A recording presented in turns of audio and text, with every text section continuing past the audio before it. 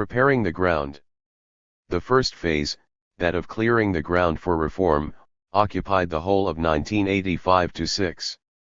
While Gorbachev began with an attempt to reinvigorate the Soviet economy as something on which all members of the leadership team he inherited could agree, by 1986 he was moving towards giving priority to political over economic reform, not only because he believed that the former was a precondition of the latter, but also because he thought liberalization and a broadening of the scope of political activity of existing partially moribund organizations, such as Soviets and party committees, as distinct from the professional apparat which had usurped many of their powers, were desirable aims in themselves.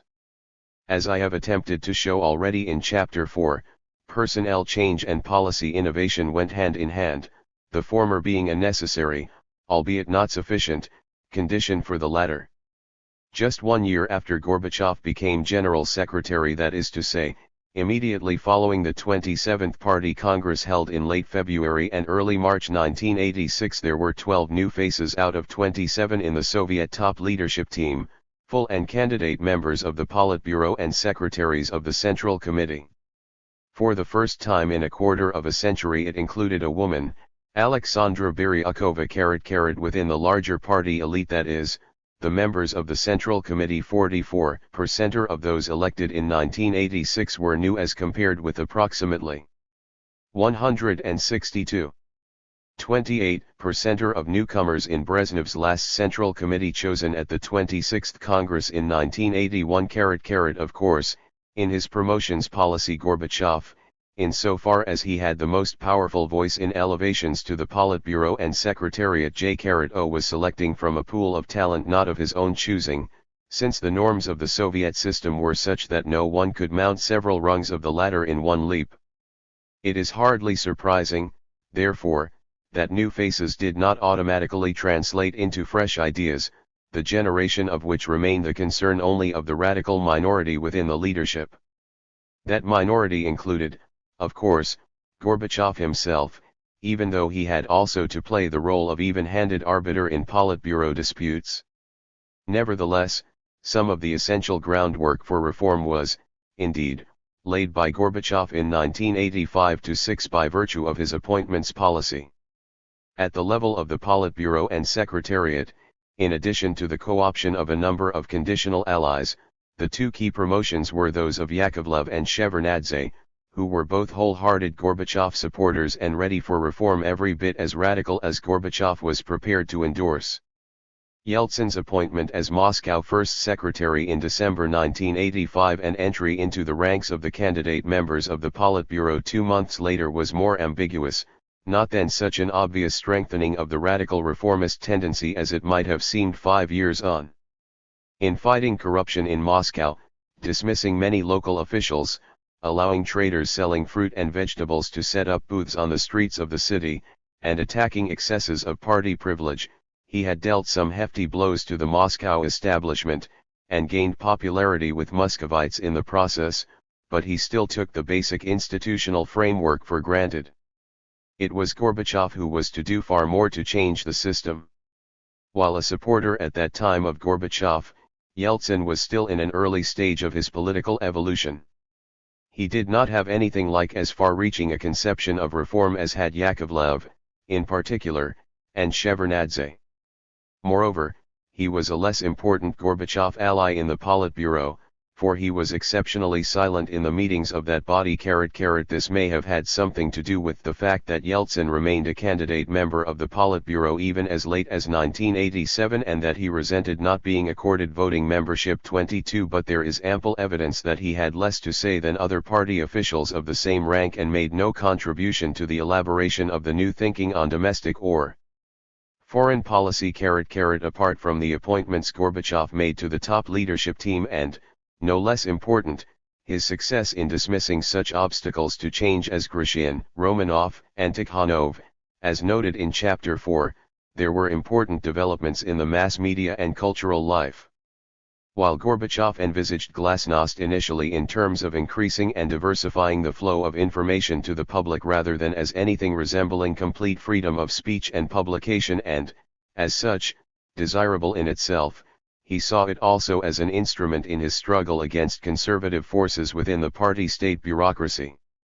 Instrumentally, it was a way of establishing contact with the society and of winning their support in his battle with the party conservatives.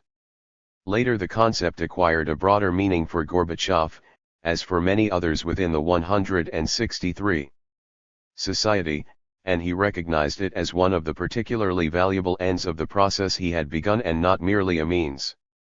In a paradoxical way, the disastrous accident at the Chernobyl nuclear power station in April 1986 was a stimulus to the further development of glasnost. The paradox lay in the fact that the initial Soviet reaction was a complete negation of glasnost and an apparent return to the bad old ways. The leadership itself did not at first realize how serious the catastrophe had been. For both at the plant level and at the level of the regional political authorities there was an attempt to play down the scale of the disaster.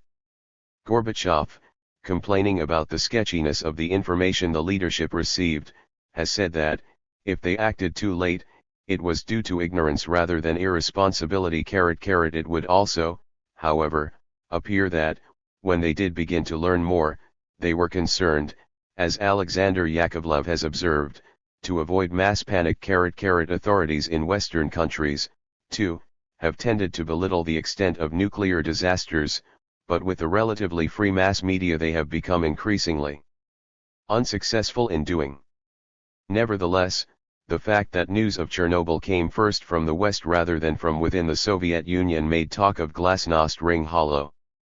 What turned out to be the world's worst nuclear accident to date occurred on April 26, and it was not until the evening of April 28 that it was publicly acknowledged by Moscow in a minimally informative announcement on Soviet television. It was later still, April 30, before the Moscow newspapers acknowledged in 2 official sentences that an accident at Chernobyl had occurred. Before long the Soviet press, or, to be precise, a significant segment of it, was to become less supine. The bolder Soviet journalists and scholars drew lessons from the catalogue of irresponsibility the Chernobyl disaster embodied, beginning with the careless work at the nuclear power station itself, moving on to the failure to provide adequate and timely information about the nature and scale of the disaster, and linking the need for genuine glasnost with that for greater public accountability. Questioned about Chernobyl in late 1991, Gorbachev observed that this event shook us immensely and agreed that it was in fact a turning point in terms of the development of greater openness. The summer of 1986 certainly saw the beginnings of a significantly fuller flow of information and argument. In this first phase of perestroika there remained, however, a strong element of guided glasnost, as a number of changes of editors of periodicals were made at the behest of the propaganda department of the Central Committee, headed by Alexander Yakovlev.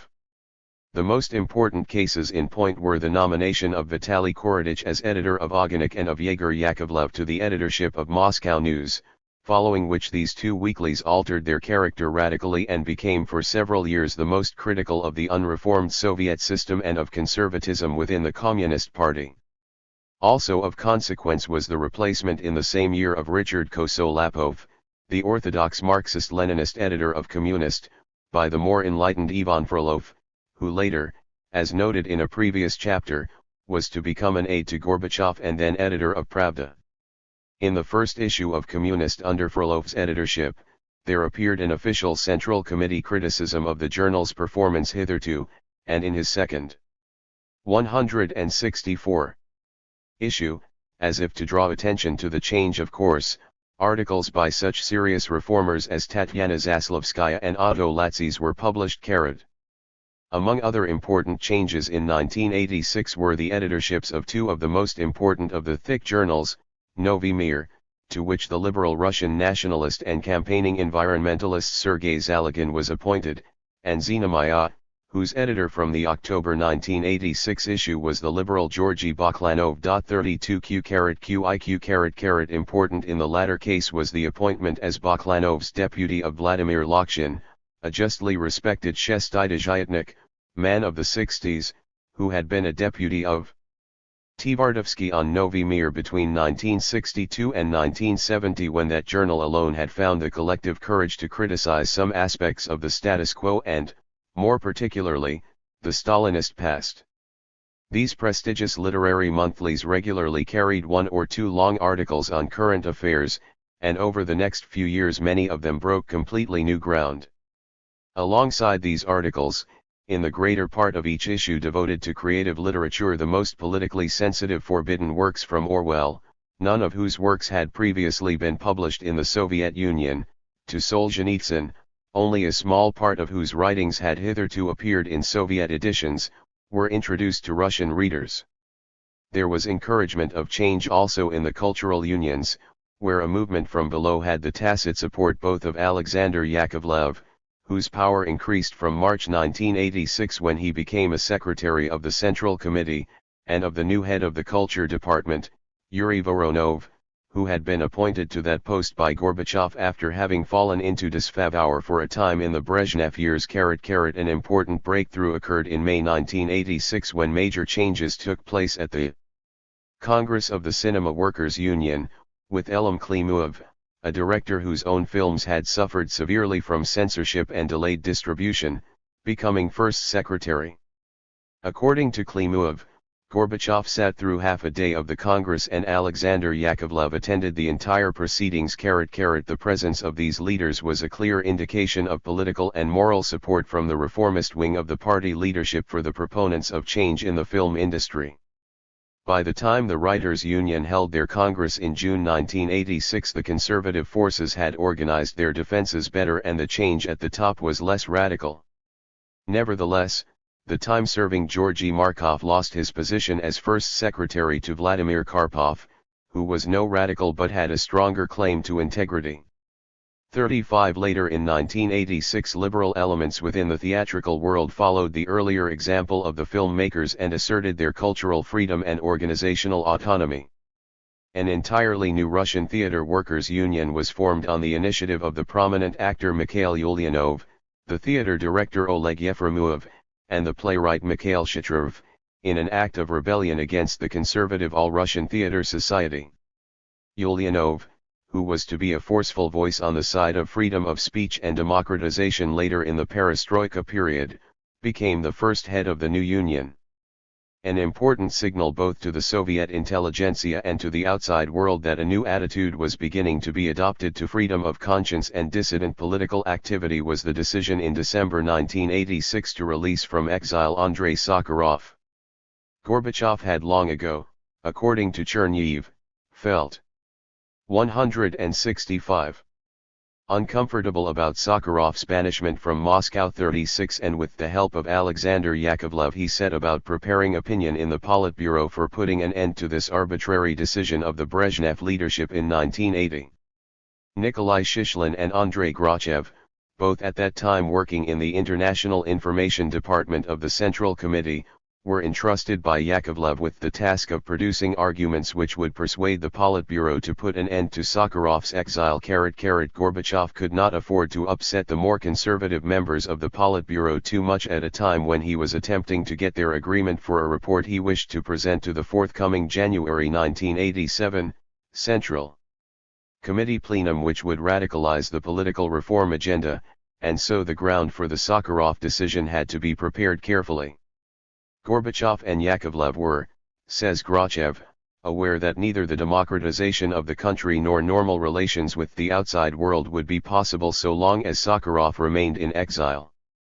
But the delicateness also of the problem was indicated by Yakovlev's conspiratorial tone as he formulated the task for us. Among other things, Shishkin and Gorbachev had to make sure the KGB did not know what was afoot, and thus they could not go to the KGB's archives to obtain Sakharov's political writings published in the West, since it would have been extremely unwise to prick up the ears of KGB chairman Chebarkov, in whose hands the fate of the exile continued to lie. Given the norms of the Soviet system and the body which had to be persuaded, Yakovlev's emissaries had to demonstrate not that Sakharov's exile was either immoral or illegal, for that would have cut no ice in the Politburo, but that it was inexpedient for the Soviet state.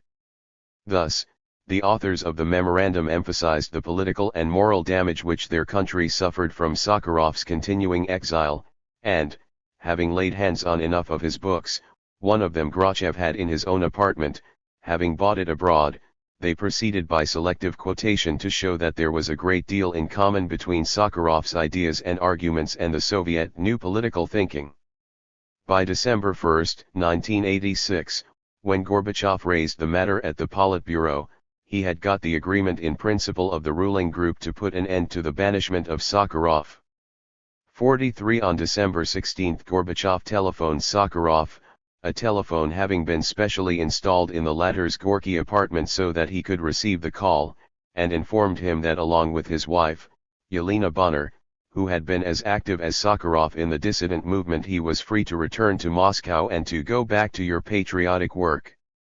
By patriotic work, Gorbachev no doubt had in mind Sakharov's great distinction as a physicist and the prestige of Soviet science, but Sakharov spent even more time in the years that were left to him on his more strict patriotic work, since as a scientist he was part of an international body of scholars of attempting to bring Soviet observance of human rights up to acceptable standards of decency. Gorbachev must have realized that Sakharov would continue to speak out on these issues, for, having thanked the Soviet leader for ending his exile, Sakharov immediately raised the issue of the dissident Anatoly Marchenko, who had died in prison earlier that month. He also spoke about the other prisoners of conscience concerning whom he had written to Gorbachev in a letter of October 23, 166. 1986, in which he had also complained about his illegal exile and had asked to be allowed to return to Moscow. From Gorbachev's answers to Sakharov in the course of the telephone call, it was clear that he had read that letter, and it is probable that this provided the final stimulus to him to act to put an end to Sakharov's isolation. On the same day as his brief conversation with Sakharov, which was ended by the latter, not by the General Secretary, Gorbachev held a meeting of heads of Central Committee departments and reported to them that he had called Sakharov and had invited him to return to Moscow. Cherniev, who was there, noted that a majority of the senior party officials present greeted this news with a sarcastic smirk. Radical political reform. The second phase was one of radical political reform. It began with the January plenum of the Central Committee in 1987 and continued throughout 1988. During the latter year, an event of quite exceptional importance, the 19th Conference of the Communist Party, greatly radicalized the political agenda and prepared the way for the more far-reaching changes of the following 2 years. It was in the course of the preparatory work for this gathering that Gorbachev, in consultation with his inner circle of advisors, took the firm decision to move towards contested elections and the creation of a new legislature to replace the existing, purely decorative Supreme Soviet, decisions which were then given the authoritative imprimatur of the conference, thanks largely to its skillful political management by Gorbachev. Of great consequence as the first major step towards democratization was, however, the January 1987 plenum of the Central Committee. Its controversial character within the leadership was indicated by the fact that this plenary session was postponed 3 times before the January date was finally agreed. Gorbachev's speech to the plenum was much more radical than his report to the 27th Party Congress just under a year earlier, and it was the most significant address by a Soviet leader since Khrushchev's speeches denouncing Stalin delivered to the 20th Congress in 1956 and to the 22nd Congress in 1961. Gorbachev produced his most far-reaching critique so far of Soviet theory and practice. Political thinking, he observed, had remained largely fixed at the level of the 1930s to 1940s, when vigorous debates and creative ideas disappeared. While authoritarian evaluations and opinions became unquestionable truths. He emphasized more than ever the need for democratization, using language that, in conventional Soviet terms, was highly revisionist. After saying that the society and system were only at the initial stage of perestroika, he declared, "Perestroika itself is possible only through democracy and due to democracy.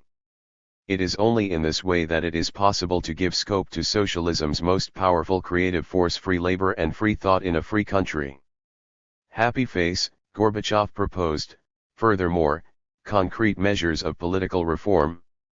These were to include the introduction of more than one candidate for party secretaryships at all levels from the district up to the Union Republic in elections that would be conducted by secret ballot in party committees. He also announced that it was the Politburo's opinion that there should be, in addition, further democratization of the formation of the central leading 167 bodies of the party, and this, said Gorbachev, was wholly logical. The greater vagueness of the proposal concerning the election of the highest party organs was understandable. If the Central Committee, left to its own devices, elected the Politburo rather than endorsing Politburo recommendations on its own composition, in which the voice of the General Secretary had traditionally been by far the most influential, Gorbachev would have been handing to more conservative forces additional powers at the very time he was trying to weaken their position. His ideal was to get an overwhelmingly reformist Central Committee elected before seriously entrusting them with the choice of members of the Politburo and Secretariat, which they already enjoyed in theory. A premature democratization of the Central Committee would have slowed or prevented the broader democratization of the political system. It was only through making use of the traditional authority vested in the office of the General Secretary and the real powers of the General Secretaryship that Gorbachev was able during his first 4 years in office, and especially his third and fourth years, to push through changes which were against the interests of the party apparatus, notwithstanding the fact that party officials constituted the overwhelming majority of members of the Central Committee. Dissatisfied as he was with the results of the 27th Party Congress, Gorbachev persuaded his Politburo colleagues that there should be a special Ilinian Party conference held in the summer of 1988, and he announced this decision to the January 1987 Central Committee plenum. The purpose of the conference, he told them, would be to monitor the course of economic reform and to discuss matters of further democratizing the life of the party and society as a whole. 2 Gorbachev was thus already in early 1987 beginning to think about the need for liberalizing or democratizing measures that would go beyond simply greater intra-party democracy, although he was also conscious of the necessity for further change within the party itself. To help that process along, he hoped to be able to alter the makeup of the Central Committee at the following year's conference. Another party congress, officially held at 5-year intervals, could not be convened so soon after the last one, and all Union Party conferences were second only to congresses in the hierarchy of party authority. The last one had been held as long ago as 1941, but in the earlier Soviet period they had been more frequent and had sometimes made changes to the composition of the Central Committee. In the remainder of 1987, following the January plenary session of the Central Committee, the most important domestic political events were the June 1987 plenum, discussed in Chapter 5, which radicalized economic reform but in a manner which produced unintended and harmful consequences, and the run-up to the 70th anniversary of the Bolshevik Revolution, which in October-November 1987 saw both a re-evaluation of 7 decades of Soviet history and the first overt criticism of the party leadership by Boris Yeltsin. That latter event not only exacerbated the already bad relations between Yeltsin and Ligachev but made certain Yeltsin's removal from his Moscow party post and candidate membership of the Politburo. It was also the beginning of a breach between Yeltsin and Gorbachev which developed into the rivalry that was to play an increasingly important part in the fate of the Soviet Union. From this 168 point on, neither man was at his most rational when contemplating the other, and while in the face of the conservative backlash against Gorbachev's reforms a political alliance between them would subsequently have made sense, it was something which they were able to sustain only for a matter of months in 2 separate periods of cooperation in the late summer of 1990 and the spring and early summer of 1991. Gorbachev spent much time and effort on the report he was to present on the 70th anniversary of the Bolshevik Revolution, but in its final form it needed the approval, first, of the Politburo and then, much more formally, of the Central Committee before it could be delivered on what was to be a celebratory occasion in November 1987. The Politburo discussed Gorbachev's draft on several occasions and made a number of corrections to it. While speaking in private with Chernihiv, Gorbachev wholeheartedly condemned Stalin, as not simply 1937 but an entire system which still had to be overcome, but in the Politburo he accepted a watering down of the criticism of the past and especially of Stalinism in response to criticism from Ligachev, Gromyko, Solomontsev, and Voronikov. 54 The Politburo still included a substantial group who were highly defensive about the Soviet past, as they were to demonstrate again during the Nina Andreeva affair, discussed below, less than half a year later. Gromyko, already quite a senior official in Stalin's time, was a prime case in point, as was Ligachev, who as early as the summer of 1986 had expressed disquiet about what he saw as an excessively disrespectful attitude to Soviet achievements even of the Stalin years. Gorbachev's speech delivered in the Kremlin Palace of Congresses to a joint celebratory meeting of the Central Committee of the CPSU and the Supreme Soviets of the USSR and of the Russian Republic was entitled October and Perestroika, The Revolution Continues. In the circumstances it was something of a compromise which did not entirely satisfy either those who wanted a sharp break with the past or, still less, those who wished to continue to think well of Stalin. Gorbachev concluded his speech with ringing words which read ironically in the light of the further departures from communist orthodoxy which he was soon to make, "We are on our way to a new world, the world of communism. From that path we shall never digress." Happy face. This finale brought Gorbachev stormy and prolonged applause, the stock-in-trade reaction to speeches by previous general secretaries, but a response which was soon to become a thing of the past for Gorbachev when he addressed party audiences. Earlier in his speech, Gorbachev had succeeded in breaking some new ground. He took the first steps towards rehabilitating both Nikolai Bukharin, the old Bolshevik registered whom Lenin had described as the favorite of the whole party and who was executed at Stalin's behest in 1938 following one of the most notorious of the show trials, and Nikita Khrushchev, and declared that Stalin's guilt in relation to the massive repressions and illegality was immense and unpardonable and should serve as a lesson for all generations. Importantly, he observed that the rehabilitation of Stalin's victims had virtually ceased in the mid-1960s, and he announced the setting up of a new commission, to be headed, although that was not mentioned in Gorbachev's speech, by Alexander Yakovlev, to examine the still unresolved cases of victims of repression. 169. Any break with Yeltsin. This Gorbachev speech of November 2 was almost overshadowed by the Central Committee plenary session that preceded it, when he presented on 21 October his draft to the Central Committee.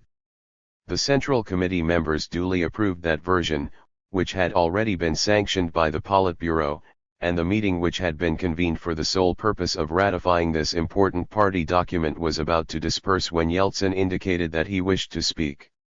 Ligachev, who was chairing the proceedings, tried to prevent him from taking the floor, but Gorbachev, without knowing what was to come, intervened on Yeltsin's behalf. Yeltsin's entirely unscheduled speech, already touched upon briefly in Chapter 4, turned out to be the beginning of the end of his career in the Communist Party, a process which by 1989, when the first contested elections at the national level were held in the Soviet Union, worked to his advantage, but which in the short term played into the hands of his conservative enemies. Yeltsin broke with the form which Central Committee meetings had hitherto taken, even though the substance of his criticisms was mild by his own later standards and by the standards of speeches by Gorbachev's conservative critics in the Central Committee some 3 years later. Yeltsin, however, complained about the lack of implementation of decisions taken in the first 2 years of Perestroika, of the lack of support he received from the Central Committee Secretariat, and opposition from Ligachev, in particular, which indeed amounted to bullying in the disinterested view of a reformist Central Committee official close to Gorbachev, rather than to Yeltsin, and about what he regarded as a growth in the glorification of the General Secretary on the part of a number of full members of the Politburo.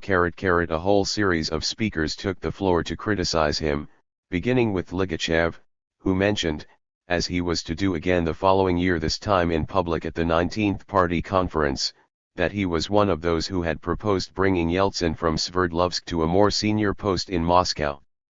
A regional party secretary from Ukraine, Fedor Morgun, said that, if Ligachev was guilty of anything, it was precisely that. The critics included the leading reformers Yakovlev and Shevardnadze, as well as Gorbachev himself, who spoke last.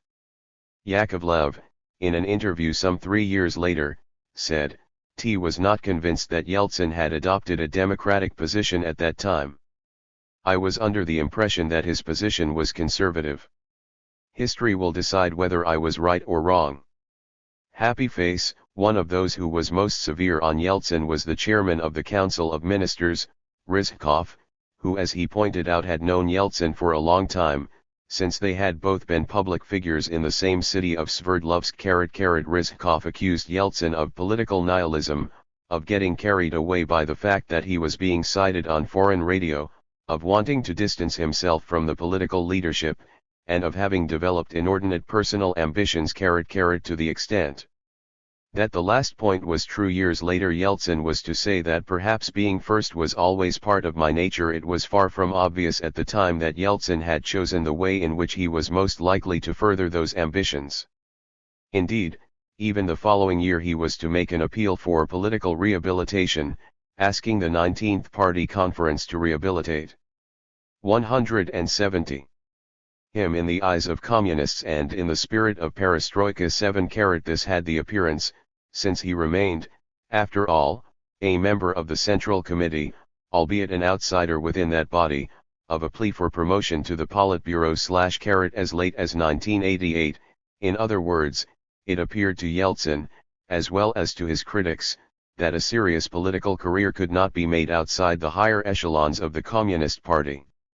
At the October 1987 plenum, Gorbachev had given Yeltsin the opportunity to reply to his numerous critics before summing up himself. Yeltsin said that he had no doubts about the strategic and political line of the party, but he returned to several of his specific criticisms, including that of glorification of the General Secretary. This, he said, was a criticism not of the Politburo as a whole but of 2 or 3 comrades, even though he believed they were speaking from the heart. In his reply, Gorbachev revealed that Yeltsin had written to him while he was on holiday in the south, threatening to resign and requesting a meeting with him. In a telephone conversation, Gorbachev had urged Yeltsin to continue to work as normal until after the November anniversary celebrations of the 70th anniversary of the Bolshevik Revolution, and, he said, they had agreed that they would meet after that. Yeltsin had warned Gorbachev that, if he did not agree to meet him, he would take the issue to the Central Committee, but so far as Gorbachev was concerned, they had decided to hold their discussion the following month. Gorbachev said that he had not, accordingly, expected Yeltsin to choose this inappropriate occasion on which to speak, showing thereby a lack of respect for him and for their agreement. Anatoly Cherniev records in his memoirs that he was with Gorbachev in the Crimea when Yeltsin's letter arrived and that he was present in Gorbachev's room when the subsequent telephone conversation took place. He reports Gorbachev saying to him that Yeltsin had agreed not to fret between then and the public holiday. Yeltsin several years later, in conversation with Alexander Yakovlev, denied having made any such agreement with Gorbachev. It seems likely either that Yeltsin's memory was at fault or that Gorbachev and Yeltsin had ended their telephone conversation with a different understanding of what had been agreed even at the time. The latter explanation is offered by another Politburo member, Vadim Medvedev, who says that the words used by Gorbachev about his proposed meeting with Yeltsin were posle prazdnika, or after the celebration, public holiday, which Yeltsin had interpreted in his own way to mean October 7, which was then the day of the Constitution, celebrating the Stalin Constitution of 1936, although, Medvedev adds, no one else saw that date in such a celebratory light. If this was a misunderstanding, it would appear to be a momentous one, but Yeltsin had been particularly riled by the treatment he had received from Ligachev, who was always more assertive when in charge of the party organization while Gorbachev was on holiday, and it could only have been a matter of time before his patience snapped. The origins of the October episode, according to Alexander Yakovlev, lay in Ligachev's persistent attempts to gain control over the Moscow party organization which Yeltsin headed, and in a particularly severe clash in the Politburo in August when Ligachev was presiding over it in Gorbachev's absence. Vadim Medvedev believes that the problem went much deeper than that. Confirming Ligachev's statement on more than one occasion. 171. That it was he who was the prime mover in bringing Yeltsin from Sverdlovsk to the Central Committee, Medvedev suggests that Ligachev had reckoned that Yeltsin would be his man in Moscow, whereas in fact Yeltsin resented, as he made clear in his memoirs, being initially only a department head of the Central Committee and later, as Moscow First Secretary, being expected by Ligachev to subordinate himself to him as well as to Gorbachev/XHE. Problem was, Medvedev suggests with good reason, that in temperament and personality Ligachev and Yeltsin were very similar to one another. They were categorical in their judgments, authoritarian in their methods of leadership, and rigid in their practical actions. Gorbachev, whose relations with Yeltsin had, in Medvedev's view, been reserved from the outset since there was too great a difference in their style of work and behavior, was particularly irritated by one passage in Yeltsin's October speech in which the Moscow Party First Secretary had said that the people had gained nothing over the past 2 years. That, Gorbachev retorted, was an irresponsible statement. An entirely new atmosphere in the party and in the country had been created, and they were coming out of a long period of stagnation. How was it that a candidate member of the Politburo had failed to notice that, 82 it was not at the time the custom to publish verbatim accounts of the proceedings of Central Committee plenary sessions, and it was a year and a half later that the full stenographic report of the October 1987 plenum appeared in a party journal. In the meantime, and especially in the weeks immediately after the October plenum, rumors of what Yeltsin had said abounded. Most of them were false and exaggerated the scale of his criticisms, but they were damaging for Gorbachev. In retrospect, he must have regretted failing to find time to meet with Yeltsin ahead of the plenum or, failing that, to publish promptly the transcript of the proceedings. Earlier at that same plenum, Gorbachev, after covering the main points to be included in his speech commemorating the 70th anniversary of the Bolshevik Revolution, had strongly attacked conservative forces within the party who were paying lip service to perestroika but actually obstructing change. As Angus Roxburgh has observed, there could hardly have been a clearer statement of Gorbachev's radicalism, yet within the hour he was forced to become a centrist. Registered in the short run, Yeltsin's unexpected intervention strengthened the conservative forces in the party. Whereas immediately prior to Yeltsin's speech Gorbachev had attacked only the conservatives, he and his leading ally in the fight for domestic political reform, Yakovlev, were now placed on the defensive. In Roxburgh's words, Yeltsin had handed the right a victory by forcing Gorbachev to take up a more centrist position, at least publicly. Happy face. A week after Gorbachev delivered the anniversary speech on November 2, Yeltsin became ill and was taken to hospital. Yet 2 days later Gorbachev insisted that he attend a meeting of the Moscow City Party Committee. Although Ligachev led the pack of Yeltsin's accusers at that meeting, which ended with Yeltsin being removed from the office of First Secretary of the Moscow Party organization, the fact that Yeltsin was forced to attend against the advice of his doctors, and under sedation, was one of the least creditable episodes of Gorbachev's career. The denunciations of Yeltsin by local party officials whom 172 he had dismissed or offended were fiercer than the criticism he had faced at the Central Committee and were all too reminiscent of former Soviet times. Registered. Gorbachev had the grace to look embarrassed, as well he might, by the ferocity of the verbal attacks on Yeltsin as the party apparatus took its revenge, and it was he who took Yeltsin by the arm and helped him out of the hall after Ligachev and all Yeltsin's other accusers had left in triumph. The Nina Andreeva affair. Yeltsin was replaced as Moscow Party First Secretary by Lev Zakov, a former First Secretary of the Leningrad Regional Party organization who had made his earlier career in military industry. His appointment, in keeping with the general aftermath of Yeltsin's démarche, had bolstered the position of the more conservative forces within the leadership. Just, however, as Yeltsin had acted rashly, to his own short-term detriment, so Ligachev and his allies were to overreach themselves less than 6 months later. The episode became known as the Nina Andreeva affair, and Gorbachev made shrewd and determined use of it in order not only to recapture the ground he had lost with Yeltsin's resignation but also to put the party conservatives on the defensive once again. A long letter from a hitherto unknown lecturer at a Leningrad Chemical Institute, Nina Andreeva, appeared in the newspaper Sovetskaya Rossiya on March 13, 1988.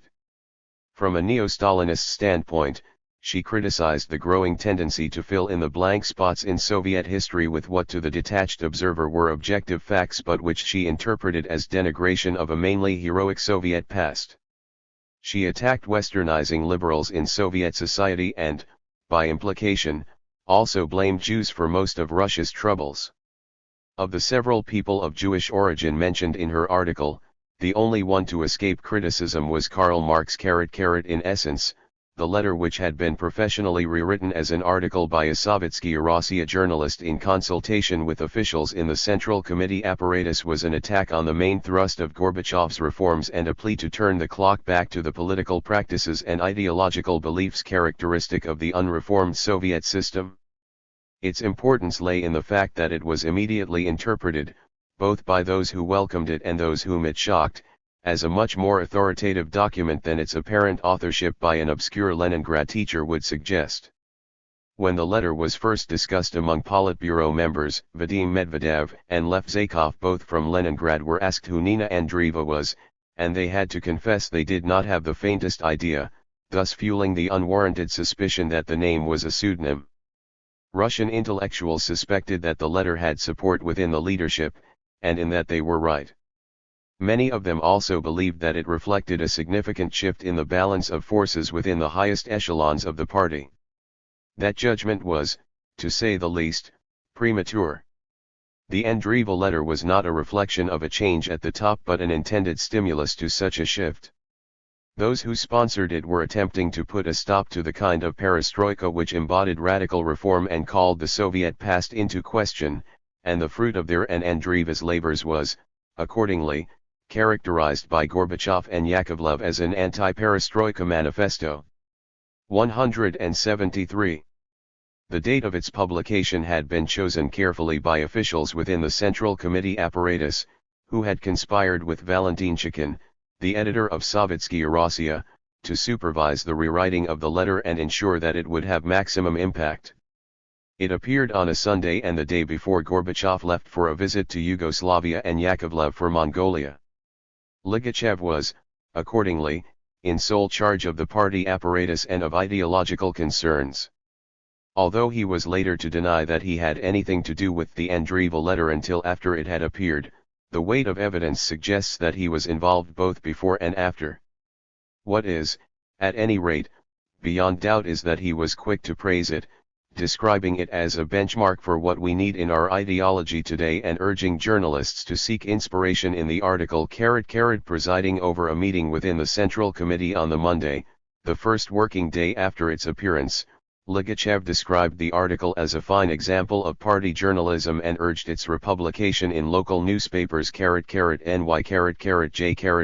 Only many local newspapers which were, indeed, quick to republish, but the East German party newspaper Neues Deutschland, which did so, evidently heartened by this reiteration of old dogmas and warnings against new departures from them.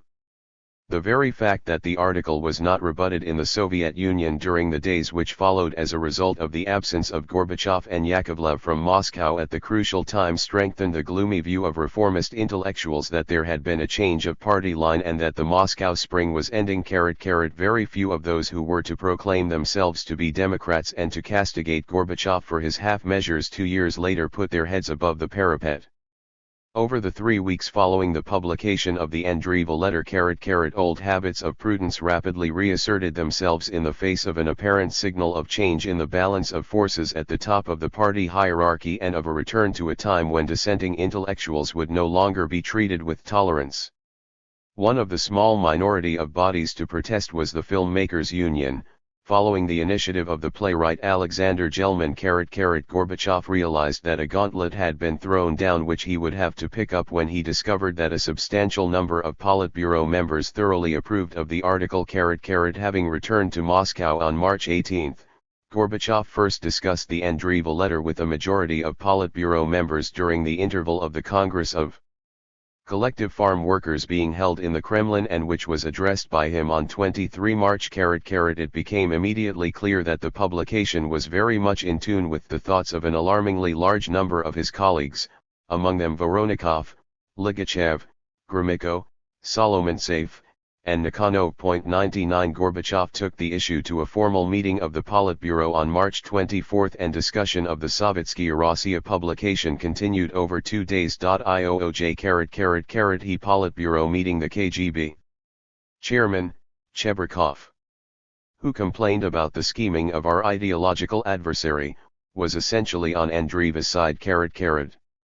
While Lukyanov added his voice to those of her supporters, an especially unwelcome surprise for Gorbachev. Yahi should have been a warning to him not to place much faith in Lukyanov, in spite of the fact that they had known each other for so long, but it was one which he did not heed. 174.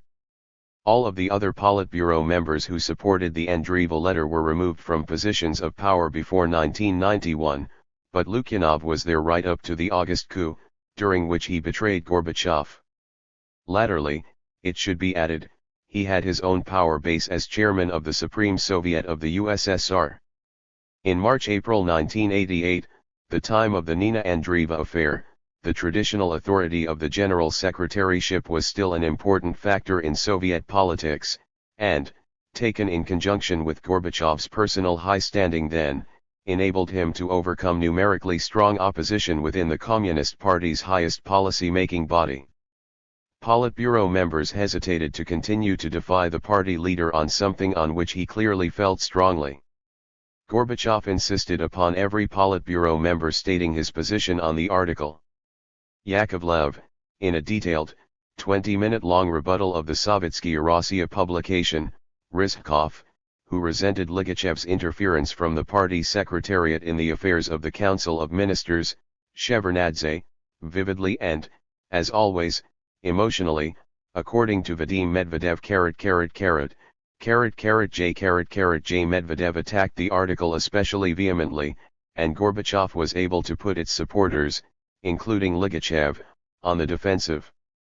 Gorbachev and Yakovlev were already in agreement that the Andreeva letter required a formal reply, and the Politburo duly assented to the publication of an authoritative, unsigned response to be printed in Pravda without mentioning Andreeva by name, as recognition that the article had been much more than the expression of an individual's political opinions. The Pravda article rebutted the Sovetskaya Rossiya letter point by point.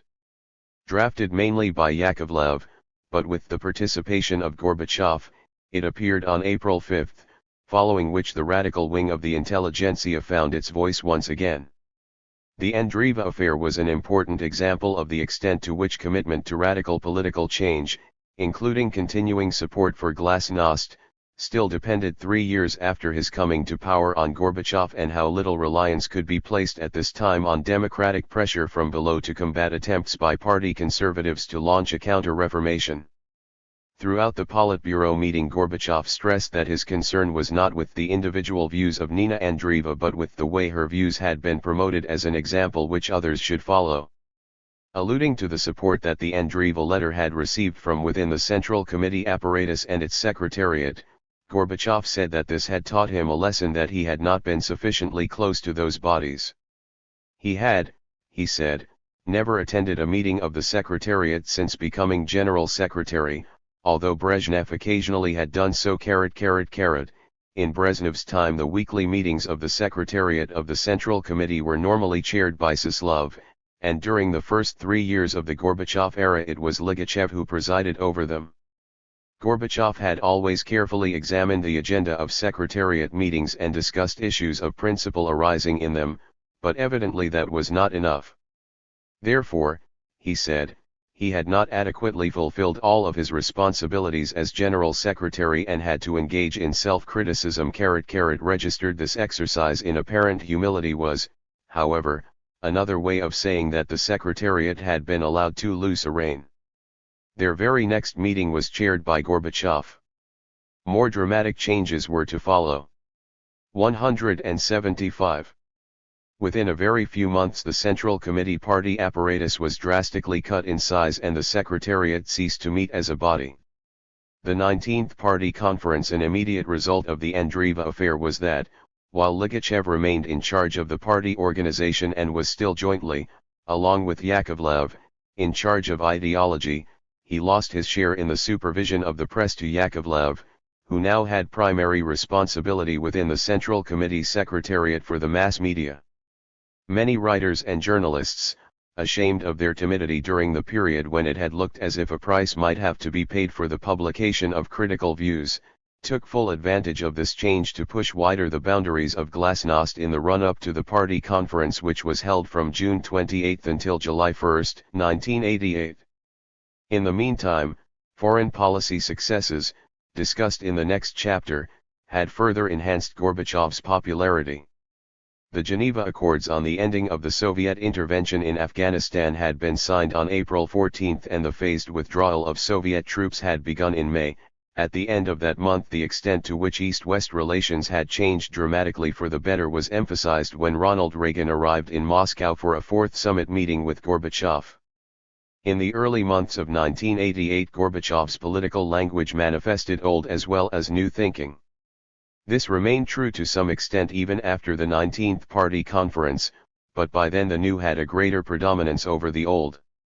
In a speech Gorbachev made to a Central Committee plenum in February 1988, every third phrase, as Shukhnazarov puts it in his volume of Political Reflections and Memoirs, could have been used by those who argued that Gorbachev wished to do no more than to touch up socialism, but he qualified such statements with remarks which had not been heard from a high party tribune in the course of many decades.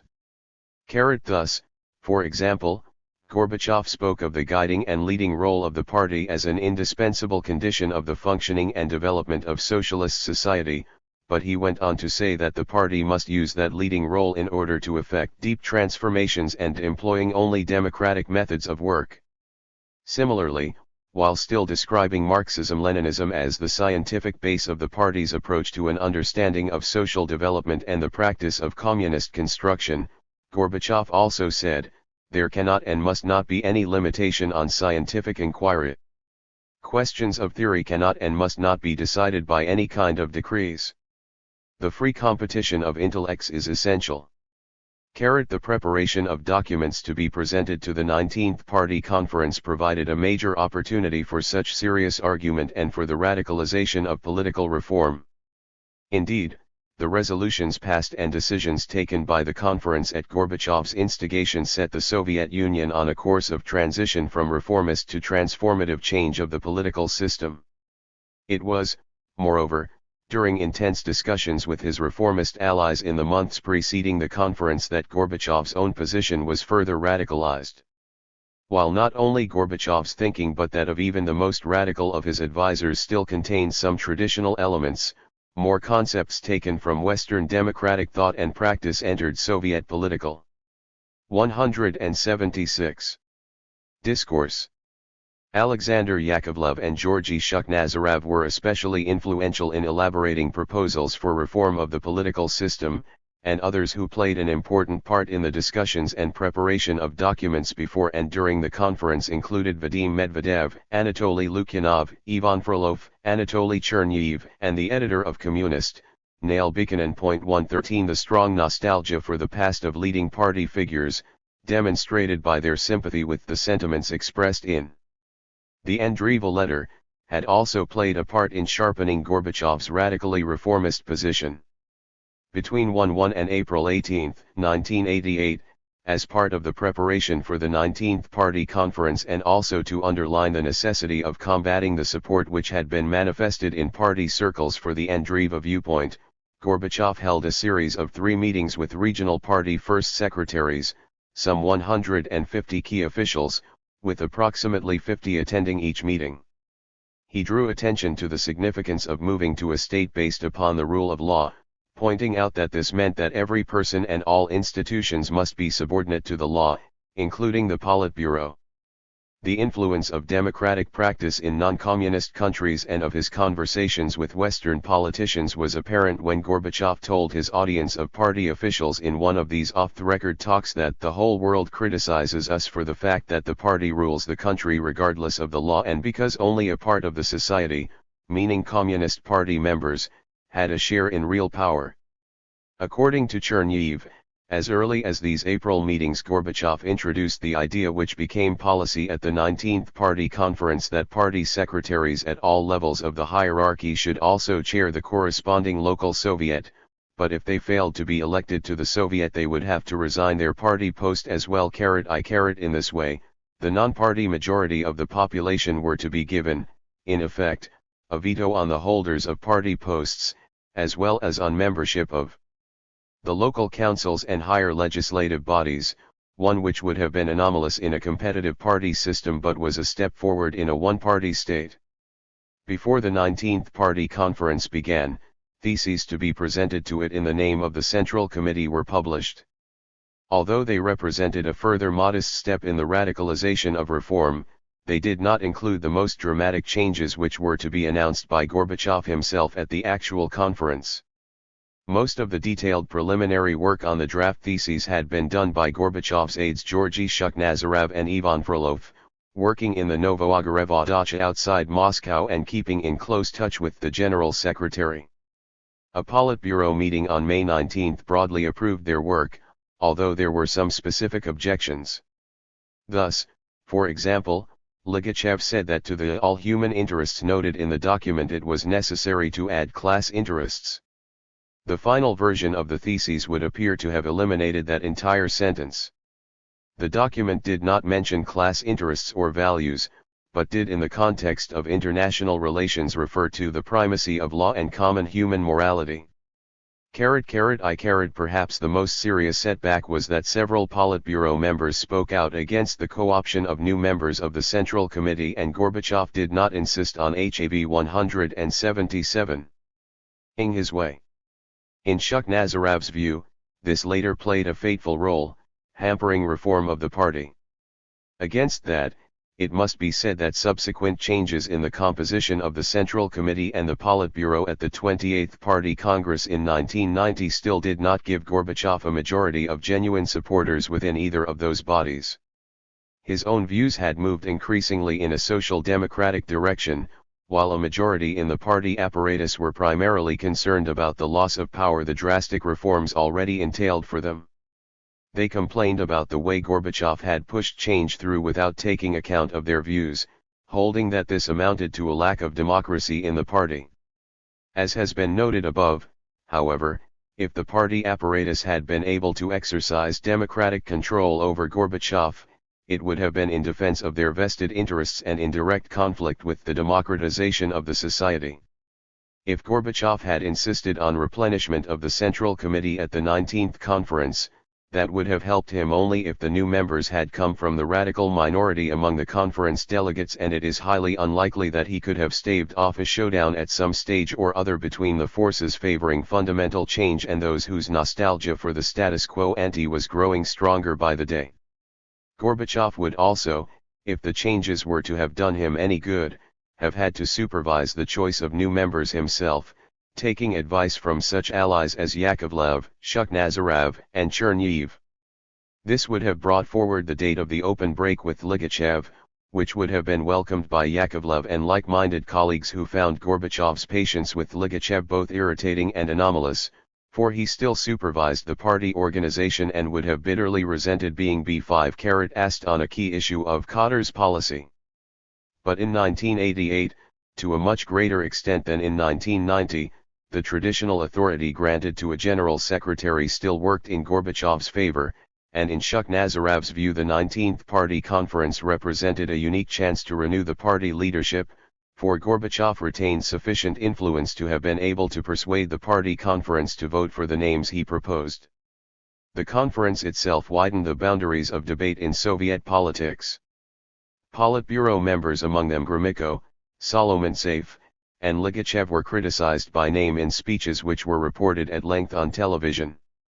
Yeltsin, in his speech, brought his dispute with Ligachev into the open, and Ligachev responded with a vigorous onslaught on Yeltsin. Gorbachev was not yet criticized directly, but several speakers, above all, the conservative writer Yuri Bondarev, were highly critical of him implicitly. The 19th Party Conference, however, and the months which followed it prior to the convening of the First Congress of People's Deputies the following May can be regarded as the high point of Gorbachev's power within the system. He dominated the conference to a greater extent than he had the Party Congress of 1986, frequently contributing to the discussion and often engaging in a dialogue with particular speakers to hammer home points he wished to emphasize. The fact that Gorbachev was able to wield so much power between the summer of 1988 and spring of 1989, as compared with 1985-6, when he had to proceed more. 178. Cautiously, supports the generalization that the power of Soviet general secretaries increased over time, not from one incumbent to the next, for Stalin wielded a power, including that of life or death of his colleagues, that was incomparably greater than any of his successors, but within each incumbency. This was, not least, because it took a general secretary a number of years, but fewer than usual in Gorbachev's case, to remove foot-dragging colleagues whom he had inherited and to use his de facto power of appointment to bring in more of his own supporters. It can, of course, be readily observed that by 1990-1 Gorbachev was far less in control than he had been 2 years earlier, and that fewer levers of power by that time were concentrated in the office of General Secretary. That, however, as I argue below, was a direct result of far-reaching changes pushed through by Gorbachev himself, as a consequence of which the Soviet system had become different in kind. Generalizations about the polity based on its operating rules as a closed system of co-option and appointment from above did not, and could not, apply to a system in which contested elections, combined with freedom of expression, had radically changed the rules of the political game. Once a broader Soviet public had been given the opportunity for the first time to become genuine participants in the political process, and Republican political leaders had been put in place by their own electorates rather than by the General Secretary and the Politburo, it followed that the All-Union Party leader was operating in a transformed system in which some of the most crucial of his former prerogatives no longer fell within his jurisdiction. Later, as President of the USSR, Gorbachev was frequently accused of trying to concentrate too much power in his hands. He could legitimately respond, and frequently did, that if he had been interested in nothing but power he had absolutely no need to change the unreformed Soviet system, for it endowed the General Secretary with powers beyond the dreams of most national leaders. Even that view should be qualified, however, with the addendum that the General Secretary enjoyed such enormous power and authority so long as he did not challenge the fundamentals of the system. Given the extent to which Gorbachev had done so by the end of the 19th Party Conference, it is a tribute to his political skills that he remained as strong as he then was. As the projected reforms of 1988 were actually introduced, Gorbachev found himself under attack not only from radical Democrats who had, for the first time, been given a public platform and legitimate political voice, but from within the General Secretary's traditional power base of the party apparatus. The 19th Party Conference passed a series of resolutions, each of which had been discussed in conference commissions presided over by senior members of the Politburo.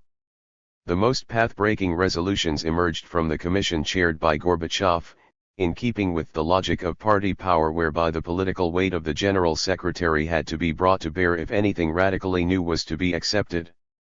The two resolutions Gorbachev specifically sponsored and introduced were on the deepening of perestroika, which embraced not only economic reform but foreign policy, and on the democratization of Soviet society and reform of the political system. The other resolutions passed were on the struggle against bureaucratism, the product of a 179. Commission chaired by Ligachev, on relations between the nationalities, chaired by Rizhkov, on glasnost, chaired by Yakovlev, and on legal reform, the commission on which was presided over by the unlikely figure of Gromyko, who was still, although not for much longer, chairman of the Presidium of the Supreme Soviet. Taken together, the resolutions embraced many of the ideas for far-reaching reform which had been aired over the previous months, but not hitherto adopted as policy, and introduced several more which went far beyond what had previously been heard from an authoritative Soviet forum. By the time the next Party Congress, in principle a still more authoritative assembly than an all-Union Party conference, met in 1990, what was decided was no longer of such consequence for Soviet citizens or of comparable interest to the outside observer, for the Communist Party no longer held a monopoly of power in the society. In mid-1988, however, what happened in the highest party forum was of enormous significance for the country as a whole and, as it turned out, for the outside world. The Communist Party leadership still set the political agenda, deciding which ideas that had been floated in the mass media or that had emerged among groups of specialists in particular policy networks would be taken up and become authoritative public policy. But within that leadership Gorbachev and a group of like-minded associates, whose influence depended entirely on their access to, and the political sympathy of, the General Secretary, were far more important as political innovators than the rest of the top echelon of the party put together. Thus, a member of Gorbachev's personal staff, Shuk Nazarov, who had been appointed specifically to advise him on reform of the political system, exercised more influence than a majority of his nominal political seniors who were full members of the Politburo. It should not, however, be forgotten that the latter still had the collective power to oust the General Secretary from office, together, needless to say, with his advisors, had they worked in consort and had they not been humored and cajoled by Gorbachev into becoming part of a coalition for far-reaching change in which few of them wholly believed. As the record of the Politburo meeting in which the Nina Andreeva letter was discussed showed, Gorbachev would make the most of his authority as General Secretary while engaging also in genuine persuasion to achieve what would then bear a resemblance to consensus among Politburo members, even if some of them were by the end of a long discussion merely suppressing their doubts. Contested elections and the democratization process. The most decisive break with the past was the decision to introduce contested elections for a new legislature which would replace the existing Supreme Soviet, a body which met infrequently and rubber-stamped legislation at the behest of the executive. The resolution on democratization of Soviet society and reform of the political system called, inter alia, for the ensuring of unrestricted nomination of candidates, broad and free discussion of them, the inclusion on the ballot papers of a larger number of candidates than seats and strict observance of the democratic procedures of elections. The elections were to be for a new outer legislative body, the Congress of People's Deputies of the USSR, which would, in turn, elect a smaller inner body, a bicameral Supreme Soviet, which would be the standing 180-77, Gorbachev factor legislature, meeting for some 8 months of the year, in contrast with the old, unreformed Supreme Soviet, which was in session for fewer than 8 days each year. The Congress of People's Deputies was to include members chosen directly by political and social organizations including the Communist Party, the Komsomol, and trade unions as well as those to be elected from national and territorial constituencies. Since one of the other points emphasized in the resolution was the necessity of forming a socialist state based upon the rule of law, Sotsialistické pravovo gosударство, the decisions of the party conference did not, logically enough, have legal force until appropriate laws had been passed by the legislature. As this was still the unreformed Supreme Soviet, it was not, however, difficult to get the desired response from that body. In December a number of constitutional amendments were passed and the proportion of deputies to be elected from territorial constituencies was fixed at 2/3, with 1/3 to be chosen by public organizations.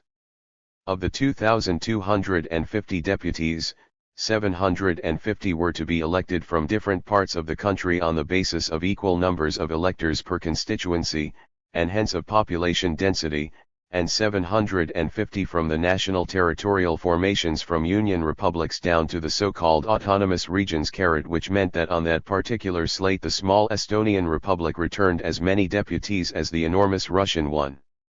The most controversial group of deputies to be included in the new law were the 750 to be selected by public organizations, among which the Communist Party was allocated 100 seats. Nevertheless, the inclusion of the Academy of Sciences and various cultural organizations, for example, the writers, theater workers, and filmmakers unions, among the bodies entitled to select deputies, helped to provide the new legislature with some of its most distinguished and nonconformist members. The actual working of this new legislature is discussed briefly in the next section, which deals with the stage at which change moved beyond conceptual innovation to institutional transformation, but the nature of the historic compromise it represented is worth considering in the broader context of transitions from authoritarianism to democracy. Even at the time, and to a greater extent in retrospective assessments in post-Soviet Russia, the reservation of seats for deputies selected by public organizations and the indirect nature of the election of the Supreme Soviet, by the Congress of People's Deputies, attracted criticism. By 1990, moreover, Gorbachev himself was in no doubt that there should be direct elections for the Supreme Soviet in future, and that there should be no seats reserved for the Communist Party or any other organization. Decisions taken at the party conference in the summer of 1988 and the new electoral law in December of that year established, in other words, what could only be transitional electoral procedures and a transitional legislature. The advantage, however, of the forms they took in the concrete conditions of the Soviet Union little more than 3 years after Gorbachev came to power deserves emphasis. It was almost as if the proponents of radical change had drawn their own conclusions, in certain important respects, from the maxims to be found in the general literature on transitions from authoritarianism to democracy. That is not, it goes without saying, to suggest that Gorbachev was guided by the writings of students of comparative politics rather than by his own individual political judgment. 181. An instinct. The point is rather that Western and Russian commentators should have been more sensitive than many of them appear to have been to the framework of political constraints within which Gorbachev was operating. On the whole, the criticisms came later. The decisions of the 19th Party Conference caused surprise rather than disappointment at the time. When the decision to have contested elections for a new legislature was first announced, observers were divided between those who saw this as a remarkably radical change and those who did not believe that the Soviet leadership could be serious about actually subjecting party officials to the risk of electoral defeat. Yet what is crucial is that Gorbachev had succeeded in combining genuine institutional breakthrough with enough reassurance for vested interests within the Soviet elite to enable him to get these far-reaching changes accepted and implemented. It is difficult to see why anyone should have expected Russia to move from extreme authoritarianism and pseudo-elections to fully fledged democracy and totally free elections in one fell swoop. The criticism in Russia a few years later that the 1989 elections fell short of that ideal came mainly from intellectuals who had transferred their allegiance from Gorbachev to Yeltsin. It must be linked either to very short memories on their part or a lack of understanding of the political context within which Gorbachev was operating in 1988, the very year in which most of Gorbachev's critics had been silenced by a single article in the newspaper Sovetskaya Rossiya ... and only found their voices once again after Gorbachev had made it clear that this was no change of official line and that he really had made the Soviet Union safe for dissent. The introduction of elections which, in the main, were genuinely contested was the decisive turning point in terms of the transformation of the Soviet system, undermining such pillars of the communist system as democratic centralism and the nomenklatura system of party appointments, and introducing substantial elements of pluralism and democracy into what had hitherto been an overwhelmingly authoritarian regime. While great differences exist between the Soviet transition and the transitions from authoritarianism in Southern Europe and Latin America, some of which were pointed out earlier in this chapter, there are also certain common features.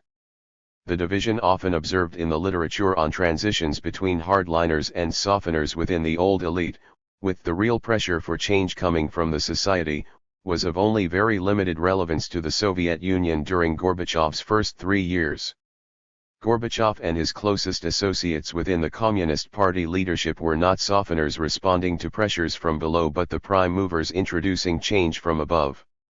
Nevertheless, nothing was more obvious than the fact that the Soviet elite was deeply divided and that only a minority within the Politburo and the Central Committee and its departments, not to speak of the KGB and the army, were in favor of change as far-reaching as Gorbachev was prepared to countenance. With each radicalizing step of perestroika, the divisions came ever more clearly into the open. Reflecting on transitions from right-wing authoritarian regimes, Guillermo O'Donnell and Philippe C. Schmitter have observed, once liberalization has been chosen for whatever reason and under whatever degree of control by incumbents, one factor emerges which hangs like a sword of Damocles over the possible outcome. This is the fear of a coup that 182 would not only cut short the transition but impose a regression to an even more restrictive and repressive mode of governance. Such a coup was, after all, attempted in the Soviet Union in August 1991, and the only way in which its leaders could have maintained control for a period of years, as distinct from the few days they actually lasted as a self-appointed ruling committee, would have been to impose a regime harsher than Brezhnev's, for in the years between 1988 and 1991 many Soviet citizens had lost the habits of obedience and conformity. Moreover, Gorbachev even earlier had been very conscious of the possibility of a coup, although one of a different kind from that which eventually occurred. What he could not afford to forget was the fate of Khrushchev in October 1964, which had demonstrated that there were definite limits in the post-Stalin era even to a general secretary's power. The removal of Khrushchev had not, strictly speaking, been a coup at all, but rather an example of the Communist Party elite, the inner elite of the Politburo and the outer elite of the Central Committee, exercising not only their de facto power but also the right which the party rules gave them to depose one general secretary and to choose another. Democratization is not the same as democracy, it is a process leading to democracy. In Britain, the classical case of gradual democratization, this process took roughly a century from the first Reform Act of 1832 to the Representation of the People Act of 1928, which gave women the vote at the same age as men. Female enfranchisement occurred in 1918, but with a voting age of 30 for women, whereas for men it was 21. Democratization on the installment plan is, O'Donnell and Schmitter observe, one way of tranquilizing the hardliners in transitions from authoritarian rule. But installments at such long intervals as in Britain were an increasingly unrealistic option for the Soviet Union once liberalization had raised expectations, and especially after communist regimes in the fraternal countries of Eastern Europe had been more unambiguously cast aside from 1989. In the last 2 decades of the 20th century it is fair to say that liberalization mentally evokes democratization, and democratization is signaled by elections. Moreover, liberalization without democratization only raises expectations and rekindles impatience. While stimulating popular expectations with his introduction of contested elections, Gorbachev had at the same time to provide reassurances for the old elite, including tranquilizers for the hardliners. Every step he took was under the watchful eye of the party high command, whom he had to cajole or persuade, and not alienate, unless and until he could establish an alternative power base. When Gorbachev became president of the USSR in March 1990, on a vote of the Congress of People's Deputies of the USSR, he greatly reduced, but without entirely eliminating, his dependence on the Communist Party for his continuation in office. Thereafter, he more frequently bypassed the highest party institutions and less often went out of his way to persuade them of the rightness of the decisions he had taken or wished to take, since power had passed from party to state institutions in a number of important respects. But before the new institutions were created, and in the absence of anything more than the most embryonic and fragile civil society, Gorbachev in 1988 had to make movement towards competitive elections appear less than a major threat to the party elite. 183. Even as he took the step which, more than any other, was to undermine their power. Accordingly, at the local level, the idea of genuine elections for Soviets was combined with the proposal that the local party first secretary would normally preside over the Soviet, although, as noted earlier, that meant that if he failed to be elected to the Soviet, he would be liable to lose his party office as well. At the time of the 19th Party Conference, Shukhnazarov was among those who objected to the idea that the regional, city, or district party secretary should be expected to be chairman of the Soviets to be elected at each of those levels. Gorbachev's response was to say that the situation would turn out in exactly the way Shukhnazarov wanted, that is to say, in the rejection of many party secretaries by the electorate. But if we want to get these decisions adopted, this is the approach we have to take, ... otherwise there would be strong objections from those who were to be removed from power. Gorbachev believed that progressive-minded and forward-looking people would be elected anyway, and that, while they would survive under the new system, many conservative communists among the party officials would not. So far as the all-union legislature was concerned, the reserving of 100 seats for important party members meant that the great majority of members of the Politburo and Secretariat of the Central Committee would be among those who could rely on a safe passage into the Congress of People's Deputies. It was, however, an act of excessive caution that the Central Committee Selectorate was presented with only 100 candidates for 100 places, even if under the electoral system adopted 2 more candidates than places would have meant the loss of Ligachev and Yakovlev, who attracted the largest number of negative votes, although each had a substantial body of support in the party and, on those grounds, a good claim to a seat in the legislature.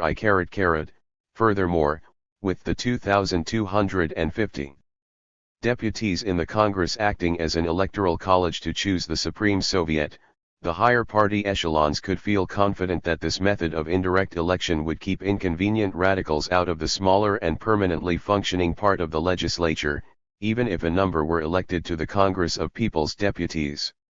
Whatever the defects of these arrangements as compared with elections and parliaments in thriving democracies, they did combine some reassurance to vested interests within the old elite with a genuine measure of democratization, inasmuch as for the first time the public as a whole were to be given a right to veto the candidate approved by the Communist Party authorities, and in many cases to elect a deputy to whom the party apparatus was opposed. Moreover, these elections were to a legislature which was being granted real powers, not to a cipher such as the unreformed Supreme Soviet. It was one thing for the 19th Party Conference to approve in principle the idea of having elections with more than one candidate for a new legislature, as well as a radical reduction in the size of the Central Committee apparatus, and another for these decisions to be put into practice. According to Ivan Laptev, in an interview in 1990, shortly before he moved from being editor-in-chief of Izvestia to becoming chairman of one of the chambers of the Supreme Soviet, party officials had felt fine about the resolutions they had passed because they 184 had thought the tasks are so enormous that it will take us 10 years to tackle them. Thus, they imagined that they would be safe in their posts for another decade or so. But at the end of his closing speech to the conference, Gorbachev pulled a piece of paper from his jacket pocket in which he proposed one more resolution which, says Laptev, was a surprise for everyone. It said that the amendments to the Constitution, needed to put the political changes into effect, should be made at the next session of the Supreme Soviet, that the new legislature should be functioning by April 1989, and that the reductions in the size of the party apparatus should take place before the end of 1988. Gorbachev, having presented this stark resolution, which he admitted had been formulated quickly, said, "I think it is simply vitally necessary to adopt the resolution." "Is that right, comrades?" His audience agreed, whereupon he put the issue to the vote. With cunning timing, Gorbachev had bounced the delegates into voting unanimously for momentous political change after all debate had appeared to be over and they were about to stand to sing the Internationale. Some of those who had raised their hands to vote for the beginning of the end of the party's monopoly of power were within minutes viewing what they had done with foreboding. Gorbachev was aware that a decision of fundamental importance had been taken, but so when it was too late to fight it were many of the delegates. Laptev recalled that as he left the conference he heard major party workers, especially from the regions, saying, "What have we done?" Central Committee reorganization. Gorbachev lost no time in putting into effect the radical restructuring of the Central Committee apparatus and cutting the size of the paid party apparatus at all levels of the hierarchy, starting with the Central Committee. In a memorandum to the Politburo of 24 August 1988, Gorbachev recommended the abolition of the branch economic departments of the Central Committee, such as, for example, the Department for Heavy Industry and Energy, each of which had acted as overseer of the work of several ministries. The reorganization took place in October 1988, with the number of Central Committee departments being cut from 20 to 9. Apart from a new socio-economic department, the only other department now concerned with economic matters was the Agricultural Department. Gorbachev was motivated not only by a general desire to cut the size of the party apparatus but to hand over much of the task of maintaining political control over the ministries to the new legislature, whose creation had been agreed by the 19th Party Conference. The relationship between the ministries and their corresponding Central Committee department had, for the most part, been a cozy one, and the extent to which the former could be said to be controlled by the latter was very limited. The new legislature was, in fact, to be a more challenging critic of the economic ministries than the party apparatus had been. Furthermore, by seeking a new basis of political authority in the Soviet Union through an elected legislature, Gorbachev was to make it no longer possible for the industrial apparatus to utilize the camouflage of party power as a means of resisting reform. The abolition of most of the economic departments of the Central Committee and their counterparts at lower levels of the party apparatus was also intended, in keeping 185 with the principles of the economic reform, to prevent the party from duplicating the work of state institutions and to allow the economy to become more self-regulating. If the former of those aims was largely realized, the latter was not, for the ministries and their industrial components proved remarkably adept at maintaining their power and privileges while making the necessary concessions to new stima and demands. Another significant aspect of the reorganization of the Central Committee apparatus was the abolition of the Department for Relations with Communist and Workers' Parties of Socialist Countries, normally known simply as the Socialist Countries Department, and its incorporation as a section within the International Department. This was part of the growing tendency to treat other communist states as sovereign entities rather than as parts of a Soviet empire requiring strict political controls and separate administrative arrangements from other foreign countries. Valentin Falin succeeded Anatoly Dobrynin as head of the reorganized and enlarged International Department. Perhaps the most momentous of the party reforms introduced in the autumn of 1988, so far as domestic Soviet politics were concerned, was the downgrading of the Secretariat of the Central Committee and its replacement by 6 new Central Committee commissions. In principle, and to some extent in practice, these commissions gave party members outside the apparatus greater opportunities to influence policy, but since the party's authority within the society was before long to come into question, it is hardly surprising that their power never equaled that of the old Secretariat. Given Gorbachev's serious interest in creating a law-governed state, it is probable that their powers were never intended, unlike those of the Secretariat, to rival those of official state institutions. Ligachev, who deplored the changes, later wrote, "The cleverness, whether intended or not, lay in the fact that no one made any mention of eliminating Secretariat meetings or seemed to be attacking them. The commissions were established, and the Secretariat's meetings simply ended of their own accord. The party was deprived of an operating staff for its leaders. The Secretariat, which had traditionally met weekly, usually under the chairmanship of the de facto second secretary of the party, had been responsible both for supervising the work of the Central Committee apparatus and for ensuring the implementation of party policy in the country. For the next year and more, as Ligachev indicated, it virtually ceased to meet as a body and its functions passed to the Central Committee commissions. The chairman of each commission became, in a sense, the overlord of that area of policy within the Central Committee apparatus, although how much this meant in practice varied from one policy area to another. One of the most interesting appointments was that of Vadim Medvedev as chairman of the Commission on Ideology, since previously Ligachev and Yakovlev had shared responsibility for this sphere. The dual curatorship of the ideological sphere of Ligachev and Yakovlev, observed Medvedev, had failed to work not only because of their conflicting positions but also on account of their personal characteristics, including their pride and an unwillingness to compromise. They were now both replaced by a reformer more cautious than Yakovlev but substantially more willing to contemplate far-reaching change than was 186.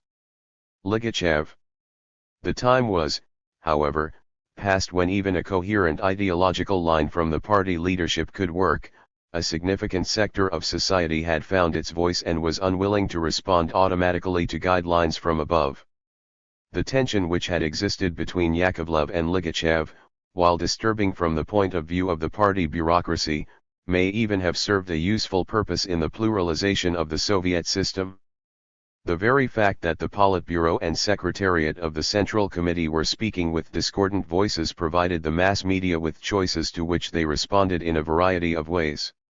In the conditions of a one-party state, this was greatly to be preferred to an agreed line coming down from on high. Yakovlev, in a significant move, which he himself welcomed, became chairman of the Commission on International Affairs, and, thus, the party overseer after Gorbachev of foreign policy, and Ligachev was sidetracked into heading the Agricultural Commission. A Gorbachev ally, although not a particularly effective one, Razumovsky, who had already been supervising party appointments, now chaired the Commission on Party Construction and Kadr's Policy, and Slyunkov, who was somewhat more of a reformer than Rizhkov, became chairman of the Commission on Social and Economic Policy. In the worst appointment, Chebrikov, who had been removed from the chairmanship of the KGB in the guise of being promoted to a secretaryship of the Central Committee, became chairman of the Legal Commission.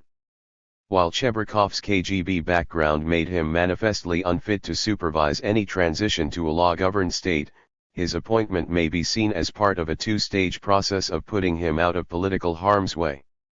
Exactly 1 year later, in September 1989, he was dropped from the Politburo, Secretariat, and his headship of the Legal Commission. Transformation at home and abroad. The third phase, transformation at home and abroad, began in early 1989 with the campaign for the first ever contested union-wide elections since the creation of the USSR, and included the election itself in March and the huge impact made by the body it elected, especially at its initial session. This political phase saw also the boost to political pluralism given both by subsequent sessions of the Congress and the new-style Supreme Soviet and the elections for Republican legislatures in 1990. It embraced, too, the collapse of communism in Eastern Europe, and that, in turn, had a profound influence on public opinion within the Soviet Union. This remarkable period, decisive for the pluralization of Soviet politics, came to an end in October-November 1990 when Gorbachev made what became known as his turn to the right asterisk. The terms right and left have been largely avoided throughout this book, mainly because of their imprecision.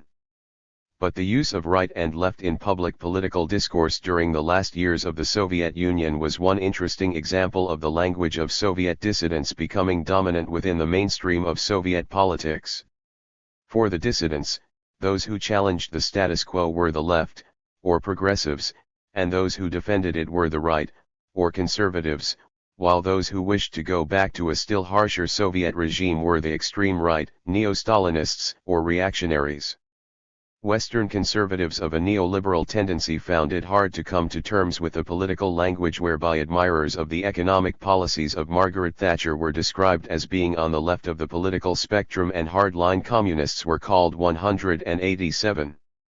Having failed in his initial aim of using the 19th Party Conference to change the composition of the Central Committee, Gorbachev was faced by the problem that an increasing number of the members of that body, which retained the power if it could be collectively mobilized to remove him from office, had lost the positions that brought about their membership in the first place.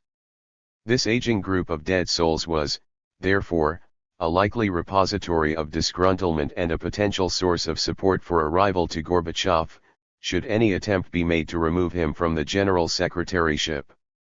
Stalin's solution to the presence of potential enemies on the Central Committee had been to have them arrested and shot. Khrushchev replaced them at party congresses. Gorbachev became the first Soviet leader to persuade large numbers of Central Committee members to retire in between congresses. At the Central Committee plenum held on April 25, 1989, a request signed by 74 full members of the Central Committee and 24 candidate members that they be freed from their duties as Central Committee members was duly granted by the plenum.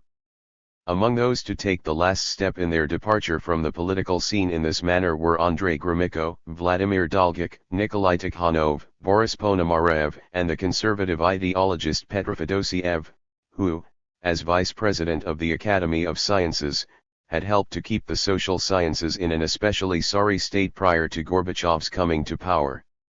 At the same plenum 24 candidate members of the Central Committee including the scientist Yevgeny Velikov and the head of the International Department, Valentin Falin were promoted to full membership.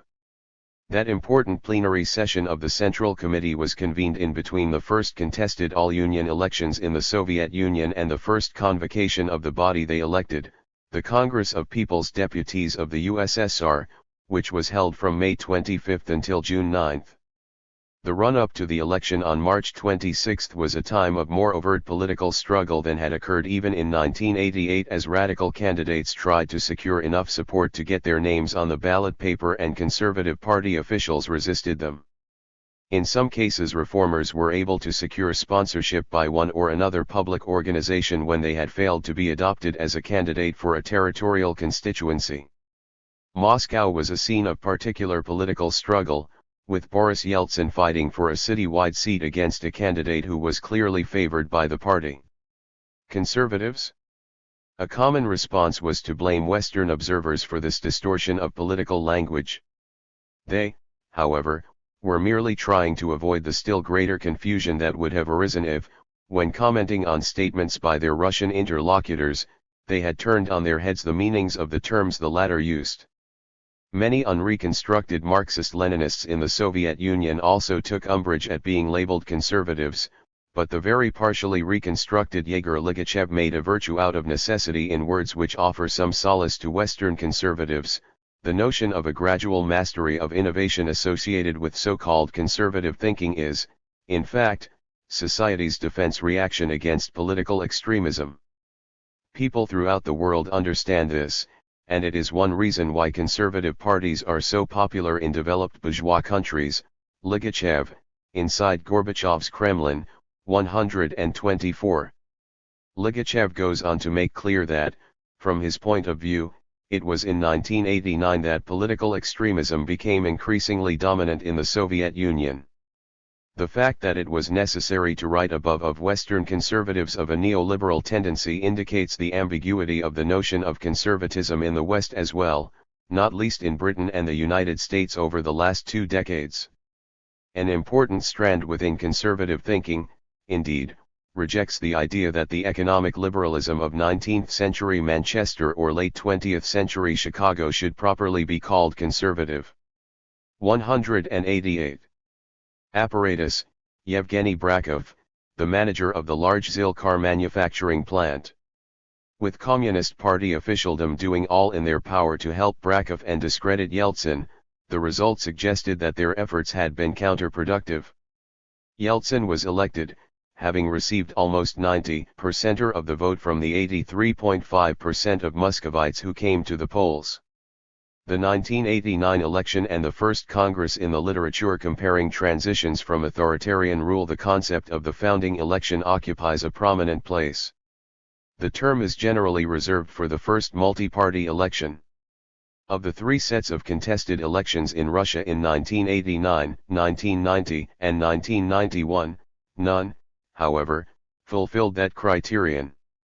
Even in 1989 and, still more, in 1990 Popular Front candidates were particularly successful in a minority of non-Russian republics, notably the Baltic states, and the loose umbrella organization Democratic Russia helped to get Boris Yeltsin elected to the Russian presidency in 1991. These were not, however, multi-party elections. The first multi-party elections in Russia, and then in what was no more than a quasi-multi-party system 173, came 2 years after the end of the Soviet Union in December 1993. They were characterized by apathy and low turnout as well as by the success of nationalists and communists. There was no comparison between the mass enthusiasm which greeted the 1989 all-union election and the disillusionment of late 1993. This suggests that the term founding election is a concept of doubtful value in the Soviet and Russian context.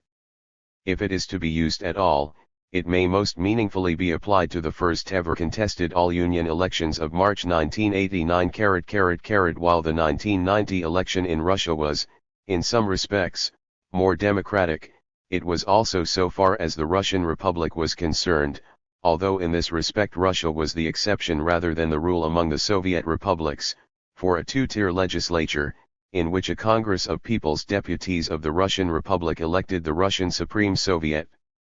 No seats were reserved for institutional interests, the public organizations, by 1990, which, from the standpoint of democracy, could be regarded as a step forward, although it was from that third of the deputies in the All-Union Congress that in 1989 some of the most outstanding public figures, especially from the intelligentsia, found their way into the legislature.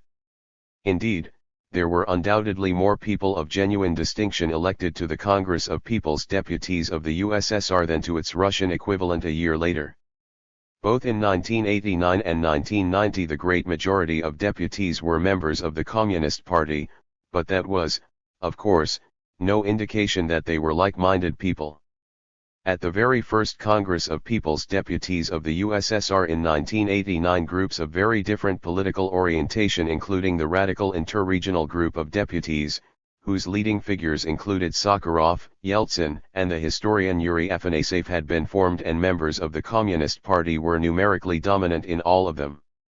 If any further proof were needed that the monolithic unity of the Communist Party was a myth, at least at the ideational level, for until 1988-9 a unity of action had generally been maintained, these new and overt cleavages showed with a fresh clarity how unfounded was the notion of the party as a body of people of similar political outlook. 189. The turnout of voters was significantly higher in 1989 than in 1990, 89.8% in the Soviet Union as a whole and 87% in Russia American Samoa compared with 77% in the election to the Congress of People's Deputies of the Russian Republic in 1990 I-78 and that was not only because in rural areas party officials were more able to exercise their traditional authority in the former year than the latter. Participation rates dropped in both Moscow and Leningrad, in the case of the former from 83.5% to 70%. This suggested a growth of disillusionment with politics even though political life had become pluralist and partly democratized, which was subsequently to accelerate in the first half of the 1990s. It also indicates that the high point of election fever came, not altogether surprisingly, in 1989, when elections involving genuine competition possessed the attraction of extreme novelty, representing a radical break with past Soviet practice.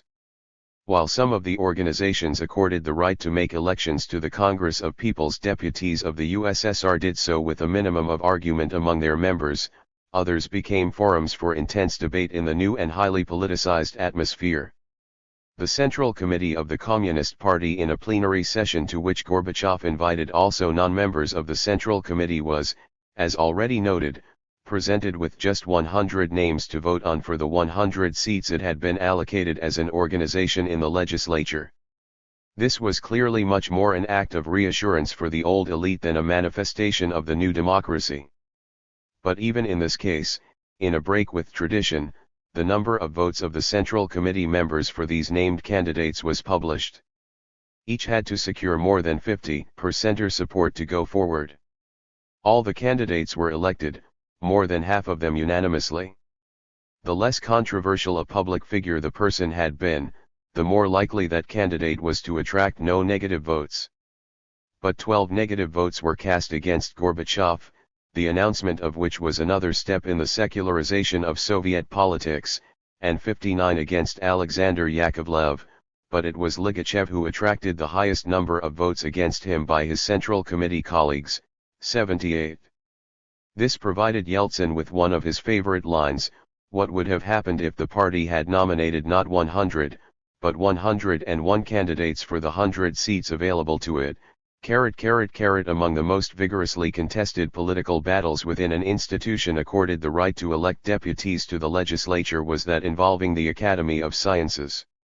Although Andrei Sakharov had been nominated by some 60 scientific institutes, the Presidium of the Academy did not include his name on a list of 23 candidates for 20 places which it sent to its electorate of scientists and scholars. In response, the Academy voters struck out 15 of the names presented to them, giving the required 50% support to only 8 of the candidates. These results necessitated a second round of voting, and this time the list included the names of some of the Soviet Union's most prominent reformers. Among those to be elected from it were Sakharov, the head of Soviet space research Roald Sagdiyev, and the radical economic reformer and writer Nikolai Shmelev, who topped the poll. Virtually everyone elected on the Academy list was now close to the liberal or radically reformist end of the political spectrum. 190. In the territorial constituencies, the electoral process varied widely from one part of the country to another. The Communist Party apparatus was much more successful in Soviet Central Asia than in the major European cities in getting its favored candidates elected. In the latter cases, the efforts of party officials to support a particular candidate frequently rebounded against them. Alongside Yeltsin's victory in Moscow, the most spectacular failure of the apparatus was in Leningrad, where the first secretary of the regional party organization and candidate member of the Politburo, Yuri Solovyev, was defeated. In the major cities of Moscow, Leningrad, and Kiev, an anti-apparatus vote was clearly discernible. At the same Central Committee meeting on April 25, at which, as noted above, a substantial number of its older members resigned, the anger of a party bureaucracy beginning to see itself as an endangered species came out strongly. Many regional party secretaries blamed economic shortages, the Central Party leadership, lack of party unity, and the press for the setbacks they had suffered. One reactionary regional secretary and former Central Committee department head, Alexander Melnikov, was particularly vociferous in his complaints about how ordinary people had been led astray by a massive onslaught from the mass media. The defeated Leningrad party chief, Solovyev, noted that not one of the 6 leaders of the party and Soviet in Leningrad and its region assembled the necessary number of votes. He observed, was not unique to Leningrad, and the only pattern he detected in such votes against the local establishments was that they had been cast in major industrial, scientific, and cultural centers. That scarcely augured well for the future of the Communist Party, even if the party leadership could still count upon a large majority within the new legislature in most votes. Gorbachev continued to argue in public in favor of the Communist Party retaining its leading role, but in his closing speech to the First Congress of People's Deputies on June 9 he observed that, if it was going to be a vanguard party, then it must reconstruct itself faster than society. The results of the 1989 Union-wide elections were welcomed by Gorbachev. Even the defeat of Communist Party officials was seen by him both as justification and as concrete evidence of the success of his electoral reform. Yet, while contested elections were especially dangerous for party bureaucrats opposed to change, they were a double-edged sword also for Gorbachev. On the one hand, the breakthrough in Soviet politics whereby it became clear that it was possible to triumph against the wishes of the party apparatus added democratic substance to perestroika and enhanced Gorbachev's credibility as a serious reformer at home and abroad. On the other, from this time onwards Gorbachev's power could never be the same again. That was not only because there was now a legislature much less compliant than its predecessor, but also because the party structure was the only machinery Gorbachev possessed for implementing policy. Its undermining in contested elections was, thus, at one level a triumph for Gorbachev and, at another, the beginning of the diminution of his own power. If the elections that brought the deputies to the Palace of Congresses in Moscow were a crucial step in the process of democratization, the First Congress itself broke new frontiers in public freedom of speech. What made the breaking of one taboo after another of major political consequence as party leaders, the KGB, nationalities policy, and the behavior of the Soviet military, among other 191 formerly forbidden targets, were trenchantly criticized was that the entire proceedings were broadcast live on television and radio.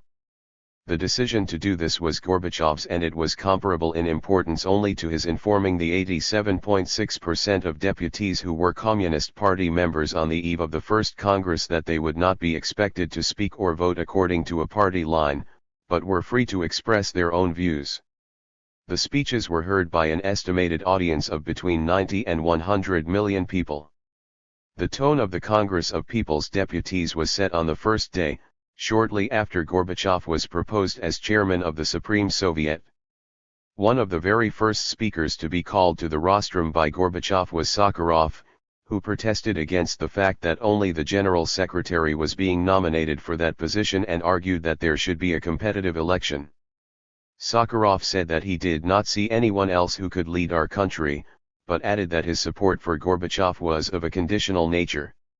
Though many conservative as well as liberal voices were heard at the Congress of People's Deputies, the radicals from Moscow and the Baltic republics were given a greater share of speaking time than their minority representation within the total body of deputies strictly warranted. This was partly a tribute to their determination and articulateness, but it could not have happened without Gorbachev's guidance and support from the chair and his uphill struggle to create a spirit of tolerance in an assembly whose atmosphere was often highly charged. In the event, a challenge was mounted to Gorbachev for the new position of chairman of the Supreme Soviet, the speakership of that body, by a self-proposed engineer-designer from the Leningrad region, Alexander Obolensky.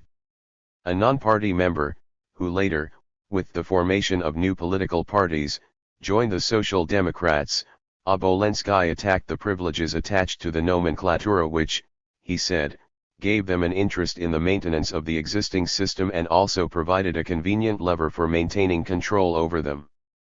Obolensky, who, like Sakharov, was concerned to establish a precedent of competition for all high political offices, was able to make his case at length, but, in a vote as to whether his name should appear on the ballot, a majority of deputies 1,415 voted against, although a significant minority 689, there were 33 abstentions, voted in favor. In the secret ballot which followed, simply for or against the one nominee, Gorbachev W. as supported by 95.6% of those who voted, with 87 votes cast against him. One of the most important, and controversial, parts of the work of the First Congress of People's Deputies was the election of the Supreme Soviet, the smaller and more permanently functioning part of the legislature. A radical deputy, Yuri Afanaseyev, who had been elected in a highly competitive election to represent a district in the Moscow region, made a combative speech in which he said that the deputies had chosen an inner body that was no better than the Supreme Soviet of Stalin's and Brezhnev's time. That was a considerable exaggeration. Many of the republics and regions put forward only as many candidates as would fill the number of seats to which they were entitled in the Soviet of the Union and the Soviet of Nationalities, and so the conservative majority in the Congress of People's Deputies had no choice but to endorse them. This ensured that a significant minority of outspoken critics from, for example, Estonia, 192, Latvia, Lithuania, Georgia, and Armenia made their way into the Supreme Soviet. The principal cause of the dissatisfaction of Afanaseyev and of other radicals was the fate of the Moscow slate of candidates. Endorsing the principle of competitive elections, the Moscow group of deputies put up 55 candidates for its allotted 29 places in the Soviet of the Union and 12 candidates for its 11 seats in the Soviet of Nationalities. This gave the regional party secretaries and their like-minded colleagues, who formed a majority in the Congress, an opportunity to take their revenge on the most outspoken Moscow intellectuals and to cross out the names, for example, of Gavril Popov, Tatyana Zaslavskaya, and an articulate newcomer, unknown to a broader Russian public until he was elected to the Congress, Sergei Stankevich. Even so, the former dissident Roy Medvedev and the serious proponent of reformist ideas Fyodor Berlatsky were among the 29 from Moscow who made their way into the Soviet of the Union. By far the greatest cause of outrage was the fact that Boris Yeltsin finished 12th in the election for the Soviet of Nationalities and so became the only Moscow nominee for that body to fail to be elected, in spite of his having been supported in the elections to the Congress of People's Deputies by the overwhelming majority of Muscovites. Notwithstanding the breach in his relations with Yeltsin, Gorbachev was aware that this was a politically damaging outcome which seriously threatened the legitimacy of the new legislature. When one of the deputies who had been elected from the Russian slate, the Siberian lawyer Alexei Kazanik, resigned to make way for Yeltsin, Gorbachev seized upon that unexpected initiative with relief and lost little time in guiding the Congress to accede to the replacement of Kazanik by Yeltsin. In spite of the problems the First Congress of People's Deputies posed for Gorbachev, he was, according to his aide Shuk Nazarov, very satisfied with it, believing that the new system he had built had begun working. At the time Gorbachev remarked, "At long last we now have a normal political structure, a normal political environment, where people can argue and they do not use knives against each other, they continue to cooperate." Whereas in the past a Soviet leader would have made sure that critical voices were speedily suppressed, Gorbachev was ready to argue with those with whom he disagreed. In Shuk Nazarov's words, it was a real political struggle, a struggle waged in words, a conflict of ideas, that is what made that situation fundamentally new. For Gorbachev, Shuk Nazarov adds, the achievement of this was a moment of political triumph. Anatoly Lukyanov, whose relationship with Gorbachev went back, as noted in Chapter 2, to the Moscow University Law Faculty in the early 1950s, was elected first deputy chairman of the Supreme Soviet. During the last months of the existence of the unreformed Supreme Soviet, from September 1988 until May 1989, he had been first deputy to Gorbachev when the latter was chairman of the old Presidium of the Supreme Soviet. As time went by, Gorbachev increasingly delegated the chairmanship of the sessions of the new Supreme Soviet and even those of the less frequently convened Congresses of People's Deputies to Lukyanov, for the burden of being head of state, chief executive of the country, General Secretary of the ruling party, Commander-in-Chief of the Armed Forces 193. An office which went along with the General Secretaryship until March 1990, after which it was held by Gorbachev in his capacity as president, and, in effect, Speaker of the legislature was an intolerable one. Challenging party power only Gorbachev in the early stages of activity of the Congress of People's Deputies and the new Supreme Soviet had, however, sufficient authority to chair the sessions and ensure that all the major, and sharply conflicting, points of view were given a hearing. This was, in many respects, however, a thankless task and contributed to a decline in Gorbachev's popularity which began in 1989 and accelerated in 1990. The special authority attached to the top leader in the Soviet Union who was both head of state and chief executive may have been dented for a portion of the tens of millions of television viewers who saw him attacked by hitherto unknown deputies while Gorbachev responded mildly and generally with reasoned argument. This was hardly in keeping with the traditional Russian view of a strong leader, although, to an outside observer, it was none the worse for that. More certainly, Gorbachev as a participant in the debates as well as umpire could not avoid offending a part of the deputies in almost every session he chaired. The conservative majority among them objected to Gorbachev allowing Sakharov and other radicals so many opportunities to speak, given their relatively small numbers in the Congress of People's Deputies, while the radicals felt that Gorbachev too often brushed aside their concerns. This was notably the case when Gorbachev rebuffed Sakharov shortly before the latter's death in December 1989 when Sakharov tried to present him with a petition calling for the scrapping of Article 6 of the Soviet Constitution, which enshrined the leading and guiding role of the Communist Party within the political system. Gorbachev's irritation was enhanced by the fact that he fully accepted that the leading role of the party had to be removed from the constitution, but he wanted to do this at a time of his own choosing when executive power could be transferred from the Communist Party to elected state executive organs. In effect, party power in 1990 was being transferred to the Soviets, which at the Leninian level were able to become something closer to a parliament than the Soviet Union had ever seen, but could not simultaneously perform the functions of an executive. Given, however, that the amendment or abolition of Article 6 had been made a test of commitment to democratization by the radical deputies in the Soviet legislature, Gorbachev allowed their pressure to determine the timing of the change. While Gorbachev's awareness that the party's monopoly of power had to be removed in due course preceded by sometimes Sakharov's raising of the issue in the Congress of People's Deputies, the very fact that the Communist Party still played a leading role within the political system meant that he could not accede to a demand made from the floor of the legislature, and supported by only a minority of deputies, before he had persuaded the party's Central Committee that the Communists' special position within the Constitution and the society should no longer be guaranteed. Gorbachev eventually did get the agreement of the Central Committee to make that change in February 1990, and the following month the section of Article 6 which set the Communist Party above all other 194 potential parties or groups was duly repealed by the Congress of People's Deputies.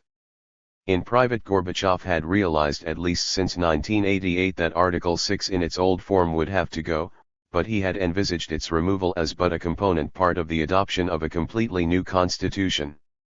As noted in an earlier chapter, he had not even rejected in principle but held to be premature Alexander Yakovlev's proposal, made as long ago as 1985, to divide the Communist Party in two.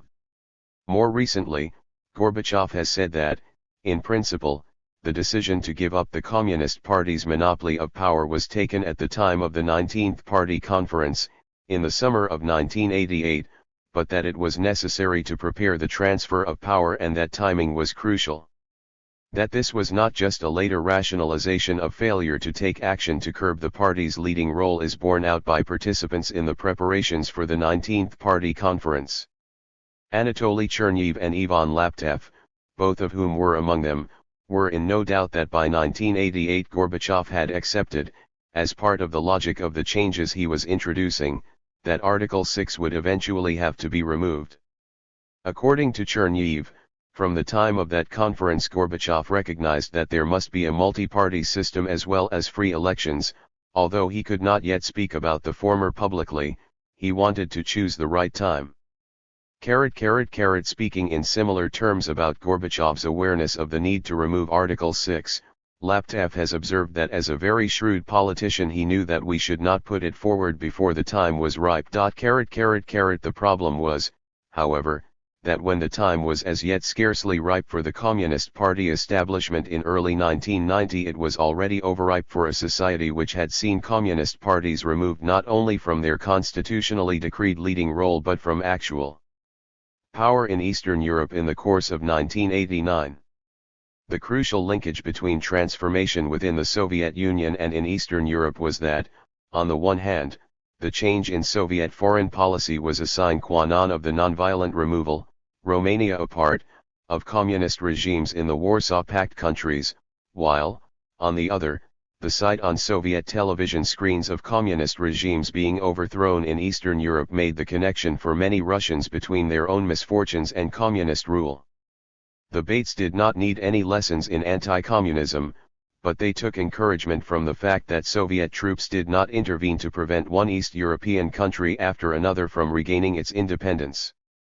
This strengthened their belief that independence for Lithuania, Latvia, and Estonia were becoming increasingly realistic possibilities, and hence the willingness of a substantial proportion of their populations to struggle to achieve that goal.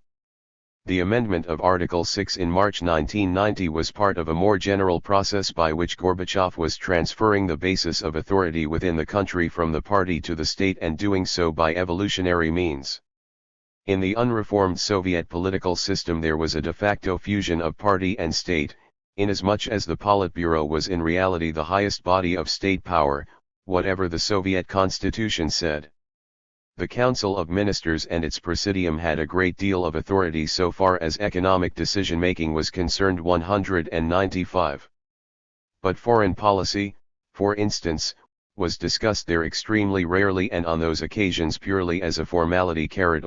With the creation of the Congress of People's Deputies as an important part of a developing political pluralism, the Communist Party's position became more anomalous and ambiguous.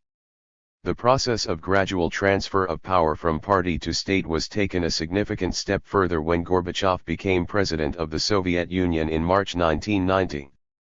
That post, which is discussed below, took precedence over the party general secretaryship, although the distinction was somewhat blurred by the fact that Gorbachev continued to hold the party leadership along with his new presidential office. The new legislature elected in 1989 was itself, however, a far more serious political institution than its Soviet predecessors, one which top party and state officials could no longer take entirely for granted.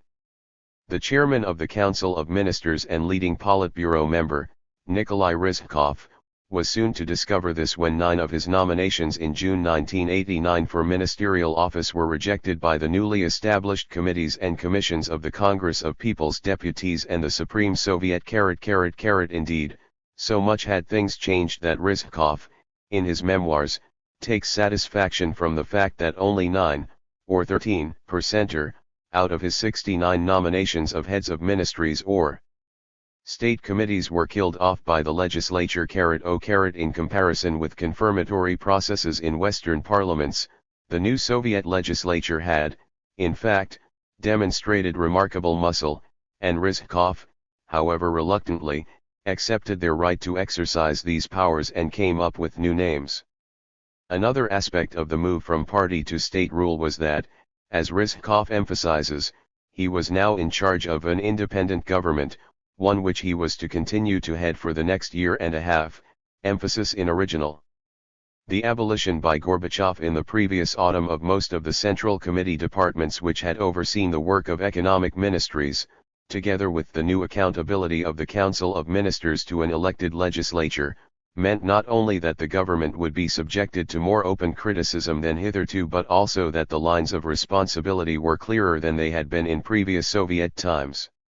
For Gorbachev, the party general secretaryship had been a crucial source of power, enabling him to drive through reform during the first 4 years of perestroika.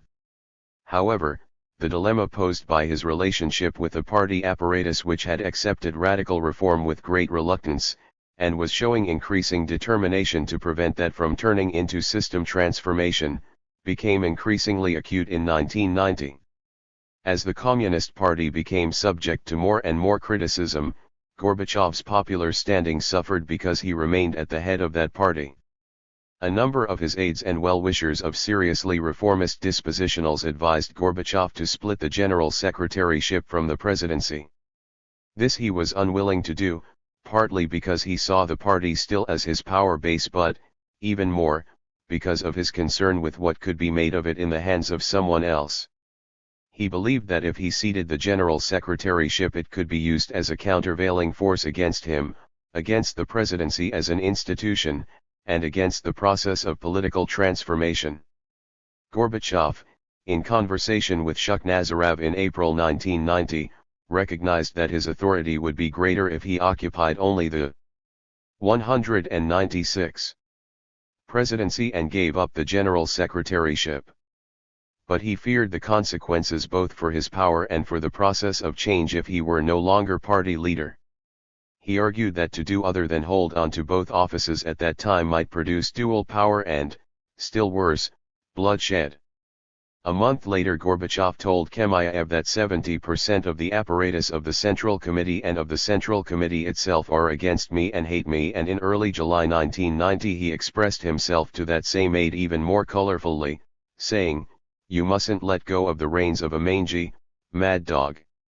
If he were to do that, Gorbachev continued, the entire party machine would be turned against him. 207 Gorbachev was certain that if he were to relinquish the general secretaryship his successor in that post would be no reformer, and that, whereas he himself could neutralize the party machine by remaining as party leader, it could be a more formidable reactionary force if the levers of power were controlled by a successor of quite different political disposition. For him to give up the general secretaryship, Gorbachev told a Czech journalist in the summer of 1990, would play into the hands of those who want to liquidate perestroika, or, as he put it more than a year after losing office, in an article entitled "One Do Not Know Happy Reformers." One tried to do everything so that the CPSU did not fall into the hands of destructive forces. He was well aware, he added, that by retaining the general secretaryship he was attracting fire on himself. The Soviet Communist Party had greater reserves of power to draw on than the communist parties of Eastern Europe and, in comparison with them, even a low-level form of legitimacy based on the fact that the overwhelming majority of Soviet citizens had known no other system and the fact that the Bolshevik seizure of power in 1917 had been an indigenous revolution rather than the foreign imposition which communist rule was throughout most of Eastern Europe. The East European leaders, indeed, remained highly dependent on the Soviet Party and its leadership to sustain them in power by force of arms if necessary. Gorbachev had reason not to be rushed into giving up his position at the head of the party. At the Third Congress of People's Deputies, held in March 1990, which removed the Communist Party's leading role within the political system from Article 6 of the Constitution and created the new office of President, a majority of deputies voted in favor of an amendment to the Constitution stating that the person elected to the post of President of the USSR must not hold any other political or state posts.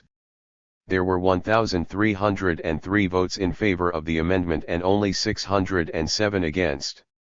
However, the result fell short of the 1,497 votes needed to effect a constitutional change. What is significant in the present context is that the majority of those who voted to separate the general secretaryship from the presidency were conservative communists who clearly believed that this would work to their advantage. It was an alliance between them and the radical Democrats which produced a result that came close to settling the issue for Gorbachev in the way he feared. What is remarkable in the case of the Soviet transition from highly authoritarian rule by a communist oligarchy is that the decisive moves towards liberalization and the first important steps in the democratization process were made by Gorbachev before there were broadly based social pressures for such change. 197. Provided he had not attempted a serious liberalization or democratization of the Soviet system, he could have strengthened his position within the party-state structures using the traditional prerogatives of the General Secretary, removing opponents or insufficiently enthusiastic supporters one by one.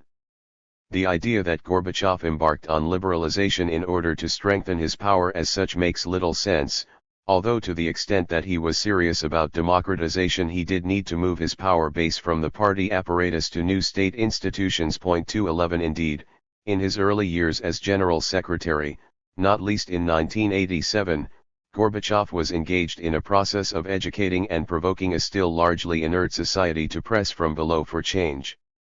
The new institutional arrangements which the party leadership approved in principle between May and December 1988 were, however, to be the last such major decisions to be taken in the Soviet period in the absence of serious popular demands. The election campaign for the Congress of People's Deputies and the broadcasting of the argumentative First Congress went a long way towards politicizing Soviet citizens and radicalizing a significant part of the population.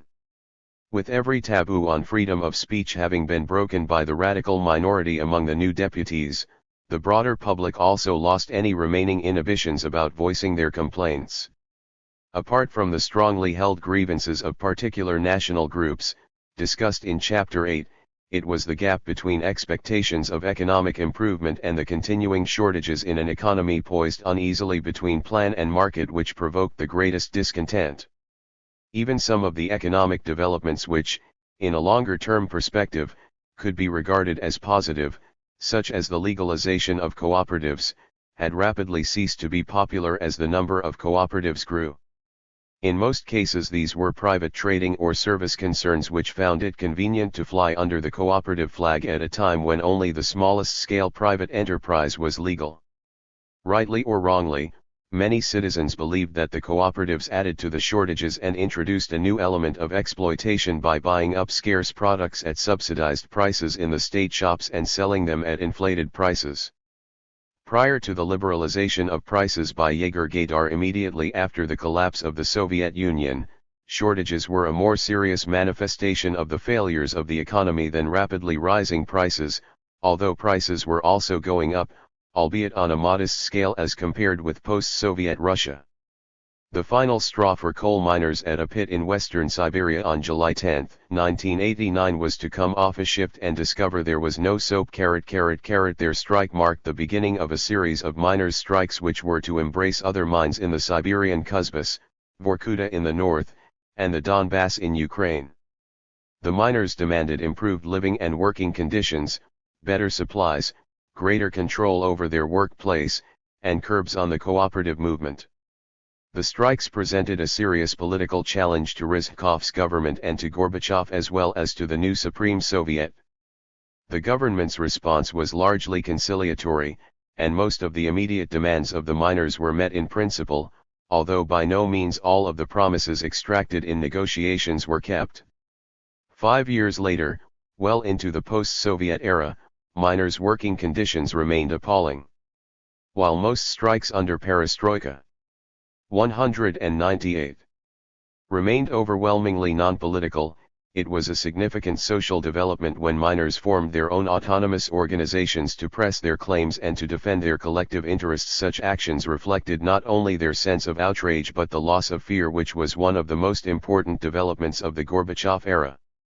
Shukhnazarov, whose career in the Central Committee apparatus began in Khrushchev's time and continued under Brezhnev, went so far as to observe, "It never even occurred to Gorbachev to use force against striking miners, whereas Brezhnev and Khrushchev wouldn't have hesitated for a single minute. It was, moreover, of considerable political consequence that the Supreme Soviet on October 9, 1989 recognized the right to strike, for this was a break with the traditional Soviet sophistry that no such right was necessary or possible because workers in a workers' state could not go on strike against themselves."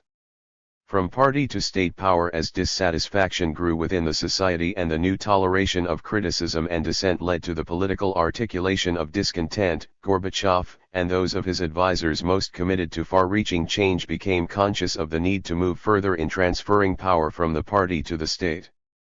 This had already been done, to a considerable extent, at the legislative level, but not in terms of executive power. As chairman of the Supreme Soviet, Gorbachev occupied a hybrid position. He was de facto chief executive by virtue of being general secretary of the ruling party, but at the same time chairing the legislature and not infrequently responding to its criticisms of decisions of the party hierarchy. The way out was seen in the creation of an executive presidency, introducing into Russian political discourse even the term president. The Russian Predsedatelь had a very similar meaning, but that was Gorbachev's title as chairman, or president, of the Supreme Soviet, and a new name was sought to convey the extent of the institutional innovation. What was more difficult was to decide on the form which the presidency and related presidential institutions would take.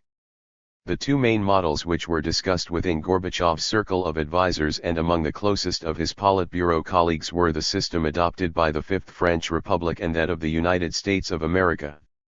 Gorbachev initially favored the American model, partly, he argued, because the government needed the authority of the president at its head if it was to be able to implement difficult decisions, and also because the United States had a federal system, as had, or aspired to have, the Soviet Union.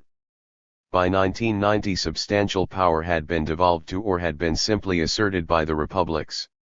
Among those who offered advice, Georgy Shukhnazarov favored the French model, while a majority of his colleagues favored an American-style presidency. The advantage of the French system, in Shuknazarov's view, was that having a government headed by a premier rather than by the president would free Gorbachev from being swamped by detail and having to make far too many decisions. The American system, whereby the president was de facto head of government as well as head of state, was, Shukhnazarov argued, more suitable for a country enjoying the political and economic stability of the United States than for one in flux, and facing acute economic problems and challenges to its statehood, as was the Soviet Union.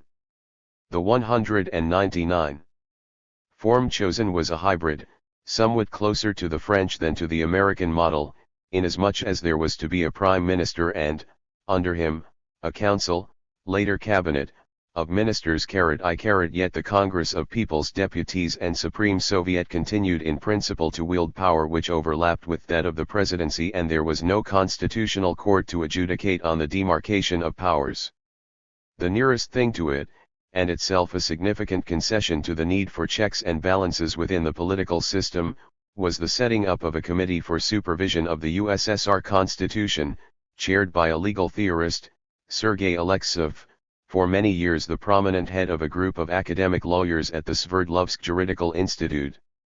The outcome was, on the whole, unsatisfactory, inasmuch as Gorbachev as president continued to be held responsible for all policy decisions, whether he had been involved in them or not, although many deputies took seriously also the need to hold the government accountable to Parliament. The idea of a presidency had been discussed between Gorbachev and his aides already in 1988 during the preparations for the 19th Party Conference, but at that time Gorbachev had preferred the idea of the Congress of People's Deputies and combining the chairmanship of that body with the general secretaryship, the former post being seen by him then as an alternative to a presidency. In this, he was influenced by Lukyanov, who had romantic illusions about the early Soviet period, and part of the appeal of these institutions for Gorbachev in 1988, as distinct from 1990, was precisely that the new political structures were not a copy of Western institutions. He was also against the creation of a presidency then because he feared it might be said that he had begun the whole process of perestroika simply in order to become the Soviet Union's first president. At that time, Yakovlev and Shukhnazarov had been among the strongest advocates of moving to a presidential system, while Lukyanov had favored a republic of Soviets, and Boldin, later Gorbachev's chief of staff as president and at that time head of the General Department of the Central Committee, had as always preserved a mysterious vagueness. It became increasingly clear to Gorbachev and his allies that the transfer of power from party to state which had taken place at legislative level needed to be matched by a similar transfer of executive power. Moreover, Gorbachev's power had to be strengthened vis-à-vis both the Communist Party and the Congress of People's Deputies. In keeping with the general willingness to seek specialist advice, characteristic of policy making during the Gorbachev era, the Institute of State and Law of the Academy of Sciences and the Presidium of the Supreme Soviet were charged with undertaking a joint project to compare the French and American presidential systems. Until he assumed the presidency of the USSR, Gorbachev remained vulnerable to replacement as General Secretary of the Central Committee of the Soviet Communist Party, the undiluted source of his power. Prior to his becoming chairman of the Supreme Soviet of the USSR at the First Congress of People's Deputies in 1989, although that post scarcely provided him with enough political armor to rebuff a determined Politburo and Central Committee intent on removing him from office. Once Gorbachev became president in March 1990, he convened Politburo meetings far less frequently than before, once a month. 200. Instead of almost every week, although meetings of the Secretariat then became more frequent.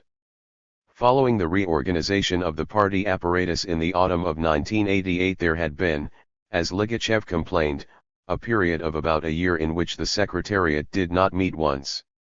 Thereafter, sessions were convened sporadically by Vadim Medvedev, who, as the senior secretary in charge of ideology, was now the unofficial number 2 in the party. Weekly meetings of the Secretariat, which at one time had been the norm, were resumed only after the 28th Party Congress in the summer of 1990.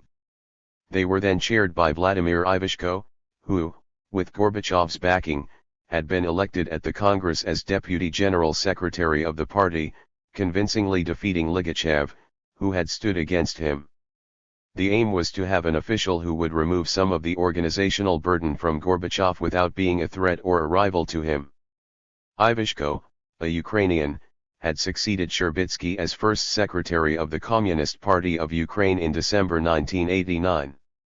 The resumption of the activity of the Secretariat owed something, no doubt, to a growing realization that the Communist Party as an institution was in crisis, to an increasing paralysis of the party apparatus, 223 to the fact that Ligachev was no longer entitled even to attend, still less to lead, the sessions. he ceased to be a member of the Central Committee in 1990, and to Gorbachev's above-noted increasing unwillingness to convene Politburo meetings, which left a gap in collective deliberation at the top of the party hierarchy that the Secretariat attempted to fill. While the decisions of the 19th Party Conference in 1988 had marked the beginning of the end of the Communist Party's monopoly of power, a process which reached its logical political conclusion with the removal of the party's leading role from Article 6 of the Soviet Constitution in March 1990, there had, paradoxically, been a revitalization of intra-party life during the first 5 years of perestroika. This continued even as the party bureaucracy came to believe, with good reason, that its hold on power was under severe threat. Whereas in the Brezhnev years and during the short Andropov and Chernenko general secretaryships, typically there were only 2, and sometimes 3, Central Committee plenums a year, under Gorbachev the number increased sharply. They were occasions for Gorbachev to radicalize the political agenda, but latterly, with the party no longer in control of that agenda, they were also forums at which he was subjected to severe criticism by alarmed and often angry Central Committee members. Whereas in 1985 there were 4, one of them occasioned by the death of Chernenko, in 1986 2, and in 1987 3 plenary sessions of the Central Committee. That number increased as the issues dividing party members became still sharper. In 1988 there were 5, in 1989 8, and in 1995 plenums. 225 during the period of less than 8 months that the Communist Party of the Soviet Union survived. In 1991 there were 3 plenary sessions of the Central Committee in January, April, and July. 226 Even though 1988 saw the decisions taken which would lead to the demise of the unaccountable hegemony of the Communist Party, the Politburo, still more than the Central Committee, was a much livelier political institution under Gorbachev than it had ever been previously. It was only seriously downgraded from the time Gorbachev became president of the USSR in March 1990. 201. When 2 new state institutions, the Presidential Council and the Federation Council, seen at the time as functional substitutes for the Politburo, were created. It is noteworthy that during the first 5 years of his leadership Gorbachev kept in the Politburo people of strong personalities and of very different views. This was partly, no doubt, because he felt constrained to do so, but, still more, because he chose to have a broad representation of opinion and counted on his skills of persuasion to carry both wings of the party with him in the process of fundamental, yet evolutionary, change. Alexander Yakovlev, Eduard Shevardnadze, Yegor Ligachev, and Nikolai Rizhkov, to name but the most prominent, were people with minds of their own and strong enough personalities to take a firm stand on many issues. Yakovlev pointed to both the positive and negative aspects of this when he wrote, "Under Gorbachev there was a sufficiently democratic atmosphere in the Politburo. That helped, but in a certain sense also hindered reforms, making them half-hearted, insufficiently precise, and delayed." 27 JHE criticism is understandable, especially from the standpoint of the most radical of Gorbachev's Politburo appointees, for the process of consensus-seeking within a Politburo which contained relatively conservative communists as well as committed reformers was bound to dilute or delay many measures. Listening to, and to some extent taking account of, the various points of view was also, however, a necessary part of building a coalition for change, and without that coalition building the turning points of the 19th Party Conference in 1988 and the Union-wide contested elections of 1989 would not have been reached. The more serious problem was that from early 1990, or even from 1989, Gorbachev needed to build a different and broader coalition, one which drew in the new political forces whose emergence in Soviet society his reforms had made possible. Building bridges to them would have given greater dynamism to the process of transformation than attempting to retain the confidence of forlorn hope, given all that had gone before of the highest party and state functionaries. The fact that Gorbachev wanted to bring together people from different parts of the political spectrum was underlined when he drew upon a wider range of opinion than existed in the Politburo with his this time unfettered appointments to the Presidential Council, even though, as noted below, its composition was far from optimal. But until March 1990, that is to say, for the first 5 years of Gorbachev's leadership, the Politburo remained the highest collective policy-making body in the country. It met 187 times in the period between the 27th Party Congress in February-March 1986 and the 28th Party Congress in June 1990, as compared with 238 times in the longer period between the 26th and 27th Congresses, 1981 to 6.228. But a slight reduction in the number of sessions is not the main point, the distinction is in the nature of the meetings.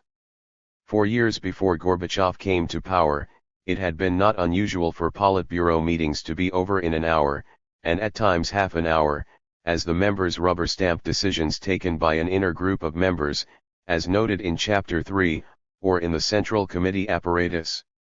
In contrast, Politburo meetings, in which real issues were argued over, not infrequently lasted 10 to 12 hours in the Gorbachev era and 2 days, as noted earlier, in the case of the Nina Andreeva letter. 202. Both before and after Gorbachev became president, however, he had a kitchen cabinet or narrow group of trusted colleagues on which he particularly relied. This should not be confused with an inner cabinet of the Politburo, for it was broader in composition than the Politburo and was a sounding board rather than a decision-making body. It met informally, often late in the evening, and included aides, although not all of them, as well as Politburo members, a still smaller proportion of that body. Its most regular members were Alexander Yakovlev and Vadim Medvedev from the Politburo, Anatoly Chernyev, Georgy Shukhnazarov, and, for a time, Ivan Frolov from his aides, Valery Boldin, who was successively a Gorbachev aide, head of the General Department of the Central Committee, Chief of Staff to the President, and his betrayer when he joined the Putschists in August 1991, and Yevgeny Primakov, Yakovlev's successor as director of IMEMA, chairman of the Soviet of the Union in 1989-90, and a candidate member of the Politburo during that same period, and in post-Soviet Russia Yeltsin's chief of the Foreign Intelligence Service. This core group had its limitations, especially in the shape of Boldin, as well as considerable merits. But when taken as a whole, it was clearly of a more radically reformist disposition than either the Politburo or the legislature elected in 1989, although the latter included a minority of deputies more radical than anyone in Gorbachev's narrow circle. As a leader, Gorbachev liked to listen to a range of ideas, and in his early years as General Secretary these would frequently, as noted in earlier chapters, include the views of social scientists from research institutes.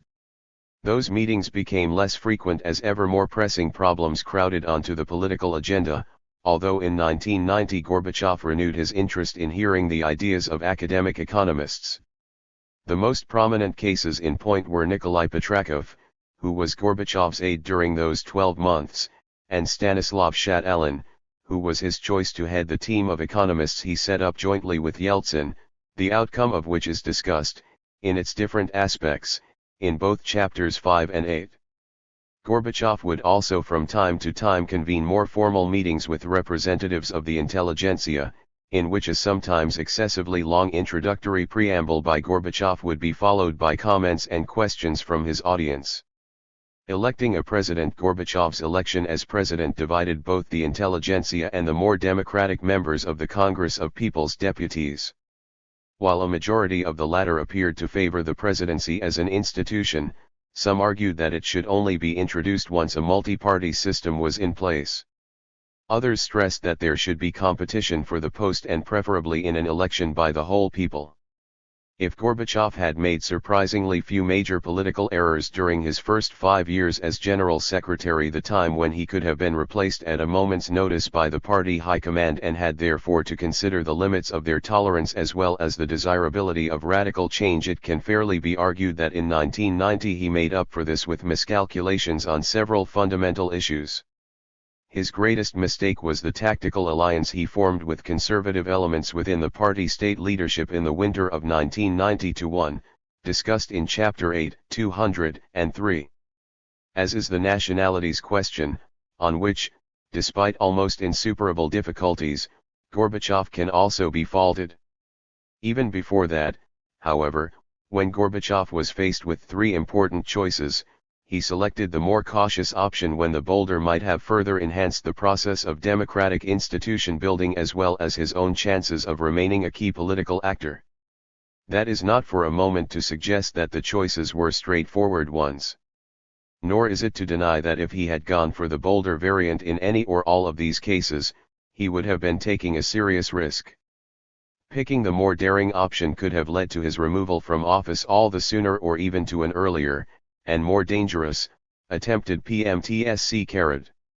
Yet at the time the bolder alternative seemed to some, although far from all, of Gorbachev's more radical advisers the better way forward and, in retrospect, still more attractive, since it had become clear in the meantime that his caution in 1990 produced consequences very different from those he intended.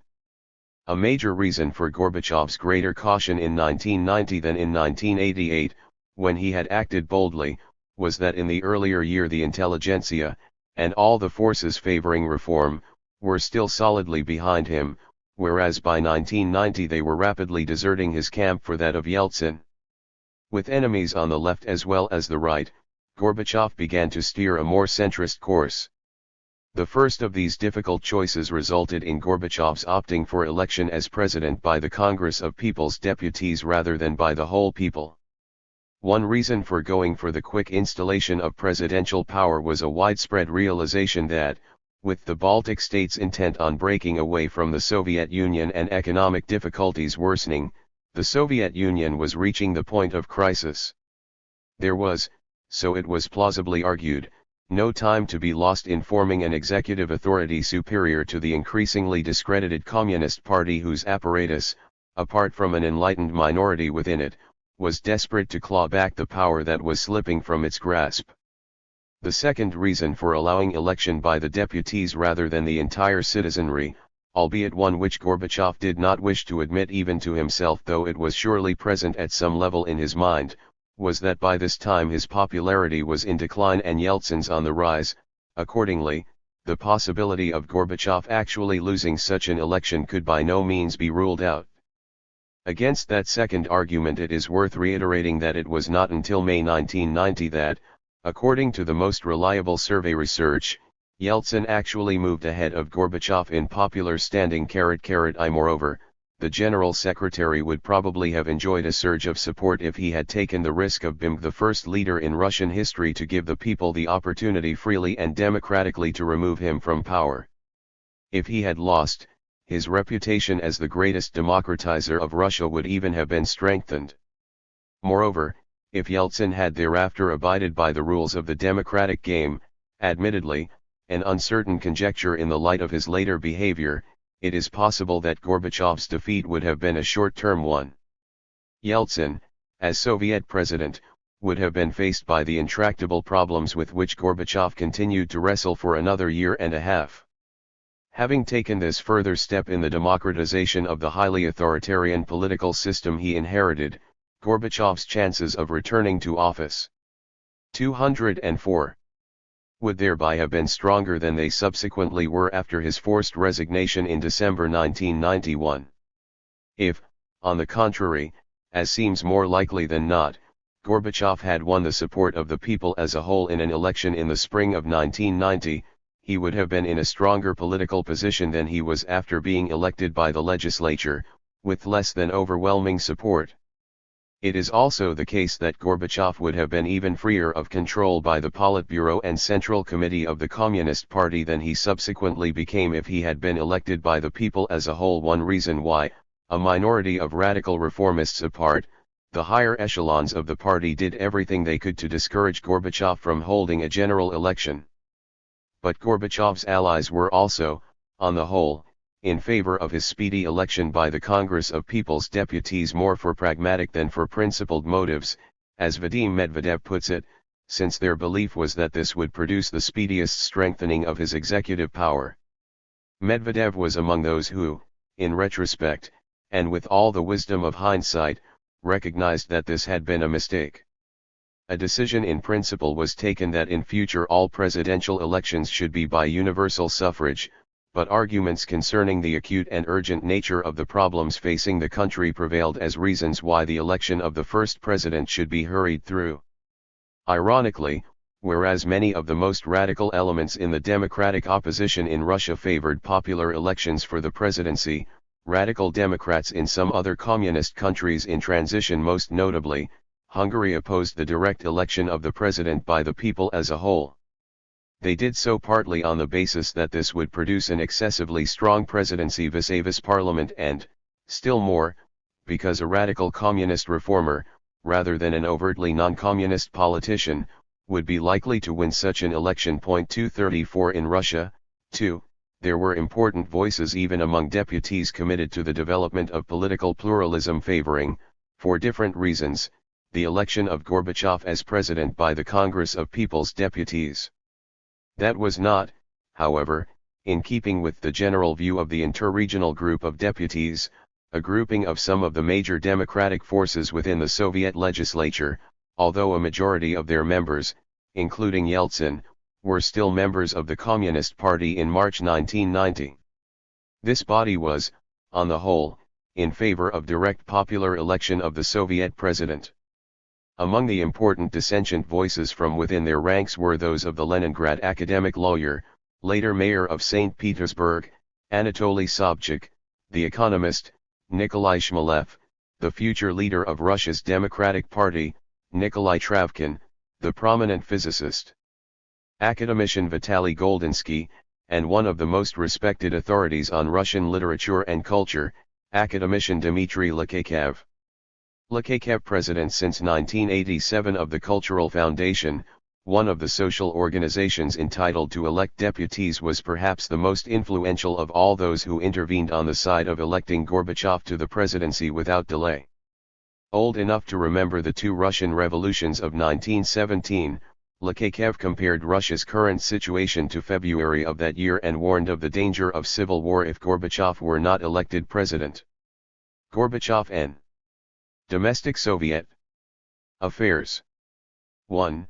Right, an early picture of Raisa Tidorenko and Mikhail Gorbachev. They met as students at Moscow University in 1951 and were married in 1953. 2. Below, Mikhail Gorbachev and the aged leadership team he inherited, pictured in the Kremlin Palace of Congresses on April 22, 1985 at a meeting celebrating the 115th anniversary of the birth of Lenin. Front row, left to right, Ukrainian Party First Secretary Vladimir Sherbitsky, Foreign Minister Andrei Gromyko, Gorbachev, and Moscow Party First Secretary Viktor Grushin. Behind Gorbachev, left, is KGB Chairman Viktor Chebrikov, and right, the long-serving head of the International Department of the Central Committee, Boris Ponomarev. 3. Gorbachev traveled widely around the Soviet for below, a traditional Soviet scene. Union during his first 2 years as leader.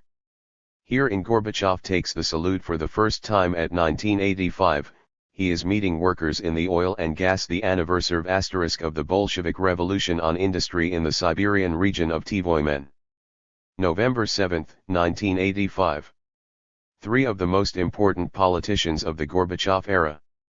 5. Alexander Yakovlev, pictured here in early 1987, was given accelerated promotion by Gorbachev and became an especially influential reformer. 8. Above, Nikolai Ryzhkov, chairman of the Council of Ministers and the most senior Soviet economic administrator, 1985 to 1990.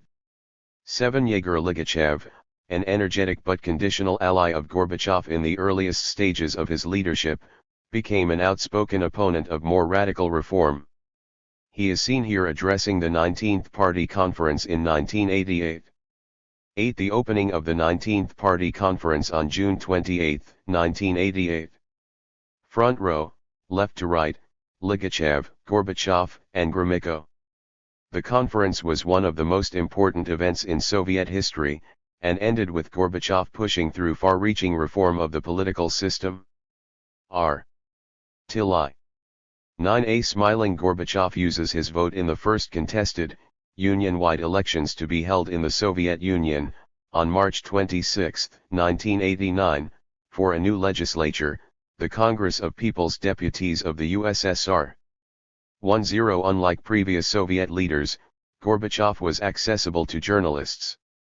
Here he is answering correspondents' questions during a break in the proceedings of the Congress of People's Deputies of the USSR in November 1990.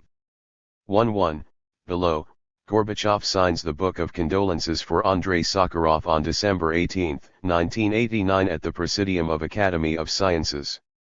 In the last year of his life, the distinguished Soviet physicist and leading dissident had become a prominent member of the Congress of People's Deputies, while remaining an active campaigner for human rights and for radical change in the Soviet system. 1-2 Rival Chairman Anatoly Lukyanov, left, the chairman of the Supreme Soviet of the USSR, and Boris Yeltsin, chairman of the Supreme Soviet of the Russian Federation, were on less than friendly terms. They are pictured together here on December 18, 1990. 1-3 Unprepossessing Putschists. The leaders of the coup against Gorbachev gave a press conference in Moscow on August 19, 1991. The five included in this photograph are left to right Alexander Tysyakov, a prominent representative of military industry, Vasily Starodubtsev, a backward-looking spokesman for state and collective farms, Boris Pujo, the Minister of the Interior who committed suicide when the coup failed, Gennady Yanov, Soviet Vice President and a nervous acting president during the few days the coup lasted, and Oleg Baklanov, the head of the Soviet Union's military-industrial complex and one of the key figures in the plot to remove power from Gorbachev. 1-4 After being held under house arrest at Foros on the Crimean coast, President Gorbachev is pictured here arriving back in Moscow on the night of 21 to 22 August. On his left is Ivan Silayev, at that time Prime Minister of the Russian Federation, and behind, in striped shirt, Alexander Ruskoy, Vice President of Russia. 1-5 As Gorbachev tried to prevent the breakup of the Soviet Union by negotiating a new voluntary union treaty with the leaders of the republics, an influential voice in favor of both preserving and renewing the union was that of Nursultan Nazarbayev, President and for several years Communist Party First Secretary, of Kazakhstan. He is seen here with Gorbachev in the Kremlin in 1991. Gorbachev in the international arena. 19 Gorbachev's first visit to a Western country as General Secretary of the Soviet Communist Party was to France. He is pictured here in Paris with French President François Mitterrand. 20.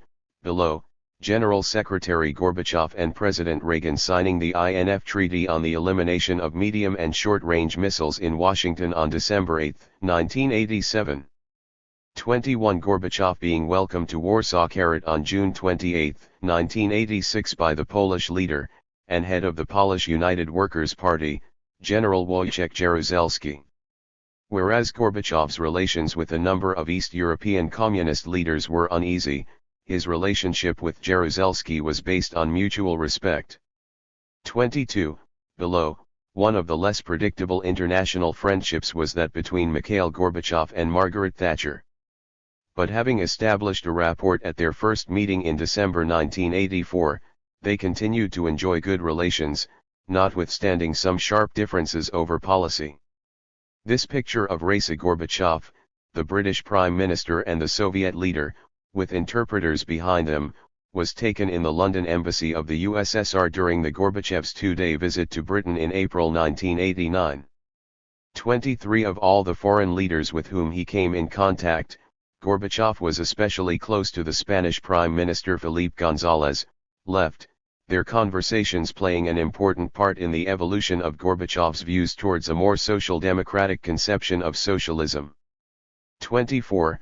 Above, Gorbachev with the two most politically substantial and influential of his aides, on the right Anatoly Chernyev, his principal aide on foreign policy and a former deputy head of the International Department of the Central Committee, and, center, Georgy Shukhnazarov, an important advisor on reform of the political system and, as a former deputy head of the Socialist Countries Department of the Central Committee, on Eastern Europe. 25. Left, Gorbachev in relaxed mood with President George Bush and, far right, American National Security Advisor Brent Scowcroft. Pavel Poloschenko, to the left of Gorbachev, is interpreting 26. The good personal and political relations established, after a shaky start, between Mikhail Gorbachev and the German Chancellor Helmut Kohl played a significant part in smoothing the way for the peaceful unification of Germany.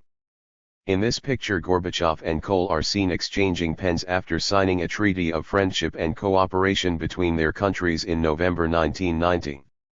27. Eduard Shevardnadze, a Gorbachev ally and his surprise choice as Soviet foreign minister in 1985, quickly won both international and domestic popularity. Later he came under severe pressure from Soviet hardliners and he resigned his post, warning of the danger of a coming dictatorship, in a dramatic speech to the Congress of People's Deputies on 20 December 1990. 205.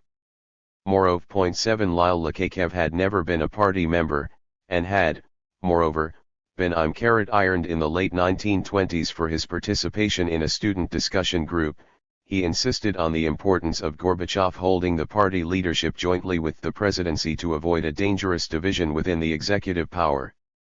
Sobchak would have preferred to grant Gorbachev presidential powers as a temporary measure without actually giving him the title of president until a new constitution had been adopted, on the grounds that this would have been an incentive to him to speed up the work of the Constitutional Commission, of which Sobchak was a member.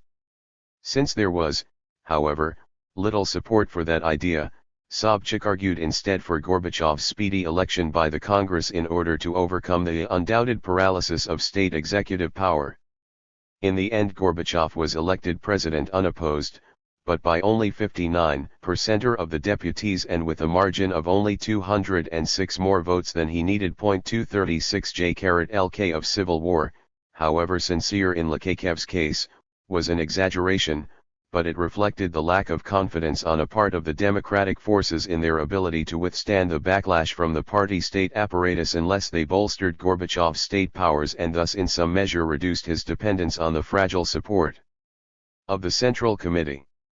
Gorbachev himself, according to both his critic on many issues, Sobchak, and his ally, Shukhnazarov, made no attempts behind the scenes to win votes either by conducting negotiations with different groups or by offering deals. He was, as Sobchak later revealed, ill at the time of his election as president, but as a matter both of pride and of political prudence, he concealed the illness from almost all rather than seek specialist help.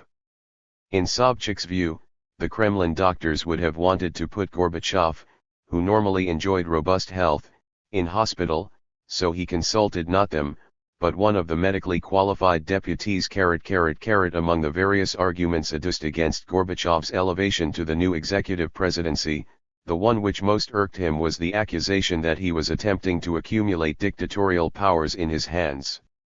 Half an hour after he had been sworn in as the first, and, as it turned out, last, Soviet president on March 15, 1990, Gorbachev reflected on this in a conversation with his wife, Raisa, and his aides, Chernyev, Shukhnazarov, and Frolov. He had, he said, undermined the truly dictatorial powers he had inherited as leader of the Communist Party and subjected them to parliamentary control, and yet even now, some stupid people believe that I need the presidency so that I can order people around. Gorbachev continued, if that was what I wanted, one would just have remained general secretary and could have ordered people around for another 10 or 15 years.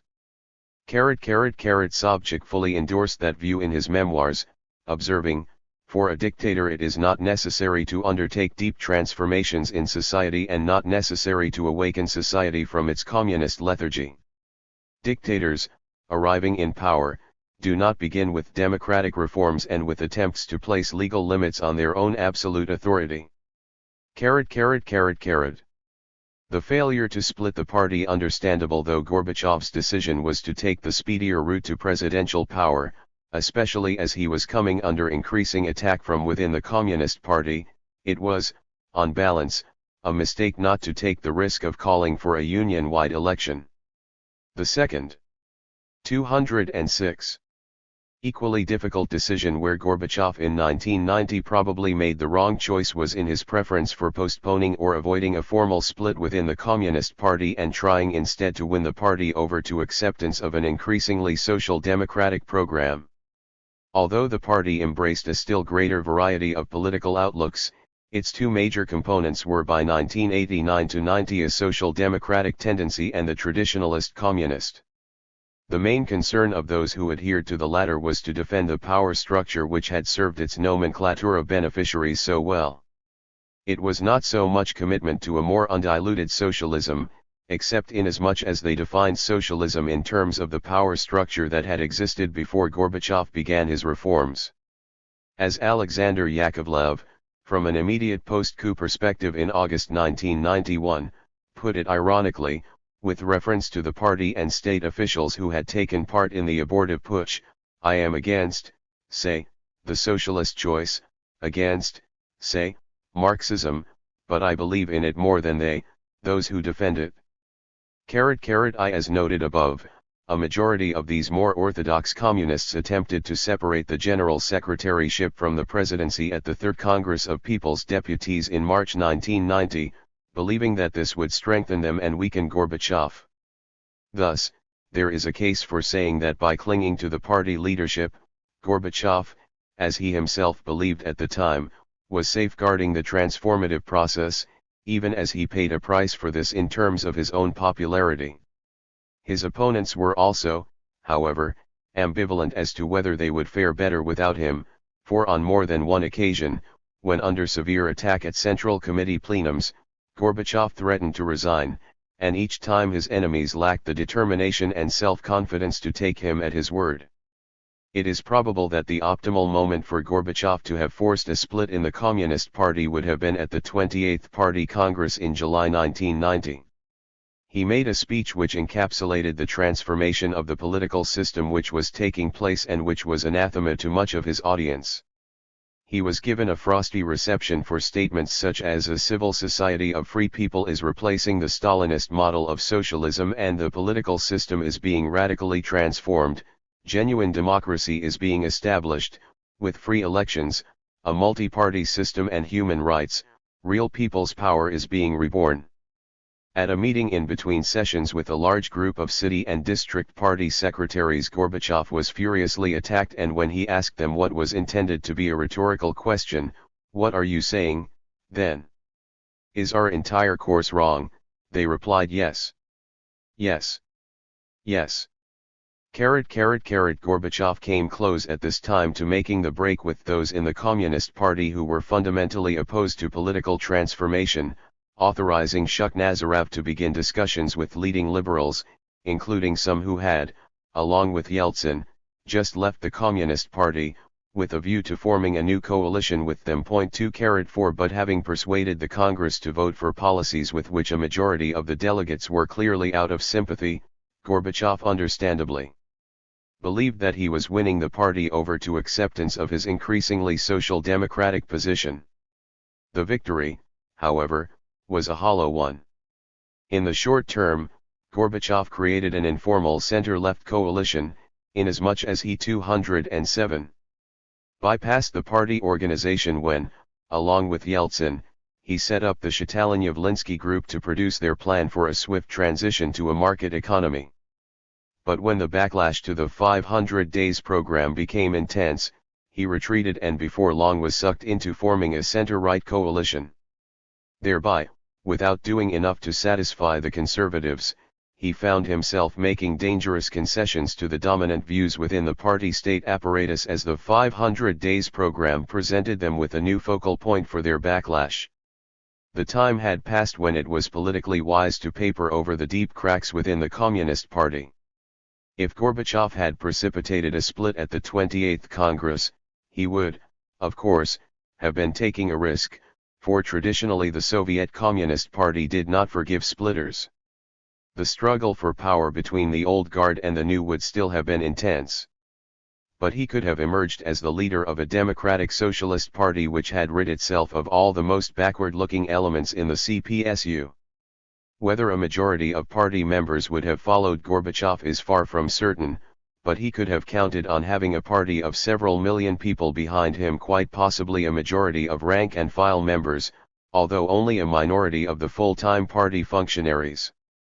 Splitting the Communist Party would at one and the same time have given a great impetus to the development of a competitive party system and a new lease of life to Gorbachev's own flagging domestic political standing. Coalition building and the new institutions. The third decision, even before the 1990-1 winter of discontent, but in important respects a prelude to it, in which Gorbachev eschewed the bolder option, was his retreat, following initial approval, from the 500 Days program. The problems with that program and the pressures for backing away from wholehearted endorsement of it are discussed elsewhere in this book, and Gorbachev's decision is again understandable. Even if, however, as noted in Chapter 5, the program would have had to be amended in practice, since it was undoubtedly over-optimistic, it would probably have been better for Gorbachev to leave that to life itself, to use a phrase to which Gorbachev, like Khrushchev before him, was partial, rather than for him personally to sound the retreat in a compromise which failed to resolve either the economic or political impasse. Apart from his own genuine second thoughts about the viability and desirability of the 500 Days program, Gorbachev was subjected to the most intense pressures, see chapters 5 and 8, from the party state machine not to go along with it. Gorbachev, however, was constantly forced to fight on two or more fronts.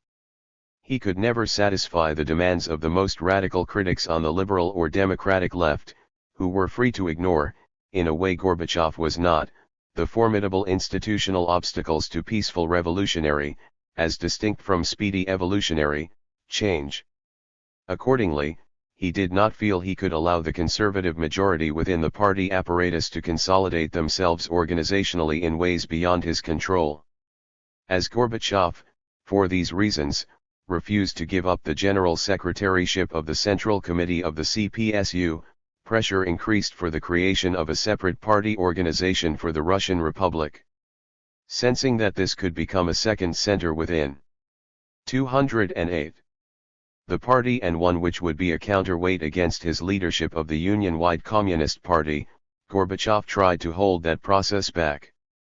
It was not easy to do so, for the RSFSR was the only Soviet republic which did not have a party organization of its own.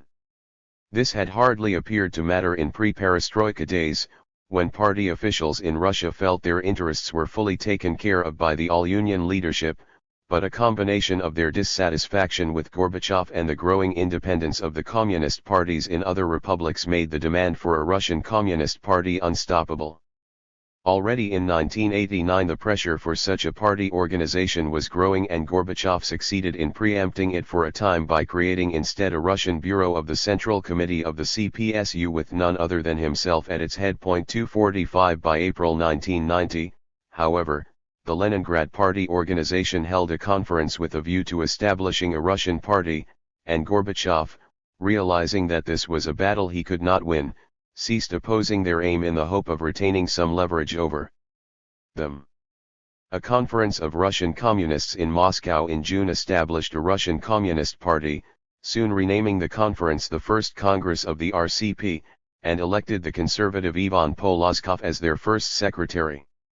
Russian reformers within the Communist Party, who wanted to have nothing to do with this new party organization which purported to speak in their name, had already formed their own democratic platform within the All-Union Party, and in the same month as the first Congress of the RCP they held the second All-Union Conference of the Democratic Platform in the CPSU.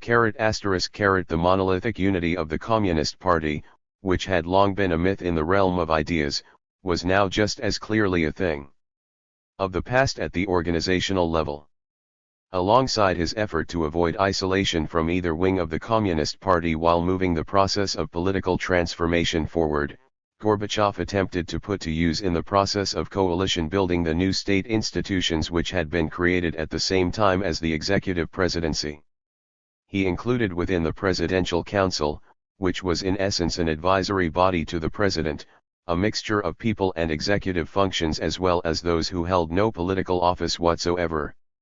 Thus, they included from the legislature Anatoly Lukyanov, who, having been first deputy chairman of the Supreme Soviet when Gorbachev was chairman, succeeded to the chairmanship when he became president of the USSR, thus relieving Gorbachev of the burden of chairing the parliament, while considerably increasing his own influence over the passage of legislation, and Yevgeny Primakov, the chairman of the Soviet of the Union, who was also a member of Gorbachev's informal circle of advisors. From the ministerial network were included Ryzhkov, as chairman of the Council of Ministers, together with the Minister of Foreign Affairs, Shevardnadze, the able and liberal Minister of the Interior, Bakhtin, the Minister of Defense, Yazov, the KGB chief, Kr Thremshkov, and the chairman of the State Planning Commission, Maslyukov. From the party apparatus, although not ex officio but rather as people in whom Gorbachev reposed trust, came Alexander Yakovlev, a senior secretary of the Central Committee. He was later joined by Vadim Medvedev, and Valery Boldin, who at the time of his appointment was about to move from 209. Heading the Central Committee's General Department to becoming Chief of Staff to the President. Other appointments included two contrasting pairs. From the literary intelligentsia, Gorbachev plucked not only the Russian writer of nationalist orientation, and religious believer, Valentin Rasputin, but also the Kyrgyz novelist and internationalist Chingiz Aytmatov, who had made full use of poetic license in a speech to the First Congress of People's Deputies in 1989 when he named, among other countries, Norway, Spain, Canada, and even Switzerland as fine examples of socialism. He had justified this unorthodox approach by saying, "The social protection and level of welfare of those societies are something we can only dream about.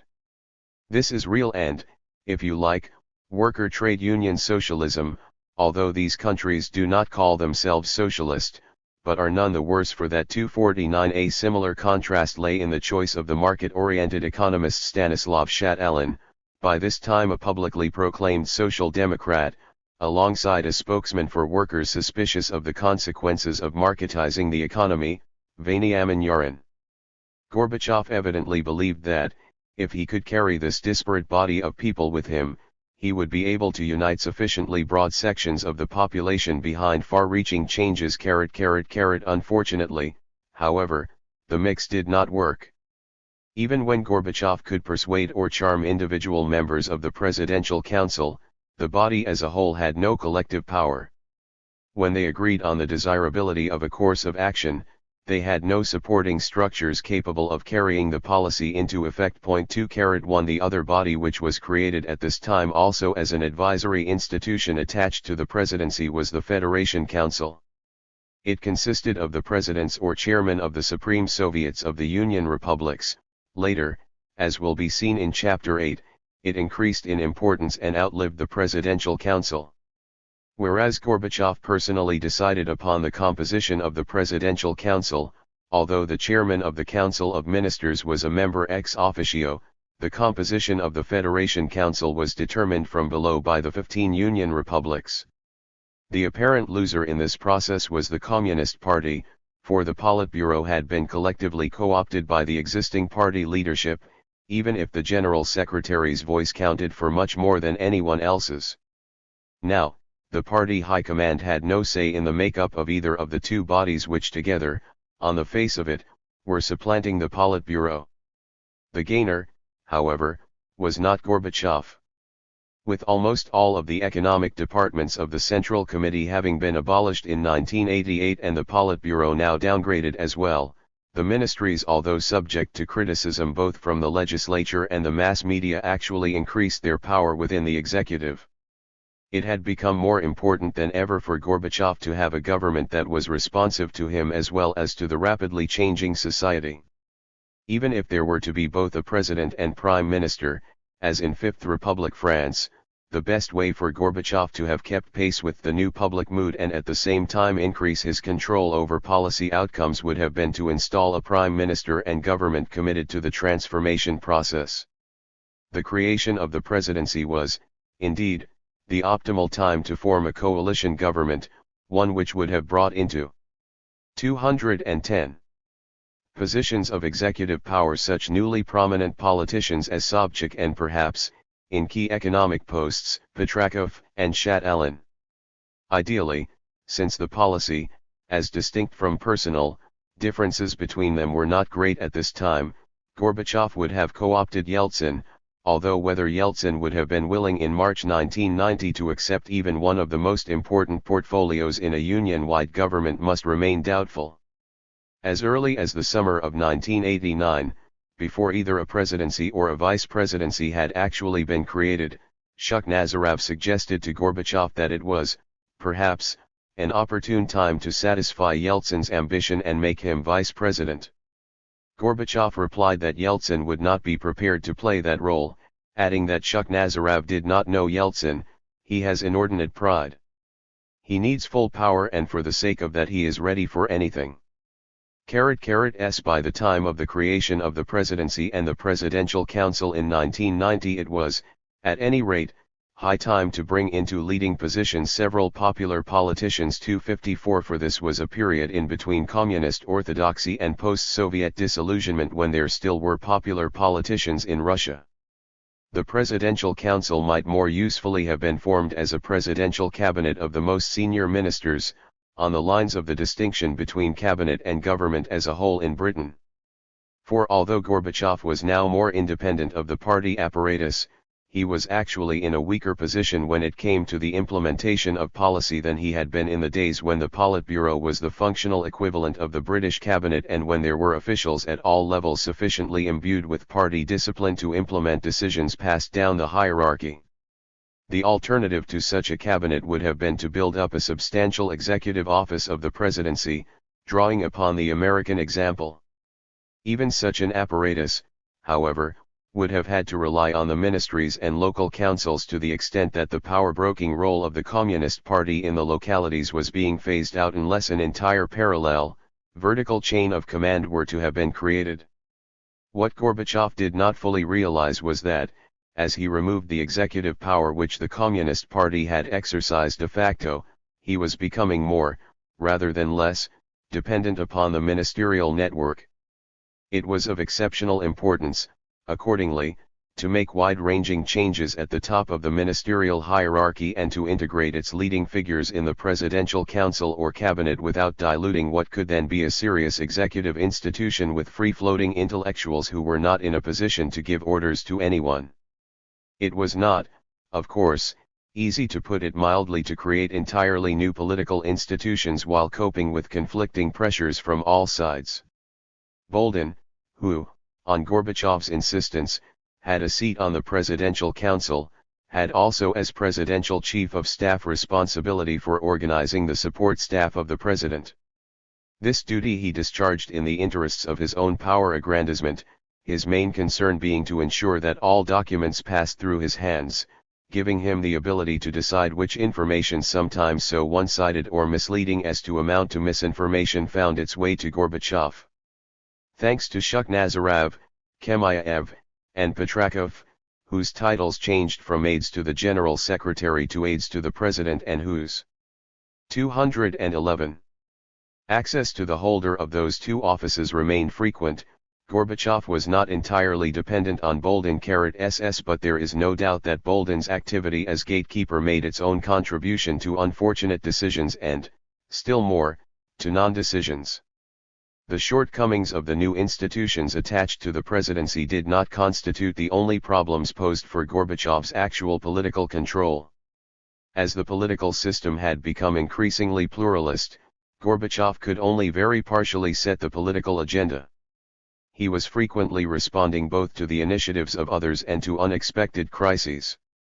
While he was gradually dismantling the power of the Communist Party, a new phenomenon of oppositional demonstrations on the streets of Moscow, directed partly against Gorbachev himself, the first one on a substantial scale occurring on February 25, 1990, made him less willing to escape entirely from the party's embrace, since it appeared that he was being spurned by the radical Democrats. As opposition grew, there was a tension between, on the one hand, Gorbachev the party boss and product of the party machine and, on the other, Gorbachev the well-read and well-informed new thinker. 2:7 was the extent to which, however, Taking his period in power as a whole, Gorbachev rose above his background in the party apparatus, which made him the transformational leader he was. Registered for all the mistakes which Gorbachev understandably made in the course of entering uncharted political territory, he had, nevertheless,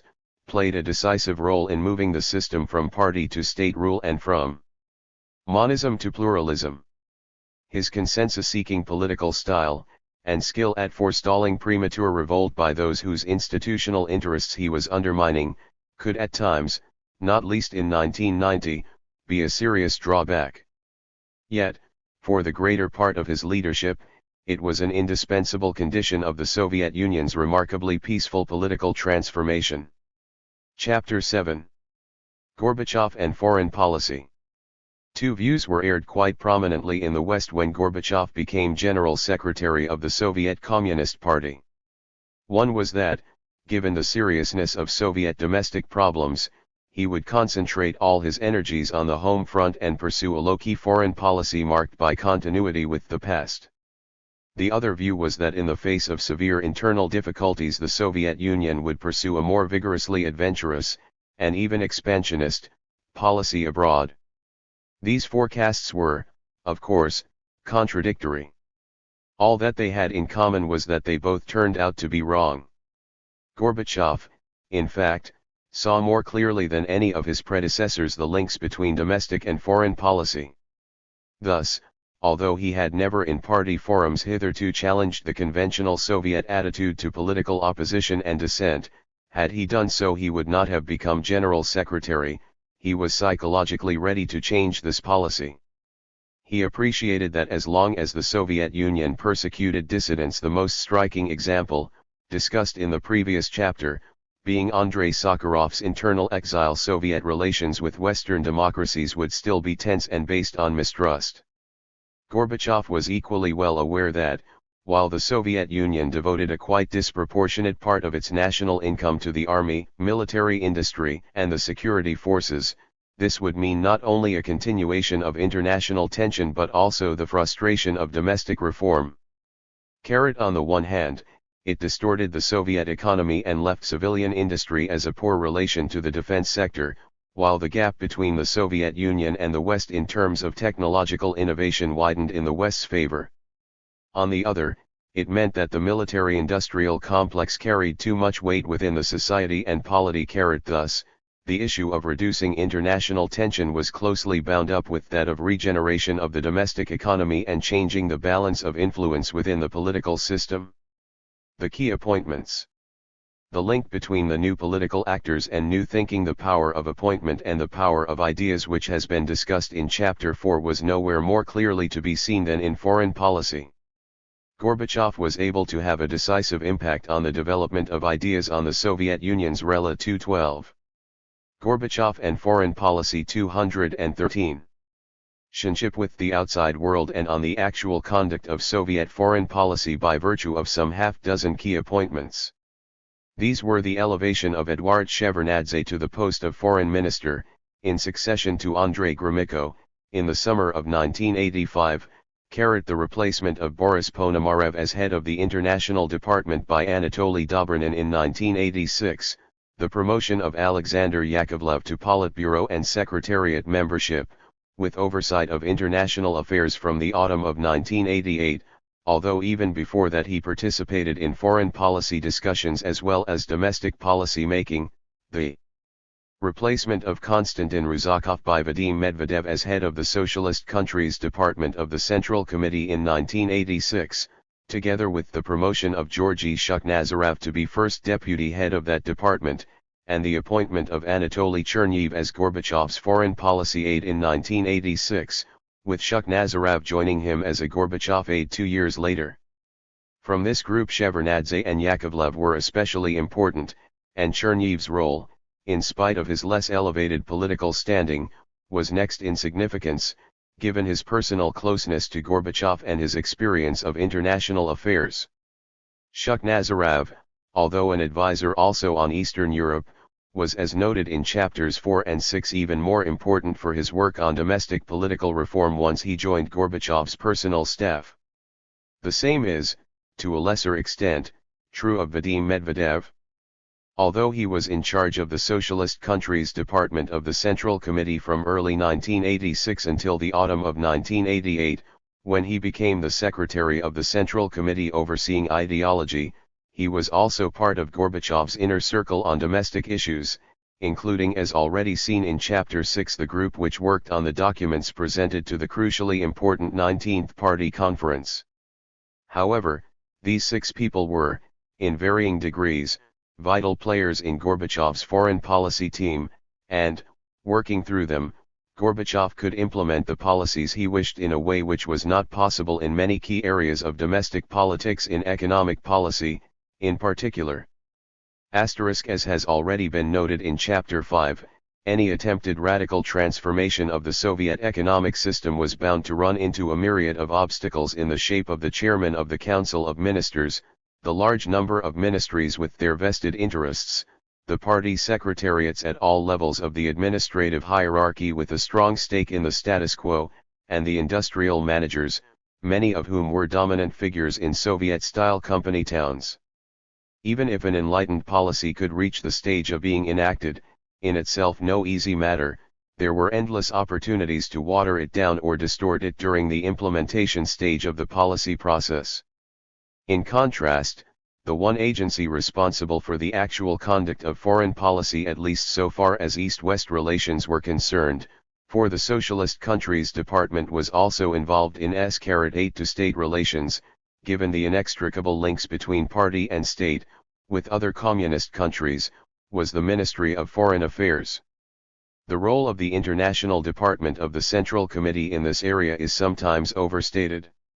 Cherniev, who spent 16 years as deputy head of that department, 1970–86, has emphasized that his department knew everything, for it had full access to closed information, including reports from the 214 KGB and military spies, but it was not in charge of foreign policy. That was the responsibility of Gromyko, not Ponomarev. Against that, it is important to note that the International Department played a greater role in relations with the Third World than with developed Western countries, and this was the one area in which it got more or less directly involved in state-to-state relations. Its main concern, however, was to maintain ties with political movements and parties in the outside world. Vadim Medvedev has written that, prior to the appointment of Dobrynin to head it in early 1986, the International Department had been occupied almost exclusively with parties and movements, but Gorbachev decided to reorientate the department to general problems of international politics. This, though, was something for which the International Department was absolutely unprepared, and so in the elaboration and, still more, the implementation of foreign policy, the Ministry of Foreign Affairs continued to hold sway. The main way in which the International Department had played a role in East-West relations, apart from the contact with non-ruling parties, had been through the participation of its head and deputy heads in speech writing for the General Secretary, especially in the Brezhnev era. Yet, from the time Gromyko became a full member of the Politburo in 1973, the political weight of the Ministry of Foreign Affairs increased, and Gromyko then not only outranked Ponomarev in formal party terms but counted for more informally with Brezhnev, Andropov, and Chernenko in turn, and had greater influence in the formulation of foreign policy as well as its execution. Thus, the replacement of Gromyko by Shevardnadze as foreign minister was more crucial than the replacement of Ponomarev by Dobrynin as head of the International Department, but the latter appointment was also not without significance.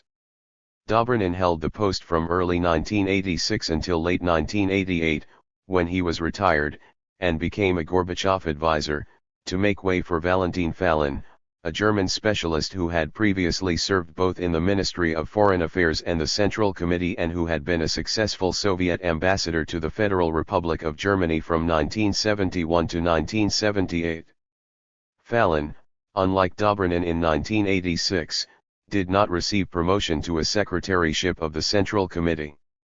This meant that from the autumn of 1988 there was a certain downgrading of the International Department, which coincided with the abolition of almost all of the Central Committee departments overseeing economic ministries. Even before that, however, Dobrynin had not been a dominant figure in foreign policy making. His main importance lay in the fact that he was not Ponomarev and that he was much more of a pragmatist than an ideologue. The fact, then, that it was through the Ministry of Foreign Affairs that East-West relations were conducted made it easier for Gorbachev to become the decisive figure in Soviet foreign policy making as compared with his difficulties in the face of the institutional complexity of economic policy. Although in addition to the International Department and the Socialist Countries Department of the Central Committee, the Ministry of Defense and the KGB not only had views on foreign policy issues but could also, on occasion, pursue policies which undermined the credibility of Gorbachev and the Minister of Foreign Affairs. The latter ministry was the main institution over which the Gorbachev and Foreign Policy 215 General Secretary needed to exert control if he were to play a decisive part in this policy area. In the early years of Gromyko's tenure as foreign minister, Khrushchev was very much the dominant figure in the determination of Soviet policy, even though some of his foreign initiatives played their part in his subsequent undoing in 1964.io by 1973. In contrast, when Gromyko became a member of the Politburo, he already had 16 years of experience as foreign minister behind him, and so it is hardly surprising that he became an increasingly formidable figure within his own domain. It was thus crucially important that Gorbachev made it one of his earliest priorities to remove Gromyko from the field in which by 1985 he had worked for almost half a century. The appointment of Shevardnadze not only gave Gorbachev a like-minded ally who could be relied upon to cooperate with him closely, but one who, until he had mastered an exceptionally complex brief, had less foreign policy experience than Gorbachev himself. There was, however, another factor which was very important for Gorbachev. He was categorically opposed to the appointment of a diplomat. He wanted a politician.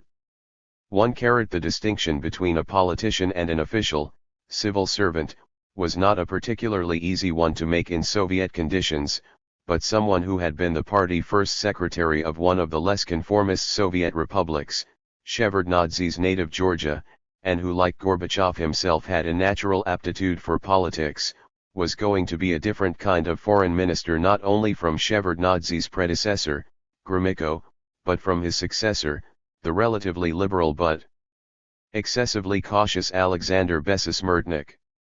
Besismurtnik, a stopgap appointment when Shevardnadze unexpectedly resigned his post in December 1990, had been a career diplomat whose main speciality, like that of Dobrynin, was the United States. When his greatest test came with the August coup of 1991, discretion for Besismurtnik, in the form of a diplomatic illness, turned out to be the better part of valor, even though he was not in sympathy with the putschists. This brought to an end his short-lived political career. In choosing Shevardnadze, then, Gorbachev had in mind a number of criteria, and the appointment was more than simply the promotion of a friend and supporter. He wanted a politician both because that person could instantly be promoted to full membership of the Politburo, which besides providing Gorbachev with a valuable ally would add to his weight as minister, and because he would have the necessary feel for politics and the responsiveness of a politician in his dealings with Western leaders and foreign ministers. The result was exactly what Gorbachev had hoped for. Sir Geoffrey Howe, then British Foreign Secretary, remarked that when he was talking with Shevardnadze he felt he was talking to a fellow politician, not a bureaucrat. Gorbachev's close aide Gurnev, while rightly dismissive of any suggestion that Gorbachev was pursuing Shevardnadze's foreign policy, rather than the other way round, has acknowledged that Shevardnadze personally made a huge contribution to the realization of the policy. Chernev's view of Shevardnadze was of someone who was both intelligent and sincere and with a completely different style from the Gromykoist cadres.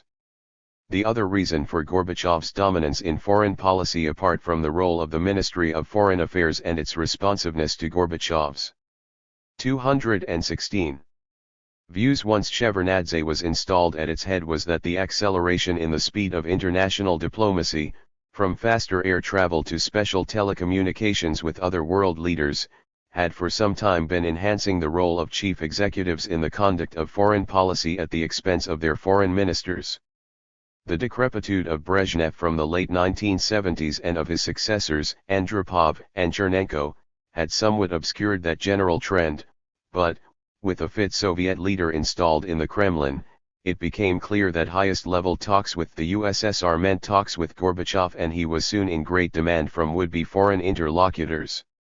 Indeed, given the popularity in the outside world which Gorbachev attained early in his general secretaryship, Western political leaders were not averse to attempting to boost their own flagging popularity with a Gorbachev visit to their country or a trip to Moscow for a photo opportunity, as well as discussions in the Kremlin. As a result both of the demands upon his time and of his own interests and volition, Gorbachev was exceptionally active in foreign policy, not only in its elaboration behind the scenes but also in its conduct, in his meetings with presidents and prime ministers, even as compared with Khrushchev or with Brezhnev when the latter was still in full possession of his faculties. Thus, for example, Gorbachev did not allow a single year of his general secretaryship to go by without holding summit talks with the American president. There were 9 such meetings, 5 with Ronald Reagan and 4 with George Bush, in the period of less than 7 years during which Gorbachev was Soviet leader. The last US-Soviet summit meeting before Gorbachev became General Secretary had been between Brezhnev and Carter at Vienna in 1979, and as compared with Gorbachev's 3 meetings with U.S. presidents on American soil, the only previous summits for which a Soviet General Secretary traveled to the United States had been Khrushchev's meeting with Eisenhower in 1959 and Brezhnev's with Nixon in 1973. In addition to his discussions with American presidents, Gorbachev had a very full program of meetings with European and Asian leaders, the latter including, unusually in the context of recently preceding Soviet history, the Chinese and Japanese. Gorbachev re-established civil relations with the Chinese leadership, although they were alarmed by the processes of liberalization and democratization in the Soviet Union and their consequences, as they saw it, of the fall of communism in Eastern Europe. With the Japanese, Gorbachev was prepared for compromise on the issue of the Kuril Islands, which the Japanese insistently made a stumbling block to improved relations with the Soviet Union, but by the time he visited Tokyo in 1991 he was politically too weak, with Russia asserting its rights against the Union, to bargain. While, in general, Soviet-Asian relations under Gorbachev did not produce much that was dramatically new, one novel element was the establishment not only of diplomatic relations but also of increasingly significant economic relations with South Korea. Given the extraordinary foreign policy activism of the Soviet Union under Gorbachev, his new foreign minister, too, had a demanding and important role to play, one which Shevardnadze performed with skill and integrity, in the process winning the respect and even affection of his foreign counterparts. Shevardnadze's relative openness and frankness made a startling contrast with Gorbachev and foreign policy. 217. Gromyko's political style. Gromyko, who inherited the sobriquet Mr. Niev, first applied to Stalin's foreign minister, Vyacheslav Molotov. I played his cards so close to his chest that he once paused carefully before answering a Western diplomat who asked him if he had had a good breakfast with a non-committal Terhaps. 22 Western leaders, foreign ministers, and senior officials responded with diverse and mixed emotions to the new style of Soviet foreign policy, for the change of manner was immediate, whereas changes of substance were not so instantaneous. While, in general, they welcomed dealing with Soviet counterparts with whom they could have real conversations not overladen with dogma, they realized that they could no longer rely on the ineptitude of Soviet propaganda to give them a walkover victory in any battle for public opinion. By early 1986 the American Secretary of State, George Shultz, had reached several important conclusions: that the Soviets were managing their foreign policy in an entirely new way, that Gorbachev had great capability and agility and toughness, that he had proved to be a skillful and adroit tactician in the politics of the Politburo who had quickly put his own people in key spots, and that Gorbachev pays Soviet experts in the U.S. government who were forever counseling President Reagan. That the Soviets had an inferiority complex, did not have an inferiority complex. In the United States, still more than Western Europe, there was, however, disagreement as to whether this new kind of Soviet leader was to be welcomed or regarded as highly dangerous. 24 Apart from a strong top foreign policy team, the new and self-confident Soviet leader had another advantage in international affairs that was not available to anything like the same extent in domestic, especially, again, economic policy. This was the fact that the Soviet Union was well supplied with high-quality specialists on international relations and foreign countries, both within government and in the various policy-oriented institutes already discussed in earlier chapters. First and foremost, however, these specialists were to be found in the Ministry of Foreign Affairs itself, where there was no shortage of relatively enlightened and capable people who had not had the opportunity to exercise their talents or political judgment to the full under Gromyko. Part of the change in Soviet foreign policy, and its successful implementation, was due to the advancement in the careers of some of these officials. For example, the promotion to the rank of Deputy Foreign Minister of both Anatoly Adamyshin and Vladimir Petrovsky in 1986. 6. The personal style of Gorbachev and Shevardnadze, so different from that of their predecessors, was, of course, even more important in signaling to foreign governments the early change that had taken place in the tone of Soviet foreign policy.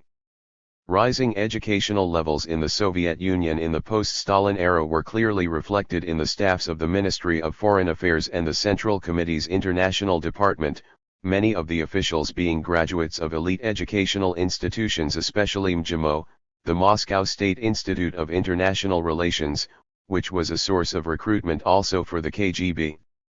In many respects, the Soviet diplomatic establishment by the mid-1980s was as professionally competent as its Western counterparts, although, of course, it included old thinkers as well as new thinkers. And 218. Until the Gorbachev era, even the latter often found themselves defending the indefensible.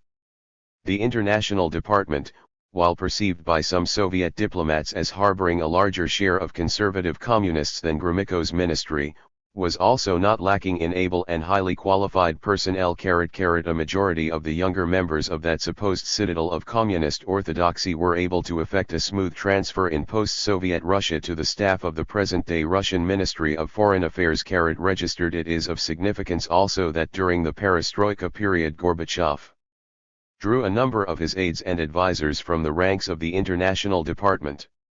In addition to Cherniv, the most influential of them, and Gorbachev, they included the long-serving first deputy head of the International Department, Vadim Zagladin, who moved from that post in 1988 to become a Gorbachev advisor. Like Cherniv, he is still working with Gorbachev in his foundation. Although Zagladin's successful career under Brezhnev made him seem increasingly like a time server, he had been a genuine enthusiast for change in Khrushchev's time, and it is possible that he recaptured some of that zeal under Gorbachev. It is noteworthy that, though Gorbachev drew extensively for advice upon specialists in the academic institutes concerned with international affairs, he preferred to draw for his staff appointments upon officials in the party apparatus. At least in the early part of Gorbachev's leadership, the norms of the system were still sufficiently strongly entrenched to make it difficult for him to do anything other than that. At a later stage, especially when he became president of the USSR in 1990, Gorbachev had a freer hand in appointments. His invitation, discussed in Chapter 5, in late 1989 to the academic economist Nikolai Petrakov to become his aide on economic policy was one of the relatively rare examples of his recruiting a full-time staff member outside the ranks of officialdom. While his domestic policy might have benefited from a greater boldness in that respect, little harm was done to his foreign policy by reliance on insiders for the filling of staff positions. He was, in fact, able to construct an efficient and open-minded foreign policy team, all of whom, including, not least, Shevardnadze and Yakovlev, had extensive experience as party officials. They themselves, however, Yakovlev, in particular, as well as Gorbachev, made use of experts from the research institutes to a greater extent than ever before when considering policy options. Thus, for example, in his role as Gorbachev's principal foreign policy aide, Chernihiv on the eve of Gorbachev's announcement of his support for the policy of the United States following the Iraqi invasion of Kuwait in 1990 called together several academic specialists on international issues and, although opinion among them was divided, summed up in favor of those who advocated a strong line, including the possible use of force as a last resort, against Saddam Hussein. 1 This was at a time when the Middle Eastern specialists in the Ministry of Foreign Affairs were still opposed to a policy which they believed would undermine the relationships they had built up over many years with radical regimes in the region. Shevardnadze was also prepared to overrule those officials and was supportive of the American position. Indeed, he was more unambiguously willing to countenance the use of force than was Gorbachev. J. Soviet leader. Gorbachev and Foreign Policy 219. Acceded to the request of Yevgeny Primakov, former director of the Institute of Oriental Studies of the Soviet Academy of Sciences and subsequently Yakovlev's successor as director of IMEMA, to use his powers of persuasion and his Middle Eastern contacts to convince Saddam of the necessity of withdrawing his troops from Kuwait and thus avoid the onslaught which awaited them. The intervention of Primakov, at that time a member of Gorbachev's Presidential Council and later head of Yeltsin's Foreign Intelligence Service, irritated Shevardnadze, but turned out to be of no avail. 3 Gorbachev, having taken a firm line against Soviet military intervention in other countries during his time as leader, had a clear preference for a political solution to this and other crises, the more especially as it occurred in late 1990, when he was already under strong pressure from conservative forces, including the military, in the Soviet Union. The general support of Gorbachev and Shevardnadze for the American position vis-a-vis Iraq, nevertheless, held fast, although it added to the growing resentment in Russian nationalist and Orthodox communist circles towards both of them. One of Gorbachev's ideas concerning the making of foreign policy was that the International Department should become much more of a think tank for the Soviet leadership than it had been hitherto. This would involve it in paying less attention to revolutionary movements in the Third World and engaging more proactively in fresh thinking on central issues for the Soviet leadership, including that of East-West relations. He wanted the department's relationship to the Ministry of Foreign Affairs to be complementary rather than competing, but, nevertheless, for it to offer alternative ideas. His desire both to shift the focus further in the direction of East-West relations and to maintain harmony with the Foreign Ministry was reflected in the choice of Dobrynin as head of the International Department, with the rank of Secretary of the Central Committee, and of Georgy Kornienko, who, like Dobrynin, had spent his entire career in the diplomatic service, from 1977 to 1986 as First Deputy Minister of Foreign Affairs, to be First Deputy Head of the International Department. Kornienko, however, as his later statements were to illustrate, was rather more at home with the half-truths and deceptions of the Gromyko era than with the Gorbachevian new thinking. 36 Dobrynin had the reputation of being a relatively liberal and highly capable diplomat. The good relations he had established with his near neighbor Yakovlev during the latter's 10 years as Soviet ambassador to Canada may also, given Gorbachev's willingness to listen to Yakovlev's advice, have played a part in his being brought into a senior position in the Central Committee apparatus. According to Chernihiv, Gorbachev chose Dobrynin not only because he did not like Ponomarev and didn't like his views and Comintern attitudes and wanted to establish equality of rights in the international communist movement, but because he wanted an experienced diplomat who would turn the International Department into an organization which would deal with foreign policy generally. Happy face, the Dobrynin appointment, while it had the desired effect of downgrading interest in revolutionary movements, did not, in other respects, live up to Gorbachev's expectations, or to those of his Washington admirers, who had over his many years as Soviet ambassador acquired a high regard for his diplomatic finesse. Dobrynin had been so long in the United States that he knew the 220 Washington corridors of power better than those of Moscow. His lack of connections within the Central Committee apparatus meant that he never carried as much weight there as his formal rank would, on the face of it, have suggested. He was also primarily not an ideas man but a skillful executant of policy. He remained, moreover, fascinated with the United States, and while he now had, in principle, responsibility within the Communist Party for the whole world including Europe, to which Gorbachev wished to devote increasing attention. Dobrynin liked nothing better than visiting American delegations. He was much more familiar with the reality of the United States than with the reality of his own country. And, although the international department's responsibilities included an attempt to build relations with West European Social Democrats as well as communist parties and Third World revolutionary movements, these remained something of a mystery to Dobrynin, since they were all political forces which were absent from American political life. It was not only, however, the appointment of Dobrynin which prevented the international department from becoming an important independent source of information and ideas to the Ministry of Foreign Affairs. This, Chernyi points out, might have occurred if Gromyko had still been foreign minister. But once Gorbachev had appointed Shevardnadze, the international department was doomed to play a subordinate role, given Shevardnadze's long-standing friendship with Gorbachev and the congruity of their ideas and general outlook.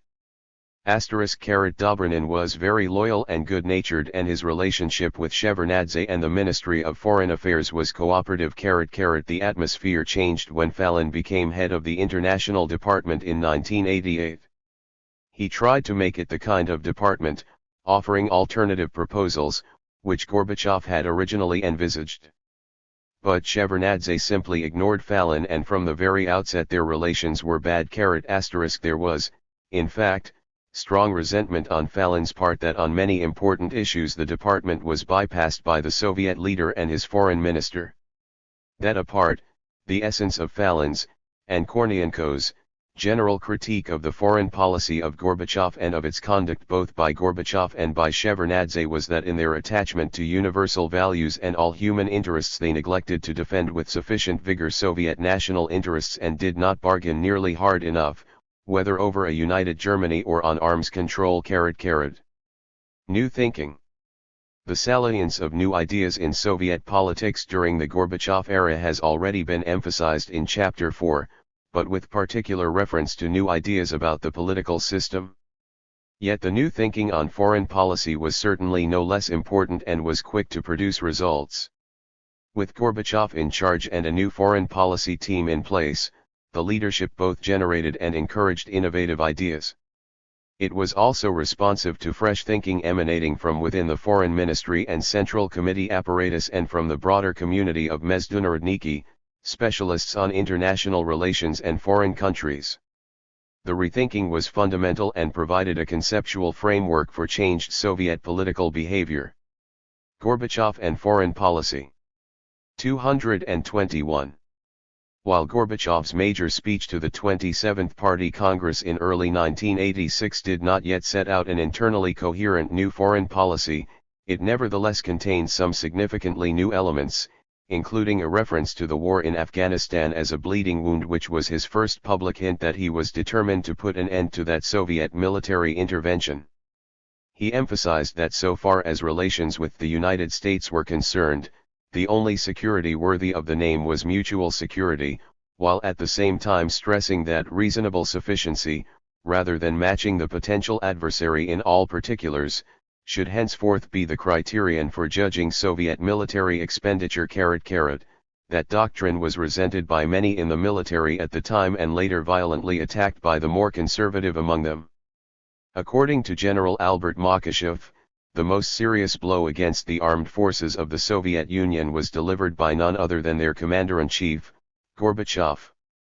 As the initiator of the doctrine of reasonable sufficiency, he, in essence, began the planned reduction of the military potential of the country, and later even its destruction. Gorbachev also provided an early indication of the more multipolar Soviet foreign policy he intended to follow, observing that one must not in world politics restrict oneself to relations with just one country alone, even if it is a very important one. To do so, as experience shows, only encourages the arrogance of strength, emphasis added. This was not only a criticism of the United States but an indirect criticism of Gromyko's foreign policy, as was Gorbachev's remark that continuity in foreign policy has nothing in common with the simple repetition of what has gone before, especially in the approach to problems that have accumulated, Emphasis added. The most important element in Soviet new thinking on foreign policy was a humanistic universalism. A relatively early expression of this was Gorbachev's speech to an international group of dignitaries assembled in Moscow in February 1987 for a forum called For a Nuclear-Free World, for the Survival of Mankind, and it was authoritatively elaborated at the 19th Party Conference in the summer of 1988, and in Gorbachev's speech to the United Nations in December of that year, quite at odds with the old Soviet pseudo-internationalism whereby lip service to a class approach to international relations and references to proletarian internationalism and socialist internationalism were coded language for putting the interests of the Soviet Union first and above all other concerns.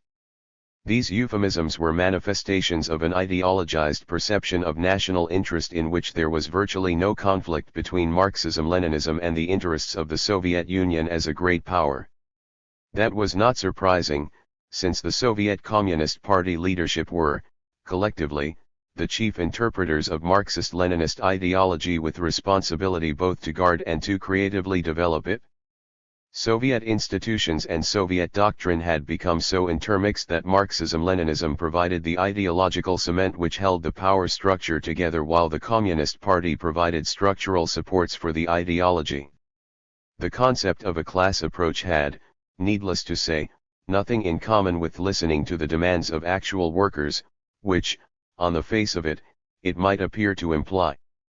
As recently as 1981, the Soviet leadership had demonstrated this once again with their nervous and hostile reaction to the rise of solidarity in 222.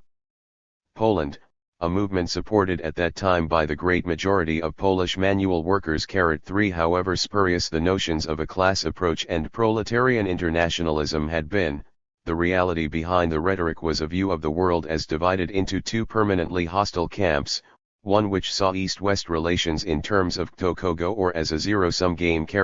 As Robert Legvold has put it, what Gorbachev had done was to set aside the holiest of Soviet foreign policy concepts, the notion that the most elemental dynamic of international politics resides in the tension between two historic social orders, socialism and capitalism. The idea of the inevitability of war between these two different systems had already been abandoned in Khrushchev's time, and since then the notion of peaceful coexistence had been advanced.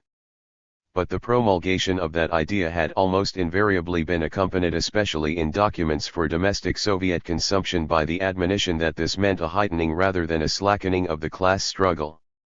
What it also acknowledged was the necessity of avoiding actual war with NATO countries, as distinct from ideological struggle. As early as 1985, when the new edition of the Communist Party program was being prepared for adoption at the 27th Party Congress in early 1986, a conscious decision was taken by Gorbachev to abandon the definition of peaceful coexistence between states with different social systems as a specific form of class struggle. Gorbachev's emphasis on interdependence, universal values, and all human interests was quite different from that old formulation and genuinely new so far as the top leadership was concerned. Precisely because the subordination of class interests and values to universal ones was so much at odds with classical Marxism-Leninism, Gorbachev was at pains to claim that Lenin had made a similar assessment, however uncharacteristic of Lenin's thought this may have been. In a meeting with writers in October 1986, Gorbachev spoke about how Lenin had expressed an idea of colossal depth concerning the priority of the interests of social development, of all human values, over the interests of one or another class. But the passage from Lenin on which Gorbachev and, following him, a number of Soviet commentators drew was not, as Stephen Shenfield has pointed out, postulating conflict between working class and general social interests, and did not even include the words all human values. Even at this early stage of the new leadership, Shenfield could appositely observe that Gorbachev's new thinking has enabled moral absolutism to establish a precarious foothold in the fortress of official ideology. Elaborating on the theme of universal interests and values in his book Perestroika, published in 1987, Gorbachev spoke about reading Lenin in a new way and drawing inspiration from him and his ability to get at the root of things. Stretching this point still further, he went on. Being the leader of the party of the proletariat, and theoretically and politically substantiating the latter's revolutionary tasks, Lenin could see further, he could go beyond their class-imposed limits. More than once he spoke about the priority of interests common to all humanity over class interests. It is only now that we have come to comprehend the entire depth and significance of these ideas. Gorbachev and Foreign Policy 223. While, as I have suggested in an earlier chapter, Gorbachev retained an idealized view of Lenin while departing more and more from the essentials of Leninism, the passage just quoted is an example of the instrumental use of Lenin which was common to Soviet politicians until, at least, the last year or two before the collapse of the USSR. Lenin had to be pressed into service to legitimize whatever doctrinal pronouncement or major action they wished to undertake in foreign or domestic policy. When making foreign policy pronouncements which had ideological implications, Gorbachev was conscious of addressing two very different audiences. On the one side, a domestic one in which the main threat, during his first 5 years in office, at least, came from conservative communist forces who viewed with alarm his abandonment of Marxist-Leninist orthodoxy and his undermining of the pillars of the communist system, and, on the other side, a foreign audience which was likely to be unimpressed by references to Lenin and was more interested in the depth and extent of the change in Soviet doctrine and what bearing this would have on Soviet behavior. The notion of universal values and interests, and their special salience in the nuclear age, had probably not first entered Gorbachev's consciousness as a result of rereading Lenin, even though he did, when already General Secretary, reread a number of Lenin's publications of the NEP period. These ideas had been formulated earlier by Soviet intellectuals, notably by Andrei Sakharov, but also, and of more direct influence on Gorbachev and his closest colleagues, by people on the liberal wing of the party intelligentsia, including Fyodor Berlatsky and Georgy Shukhnazarov. Q**YY*J*. Gorbachev's acceptance of them that they became authoritative, albeit, in terms of traditional Marxism-Leninism, highly revisionist, doctrine. Many Soviet officials, especially in the military establishment, it was hard to come to terms with Gorbachev's abandonment of past Soviet certitudes. Even General Dmitry Fokoganov, later a close ally of Boris Yeltsin and the author of a highly critical biography of Lenin, wrote a letter to Gorbachev in 1987 protesting sharply against the pacifism in the conception of the new thinking. In his 2-volume biography of Lenin published in 1994, Fokoganov complains on the basis of selective evidence and ignoring the main thrust of Gorbachev's thought that Gorbachev continued to adhere to Leninism, but, as his earlier attribution to Gorbachev of quasi-pacifist views should have made clear, Gorbachev's mode of thinking was very different from Lenin's, even though he continued to hold Lenin in misplaced esteem. In many cases, the contributors to new thinking on foreign policy were also those with innovative ideas on domestic reform. The acceptance of the possibility of establishing interdependent and even harmonious relations between capitalist and socialist systems went along, naturally enough, with the redefinition of those terms. Both socialism and capitalism were concepts which had been employed to describe a wide variety of political and economic realities, including socialist and capitalist dictatorships, but in their social democratic and liberal democratic variants the dividing line between democratic socialism and democratic capitalism became quite a fine one. Gorbachev, with his new emphasis on global concerns and universal values, was, in effect, abandoning the idea of a final victory of communism and legitimizing both a political and 224. Economic diversity and an international cooperation which transcended ideological divisions. He was, in a sense, embracing the idea of convergence of social systems which had been prematurely, and mainly erroneously, discerned by a number of Western commentators in the Brezhnev era and roundly denounced also for the wrong reasons by Soviet ideologists. What is more, this convergence in the Gorbachev era became increasingly a political reality, but not in the way which had been envisaged in convergence theory, with its assumption of movement from both directions towards a median position between archetypal capitalist and communist systems. The movement, on the contrary, came almost entirely from the Soviet side, with Western liberal and democratic norms being gradually accepted as superior to traditional Soviet ones.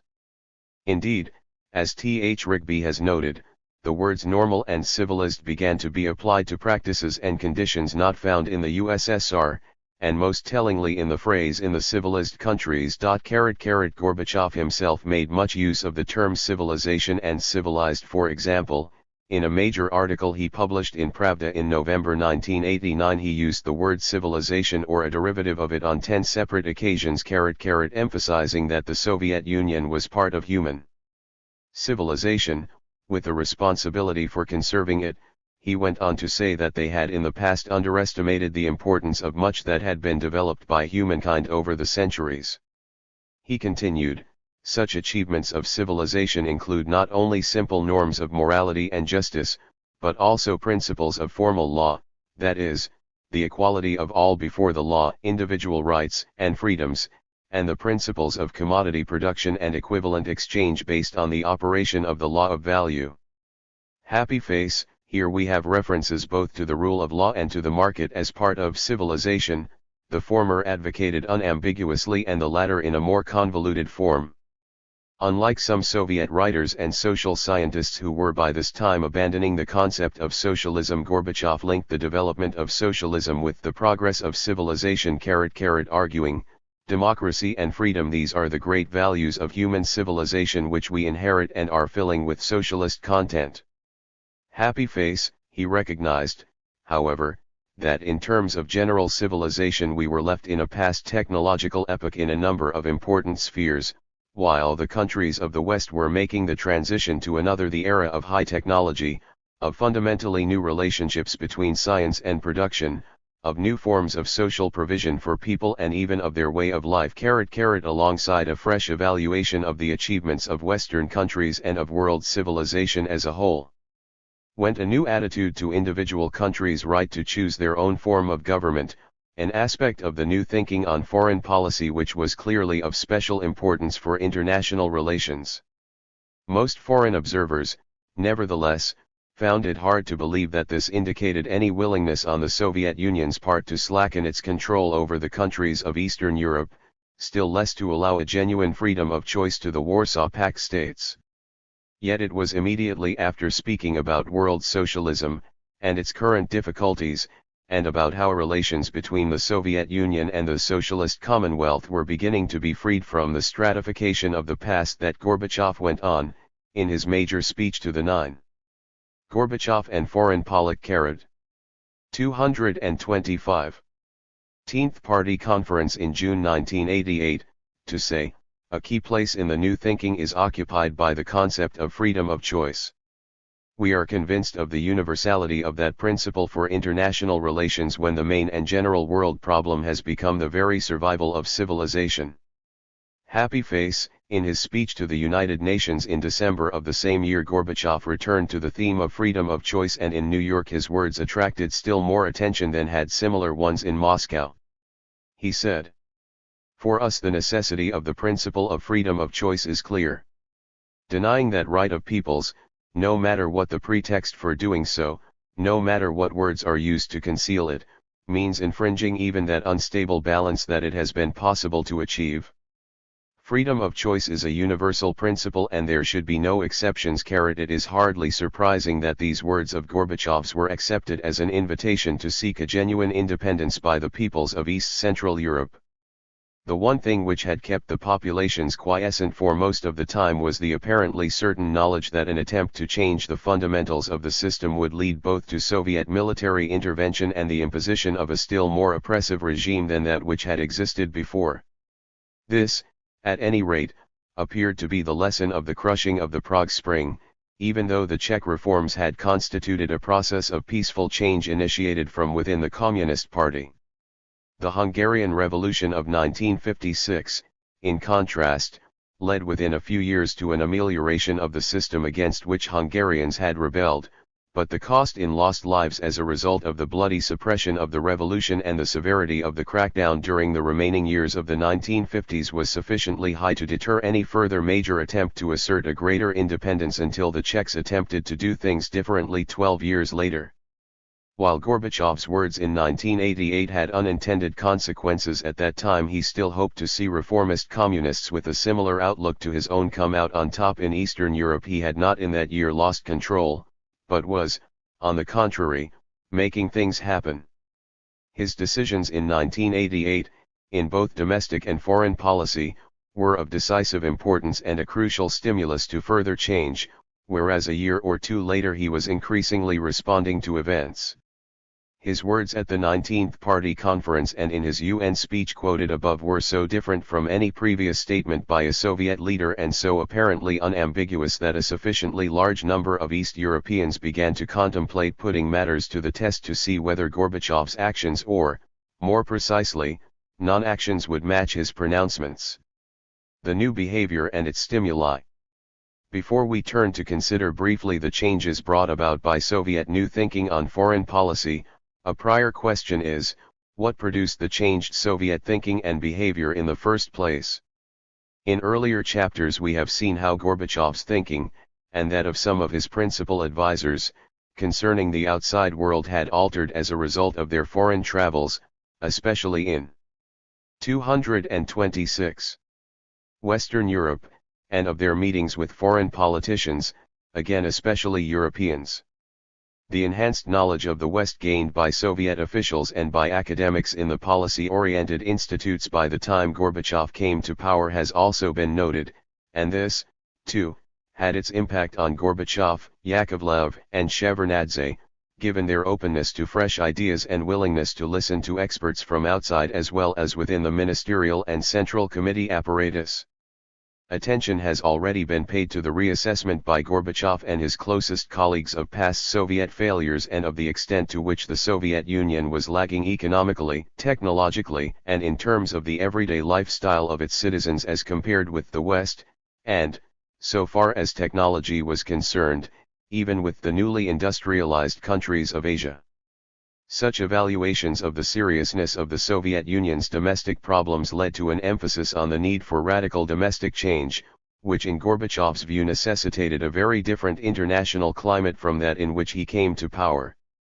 Yet there is an alternative explanation of all that was new in Soviet thinking and behavior which is accepted unquestioningly by many American politicians and commentators, by a smaller proportion of their West European counterparts, and even by some Russians.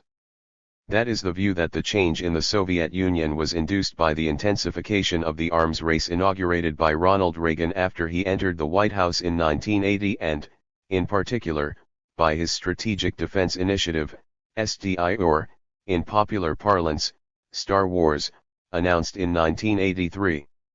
For Gorbachev the possibility of the arms race entering a still more highly automated, dangerous, and expensive stage was a further argument for the kind of policy innovation which would break the deadlock and end the vicious spiral. The Soviet leadership as a whole did not believe that the United States would succeed in fulfilling Reagan's dream of creating a foolproof defensive shield which would prevent all nuclear missiles from reaching their intended targets, but some of them were extremely concerned that the technological spin-offs from the research and development being undertaken would be sufficient to put the Soviet Union at a military disadvantage. The head of Soviet space research, Roland Sagdiyev, an outstanding physicist who was a representative of the scientific community rather than the military-industrial complex but whose work brought him into constant contact with the latter, was one of those who argued that SDI would not work and that it would be a colossal waste of money for the Soviet Union to attempt to emulate Reagan's venture. He took the view that the Americans oversold SDI and the Russians overbought it in the sense of exaggerating the threat it imposed. When he heard a leading official in the Soviet space industry telling Gorbachev that we are losing time while doing nothing to build our own counterpart to the American SDI program, Sagdiyev says he almost died from suppressing my laughter. Sagdiyev has, since 1990, lived in the United States. He moved from the Soviet Union, as he put it, as part not of the brain drain but of the heart drain. He had married Susan Eisenhower, the granddaughter of the American president who, in his valedictory speech, put into circulation the concept of the military-industrial complex. For Sagdiyev, that complex was even more of a reality in the Soviet Union than in the United States. 76. Gorbachev and Foreign Policy 227. While Gorbachev was far from alone in the Soviet leadership in being alarmed by the policies of the Reagan administration, he was the only person in the Politburo, until he himself became General Secretary and was able several months later to promote Shevardnadze to full membership, to draw the conclusion that Soviet as well as American policy had to change. Other Russian leaders had reacted to increased American military spending in traditional ways, and the fact that Gorbachev came to power when he did was totally unconnected with the policies of the Reagan administration in general and SDI in particular. For Gorbachev, the likely spin-offs from SDI and the additional burdens this would impose on the Soviet economy did indeed represent additional reasons for seeking not only arms control agreements but also a dramatic improvement in the climate of Soviet-American relations. The Gorbachev factor was, however, much more decisive here than the Reagan factor. Reagan's policies had done nothing to change Soviet policy for the better during his first term of office. Had not the health of two successive general secretaries, both of them chosen during Reagan's first term, deteriorated rapidly, leading to their deaths, Gorbachev would not have come to power at all while Reagan was still in the White House. Indeed, far from making the Soviet leadership more conciliatory and on the lookout for a dovish general secretary, the immediate effect of Reagan's speech in March 1983 proposing an all-out, Manhattan Project-like campaign to develop comprehensive, space-based anti-ballistic missile defenses for the United States was a heightening of international tension. Some senior Soviet officials began to believe that the West might be preparing for a preemptive strike on the Soviet Union. This suspicion was, paradoxically, strengthened when a Soviet plane shot down the Korean civilian airliner KAL-007 on September 1, 1983, after it had blundered into Soviet airspace. Not only at the time, but several years later, the Soviet military believed that the plane was engaged in military reconnaissance. The British Prime Minister and Foreign Secretary were informed by their source in the KGB, Oleg Gordievsky, that what Geoffrey Howe described in his memoirs as simplistic overreaction in the United States came near to convincing Moscow, Andropov included, that the whole incident had somehow been contrived, as a cunning trap, by the CIA. The author of a careful study of the causes and consequences of the KAL-007 crisis, Alexander Dalin, observes that it heightened mutual Soviet-American suspicion and that the outrage, both genuine and sham, that the two sides directed at each other served to place them even further apart.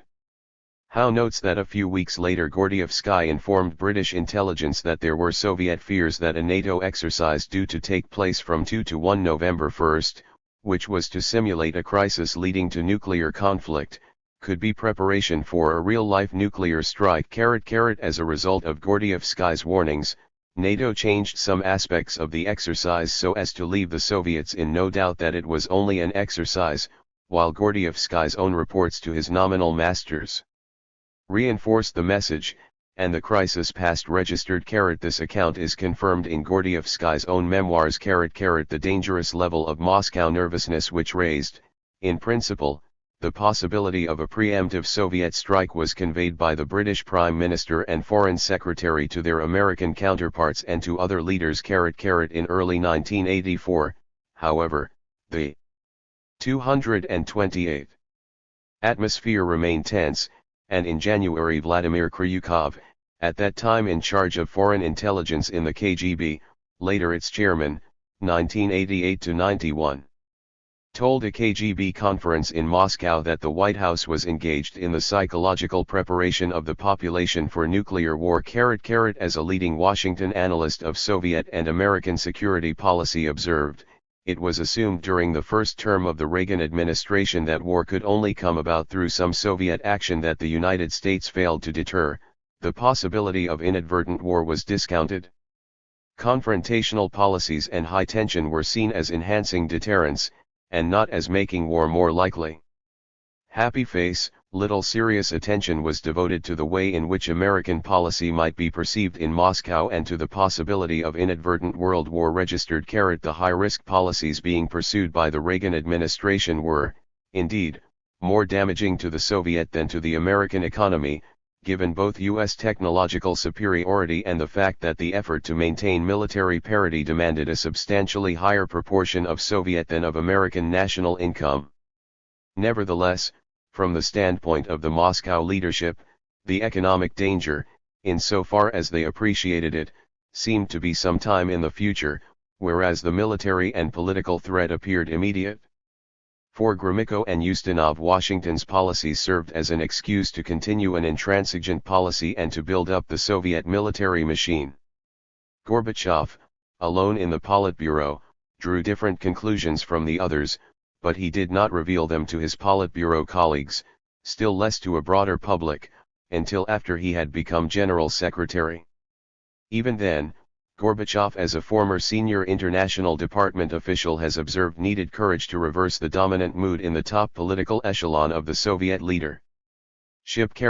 Neither Reagan's policies nor the increased tension, contrary, as already noted, to some Western mythology, played a part in bringing Gorbachev to power. The first vacancy to occur in the General Secretaryship after the launching of SDI came with the death of Andropov in February 1984. He was succeeded not by Gorbachev but by Chernenko, who was chosen by the old guard precisely because he represented continuity with the past, especially the Brezhnevite past, and he was particularly warmly supported by Gromyko and the hardline Minister of Defense, Ustinov. Both of these political veterans, whose careers as important officials stretched back to Stalin's time, knew that they could continue to run Soviet foreign and defense policy along traditional lines as long as Chernenko was there. It was the accident of fate which saw the collapse of Chernenko's health, and his death a mere 13 months after coming to office, which brought Gorbachev to power in March 1985. It is not certain that he would have succeeded Chernenko even then but for another important death within the aged Soviet oligarchy, that of Ustinov in December 1984. Certainly if Ustinov and Gromyko had imagined for a moment that Gorbachev would change Soviet military and foreign policy to anything like the extent he did, they would have employed their considerable political weight to stop his rise to power before he reached the point of becoming the obvious heir apparent to Chernenko. At the time when Gorbachev became Soviet leader, Ustinov's successor as Minister of Gorbachev and Foreign Policy 229. Defense, Marshal Sokolov, was not even a candidate member of the Politburo, because there had been no Central Committee meeting in the interval since Ustinov's death at which he could have been accorded such a position. When Gorbachev was chosen to succeed Chernenko, this was, then, not because the Soviet Party state elite were responding to Reagan's foreign and defense policy. In the first place, Gorbachev and his supporters, as has been described in Chapter 3, seized the initiative and had Gorbachev chosen as chairman of Chernenko's funeral commission, and putative successor, before all members of the Politburo had a chance to reach Moscow and participate in the deliberations. Second, Gorbachev had given no hint to any members of the top leadership team either at the time of his election or earlier that he would deviate from the existing Soviet military policy of matching the United States whatever the cost and risks involved, with an eye, no doubt, to the votes he would need at some future date from that selectorate. At a time when Ustinov was still alive, he spoke in the Politburo in favor of the Soviet Union needing to take an offensive position in the propaganda war which followed the shooting down of the South Korean passenger airliner in the late summer of 1983. Gorbachev was to speak also, in his Politburo acceptance remarks of March 11, 1985, following the decision to recommend him to the Central Committee as next General Secretary, of raising the economic and military might of the motherland, emphasis added, I third, inasmuch as Politburo members had a choice and insofar as Central Committee opinion had been canvassed. Gorbachev was selected as a modernizer who would give dynamism to Soviet policy, not radically transform it. His own intentions, as has been argued in earlier chapters, were reformist rather than transformative at the outset, and he played down even the reformism at the Politburo meeting which chose him to succeed Chernenko. In a passage which reads oddly in the light of the radical changes Gorbachev was soon to embrace, he said, "We do not need to change policy. It is a true, correct, fully Leninist policy. We need to raise the tempo, move forward, expose shortcomings and overcome them, to see clearly our radiant future."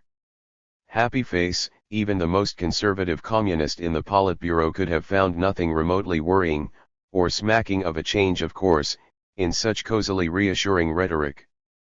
Gorbachev was a complex politician operating in a complicated political environment, and these emollient words were less indicative of his thinking at the time than the far more critical and wide-ranging analysis of the level of Soviet economic and social development he had made in his major speech discussed in earlier chapters of December 1984 to a conference on ideology in Moscow.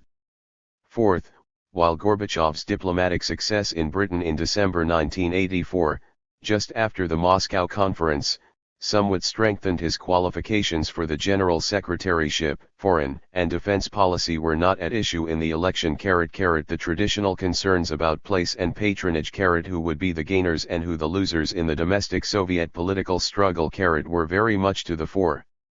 And this time they were accompanied by a sense that the rule of old men, and the ritual of annual funerals of the top leader, could not continue if the Soviet Union was to avoid becoming a laughingstock, and also by an awareness on the part of at least a section of the leadership that the slowdown in Soviet economic growth was assuming the dimensions of a major problem. 230. It was the good fortune of President Reagan and of the West generally that Gorbachev came to power in 1985. But there is not a shred of evidence that would justify seeing it as a consequence of Reagan's policy during his first administration. Gorbachev was, after all, the fourth Soviet General Secretary, albeit the only fully fit one, to coincide with Reagan's period in office, but the first to interpret the intensification of the arms race not as a reason for the Soviet Union to step up its military efforts but as an additional reason for seeking a new basis for trust in East-West relations. Thus, while there is something in the argument, provided it is not overstated, that saw the American willingness to outspend the Soviet Union in the search for new weapons systems as one of the stimuli to Gorbachev's policy innovations. There is no reason to suppose that Andropov or Chernenko would have acted in the same way had they lived longer, or that any politically conceivable alternative candidate for the General Secretaryship in the mid-1980s would have acted as Gorbachev did. It was Gorbachev's different outlook and his encouragement of fresh thinking that produced the innovative Soviet foreign policy. That is especially true of Gorbachev's first 4 years in power before the pressure of events in Eastern Europe constrained his choices and presented him with stark alternatives, to which, however, and crucially, he responded with behavior consistent with the precepts of the new thinking. Soviet-American relations. While, ultimately, it was developments in Europe and especially Gorbachev's acceptance both of the independence which East European states asserted in 1989-90 and of the reunification of Germany which ended the Cold War, the breakthrough to new levels of trust and cooperation with the West had already been made by 1988. During the first phase of Gorbachev's leadership, the Soviet Union was more preoccupied with the relationship with the United States than with that with Western Europe, and Gorbachev had much more expertise at his disposal on the former than on the latter. Improvement in the Soviet-US relationship, indeed, moved faster than that with most of the countries of Western Europe. 7 This was particularly true of relations with the United States while Ronald Reagan was still in the White House. Among the varied advice offered to Gorbachev in the earliest days of his general secretaryship was the suggestion that he could afford to sit out the remainder of the Reagan presidency and not concern himself unduly about what was seen in Moscow as Reagan's obduracy. But Gorbachev rejected this line, taking the view that it was especially important to establish a rapport with the conservative Reagan if real change was to be achieved. His briefings on the American political scene had enabled him to realize the advantages of winning the trust of a conservative Republican administration. Later he could imagine the kind of outrage which would have greeted any Democratic president who established as cordial relations with a general secretary of the Soviet Communist Party as, first, Ronald Reagan and, subsequently, George Bush did. Following his summit meeting with Gorbachev in Moscow in the summer of 1988, Reagan sent a note in which he wrote to Mikhail from Ron, and Gorbachev responded in similarly familiar terms. Gorbachev and Reagan had, moreover, one controversial viewpoint in common. Gorbachev and Foreign Policy 231. A desire to achieve the total elimination of nuclear weapons. Within their respective administrations there were many who regarded this goal as unrealistic, even utopian, and among some of Reagan's European allies, most notably, Margaret Thatcher in Britain and François Mitterrand in France, the idea was regarded with horror.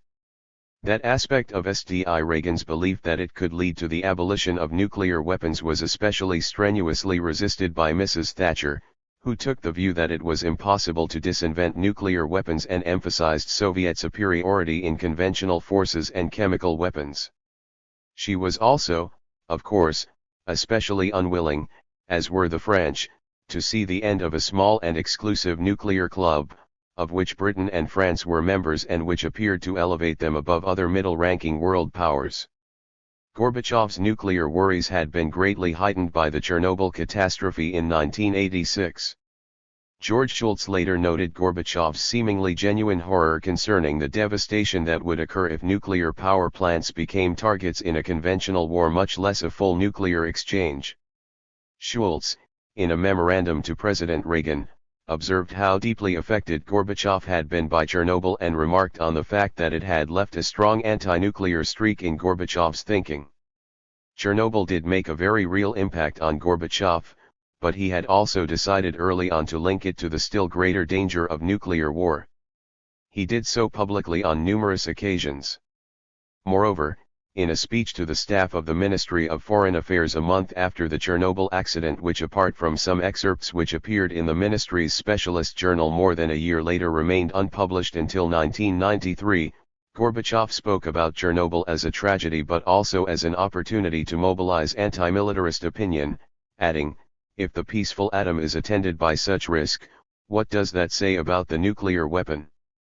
After the Geneva summit of November 1985, in which Gorbachev and Reagan got on well in personal terms, but achieved little more than that, came the far more dramatic Reykjavik meeting of October 1986. The idea of holding a summit devoted primarily to disarmament measures and to convene it either in London or Reykjavik was Gorbachev's and was first voiced by him to Chernihiv on his summer vacation in the Crimea in 1986. Gorbachev worked almost as much during his vacations as when in Moscow, but took the opportunity to read, reflect, and think ahead in a way which was scarcely possible when he was shuttling between the Kremlin and the Central Committee building, given the number of people anxious to see him and the vast quantity of documents which crossed the desks of his two offices. Shevardnadze was also on holiday at the time, but elsewhere, and so Gorbachev went ahead on his own, though informing the first deputy foreign minister, Anatoly Kovalev, who was in charge of the ministry during Shevardnadze's absence. One of Gorbachev's most skillful political moves in building a coalition for change in foreign and defense policy had been to give a prominent role in the policy process and in the detailed conduct of negotiations to Marshal Sergei Akhromev, the respected chief of the General Staff. Later Gorbachev was to lose the support of a large part of the military and, indeed, of Akhromev himself, but in the earlier stages of his leadership his co-option of Akhromev, who enjoyed high esteem in the armed forces and possessed the kind of expertise on 232 military issues which Gorbachev needed, stood him in good stead. The draft document which the Soviet side took to Reykjavik was initially prepared by Akhromev, along with Yuli Vorontsov, like Kovalev, a first deputy foreign minister, and Georgy Kornienko, recently moved from the foreign ministry to the first deputy headship of the International Department of the Central Committee, who, as noted above, was later to become disenchanted with Gorbachev's concessionary foreign policy, and presented to the Politburo by Dobrynin in the actual negotiations between the Soviet and American working parties at Reykjavik, which went on through the night and narrowed down the range of disagreements to be discussed in the sessions involving Gorbachev and Reagan. Akhromev was the most authoritative figure on the Soviet side. At a dinner with George Shultz in 1987, Akhromev told the American Secretary of State that, alongside his part in the defense of Leningrad during the Second World War, the proudest days of his life had been those spent working with Gorbachev. By the following year, however, Akhromev was alarmed by the size of the unilateral cuts in Soviet conventional forces which Gorbachev was prepared to make, and he resigned as Chief of the General Staff as Gorbachev made them public in his United Nations speech of December 1988. Shevardnadze found Akhromev a difficult colleague, saying that he was the one who made arms control so difficult, but Gorbachev had to involve the military in the decision-making process. Any military representative would have been bound to take a skeptical, if not hostile, view of the scale of the cuts Gorbachev and Shevardnadze were contemplating, and for as long as Gorbachev was able to keep Akhromev aboard and associated with his arms control policies, he had some protection from his military critics. Moreover, Akhromev, in contrast with a substantial part of the military-industrial complex, was an influential proponent of the view of leading scientists such as Sagdiyev that the Soviet Union had no need to pursue its own SDI program, and that any such effort would be a colossal waste of money. Even after his resignation as Chief of Staff, Akhromev continued to serve as an advisor to Gorbachev, although by 1990-1 he was concerned still more by the prospect of the breakup of the USSR.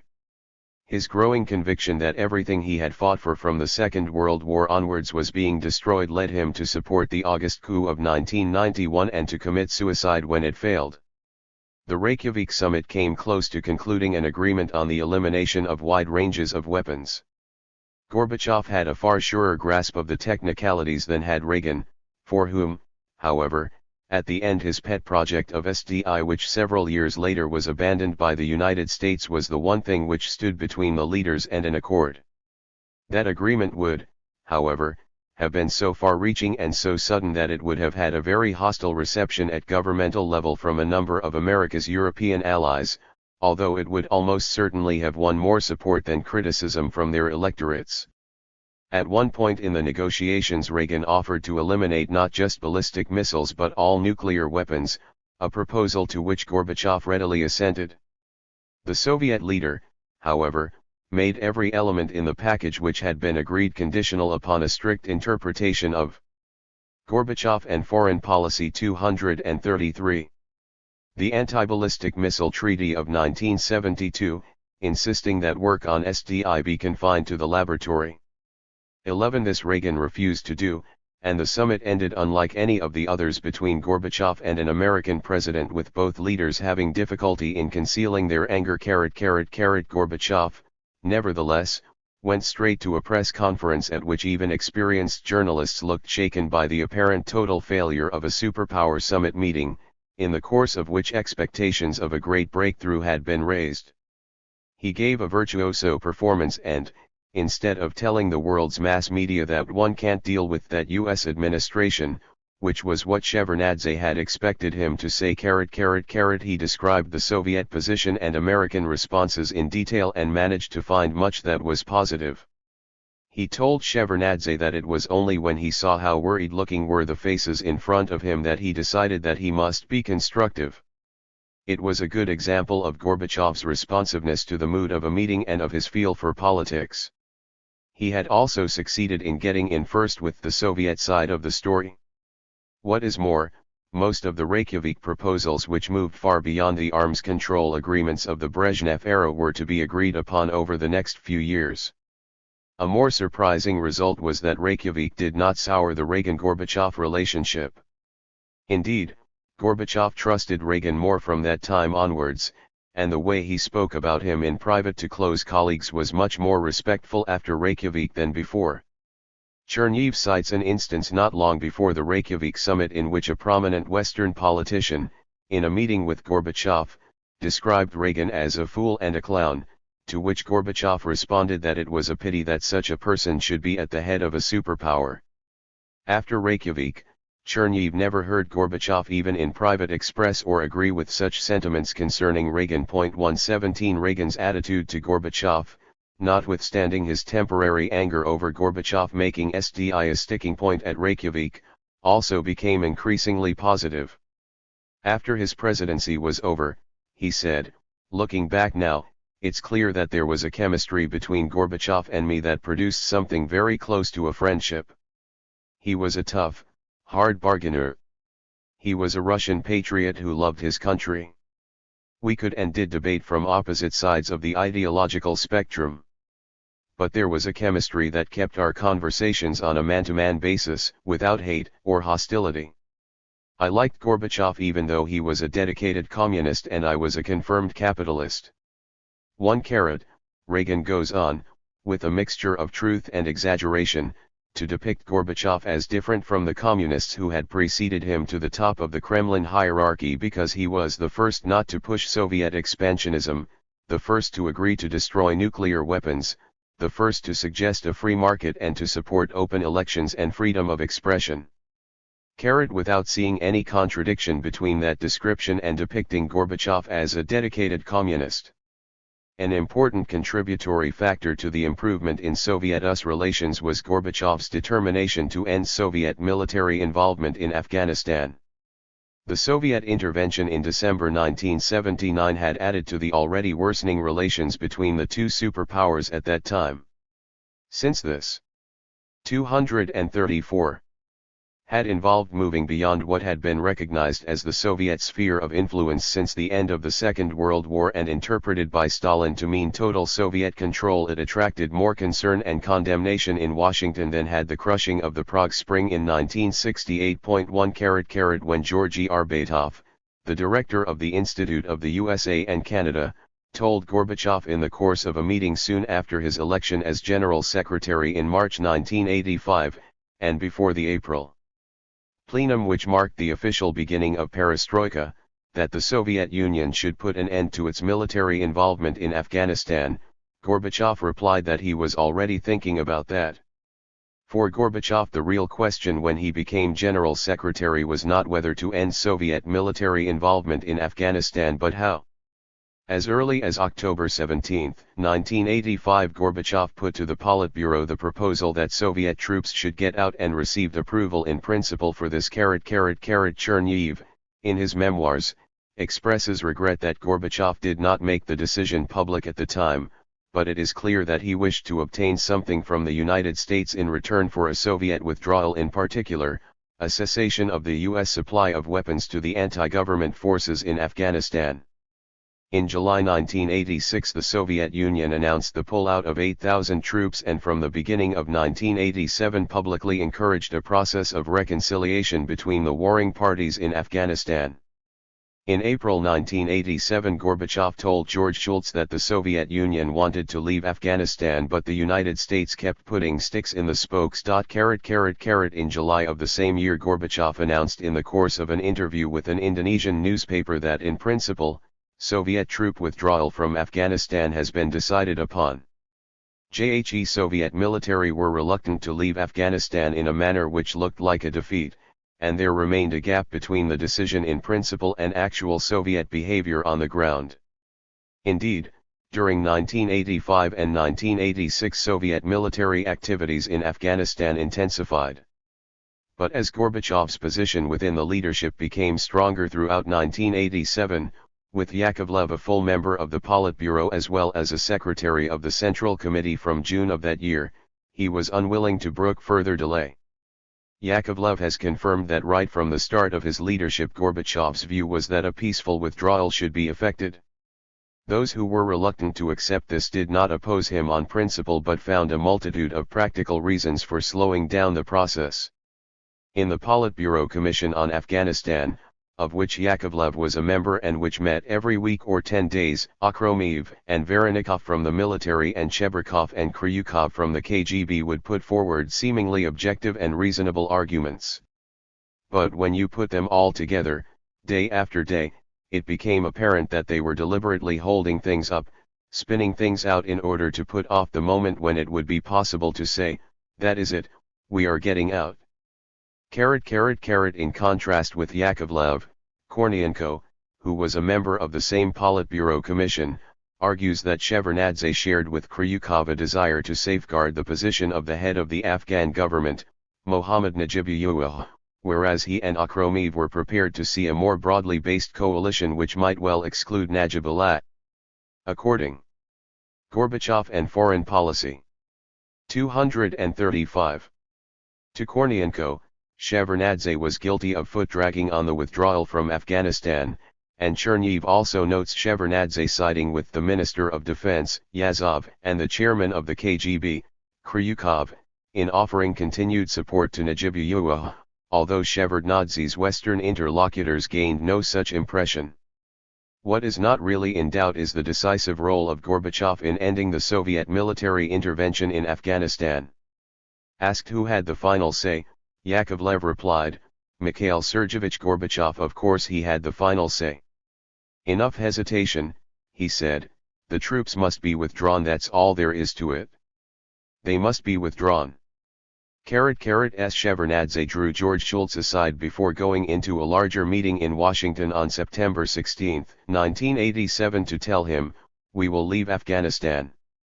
1 to the power of 9th Shevardnadze asked for American help to attempt to ensure that there would be a neutral, non-aligned Afghanistan and not a reactionary fundamentalist Islamic regime, but made it clear that a firm decision had, in any event, been taken. As Shultz put it in his memoirs, Gorbachev and Shevardnadze had both said publicly on earlier occasions that the Soviets would withdraw from Afghanistan, but we saw no evidence on the ground to lend credence to their statements. This private assurance was different. I had enough confidence by this time in my relationship with Shevardnadze that one knew he would not deliberately mislead me. The following April in Geneva agreements were signed involving Afghanistan and Pakistan as well as the Soviet Union and the United States on the total withdrawal of Soviet troops and on a pledge of mutual restraint in the supply of arms to the combatants. The Soviet forces began to leave Afghanistan in substantial numbers the following month and the withdrawal was completed by the set date of February 15, 1989. The firm decision which Shevardnadze had conveyed to Shultz in September 1987 smoothed the way for the remaining two major summit meetings Gorbachev held with Reagan in Washington in December 1987 and Moscow at the end of May 1988. They also had a fifth meeting on December 7, 1988, the day before Gorbachev made his major speech to the United Nations quoted earlier in this chapter. In his desire to remove medium-range nuclear missiles from Europe, Gorbachev made a major concession to the policy of the Reagan administration by removing the linkage between this issue and SDI. There were three main reasons for this. First, it was clear to Gorbachev that there was a limit to the progress he could make with Reagan on arms control so long as he made SDI a sticking point.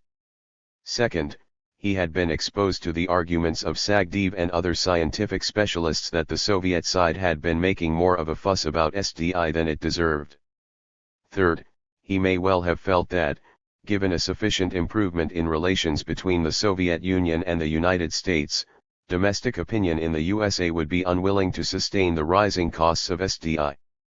This change of tack made possible the successful negotiation of the INF Treaty, signed at the Washington Summit in December 1987, which eliminated intermediate as well as shorter-range missiles from Europe.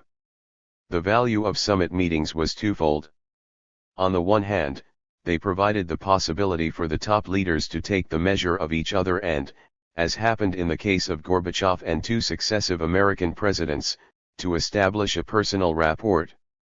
On the other hand, and at least as important, they 236 provided deadlines by which progress would be made, by the foreign ministers and other officials in a series of advance meetings, whether on arms control measures or on moving closer to a common position on areas of conflict.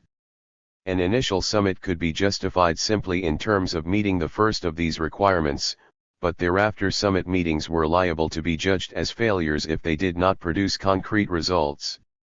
An exception was Reykjavik, in that it was seen as a failed summit at the time, but later regarded as more of a breakthrough than a breakdown since it showed that accord between the United States and the Soviet Union on measures of disarmament could go far beyond the limited horizons of arms control negotiators in Geneva, Vienna, or elsewhere. The American Secretary of State, George Shultz, was later to describe Reykjavik as the most remarkable superpower meeting ever held. And his Soviet counterpart, Eduard Shevardnadze, was to write of the enormous significance of the Reykjavik meeting, which had exerted a strong influence on our perceptions of what was possible in Soviet-American relations and in world polities. The Washington summit in December 1987 achieved a goal which had been set out by Ronald Reagan in 1981 and regarded then as unrealistic both in Western Europe and in the Soviet Union: the elimination of an entire category of nuclear weapons, the removal of the Soviet SS-20s as well as the Western cruise and Pershing missiles which were subsequently deployed in response to them. In this, as other instances, the cuts were asymmetrical, involving the destruction of approximately 4 times as many warheads on the Soviet as on the American side, since the Soviet Union had deployed more in the first place. Although this was, understandably, interpreted by Reagan as a vindication of the position he had taken 6 years earlier, he was to discover that, like Gorbachev, he had opponents on the right, albeit far less of a serious threat than Gorbachev's enemies. For many of these critics, the whole point of Reagan's zero option was that it would never be taken up. No Soviet leader would ever dare admit that it had been a mistake to install the Soviet SS-20s in the first place, thus justifying the installation and retention of American medium-range missiles in Western Europe. While Gorbachev was making the bigger concessions in an agreement which was in the interest of both sides, Reagan, and still more his Secretary of State, George Shultz, were criticized by Senators Robert Dole, Dan Quayle, and, it goes without saying, Jesse Helms, among others, for agreeing to the INF Treaty. The chairman of a right-wing pressure group, the Conservative Caucus, published an article in the New York Times in which he ridiculed the idea that Gorbachev was a new kind of Soviet leader who no longer seeks world conquests and described the summit meetings and arms control agreements as treasonous. The dramatic change for the better which took place in the Soviet Union, Eastern Europe, and in East-West relations began with Gorbachev, but it depended on his finding Western partners who were not so ideologically blinkered that they failed to see the changes taking place in Soviet policy or so boneheaded that they would not take yes for an answer. In contrast to his right-wing critics, Reagan had been, as Shultz put it, willing to recognize an opportunity for a good deal and a changed situation when he saw one, while Gorbachev had been perceptive enough to recognize the problems and bold enough to be desi.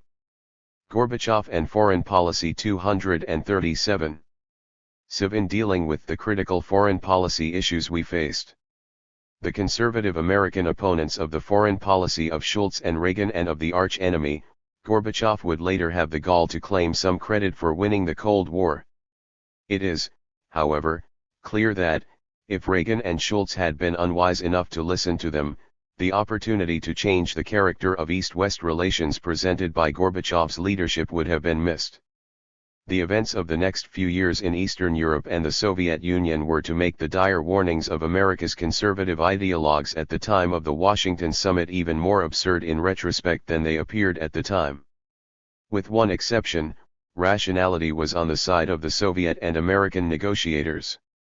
The exception was the White House's insistence that the INF Treaty Agreement must be signed at 1:45 p.m. on December 8, 1987, the first day of the summit meeting. Why the signing had to take place at precisely that time was as much of a mystery to Shultz and his team as to his Soviet counterparts who, nevertheless, went along with the proposal. It later turned out this had been the decision of Nancy Reagan, relying on the recommendations of her Californian astrologer. Among the issues which Gorbachev, in sharp contrast with his predecessors, addressed in the course of his meetings with Reagan and Shultz and subsequently with Bush and Baker, were the Soviet superiority in conventional forces and the need for asymmetrical cuts not only in nuclear missiles but in troop levels as well, the need to eliminate chemical weapons, acceptance of strict verification procedures in arms control, including rigorous on-site inspection, and the legitimacy of the topic of human rights in international diplomacy. By accepting, as did Shevardnadze in his meetings with Shultz, that the human rights issues had a regular place on the agenda, in contrast with the previous defensive Soviet insistence, which implicitly conceded the vulnerability of their position, that they were entirely the internal affair of the Soviet Union, Gorbachev not only took the opportunity to attack aspects of the American record at home and abroad but also, and more importantly, brought into harmony his domestic and foreign Policy objectives. Liberalization and a greater tolerance, more specifically, movement towards a state based upon the rule of law and the attainment of religious freedom and freedom to travel abroad and of emigration were assisted at home by the need of Gorbachev and Shevardnadze to be able to defend the Soviet human rights record in their meetings with foreign interlocutors, European as well as American. The other respect in which foreign policy came to the aid of Gorbachev domestically was that reducing international tension and the danger of war was enormously popular in Russia and throughout the Soviet Union. This threat had always seemed more tangible to Soviet than to American citizens, given that many of the most horrendous battles of the Second World War had been fought on Soviet territory. Moreover, years of warnings by Soviet propagandists of the imperialist threat had derived a new salience from the Second Cold War, as the period from the last years of the 1970s until the coming to power of Gorbachev came to be called. Alongside an often cynical official lip service to peace which the party-state machine, in general, and the KGB, in particular, attempted. 238. To manipulate for their own ends existed a real yearning for a more assured peace on the part of the great majority of Russians. Thus, Reagan's visit to Moscow in the summer of 1988 symbolized for Soviet citizens the qualitative change for the better which had taken place in East-West relations. Gorbachev's foreign policy contributed substantially to his popularity in the Soviet Union, as well as abroad, during the first 4 to 5 years of his leadership. It was only from 1989 that serious survey research on the comparative standing of Soviet politicians, including Gorbachev, was undertaken by the most professional of Soviet public opinion polling organizations, the All-Union, now All-Russian, Center for the Study of Public Opinion. As late as December of that year, 81% of citizens in Russia fully or partly approved of the activity of Gorbachev, with the comparable figure for the Soviet Union as a whole being 84%. And, as noted in Chapter 1, when Russians were asked to choose in an open-ended survey, conducted in the same month, the person of the year, Gorbachev received more than 3 times as much support as his nearest rival, Andrei Sakharov. While it is virtually certain that Gorbachev's standing was as high, or higher, in 1988, the precipitous drop in his domestic popularity, as noted in an earlier chapter, took place during his last 2 years in office, as in 1989, no comparably reliable survey data for that year are available. The impression he made on American public opinion can, however, be documented over a longer time period. Harris polls showed that in mid-1986 51% of American respondents had a favorable impression of Gorbachev, that this favorable rating had risen to 72% on the eve of Reagan's visit to Moscow in May 1988 and to 83% after it. The impact of Gorbachev's domestic and foreign policy changes on American public opinion was reflected in the fact that, whereas at the beginning of the 1980s an overwhelming majority of Americans were in favor of getting tougher with the Soviet Union, by late 1987 this had changed to a similar majority saying that the United States should try harder to reduce tensions with the rival superpower. By 1990 Soviet citizens had already come to take it for granted that there would be no nuclear war, and domestic problems took increasing precedence over the international situation. The award to Gorbachev in October 1990 of the Nobel Peace Prize, although certainly deserved, was by that time of little or no benefit to him at home. This, as has already been indicated, was in sharp contrast to 1988 when Gorbachev's domestic standing was still being enhanced by the fact that he had brought the Soviet Union's sworn enemy, Ronald Reagan, to Moscow in peace and friendship. Asked by a reporter inside the Kremlin grounds whether he still believed that the Soviet Union was an evil empire, the term he had used in 1983, the American president replied, "No, I was talking about another time, another era." The Moscow summit was not especially notable for its substance but strong on both visual and verbal symbolism. The world's cameras were on Gorbachev and Reagan as they walked together on Red Square and on Reagan, standing in front of a bust of Lenin, as he addressed a large audience of students at Moscow University. The American president told them not only that it was time that the Berlin Wall was removed but also that they were living in one of the most exciting, hopeful times in Soviet history. Partly, no doubt, because they were more vulnerable than Reagan had been. Gorbachev and Foreign Policy 239. To attacks from the conservative Republican ultras, but also because they, understandably, wished to conduct a policy review. George Bush and his Secretary of State, James Baker, began by displaying suspicion of the warm relations their predecessors had established with Gorbachev and Shevardnadze. As Schultz observed in his memoirs, George Bush and Jim Baker seemed concerned and wary that Ronald Reagan and I had become too impressed with Soviet personalities. Gorbachev, Shevardnadze too ready to believe that genuine change was occurring in the Soviet Union. I was apprehensive that the new team did not understand or accept that the Cold War was over. There was indeed a lull in US-Soviet relations in the early months of 1989 which greatly concerned Gorbachev, who had to be reassured by his West European partners, most notably, Margaret Thatcher and Helmut Kohl, that this would only be temporary, and that before long Bush would be at least as forthcoming as Reagan had been. In the face of the available evidence, Bush's caution was excessive, and, as Michael Beschloss and Strobe Talbot have observed, when he belatedly began to engage with Gorbachev that May 1989, he appeared to be doing so under pressure from public opinion, Congress, and his NATO allies. Eventually, Gorbachev's relations with Bush and Shevardnadze's with Baker were to be no less friendly than those with Reagan and Schultz. Indeed, Gorbachev's discussions with Bush had more substance than his conversations with Reagan, given that Bush came much closer to matching Gorbachev's grasp of the issues and far surpassed it on the detailed workings of market economies. Baker and Shevardnadze were the first to meet and to establish warm relations.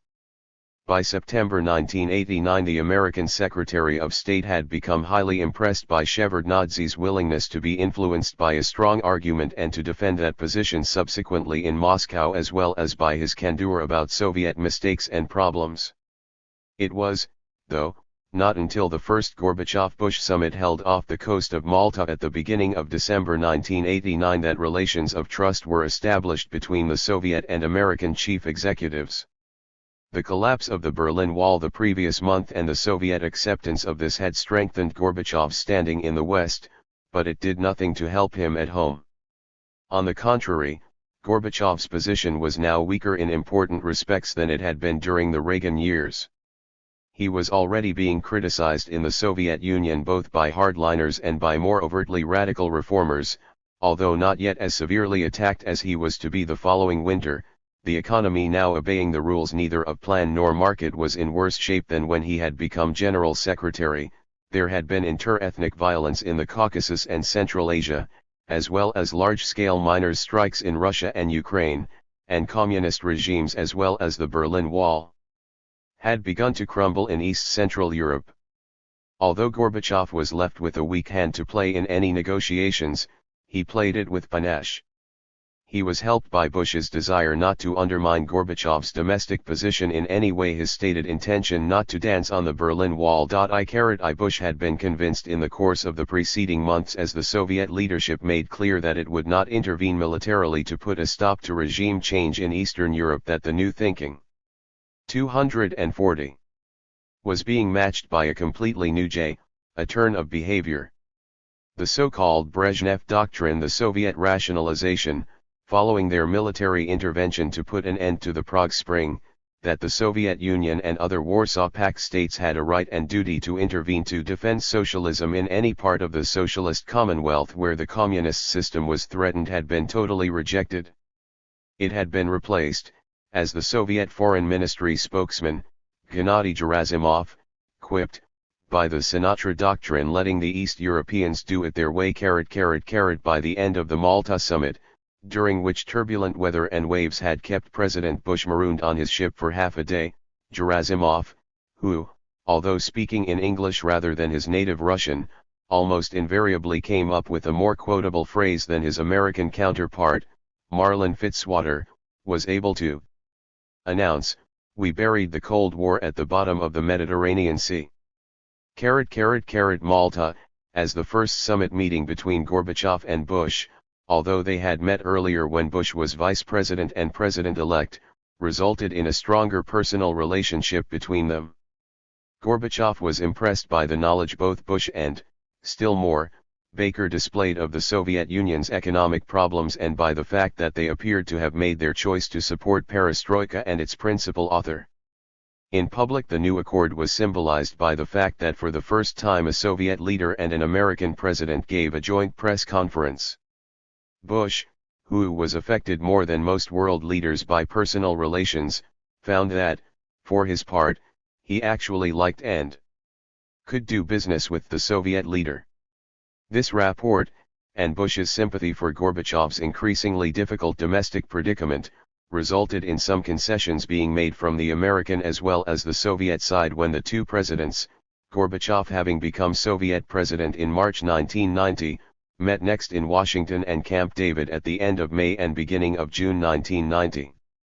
The further collapse of communist regimes in Eastern Europe and especially Germany's movement towards reunification had added to the discontent in the Soviet military, the KGB, and the party apparatus, already caused by the growing political pluralism which threatened them at home.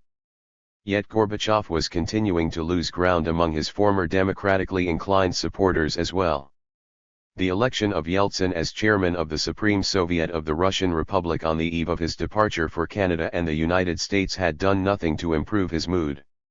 Germany, discussed in the next section, bulked large in the Washington summit talks, and this was an issue, especially the prospect of a united Germany in NATO, which was what the United States was seeking, that was acutely sensitive for Gorbachev in terms of his domestic political battles. With an eye on his declining support at home, he was also extremely anxious to have the Soviet Union granted most favored nation status in its trading relations with the United States. Bush, with his domestic critics in mind, initially rejected the idea of offering men standing until the Soviet Union had passed an emigration law and had lifted the economic blockade which had been imposed on Lithuania after it had declared its sovereignty.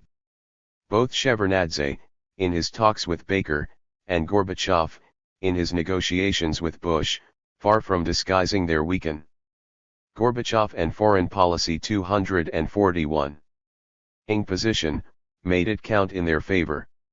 The American President and Secretary of State much preferred dealing with them not only to any hardline Soviet alternative leaders but also to the relatively unknown quantity represented by Yeltsin, who was not yet, in any case, as authoritative a figure as he was to become a year later after he had been elected President of Russia by the people as a whole. Thus, Bush gave way on the issue of most favored nation status but told Gorbachev that he wished to link it in his public statement both to ending the Lithuanian blockade and the enactment of the emigration law.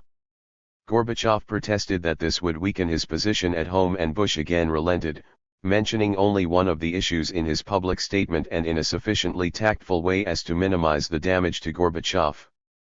MIT saw also the signing of agreements on chemical weapons and nuclear testing as well as a compromise statement on the Strategic Arms Treaty which had not yet been concluded.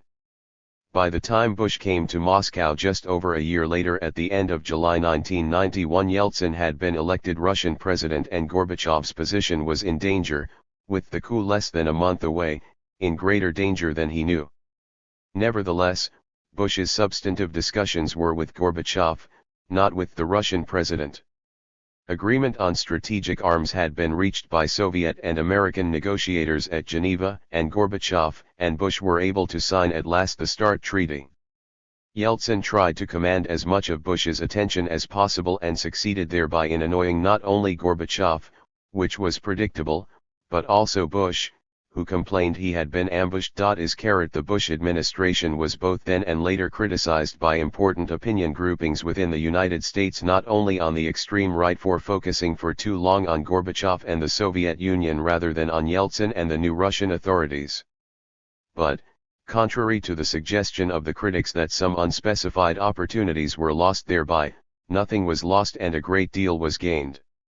Enormous damage would have been done to East-West relations and particularly the US-Russian relationship in the post-Soviet era if the United States could have been shown to have been an active participant in the breakup of the Soviet Union.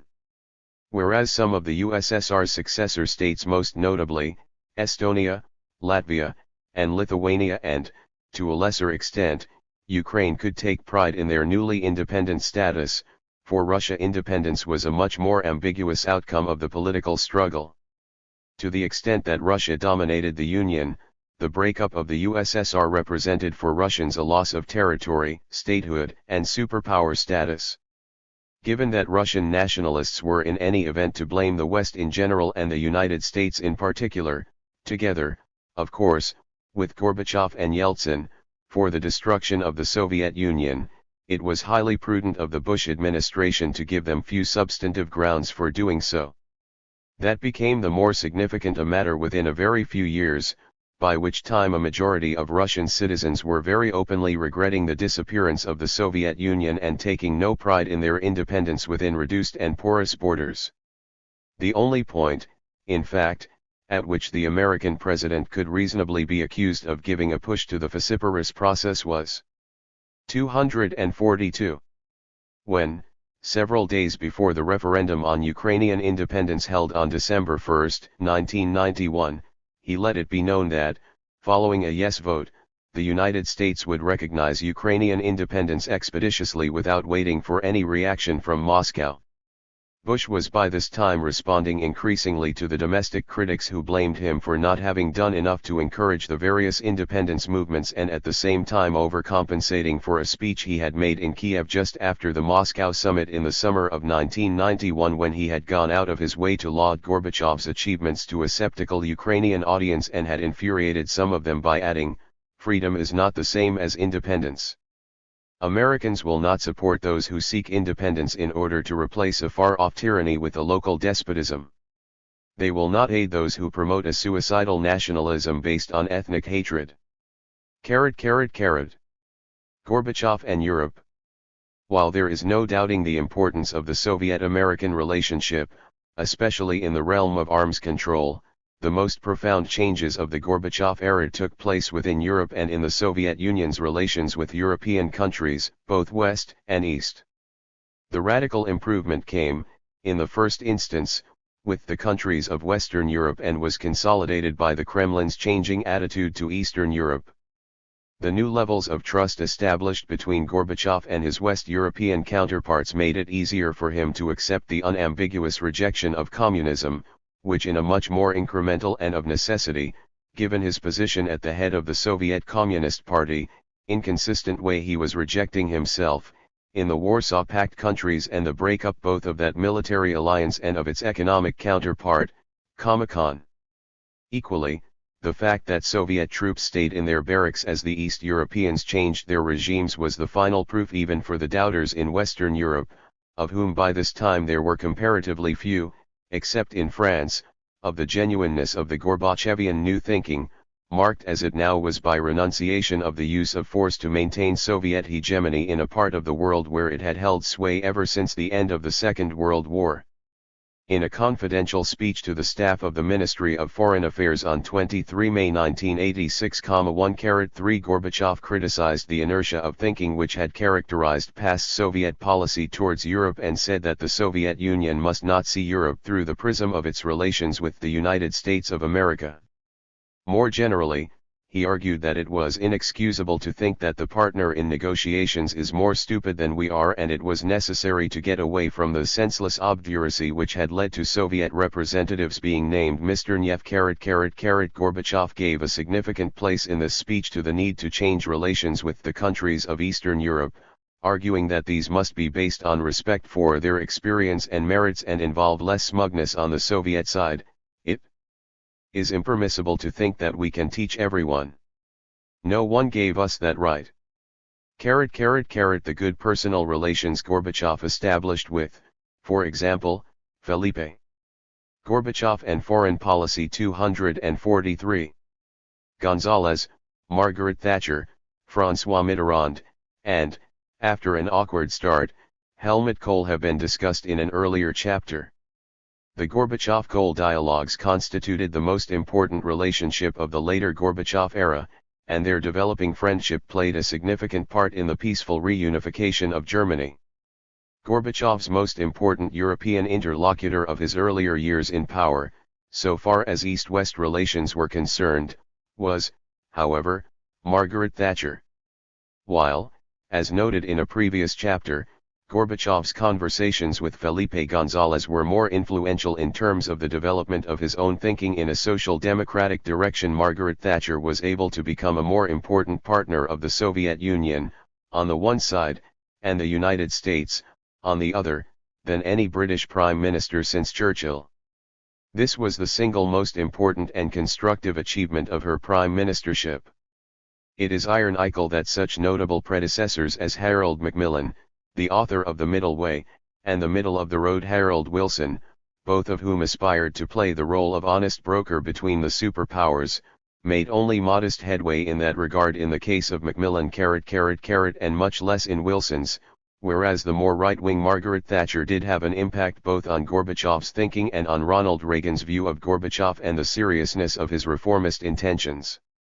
Her plain speaking with Gorbachev gave him a sharper perception of how past Soviet policy looked from Western Europe, and her personal support for Gorbachev in public and private in the West was especially important vis-a-vis the Reagan administration in the earliest period of Gorbachev's leadership, given her impeccably anti-Soviet credentials and Reagan's regard for her judgment.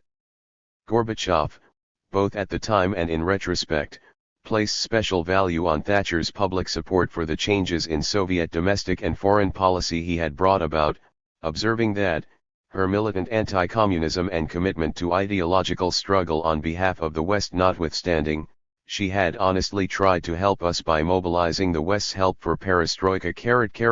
As was noted in Chapter 4, he resolved after her 1987 visit to Moscow to devote still more attention than hitherto to Western Europe. 2 days after the departure of the British Prime Minister from Moscow in the spring of 1987, Gorbachev spoke to a small group of his aides and associates about Europe. According to Anatoly Chernyev, Gorbachev's powerful turn towards Western Europe was an important consequence of his conversations with Thatcher. Describing Western Europe as our basic partner, Gorbachev said, "Perhaps I am wrong, but it seems to me that we study Europe badly and we know it badly." 17. In the course of these remarks, Gorbachev proposed establishing a center for research on Europe.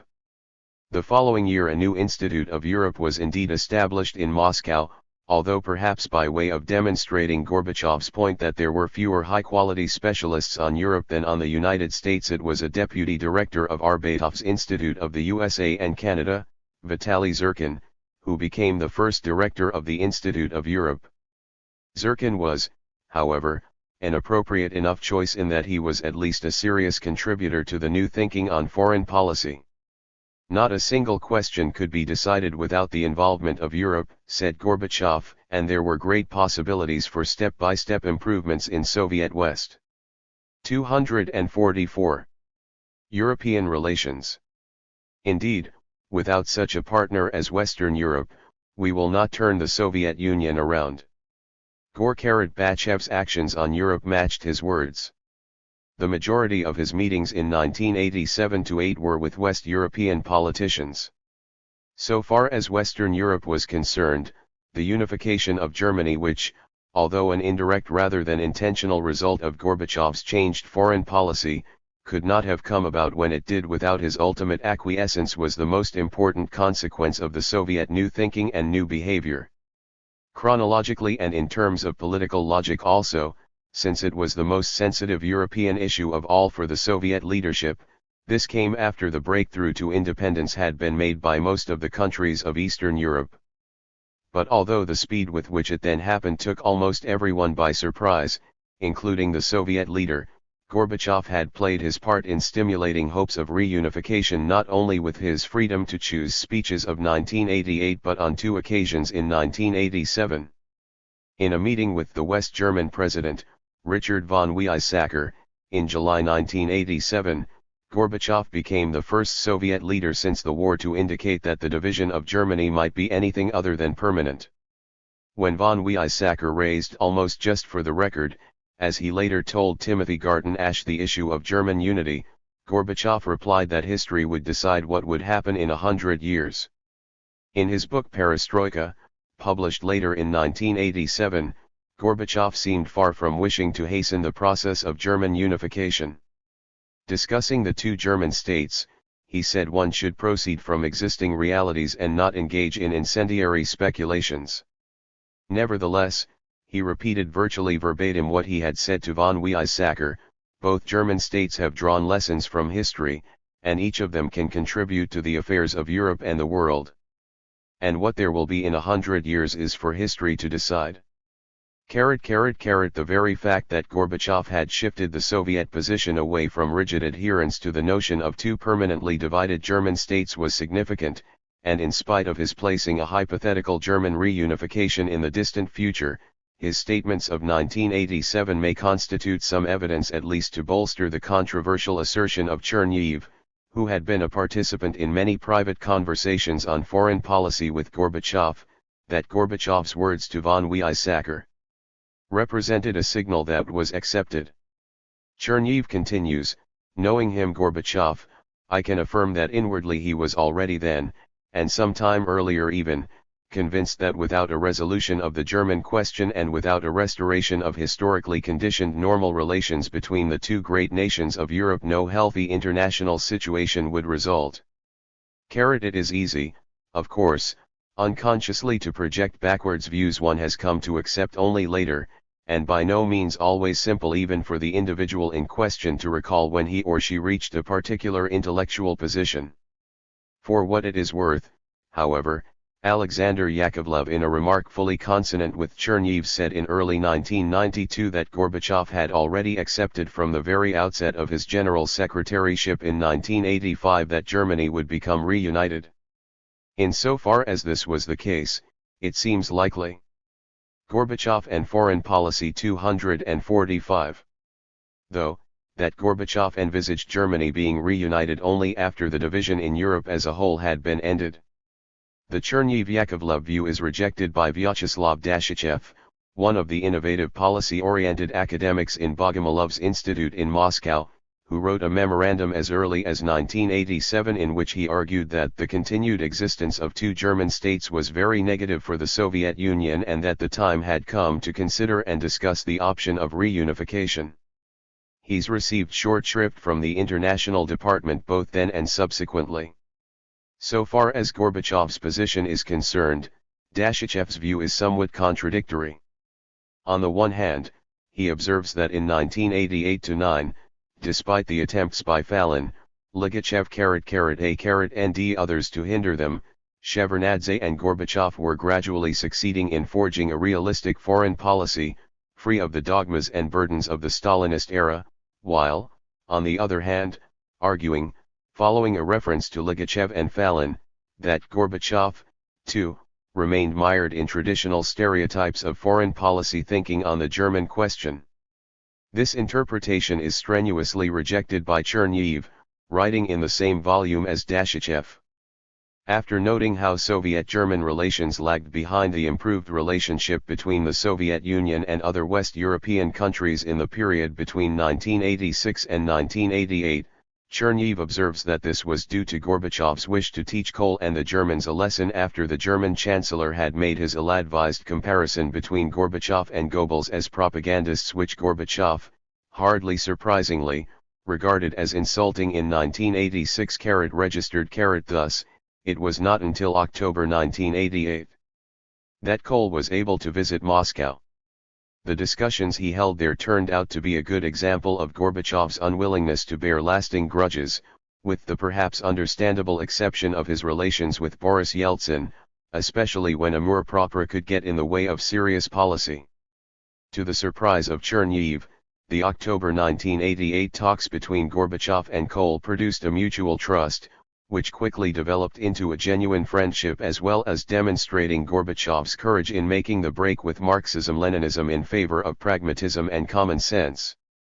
There is no doubt that the speed of German reunification far faster than Gorbachev, or for that matter Margaret Thatcher or François Mitterrand, wished was forced by events in Central Europe when regime transformation in Hungary and Poland, and the opening of the Hungarian border which allowed East Germans to travel westwards, was followed by the opening of the Berlin Wall in November 1989. Even Dashichev, with his somewhat critical view of Gorbachev, accepts that it was Gorbachev who took the crucial step when he told Helmut Kohl in February 1990 that it was up to the Germans to determine in what kind of state they would live and the speed at which it would be attained.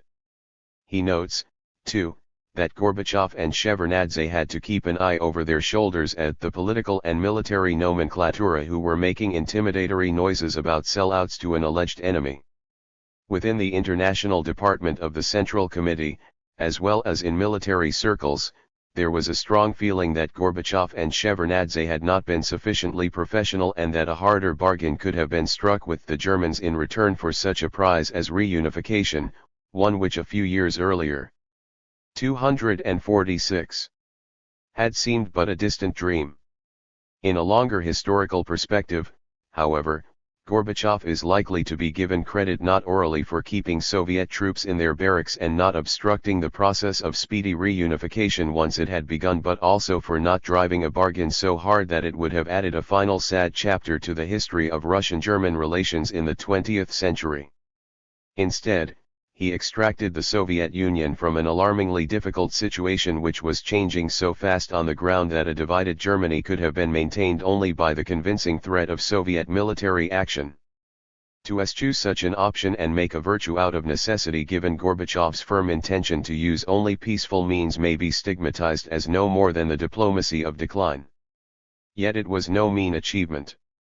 With the partial exception of the British, no West European imperial power in the post-Second World War period accepted the end of empire with as much political aplomb or as little bloodshed as was involved in Gorbachev's diplomacy. Indeed, so far as the Outer Empire was concerned, only in Romania was blood spilled, and that by Romanians. In the particular case of Germany, Gorbachev's conduct of relations left behind a fund of German goodwill both for him and for Russia. While the United States played a significant role in the negotiations, in particular, by standing strongly behind Kohl in insisting that a united Germany should be in NATO, a particularly difficult pill for the Soviet leadership to swallow, the most crucial negotiations took place between Gorbachev and Kohl. In summit talks with President Bush at the end of May 1990, Gorbachev had conceded, to the visible consternation of Fallon, who was present, that it should be up to the Germans to choose their alliances after reunification. Gorbachev subsequently, however, qualified that concession. Looking for a face-saving formula, he told the Supreme Soviet in Moscow on June 12 that a united Germany in NATO would be acceptable if the military forces in East Germany retained associate membership of the Warsaw Pact during a transition period. Gorbachev had virtually conceded the point that freedom to choose meant that a united Germany could elect to be in NATO in talks he had with Kohl in February 1990. But movement in that direction came under fierce criticism not only from within the Soviet foreign policy and military establishment but also from inside the Community Party apparatus. Thus, Ligachev, in a speech to the March 1990 plenum of the Central Committee, complained vigorously that, while the Socialist Commonwealth was falling apart, the NATO bloc was being strengthened. Returning to his well-rehearsed disagreement with the new thinking on foreign policy, he added that if a united Germany joined NATO it would not be possible after that to affirm that international relations in our time do not have a class character. Domestic opposition notwithstanding, the principle of a united Germany, free to belong to NATO, became definitive and public Soviet policy following Kohl's visit to the Soviet Union in mid-July 1990, during which Gorbachev and the German Chancellor held fruitful and remarkably friendly talks both in Moscow and in Gorbachev's native Stavropol territory. This was not quite the end of the bargaining. Possibly, as Garton Ash has suggested, stung by criticism from Fallon and others that true professionals would have struck a harder bargain, Gorbachev haggled hard on the telephone with Kohl in early September, securing around $12 billion plus a further $3 Gorbachev and foreign policy. $247 billion credit, to cover the costs of the Soviet troops in the territory of the former GDR and their relocation to the Soviet Union. /what Hans Adomite, with studied understatement, has called two of the most expensive telephone conversations in recent Russian-German history on 7 and September 10. Kohl and Gorbachev had settled on a figure substantially higher than the Germans had earlier in the year expected to pay, although significantly lower than the bill presented, as a negotiating ploy, by the Soviet ambassador to Bonn, Vladislav Terekhov, on September 5. Kohl saw financial help to, and economic cooperation with, the Soviet Union as an integral part of the comprehensive package he had agreed with Gorbachev, and he was to demonstrate both his gratitude and good faith by being the most outspoken proponent of G7 assistance for Soviet economic reform in 1991 and by ensuring that Germany remained the most economically supportive partner of Russia in the post-Soviet period. Eastern Europe. So far as the ending of Soviet limitations on the sovereignty of the states of Eastern Europe as a whole is concerned, the Gorbachev factor was decisive. Many books and articles have been and are being written on the collapse of communism in the former Soviet bloc and on the variations from one country to another in the way in which communist regimes finally fell, as well as on the post-communist transitions to greater or lesser degrees of democracy. These transformations of political and economic systems offer scope for interesting comparisons. But there is no need to search far to find the main stimuli to change. These were the relative failure of the regimes both in economic terms and in terms of political socialization of the population into acceptance of communist values. Western Europe presented far more attractive and successful economic and political models than anything on offer from the Soviet Union. It is true that the perception of West European success was stronger in the 1970s and 1980s than it had been in the late 1940s or 1950s. But what had changed most dramatically by the late 1980s was the Soviet political system and Soviet foreign policy priorities. The essential point is that the communist regimes of Eastern Europe existed because the Soviet Union had put them in place by force of arms or threat of force and had been ready to intervene to sustain them in power. The sudden collapse of the systems, accordingly, requires no elaborate explanation, although the internal situation varied greatly from one to another in ways which are beyond the scope of this book. The stimulus of radical reform in the Soviet Union, the new Moscow doctrine of freedom to choose, and, above all, the growing, and accurate, perception that the Soviet Union would no longer intervene to uphold Communist Party rule were the main factors explaining the timing of the overthrow of communist systems throughout East and Central Europe in 1989 and 1990. With the partial exceptions of Hungary and Poland, which in several important respects deviated significantly from Soviet-type communism even before Gorbachev came to power, the transformation of Eastern Europe at the end of the 1980s was, then, a fairly direct consequence of the transformation of Soviet policy. I recall former active participants in the Czechoslovak reform movement of the 1960s telling me in Prague in the mid-1970s that nothing will change. 248. Here until things change in the Soviet Union. Fatalistic this may have been, but it was also an essentially accurate prediction. Without Gorbachev, the present Prime Minister of the Czech Republic, Václav Klaus, would still, in all probability, be a fairly obscure economist working for the Academy of Sciences in communist Czechoslovakia. It is one thing to recognize that the communist systems of the Soviet Union itself and of Eastern Europe lacked long-term viability, it is another to imagine that, had Gorbachev not come to power in 1985, then some other Soviet reformer would have in all probability emerged as the leader in the mid-1980s.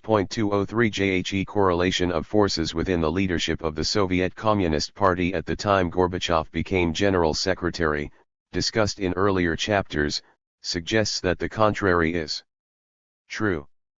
Even for Gorbachev, the process of adaptation to the idea that the East European states could be entirely independent of the Soviet Union was a gradual one.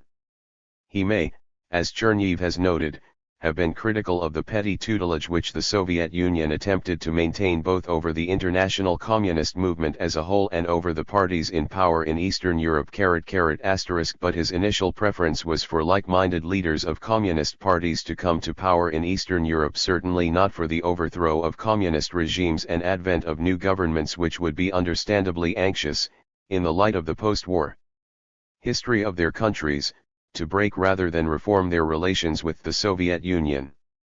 Indeed, in his earliest years as Soviet leader, Gorbachev on occasion criticized East European communist leaders for adopting policies which were, apparently, more of a threat to the ultimate control of the Communist Party than those he was prepared to endorse in the Soviet Union at that stage. Thus, Todor Zhivkov, the Bulgarian party leader who, along with the communist leadership in Czechoslovakia, fell into the category of those who expressed hypocritical approval of the Soviet perestroika ..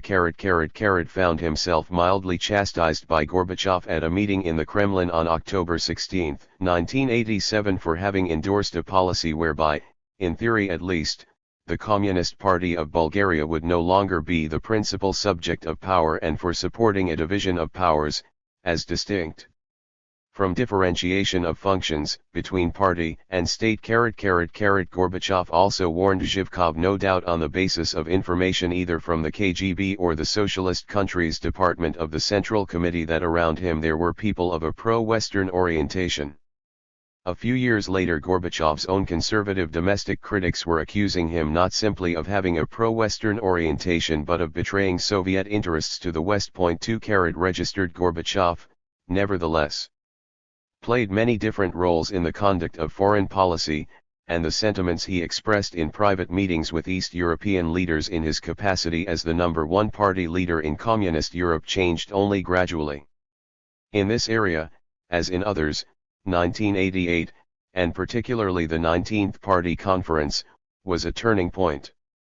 Yet Gorbachev had strong political reasons for wishing to see the post-1988 political evolution of Eastern Europe lead to a new type of genuinely cooperative relationship with the Soviet Union rather than the total break which could only be interpreted by his enemies as the loss of Eastern Europe.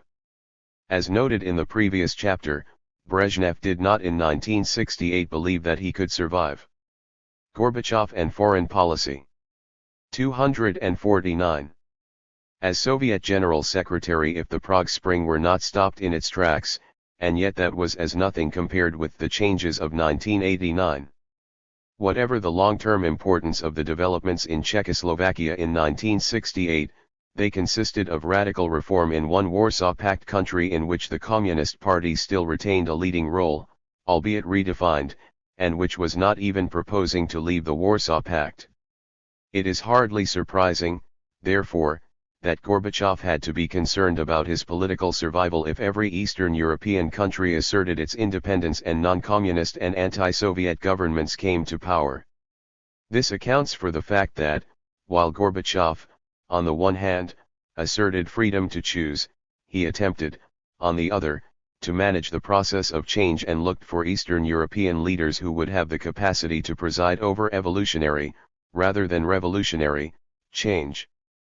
Partly for that reason he valued Poland's General Wojciech Jaruzelski more than most of the East European party chiefs. He had earlier admired Katar at a time when he was leading the most reformist ruling party in the bloc, but his support for him weakened as it became clear that Katar could not keep pace with the demands for more far-reaching liberalization in Hungary, which led to his replacement by Károly Grosz in May 1988.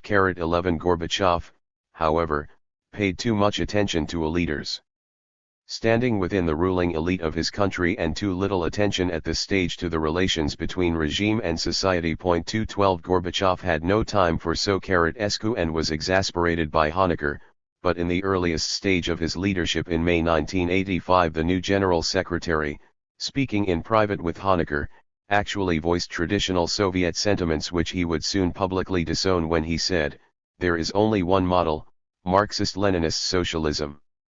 Having accepted that, ultimately, the other ruling parties had to make their own decisions without Soviet interference, Gorbachev was, nevertheless, irritated by Honecker's growing disapproval of the Soviet reforms, which became more ill-disguised the further they proceeded.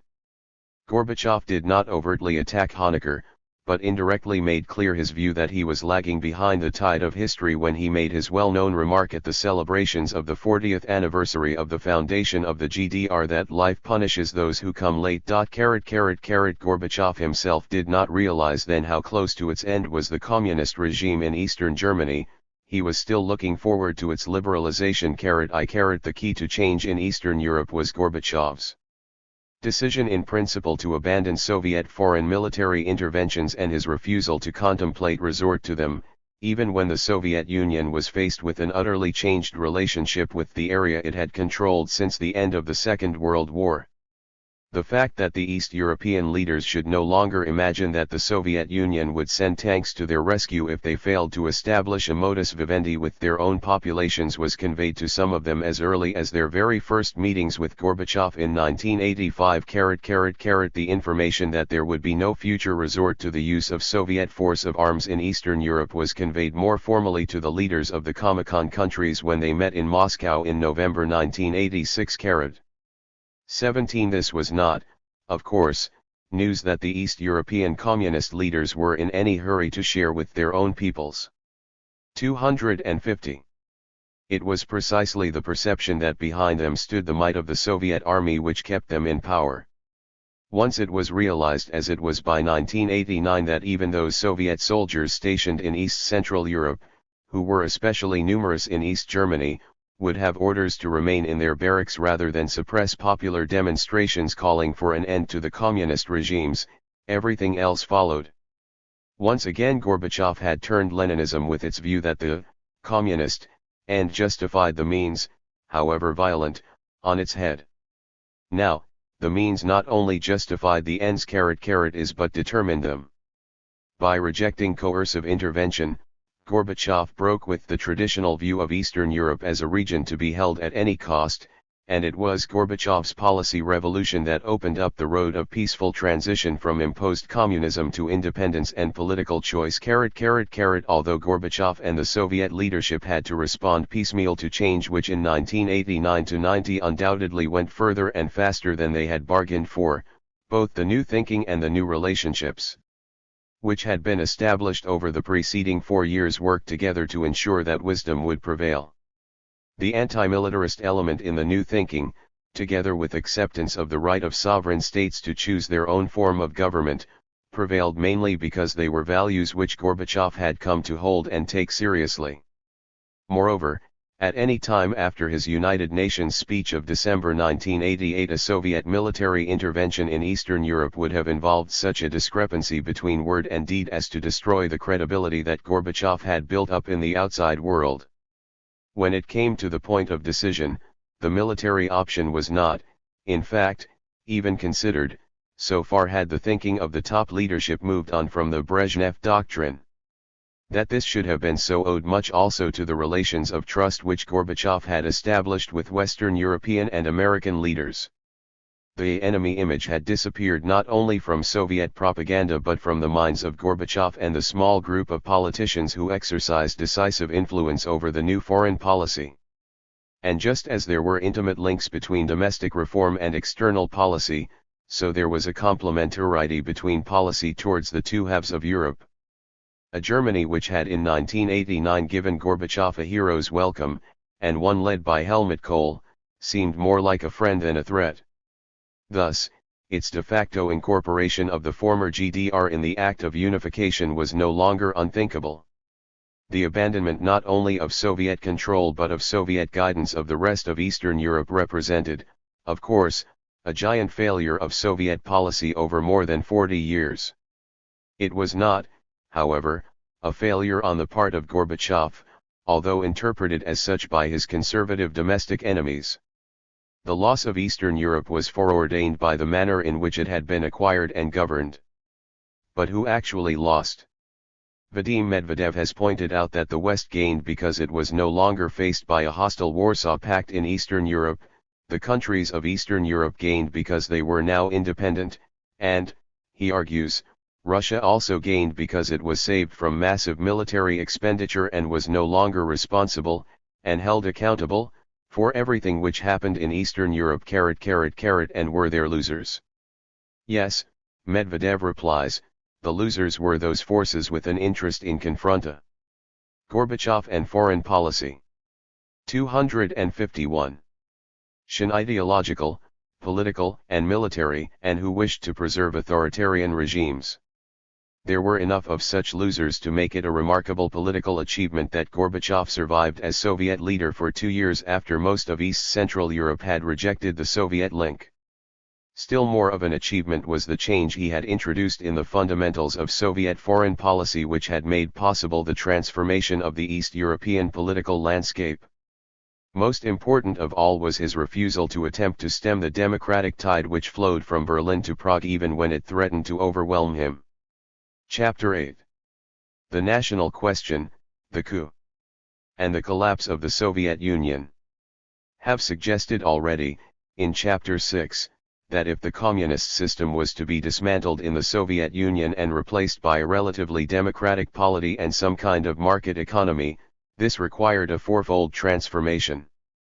3 of these transformations, that of the economic system, where only limited progress was made under Gorbachev, the political system, and foreign policy, in both of which fundamental changes took place, have been discussed in chapters 5, 6, and 7. The fourth element in the transition, the need to transform national and center-periphery relations in the Soviet Union, has been touched upon at various points throughout the book, and in this chapter becomes a major focus of attention. In several respects, the nationalities issue was the most intractable problem of all. There are powerful reasons for supposing that it almost guaranteed that what would not emerge from perestroika was a democratic and intact Soviet state. Such was the legacy of historic grievances of the various nationalities. Indeed, Robert Conquest has written that to anyone with even a moderate knowledge of Soviet nationality problems it had long been evident that a democratic Soviet Union would be a contradiction in terms. Although it was no part of Gorbachev's intention to stimulate the breakup of the Soviet Union, and since he was, nevertheless, to become serious about its democratization, it is hardly surprising, then, that he failed to reconcile these two goals, not to mention harmonizing them with the other key elements involved in the transformation of the Soviet system. For those to whom the preservation of Soviet statehood, or the maintenance of the approximate boundaries of the old Russian Empire, took precedence over all other values, it followed that Gorbachev should never have embarked on perestroika, or, at least, the serious democratizing element within it which got underway from 1988. There were many who held to that standpoint in the last years of the Soviet Union and who hold that position in Russia today. It is more surprising to encounter in the West the view that Gorbachev's decision to introduce some form of democracy to the USSR proved disastrous, since it led to the collapse of the Union and, whatever its failings, the USSR's survival did ensure that inter-ethnic and intercommunal violence was limited to the odd street brawl or sublimated into political or sporting rivalries. Yet if that judgment is highly questionable, it is at least different from the more common oversimplification.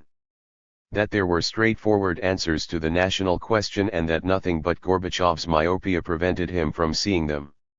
Certainly, Gorbachev made mistakes in this area, but his 252-253 actions must be seen in a political context in which he was fiercely criticized and, in effect, twice overthrown, in August and December 1991, by 2 opposing groups espousing mutually exclusive views. One group insisted that he defend the Union against the seepage of political power and authority from the center to the republics, and the other demanded self-rule or total independence from the Union. A common misconception was that the nationality problem could be overcome, and imperial rule replaced by democratic government, through recognition of the absolute right of self-determination of nations. The argument was flawed in 3 fundamental respects.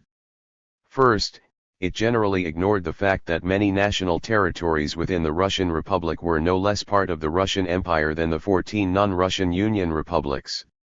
Indeed, several of the latter had a longer and more harmonious association with Russia than the former and had not been subject to such recent imperial conquest. Second, and following on from that, the absolute right of self-determination based on nationhood raised the possibility of almost infinite regress.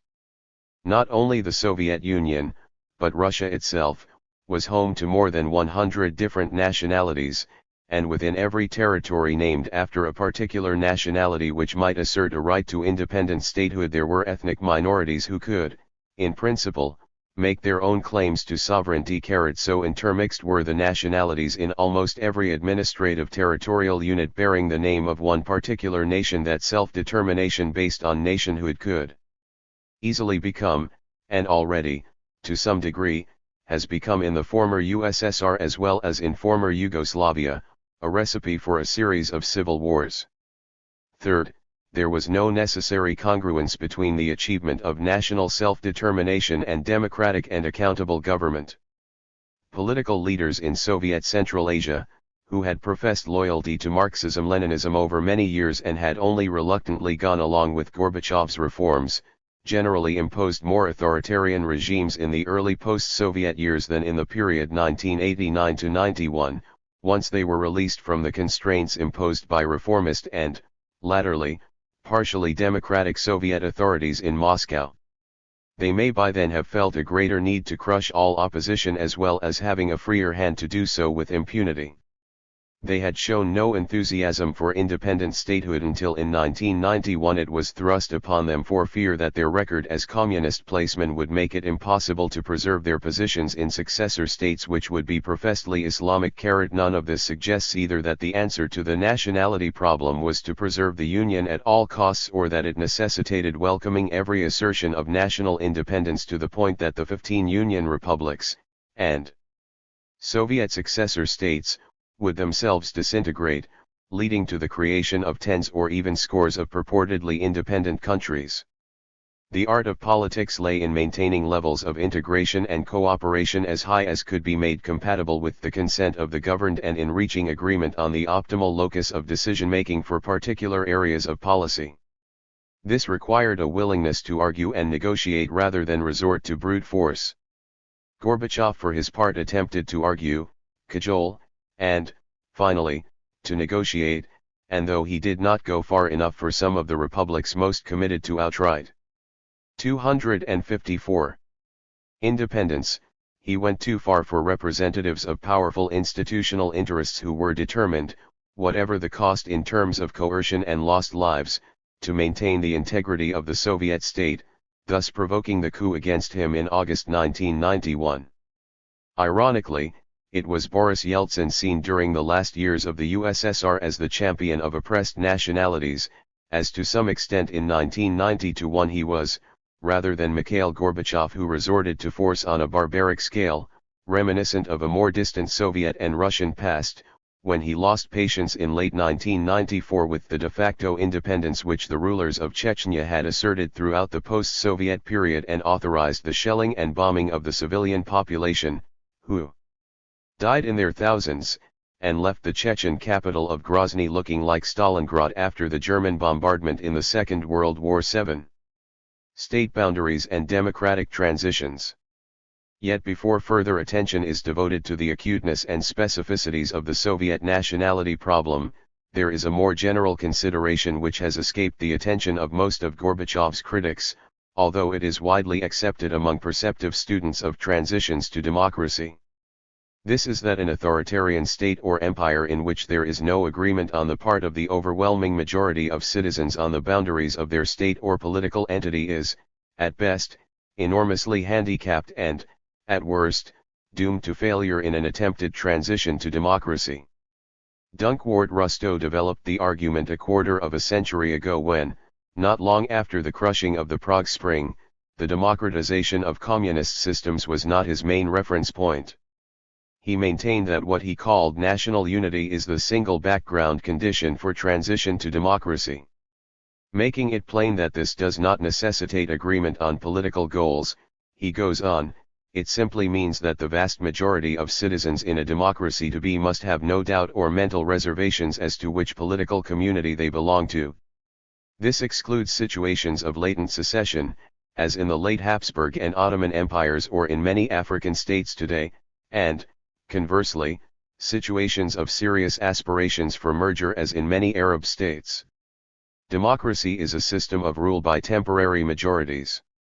In order that rulers and policies may freely change, the boundaries must endure, the composition of the citizenry be continuous registered while a consolidated democracy can live with some uncertainty regarding the future boundaries of the state as the examples in recent times of, For example, Britain-Belgium, and Canada demonstrate such uncertainty can be fatal for a nascent democratic movement and dangerous even for an unconsolidated democracy. In the case of Spain, where the boundaries of the state were challenged by the Basque nationalist movement and accompanied by terrorism in the early, and, indeed, more recent, years of the Spanish democracy, what was probably decisive in enabling democratic rule to become consolidated was the responsible behavior of serious politicians. No national political party used the increase in violence to deny the legitimacy of the democratic regime 255. Or to claim that the problem could be handled better by a return to authoritarianism. Part of the general difficulty is that, as Dahl and Tuft put it, democratic goals conflict, and no single unit or kind of unit can best serve these goals.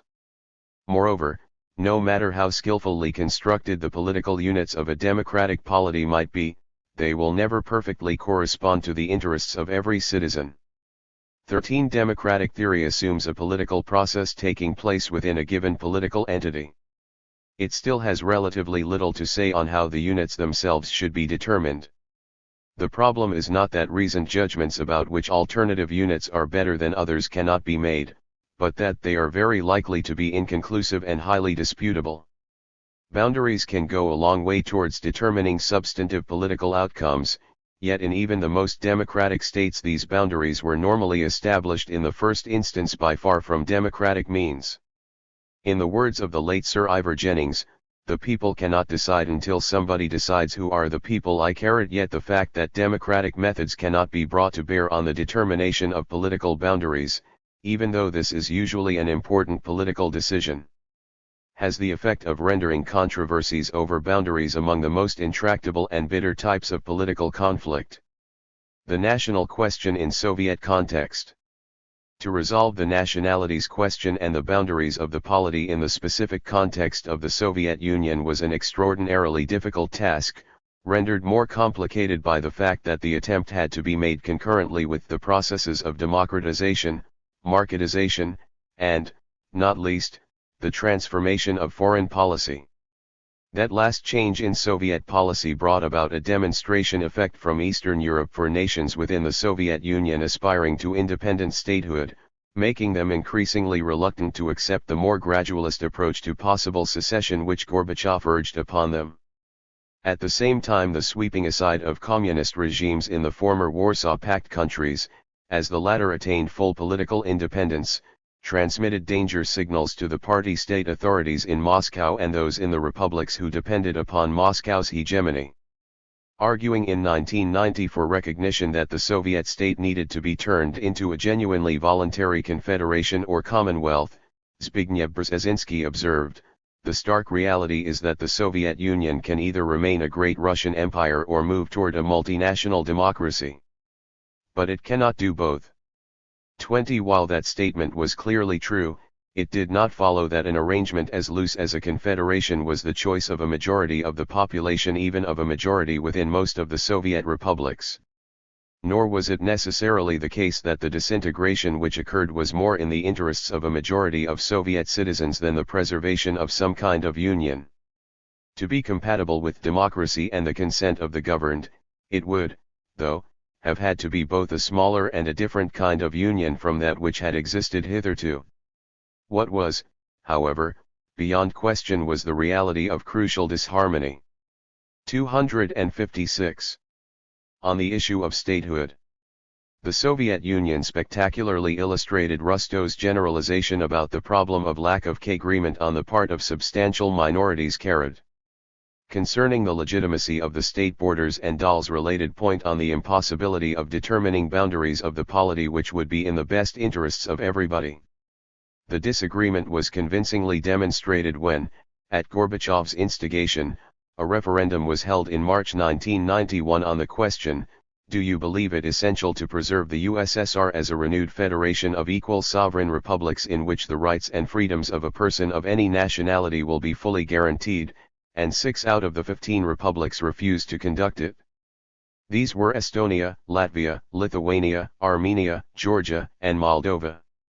Nevertheless, Answers in the affirmative did not fall below 70% in any of the 9 republics in which the question was put, even in Ukraine, and the overall proportion of the population answering yes was 76.4%. Moreover, 80% of the total adult population of the Soviet Union, over 148.5 million people, took part in the referendum. Independent statehood, combined with confederation, was not the choice of a majority of Soviet citizens, even a majority in most of the non-Russian republics as late as March 1991.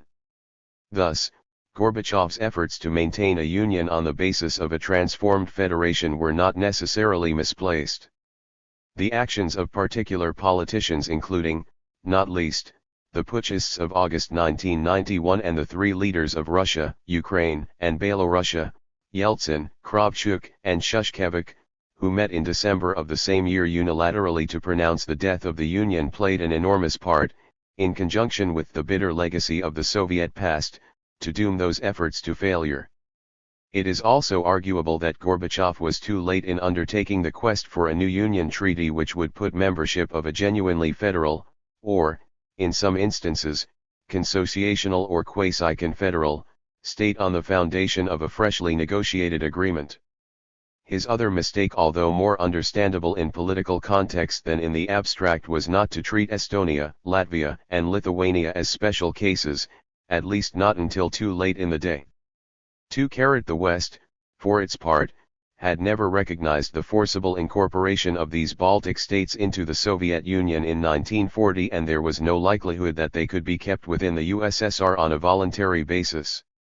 It is virtually certain, accordingly, that the entire Soviet Union could not have been held together, in the course of liberalization followed by democratization, even had the leadership in general and Gorbachev in particular been better prepared for the development of separatist sentiments than they were. What is also, however, beyond doubt is that whereas political reconstruction and economic reform were placed on the political agenda from above by Gorbachev and his allies, the national question forced its way onto that agenda from below. Gorbachev was not unaware that this was a very sensitive issue in the Soviet Union. A great many different nationalities lived in his native Stavropol territory, and tensions among them surfaced from time to time. Yet, in common with his closest associates, he did not realize at the time when he embarked on reform of the system that nationalism would place fundamental strains both on the Union and on the democratization process.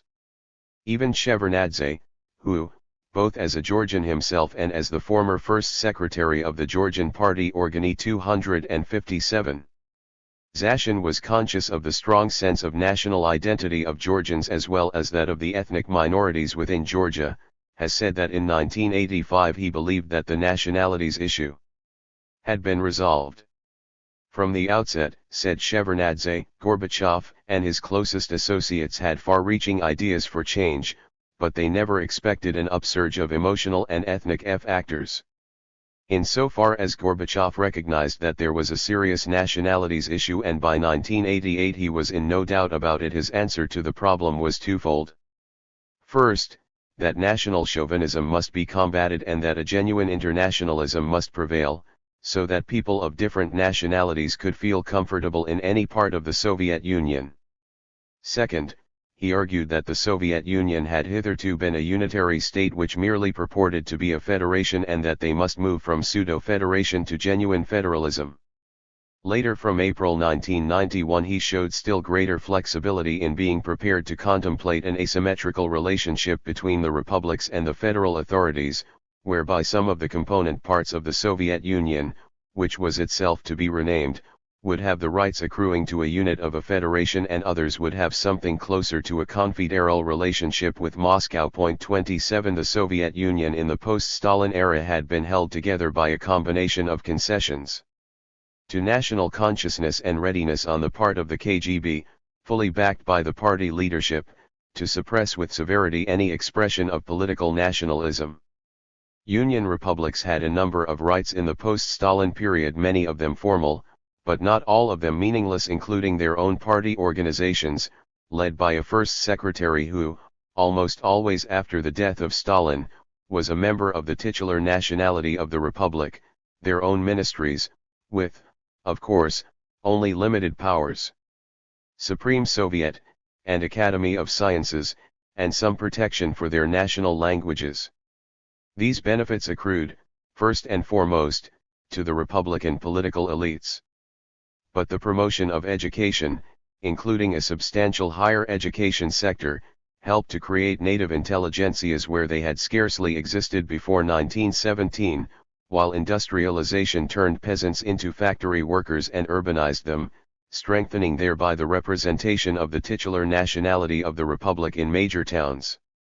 As Ronald Suney has put it, between center and periphery, power relations were always unequal and limiting, but in the 74 years of Soviet power, the subject nationalities gained their own subsidized intelligentsias, institutionalized in Republican universities and academies of sciences, as well as a new demographic presence in their own capital cities. Happy face, moreover, the very fact that the administrative territorial division of the Soviet Union was constructed on the basis of national homelands, whether that of the 15 Union republics or of the so-called autonomous republics and autonomous regions within these republics, especially the huge Russian Republic, provided structural supports for national consciousness in some cases, notably in Central Asia, helping to develop a sense of nationhood where little had existed prior to the Bolshevik Revolution. The fact that some concessions were made to national consciousness, as distinct from national independence, in the pre-Gorbachev era had played a part in making public manifestations of nationalist discontent relatively rare occurrences. But still more important in 258. Preventing mass protests had been the overt or latent threat of repression by the party-state authorities. Both Gorbachev and his supporters in the all-Union leadership underestimated the role that coercion had played in keeping the nationalities issue under control. There were parts of the Soviet Union, not least the Baltic states and western Ukraine, where the apparent quiescence of the majority of inhabitants owed much to a realistic assessment of what was politically feasible prior to the Gorbachev era and to the sure knowledge that the pursuit of separatism would lead to imprisonment or worse. Once expectations had been aroused as a result, at home, of glasnost and political reform, and, abroad, of a gradual abandonment of Soviet hegemony over the countries of Eastern Europe, revised assessments could be made within Soviet republics of the possible costs and benefits of supporting national independence. Some of the most positive elements in Gorbachev's reform program had, accordingly, the paradoxical effect of bringing national tensions to the surface of political life and, in that sense, exacerbating the national problem. Liberalization made people less afraid of retribution when they spoke out on the injustices suffered by their nation in the past. Glasnost in the mass media brought to light and spread knowledge of past persecutions of entire nations within the Soviet Union, or of their foremost representatives among politicians and the intelligentsia, while democratization provided hitherto unimaginable opportunities actually to vote for those who espoused the national cause.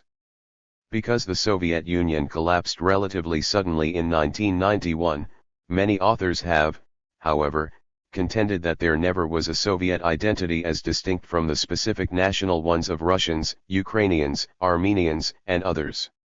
This is almost certainly wrong.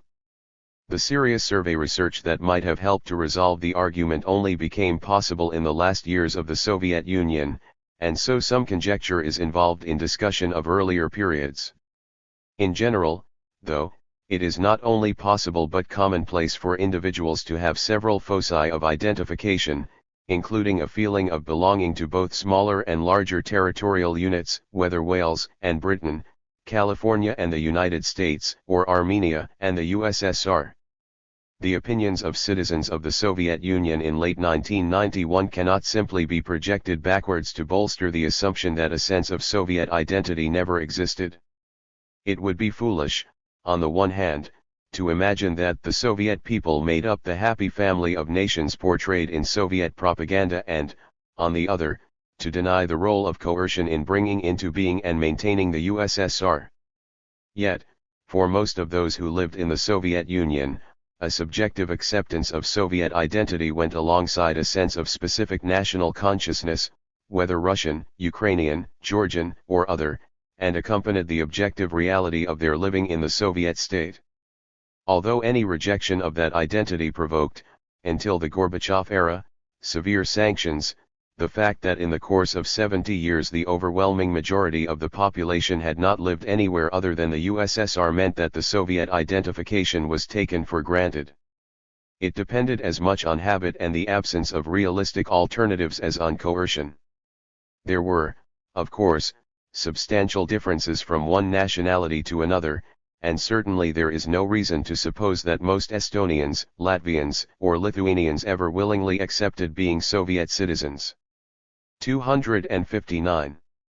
For Russians it was an especially straightforward matter to identify with the Soviet Union. It covered more or less the same territory as the Russian Empire which preceded it. And in the Soviet Union, albeit to a lesser extent than in Imperial Russia, Russians held a preponderance of top positions. But the identification went much wider than that.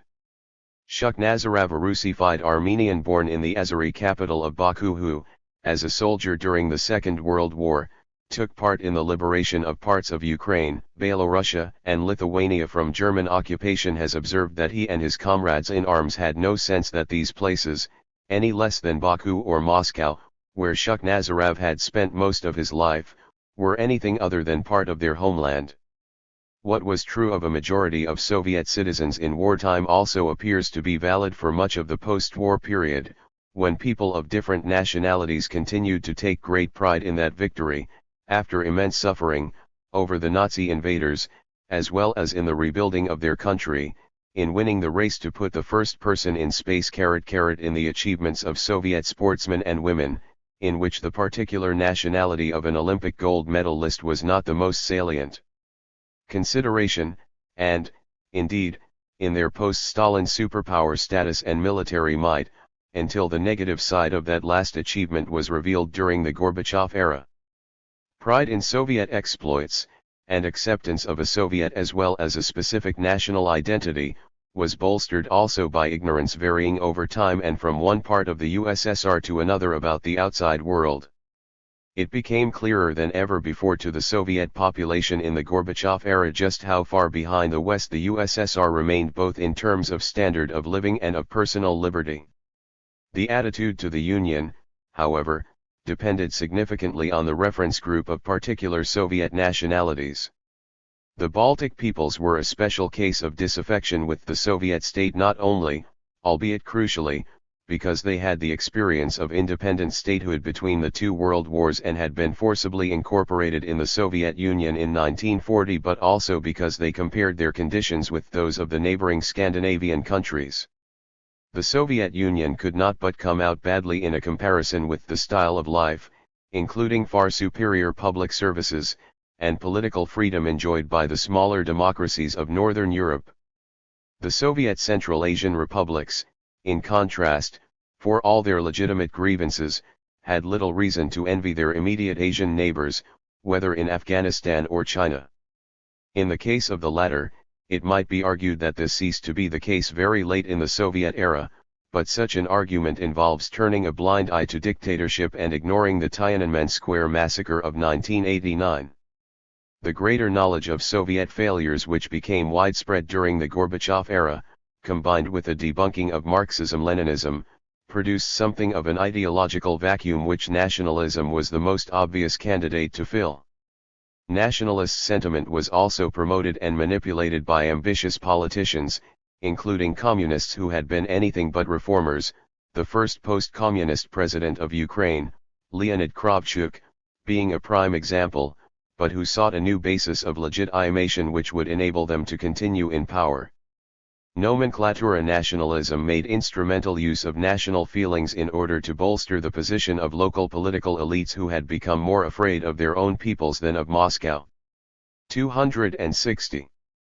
National conflicts and political cross-pressures. The last three phases into which the Gorbachev era can be divided, the first three were discussed in Chapter 6 and brought the story up to the end of the summer of 1990, will be considered below, and the national question figures prominently in all of them. Before examining, however, the last 15 months of the Soviet Union's existence, it is necessary to look briefly at the development of national conflicts, especially those involving a greater or lesser degree of violence, in the period up to what has become known as Gorbachev's turn to the right in the autumn of 1990. Gorbachev is frequently blamed for the use of force by the Army or Ministry of Interior troops, although he scarcely had any direct responsibility for the bloodshed. There is scope for argument about the degree of his indirect responsibility for the violence of the reprisals against Azeris in Baku in January 1990 following a pogrom of Armenians, and for the deaths in Vilnius a year later when Soviet troops took over the television center, and these issues will be discussed below. One group of critics, however, holds him personally responsible for killings in Baku, Tbilisi, Vilnius, and Riga, while the other group blames him for a quasi-pacifist reluctance to use legitimate force in order to maintain the integrity of the state over which he presided. As is not uncommon in discussions of Gorbachev, the criticisms are as irreconcilable as they are simplistic and ill-informed. Warning signals from Alma-Ata.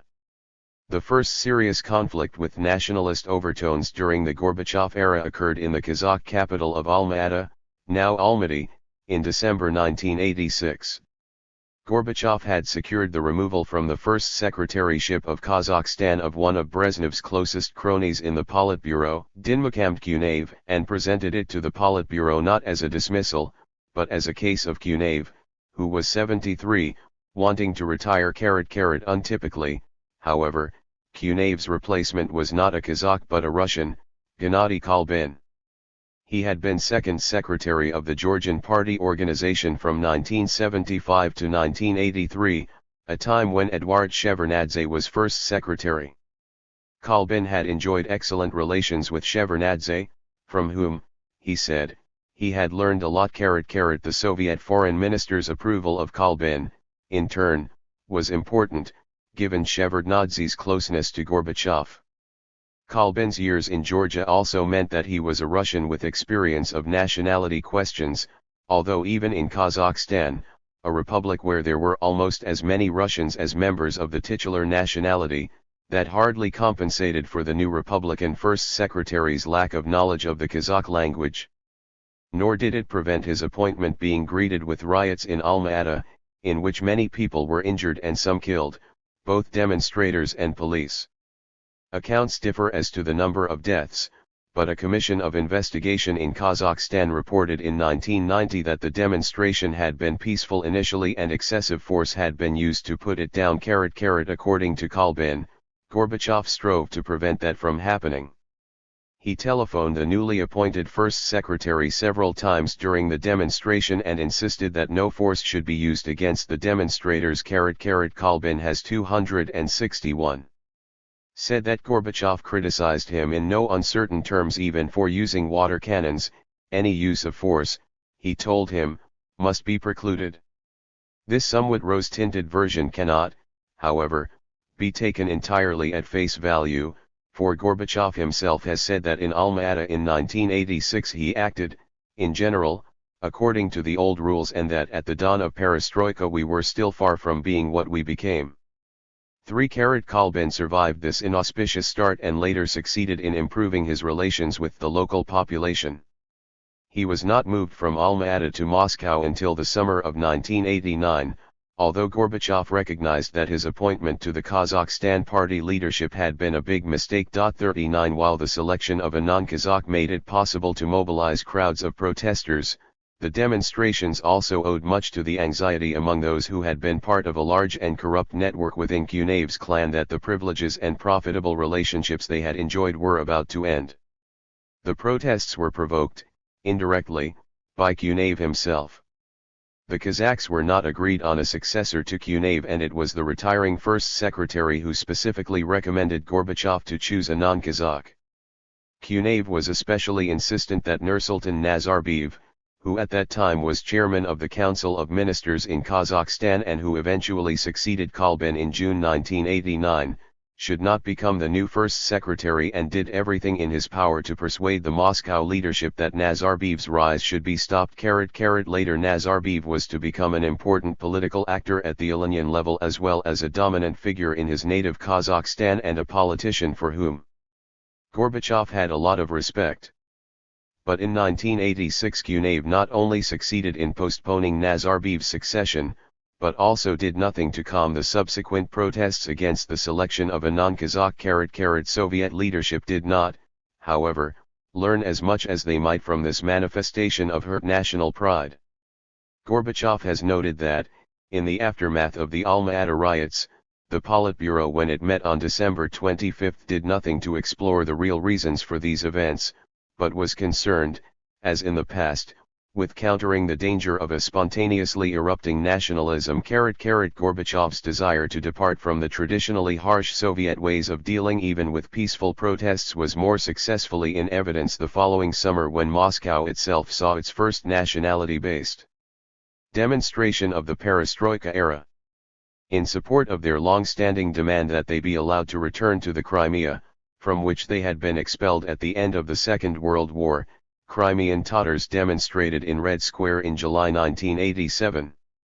The Soviet police acted with unprecedented restraint, although the Times correspondent in Moscow observed, comments heard on Red Square yesterday suggest there would have been a popular mandate for the police to have broken up the demonstration with whatever force they considered necessary.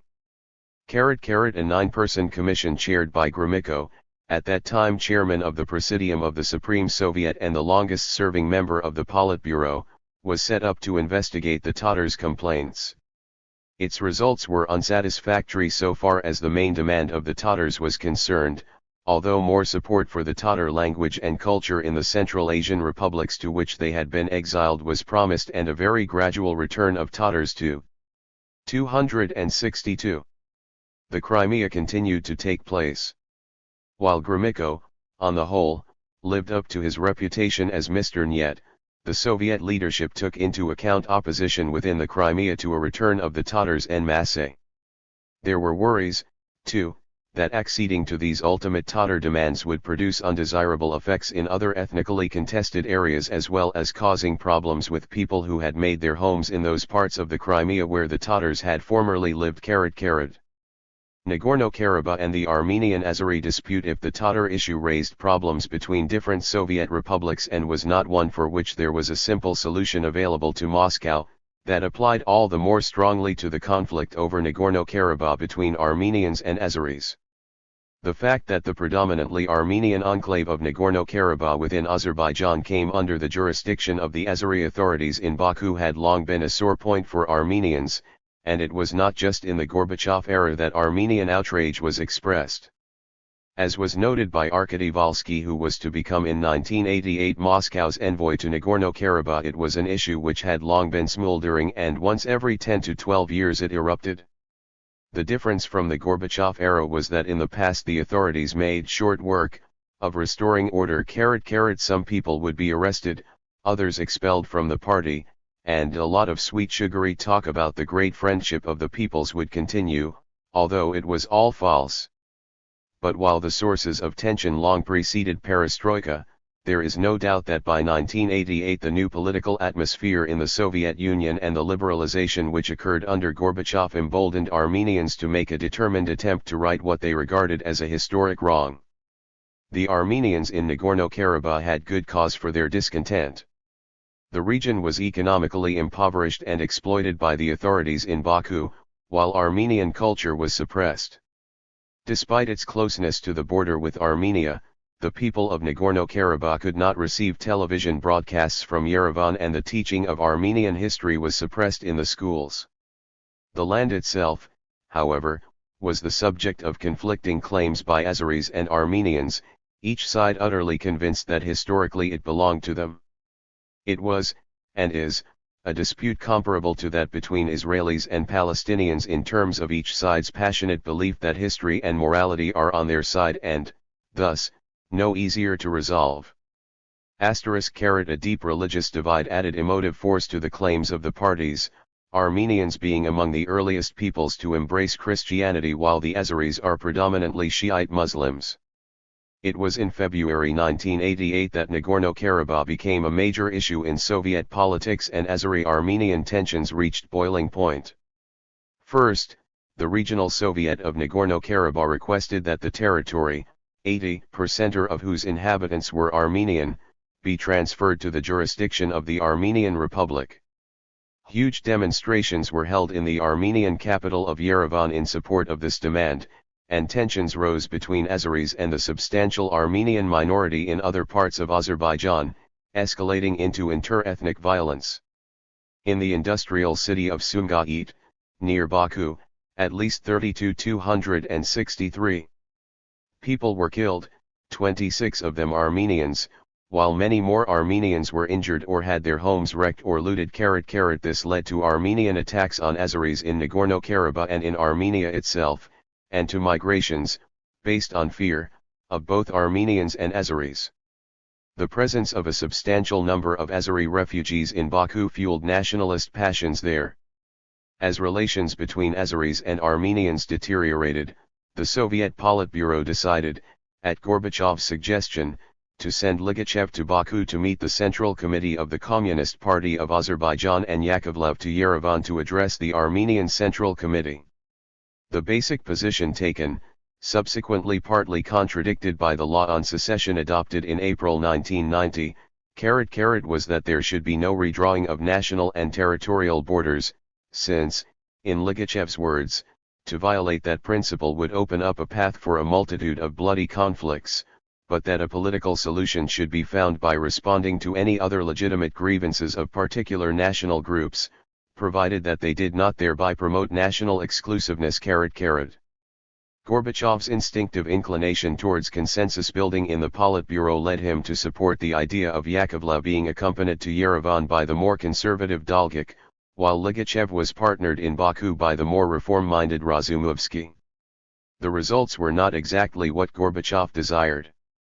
Ligachev, with his emphasis on the inviolability of existing territorial boundaries notwithstanding his remarks on the need to pay attention to the lawful demands of all national and ethnic groups in the population, was perceived in Azerbaijan as coming down essentially on the Azeri side of the argument. Yakovlev, stressing in his speech in Yerevan the dangers to perestroika of conservatism but omitting to reiterate the Politburo's line on the danger of changing national territorial borders, was believed in Armenia to be more sympathetic to their national cause. Persuasion and diplomacy having failed to resolve the dispute, Gorbachev resorted to direct rule by Moscow over Nagorno-Karabakh. Although this could be only a temporary expedient, it was one which produced more favorable conditions for the inhabitants of the enclave than they had endured earlier. Arkady Volsky, the former aide to Andropov and Chernenko, whose background was in industrial administration and who headed the department of the Central Committee responsible for the machine-building industry from 1985 until 1988, first visited Nagorno-Karabakh in that capacity in March 1988, since the plants located there had stopped working. It came as a great surprise to him, however, when Gorbachev invited him for a talk and told him that his help was needed in Nagorno-Karabakh. He spent almost a year and a half there from July 1988 until November of the following year, and in 1989 was head of a committee of special administration which implemented Moscow's direct rule of the territory. Among the improvements he brought about, with the approval of the all-Union authorities, were the acquisition of Armenian textbooks, the provision of access to Armenian television, the teaching of Armenian history in the schools, and the opening of a theater which produced plays in the Armenian language. At the end of November 1989 the special committee ruling Nagorno-Karabakh was dissolved by Moscow and the administration of the territory became once again the responsibility of Azerbaijan. 264. None of this, however, ended the tensions elsewhere in Azerbaijan or in Armenia. The Azeris believed that Gorbachev was favoring the Armenians, and the Armenians, who had initially been supportive of Gorbachev, came to believe that he was pro-Azeri. Even-handedness, combined with some exasperation and occasional tactlessness in his dealings with the protagonists, led to Gorbachev being blamed by both sides. His main concern, however, was with the preservation of elementary order and the prevention of bloodshed, an almost impossible task once the first wave of killings had taken place and passions had been aroused, but one which could not have been met simply by coming down unambiguously on the side of one nation rather than the other. when several Russian generals from the Ministry of Interior were taken hostage by Azeri militants who were ready to kill them unless 5 arrested Azeris were released in exchange. Valsky was given conflicting advice from different parts of the leadership in Moscow: take them by storm or negotiate. Happy face, Gorbachev was firmly on the side, which prevailed, of avoiding bloodshed, telling Valsky, hold on, try to prevent bloodshed, please try, even though, as Valsky later put it, for a great power. It's a loss of face to exchange generals for hooligans. One of the worst atrocities, a pogrom of Armenians in Baku in January 1990 which caused at least 60 deaths, led several days later to a disproportionate response which was also too late to save the Armenians. It was directed at the supporters of the Popular Front in Azerbaijan, who were held, on the one hand, to be morally responsible for the deaths of the Armenians and, on the other, to be a threat to the integrity of the Soviet state. There is, however, no reason to believe that those killed by the reckless actions of Soviet troops in Baku were personally guilty of the massacre some days earlier of the Armenians. The official death count following this retaliatory measure was 83, but Azeri nationalists claimed that several hundred people had been killed. The need to take firm action against the Popular Front in Azerbaijan was urged upon Gorbachev by Yevgeny Primakov, who had arrived in the capital of Azerbaijan on January 14, the day after the pogrom of the Armenians, but the indiscriminate nature of the onslaught which followed was the responsibility of the Soviet senior officers on the spot. Gorbachev, nevertheless, while deploring such extensive loss of life, continued to defend the accompanying declaration of a state of emergency in Baku, with its concomitant introduction of troops, and claimed that, but for action to stop the atrocities, the number of victims would have been still higher. There are circumstances, he declared in January 1995, when it is necessary to bring in troops. Because these harsh measures were regarded even by liberal intellectuals in Russia as a response to the persecution of the Armenians, they did not provoke the same outrage as killings perpetrated by Soviet forces in Tbilisi the previous year or in Vilnius a year later. The Tbilisi tragedy. Gorbachev was increasingly blamed in post-Soviet Russia for using insufficient force rather than too much to hold the Soviet Union together, but the use of violence by Soviet troops in Tbilisi in April 1989 was a spectacular example of how counterproductive violent repression could be. Many young people were 265. Attracted in Georgia to a nationalist movement which, on the one hand, was determined to push for Georgian autonomy from the Soviet Union and, on the other, to deny to Abkhazia the independence from Georgia which the Abkhaz were asserting.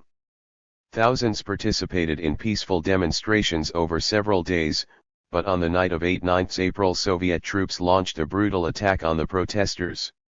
19 of the demonstrators were killed and several hundred injured. A majority of the dead were young women and the principal cause of death was asphyxiation through inhalation of chemicals fired from gas canisters. While the local political and military authorities appear to have agreed that no guns would be used, the weapons employed poison gas and sharpened spades. Were, if anything, even more vicious.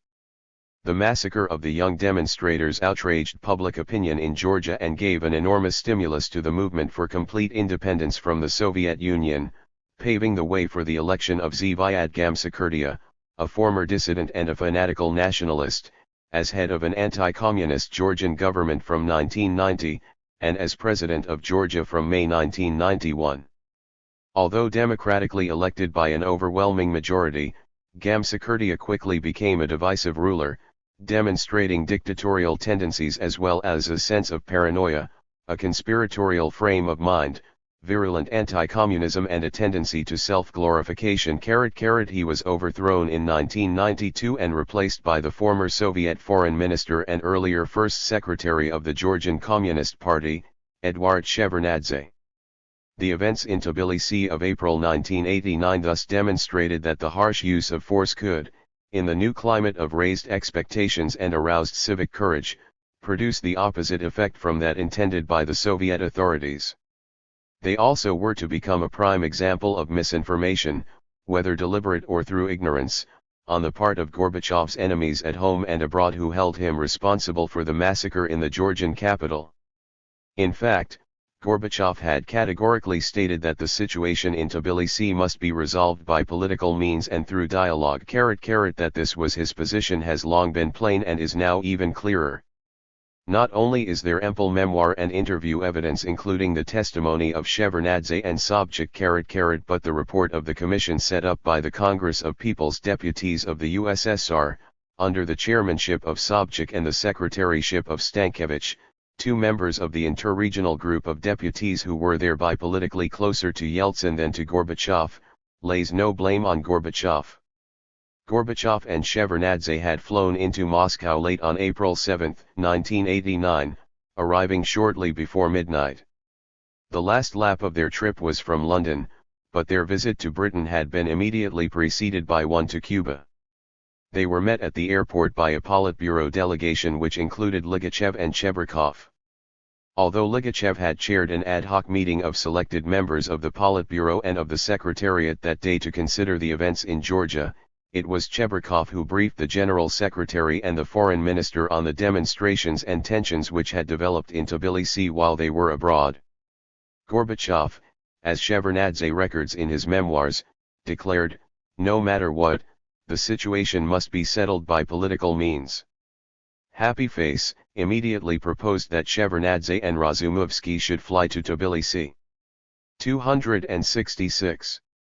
To make sure that this happened, although the local Communist Party leadership in Georgia was becoming increasingly unpopular, Shevardnadze still retained immense authority, for Georgians took pride in the role he was playing on the world stage. He was at that time the person best placed to resolve the impasse peacefully. Razumovsky was named not only because he was a Gorbachev ally, but because he had union-wide responsibility for party cadres within the Central Committee Secretariat and thus a superior authority to the Georgian Party First Secretary, Jumur Pashishvili. Unhappily, when Shevardnadze telephoned Pashishvili, he was told that everything was under control and that there was absolutely no need to hurry to Tbilisi. Since Shevardnadze had just returned from one long foreign trip and was due in Berlin on April 10 for a meeting with the foreign ministers of the Warsaw Pact countries, he doubtless received this news with some relief. In the event, he did not go to Berlin, for after the events in Tbilisi in the early hours of April 9, he flew to Georgia after all, but in the aftermath of a tragedy he was too late to prevent. Anatoly Sobchak suggests that Shevardnadze was deeply shaken and upset by what had happened not only as a Georgian, but by what might have been. If, writes Sobchak, Shevardnadze had on April 7 been in Moscow and not in London, and if at night on the 8th he had flown to Georgia, as Gorbachev suggested, the slaughter in front of the government building evidently could have been avoided. Happy Face, there is no doubt that if Shevardnadze had been in Moscow on April 7, Gorbachev would have involved him in the response which had to be made to a telegram from Pashishvili calling for extraordinary measures to be taken against extremist elements and declaring that events were getting out of control. The Georgian Party First Secretary specifically asked for Ministry of Interior and regular army troops to be brought into Tbilisi and for a curfew to be imposed. In the absence of Gorbachev and Shevardnadze, however, the meeting chaired by Ligachev responded favorably to Pashishvili's request. Ligachev went on holiday on April 8. Gorbachev spent the day at his dacha, and it was Chebarkov who dealt with Pashishvili. Both Ligachev and Chebarkov bore some political responsibility for what followed, as did, to a still greater extent, the Minister of Defense, Yazov, who took the decision to put General Igor Rodionov, the particularly hard-line commander of the Transcaucasian Military District, in charge of the operation. 7. The immediate culpability or personal responsibility, in the words of the Sobchak Commission, for the brutal means employed to disperse the demonstration and for the deaths they brought about lay with Rodionov and with two other generals, K.A. Kochetov and U.T. Yefimov, who jointly controlled the troops on the spot. The primary political responsibility, the Commission decided, for the tragic consequences of the events of April 9, 1989 in Tbilisi is borne by the former secretaries of the Communist Party of Georgia, D1. Pashishvili and B.V. Nikolsky. By the time the commission reported in late 1989, Pashishvili had been dismissed as first secretary and Nikolsky as second secretary of the Georgian party. Chebarkov had been dropped from the Politburo and pensioned off, while General Rodionov was moved, but at the same time treated gently, by the Ministry of Defense.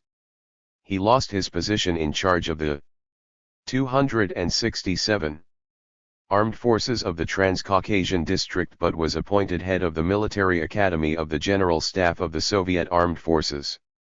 Secession and the Constitution. In terms of demands for separate statehood, the most difficult challenge Gorbachev faced came from the Baltic republics. The Soviet constitution, anomalously for a supposed federation, and totally misleadingly, given the reality of a highly centralized unitary state, granted on paper the right of secession to Union republics. Any attempt to assert that right earlier than the second half of the 1980s would have been out of the question. There was no legal way in which secession could have been set in motion, and advocacy of it would have been branded as anti-Soviet propaganda, itself a criminal offense prior to the Gorbachev era. If the right to secede were to become a serious one, there was a need for a law on secession specifying the steps which must be taken by a Republican leadership wishing to pursue that goal. One sign that the Communist Party leadership was beginning to treat the nationality question with the seriousness it deserved was the belated holding of a Central Committee plenum on the subject in September 1989, although Gorbachev's insistence then that Soviet citizens had not yet lived in a real federation did not go far enough to satisfy the demands of the Bates in particular. A more significant attempt to face up to growing demands for independence, particularly from the Baltic states, while simultaneously trying to slow down that process, was the eventual promulgation of a law on secession in April 1990. This fulfilled a promise Gorbachev had made on a 3-day visit to Lithuania in January of that year which, however, achieved little in the way of mutual understanding. The law's provisions included the need for 2/3 of the electorate of a republic to vote for secession in a referendum, a 5-year transition period, and, finally, the endorsement of the Soviet legislature. The fact that national subunits, so-called autonomous republics or regions within the Union republics, such as Abkhazia or Southern Ossetia in Georgia and Nagorno-Karabakh in Azerbaijan, were to be given the right to opt out of secession and remain in the USSR if they so voted, raised the possibility of secession leading to loss of territory by a republic seeking independent statehood, as did a provision in the law that the status of territories not belonging to the republic when it became part of the USSR must be agreed between the parties. The Presidium of the Belarusian Supreme Soviet was quick to announce that it would demand the return of lands which had formerly been part of Belarus should Lithuania leave the Soviet Union. G following year republics, in fact, became independent following the enormous stimulus of the failed putsch, and none of them did so with as much as a glance at the law on secession nor, accordingly, with loss of territory. But for Gorbachev the law on secession had been, on the one hand, an effort to provide a legal mechanism for a paper right which had long existed in the Soviet constitution and, on the other, a vain attempt to provide him with more time to create the kind of Soviet Union that no one would want to leave. The last thing Gorbachev wanted was to lose any part of the Soviet Union following the loss, as his domestic enemies on the right certainly saw it, of Eastern Europe. Gorbachev's refusal to use force to keep the Warsaw Pact. 268 countries under Soviet hegemony had produced one non-communist regime after another in Eastern Europe, and the Soviet leader had survived in office, despite the increased ferocity of the attacks on him from sections of the military and other conservative forces. Yet he believed that if he were to stand idly by while parts of the Soviet Union dropped off, he would be forgiven neither by his contemporaries nor by future generations of Russians. So far as the contemporaries were concerned, those fears were not misplaced. Within a very short time after the dissolution of the Soviet Union, it was for the disintegration of the Soviet state that Gorbachev was criticized most of all, and by no means fairly. As Alexander Yakovlev pointed out on the 10th anniversary of Gorbachev's coming to power, Even though by that time Yakovlev's relations with Gorbachev had become strained, now Mikhail Sergeyevich Gorbachev is blamed for the breakup of the Union. This is unjust. He did everything possible to keep the country united, but renewed. Happy face, Gorbachev had striven to maintain a union while trying to avoid the use of force, or to avoid escalating it on the rare occasions when troops were used. Since he was, however, attempting to keep the Union intact while being unwilling to use the crude methods of repression employed in the past, his policy inevitably disappointed both those who claimed an absolute right to independent statehood and those who believed that any means were justified so long as they preserved the unity and integrity of the Soviet state. Although Gorbachev, even after he had lost office, continued to stress his genuine belief in the desirability of maintaining the Union, he had also been well aware of the real danger of his being overthrown if he did not keep intact the state boundaries he inherited. While both Gorbachev himself and his critics are agreed that he was too slow in attempting to deal with the nationality problem, the latter are divided between those who believe that he should have sought a new and voluntary Union treaty at an earlier stage of his leadership and those who hold that the problem was that he did not crack down soon enough on manifestations of nationalism. In attempting to prevent secession, Gorbachev was reacting to events rather than anticipating them, but responding, nevertheless, within the terms of the Soviet constitution which, unlike his predecessors, he took seriously and by political means rather than by violent repression. Thus, for example, the Politburo, including Gorbachev, Shevardnadze, and Yakovlev, but excluding Ligachev and Slyunkov, who were absent, voted for a series of measures designed to counteract the attempted secession of Lithuania from the Union. These included safeguards for the property of the USSR on the territory of Lithuania and proposals to use the mass media, a relapse into somewhat traditional communist practice, to emphasize the economic and other negative consequences for the population of Lithuania which would follow their exit from the Soviet Union. The retrospective blame placed on Gorbachev for failing to preserve the Union increasingly rarely focused on the occasional resort to force by Soviet troops during his years in office, rather the reverse, his failure to use sufficient force to prevent secession. Thus, the Journal of the Russian Parliament, in a series of articles marking the 10 years from the official launch of perestroika at the Central Committee plenum of April 1985 in the spring of 1995, gave most 269 space to an article complaining that, faced by a declaration of sovereignty by Estonia in late 1988, Gorbachev merely stated that this was contrary to the Soviet constitution and did not follow these words up with further censure or action registered. Even authors who see themselves, and are generally seen, as belonging to the democratic camp in post-Soviet Russia increasingly blame Gorbachev for using insufficient coercion to hold the Soviet Union together. Thus, at a meeting at the Gorbachev Foundation to mark the 10th anniversary of the April 1985 plenum, the prominent political analyst Andranik Migranian directly attacked Gorbachev along these lines, saying, "Why did you not stop the disintegration? You were General Secretary of the Soviet Communist Party. Why did you not use force if you had to? Why did you not see it would come to this? Wars everywhere, refugees, people without a homeland. I, as an Armenian, know this very well." Happy face. To this Gorbachev simply responded, "Well, thank God Andranik Migranian wasn't General Secretary of the Soviet Communist Party." Happy face. Gorbachev's turn to the right. What has become known as Gorbachev's turn to the right refers to the period from October 1990 to March 1991, the winter during which he changed the balance of influence within his leadership team in a more conservative direction, both through personnel change and by becoming less accessible to those of his associates who had been the strongest advocates of political and economic transformation.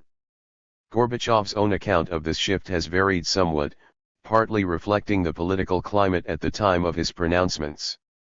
Thus, in an interview in the autumn of 1991, after the August coup but while he was still in office as Soviet president, Gorbachev referred to the political events of the winter of 1990-91 and said that on both sides, the behavior was certainly not impeccable, let me put it this way, and that democratic forces, those who really wanted change, sometimes regrettably found themselves on different sides of the barricades.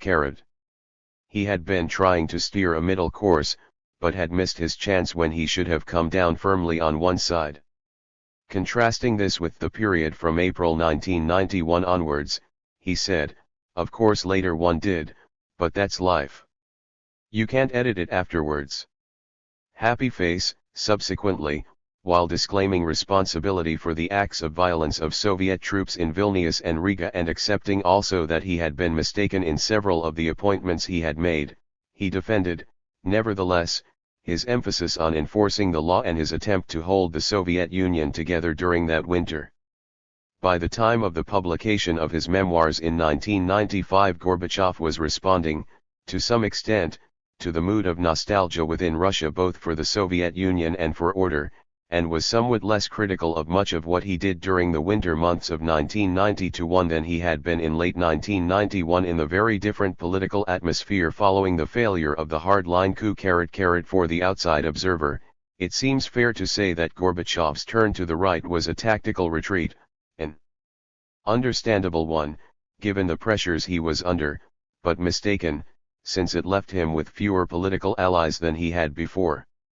The 500 Days program, discussed earlier, had been seen by its opponents within the government, the army, the KGB, and the party apparatus, and 270. Ultimately by Gorbachev himself as a threat to the continued existence of any kind of union, not least because it largely deprived the all-union authorities of their revenue-gathering powers. Since Gorbachev did not at that time see the left, the Radical Democrats and the Baltic nationalists as an immediate threat as great as that posed by the conservative and pro-union right, he felt the need to make concessions to the latter. These came the more naturally since he was a genuine believer in preserving the Soviet Union intact, including the Baltic states, although not at any price. It was his unwillingness to turn the clock back to maintaining the Soviet Union by use of the full apparatus of repression which would simultaneously have destroyed both the democratization process and all the changes for the better in the international arena that he had played a decisive part in achieving, which distinguished Gorbachev from his pro-union allies of late 1990 and early 1991. In moving closer to more conservative forces, Gorbachev was in danger, however, of becoming their prisoner, especially as this very shift led to a further deterioration in his relations with the Democrats. He did not believe that there was a risk of him becoming a hostage to any group, and indeed his launching of the Novoagareva process, discussed in the next section, in the spring of 1991 was an example of his remarkable ability to free himself from the constraints which a majority within the party state high command endeavored to place upon him. But, in the meantime, Gorbachev had paid a price in terms of loss of confidence in his leadership on the part of the Democrats and, crucially, he had inadvertently ceded the position of number one Democrat to his most dangerous rival, Boris Yeltsin. Of course, the intense pressures within an increasingly polarized society made all political choices difficult ones. Gorbachev was fiercely attacked at meetings he held with defense industry managers and army officers, whose demands were for a return to more traditional Soviet norms, not for more democracy. Moreover, by late 1990 the people as a whole were taking for granted the gains of the Gorbachev years, among them, freedom of speech, assembly and publication, contested elections, and the end of the Cold War. They now had other concerns. During 1990 the nationalities issue had become more acute and economic problems had worsened as the instruments of the command economy were ceasing to function, while those of a market economy had scarcely begun to emerge. The interconnectedness of the various aspects of the transition from the traditional communist order was such that even democratization exacerbated the economic difficulties. Since regional officials had become more dependent on their local electorates than on the center for their survival in office, they became increasingly unresponsive to the economic demands of the political authorities in Moscow, and would hoard goods locally rather than supply other areas, including the major cities. Whereas, under the command economy, Moscow had always been better served than the Russian provinces. By 1990-1 goods and foodstuffs were more readily available in some provincial towns than in the capital. During this time Gorbachev's popularity declined steeply. Although Gorbachev, while still in office, even 6.5 years after coming to power, never reached as low a level of public support as that accorded Yeltsin in early 271. 1995, some 3.5 years after his election as president and a little over 3 years after the collapse of the Soviet Union. The period between May 1990 and December 1991 was one in which Yeltsin overtook Gorbachev in popularity and left him far behind. Whereas in December 1989, 49% of respondents in Russia, 52% in the Soviet Union, wholly approved of Gorbachev's activities, and an additional 32% in both Russia and the USSR, partly approved. This support dropped sharply during the summer of 1990, and by December 1990 had gone down to 14% of complete support in Russia, 17% in the Union American Samoa a whole, and 38% partial support in Russia, 39% in the USSR. Following the failed coup, the leading public opinion polling institute in Russia surveyed opinion only in Russia, for the USSR was already well on the way to disintegration, and the September poll, their last while Gorbachev was still in office, indicated some recovery in Gorbachev's position, although his popularity then was much less than Yeltsin's. Following the failure of the August coup, the survey conducted in September 1991 showed 18% wholly approving of Gorbachev's activity and 45% partly approving. Those who thought of themselves as Democrats and who, for the first 4 or 5 years of Gorbachev's years in power, had seen his leadership as the most important guarantee of movement in a democratic direction, increasingly deserted Gorbachev for Yeltsin. The latter's views were being influenced meanwhile by his new friends in the liberal and democratic wing of the intelligentsia, with whom he had little contact until he was elected to the Congress of People's Deputies in 1989. One reason, accordingly, for Gorbachev's turn to the right was the feeling that he had been deserted by the left. Of course, to the extent that he made concessions to more conservative forces, he exacerbated that problem by increasing the alienation of his former supporters. Thus, the tactical retreat during this winter of discontent turned out to be a strategic error. It satisfied neither one side nor the other. Gorbachev was never willing to be as ruthless and single-minded in pursuit of preservation of the Union as a majority of the power holders in Moscow wished. Many of them were disillusioned with Gorbachev even before he returned to the mainstream of reform in April 1991 and left his conservative colleagues still more in the cold than the radical reformists had been over the previous 6 months. Tranquilizing or encouraging the hardliners. These zigzags may have been necessary up to a point, given the fundamental disagreements among power holders and contenders for power both on the appropriate boundaries of the Soviet state and on what kind of political and economic system should emerge. There were grounds also for uncertainty as to whether the Democrats were strong enough to prevail against the apparatus of Soviet power should it act increasingly independently of Gorbachev. By making such concessions as he deemed politically necessary at different times to powerful institutional interests, Gorbachev may have tranquilized the hardliners long enough to render them almost impotent by the time they chose to strike. Thus, a case can be made even for Gorbachev's turn to the right insofar as it was both tactical and temporary as being in the interests of a Soviet transition. 272. From communism, which proceeded without violent confrontation between the bastions of the old order and the forces of change within Russia itself. The personnel changes and policy compromises of the winter of 1990-1 also, however, offered some encouragement to the hardliners, who began to see for the first time significant concessions by Gorbachev in the face of their pressure. The tactical retreat, moreover, did not help Gorbachev personally, for his abandonment of the conservatives the moment winter turned to spring meant that they would never forgive him. Yet by that time only a minority of Democrats retained the warm feelings and the gratitude towards Gorbachev which they had harbored during the greater part of his leadership. Splitting the Communist Party at its 28th Congress in the summer of 1990 would have been a risky alternative but almost certainly a better one.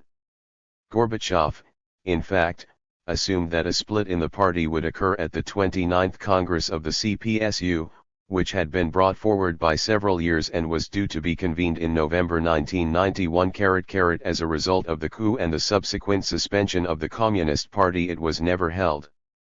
Gorbachev argued that the essentially social democratic draft program that had been prepared, with his full approval, by the summer of 1991 would have provoked a fundamental division.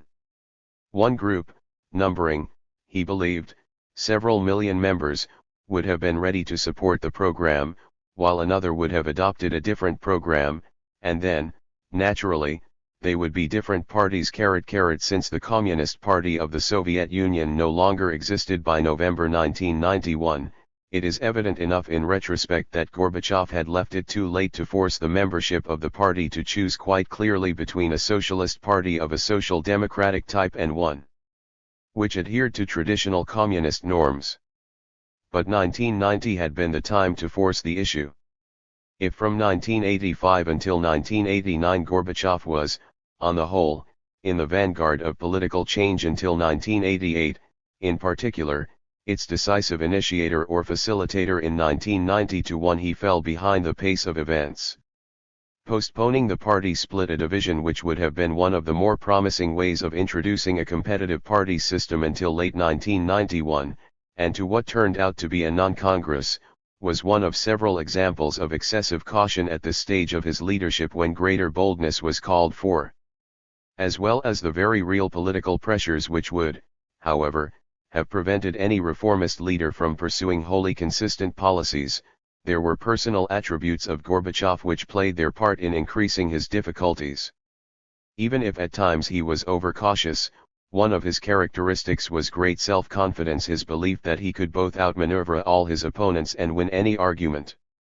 Shukhnazarov, a sympathetic, close collaborator, has alluded to Gorbachev firmly believing in his ability to convince anyone of anything. The fact that he had achieved so much what was already taken for granted by Democrats had, after all, seemed like utopian hopes for a distant future even to dissidents a mere 5 years earlier made his overconfidence understandable, but optimism and self-belief were, and remain, important traits of Gorbachev's personality.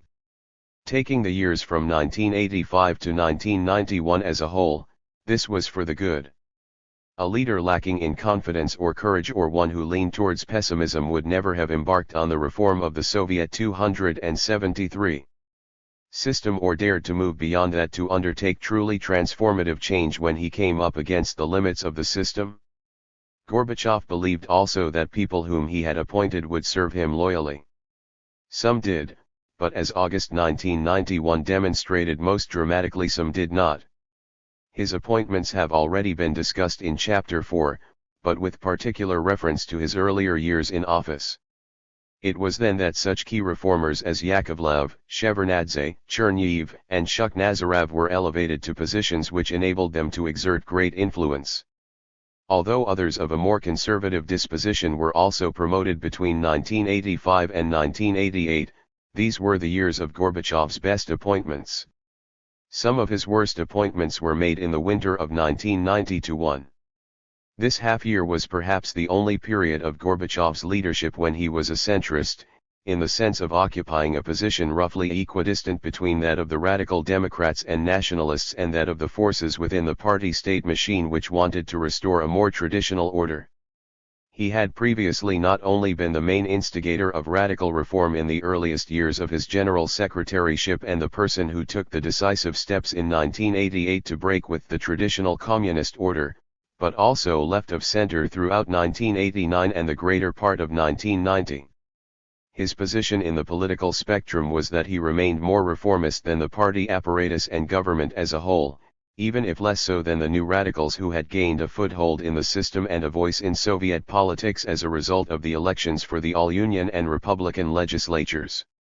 While Gorbachev was often depicted as a centrist long before the autumn of 1990, that was a misperception of his position within the leadership, although he was happy to obfuscate the point, both because he genuinely tried to build a consensus, whether within the Politburo or the Presidential Council, and for tactical reasons, since it was to his advantage to appear even-handed and ready to listen to the views of both the liberal and the conservative wings of the leadership. In the winter of 1990-1, However, Gorbachev did, indeed, occupy the center ground. There were times when his position appeared to be on the center-right, but this period of his leadership was marked by zigzags, as he maneuvered between increasingly polarized political forces. With the exception of the months between the August coup and the collapse of the Soviet Union in December 1991, it was probably the most stressful and difficult phase of his tenure of the Kremlin. He was under intense pressure from both left and right from, on the one hand, radical Democrats and national separatists, and, on the other, from the government, the party apparatus, the army, the KGB, a conservative majority in the Supreme Soviet, and all those who felt that the pluralization of Soviet politics had gone too far and that the threat of disintegration of the Union had got to be countered before it engulfed them all. The relatively short-lived period of cooperation with Yeltsin, which began in August when Gorbachev supported the work of the Shatalyov-Linsky team on the 500 Days program for rapid transition to a market economy, ended with Gorbachev's retreat from some of the starker implications of that strategy for radical change. Listening to the criticisms of the marketizing economists of the government program of Rizhkov and Abalkin and from the government side. 274. Of the 500 Days approach, Gorbachev shifted his position not only for reasons of political prudence, since the entire executive, including the chairman of the Council of Ministers, the economic ministries, the army, the KGB, and most of the party apparatus were opposed to the fast-track transition to the market, but also because he became genuinely convinced of weaknesses both in the government proposals and in those of the economic radicals. In retrospect, even a number of marketizing economists thought the 500 Days program unrealistic. Pavel Bunik, one such economist by no means well disposed towards Gorbachev, described it in 1995 as not a program, but an introductory lecture, adding that, if it had been implemented, the results would probably have been worse than today.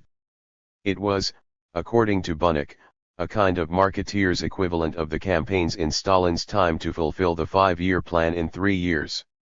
Gorbachev undoubtedly vacillated both on the pros and cons of the program and on the relative weight of the political forces gathered on each side. What may have been crucial is that the preponderance of power appeared to be on the side of the state authorities rather than the Shatalyov-Linsky team. Fierce opposition came not only from within the executive but also from the parliament, which was now a body to be reckoned with. Gorbachev believed that the 500 Days program would not be accepted by the Supreme Soviet of the USSR. Institutional changes. The Communist Party apparatus had not, in the meantime, taken kindly to the formal removal of the party's leading role in March 1990. The composition of the Politburo had been changed radically at the 28th Party Congress in the summer of that year. It now contained the first secretaries of all the Union Republican Party organizations and the new Deputy General Secretary, Vladimir Ivashko, but not as in the past the chairman of the Council of Ministers, the Minister of Foreign Affairs, the Minister of Defense, or the chairman of the KGB. The absence of Rizhkov, Shevardnadze, Yazov, and Kryukov, as well as of Alexander Yakovlev, all of whom were, however, members of the Presidential Council, led to the quite justified suspicion on the part of a Politburo which was increasingly rarely convened that they had been relegated, at best, to the position of a second 11.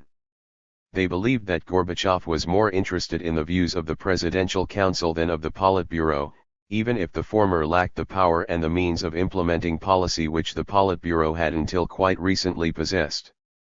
As nationalists and radical Democrats became more assertive, and both party orthodoxy and party bureaucrats were increasingly held up to ridicule by a substantial section of the mass media, the backlash confronting Gorbachev became intense.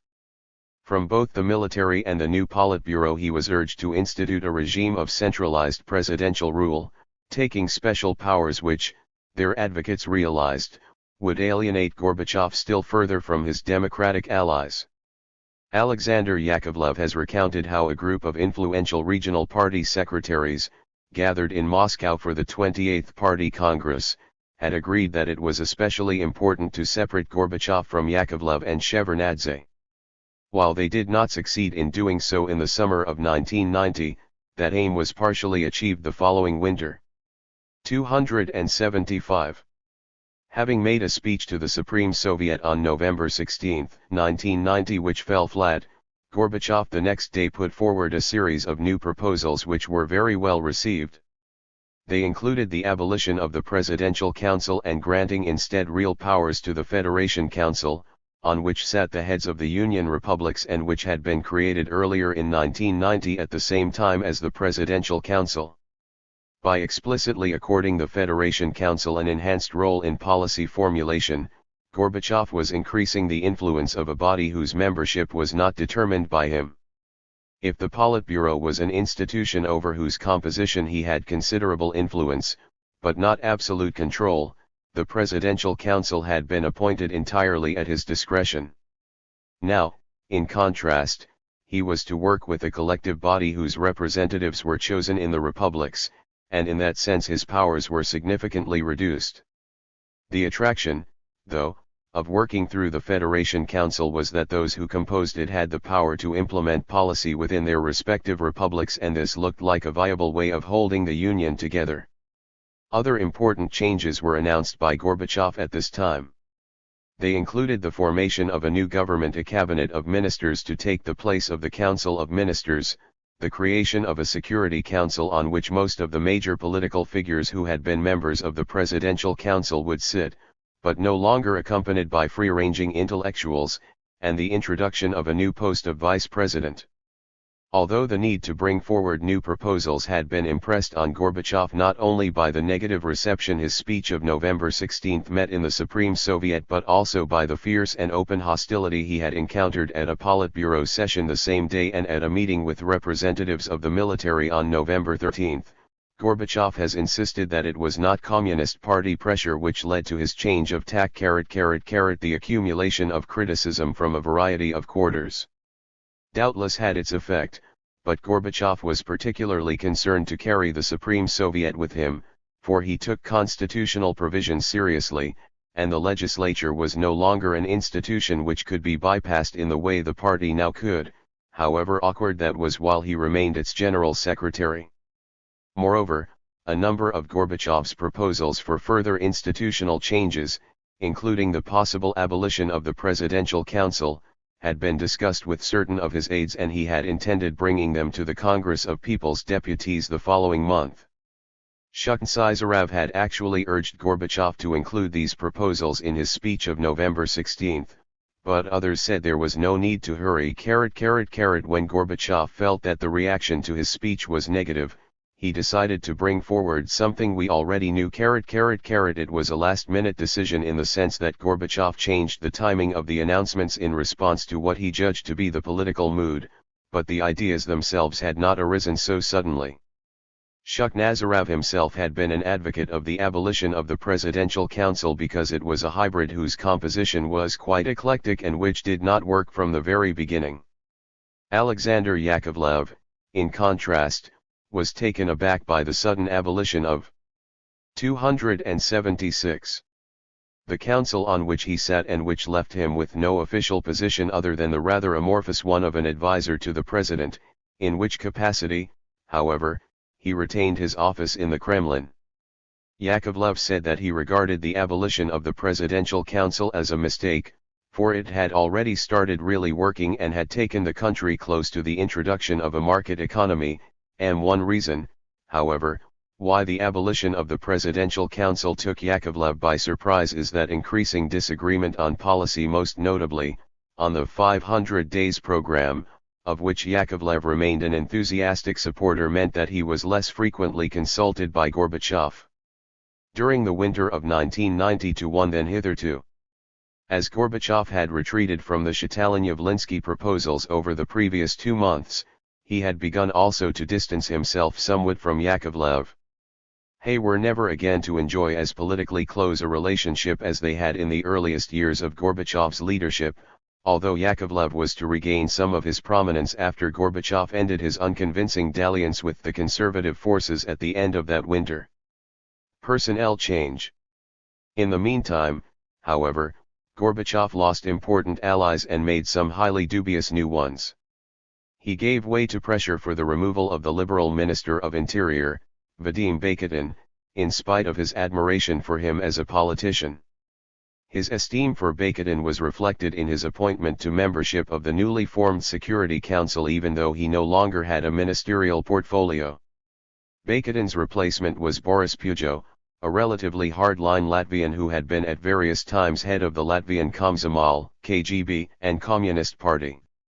The equally traditionalist former commander of Soviet forces in Afghanistan, General Boris Gromov, who, however, unlike Pujo had at least the good sense not to commit himself fully to the putschists in August 1991, became the first Deputy Minister of Interior. This was a response to widespread demands for a crackdown on crime and the imposition of order. The new post of Vice President went to Gennady Yanov, whose background was in the Komsomol and the official Soviet trade union movement. Gorbachev did not know him well, but backed him partly on the grounds that he would be a reliable subordinate. He also believed that Yanov, precisely because he lacked reformist credentials, would help to neutralize his right-wing opponents.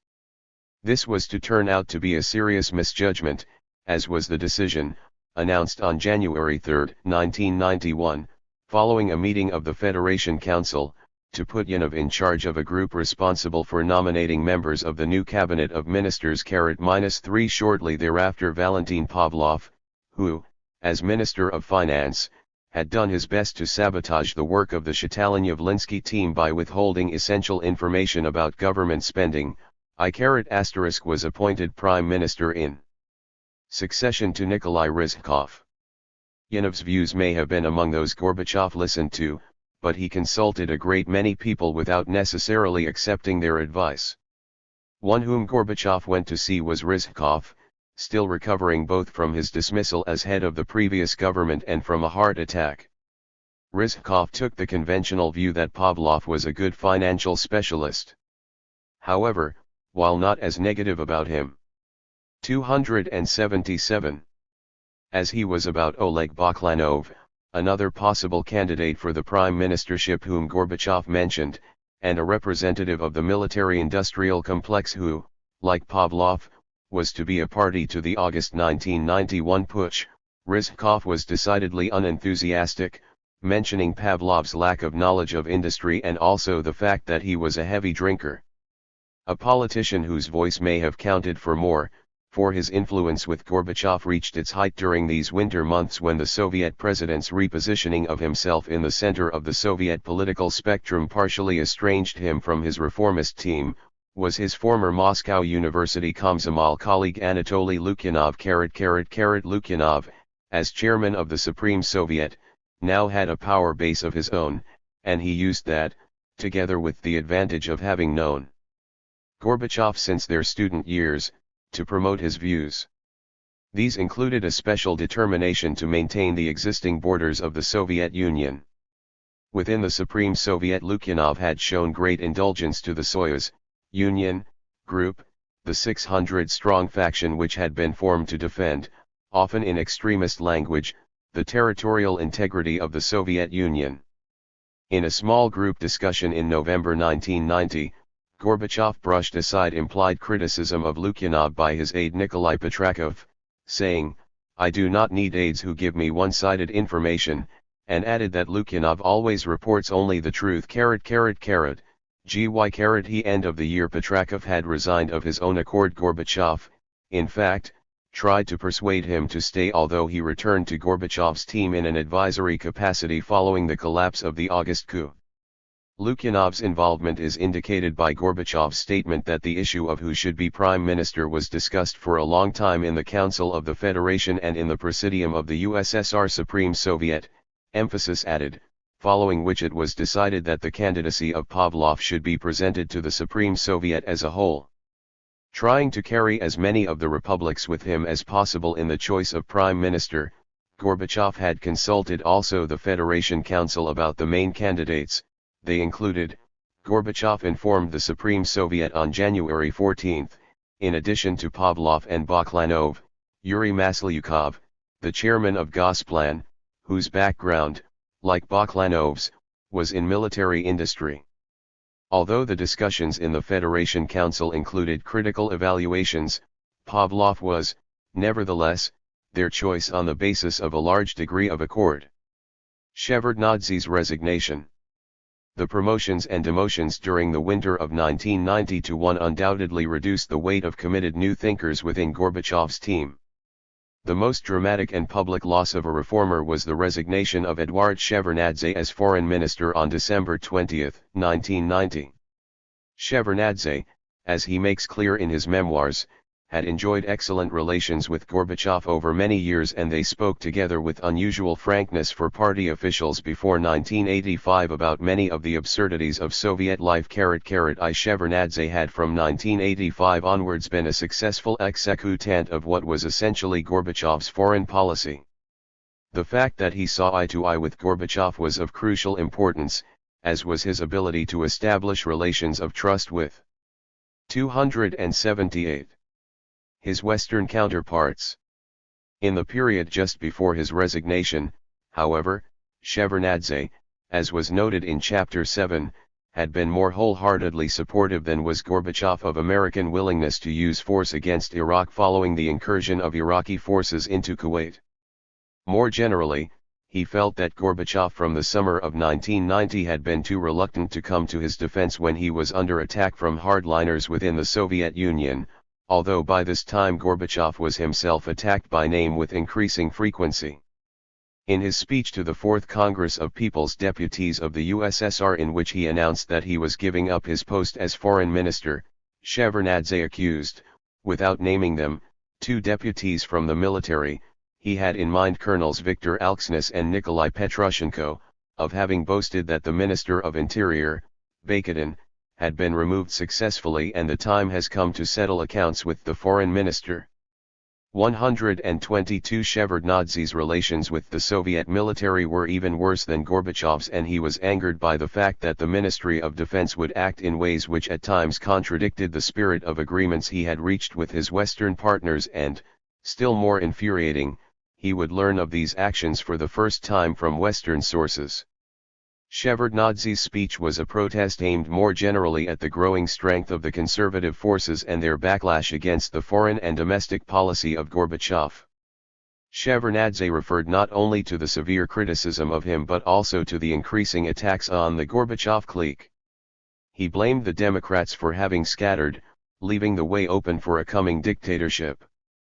Saying that no one knew what form this dictatorship would take or who would be the dictator, Shevardnadze announced his resignation and added, "Let this be my contribution, if you like, my protest against the onset of dictatorship." The speech was a sensation both in the Soviet Union and abroad, and raised consciousness worldwide of the possibility of a reversal of the profound changes which had occurred over the previous few years.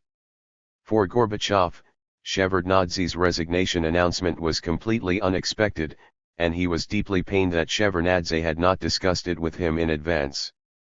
Although shaken by this sudden blow, he nevertheless took the earliest opportunity to speak with Shevardnadze and, indeed, persuaded him to carry on working in the capacity of foreign minister for another month until his successor, the career diplomat Besesmertnik, had been appointed.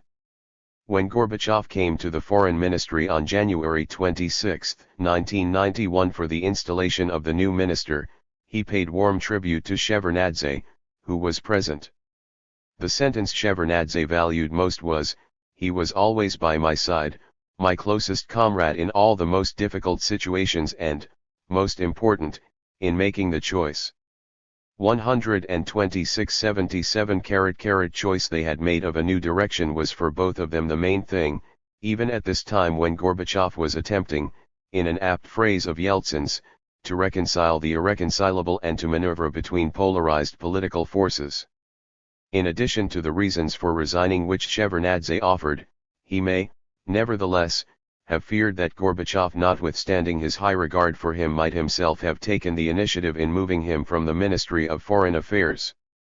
Shevardnadze's name sometimes came up as a 279 potential Prime Minister of the Soviet Union or Vice President in conversations Gorbachev had in 1990. His diplomatic skills and Georgian nationality apparently offered the possibility of promoting the harmony between nations within the Soviet Union, which he had successfully pursued further afield.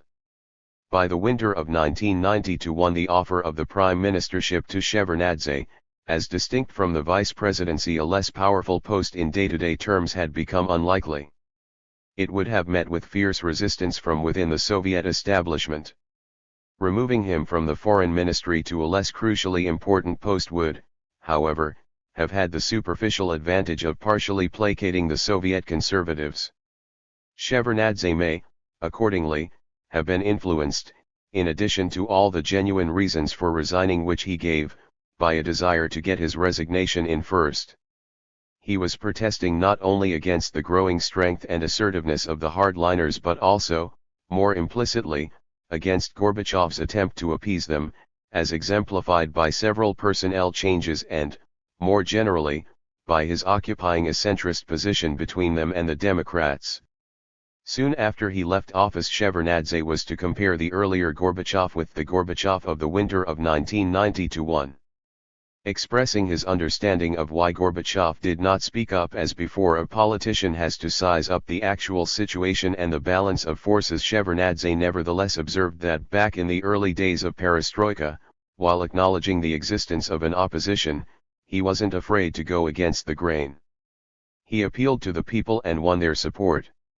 All the more boldly, he hammered out the credo of the new thinking and put it into action. Why now, said Shevardnadze, the seasoned debater, who had persuaded the party and the country that democracy and innovation were vitally needed, kept silent, although, he remarks elsewhere, not for an instant did I forget how complicated Gorbachev's position was, how contradictory and many-sided the pressure he was under. Bloodshed in the Baltic states, the attempt of the conservative forces within the Soviet system to roll back the changes which had occurred since 1988 and to force Gorbachev into a general crackdown on all manifestations of nationalism took a more sinister turn in early 1991, lending greater plausibility to Shevardnadze's warnings of a coming dictatorship. On several occasions excessive force was used by local commanders with the backing of some of their superiors in Moscow, precisely in order to sharpen the conflict, to discredit Gorbachev in the eyes of Democrats and his supporters in the West, and to force him into bringing in direct presidential rule in the Baltic states.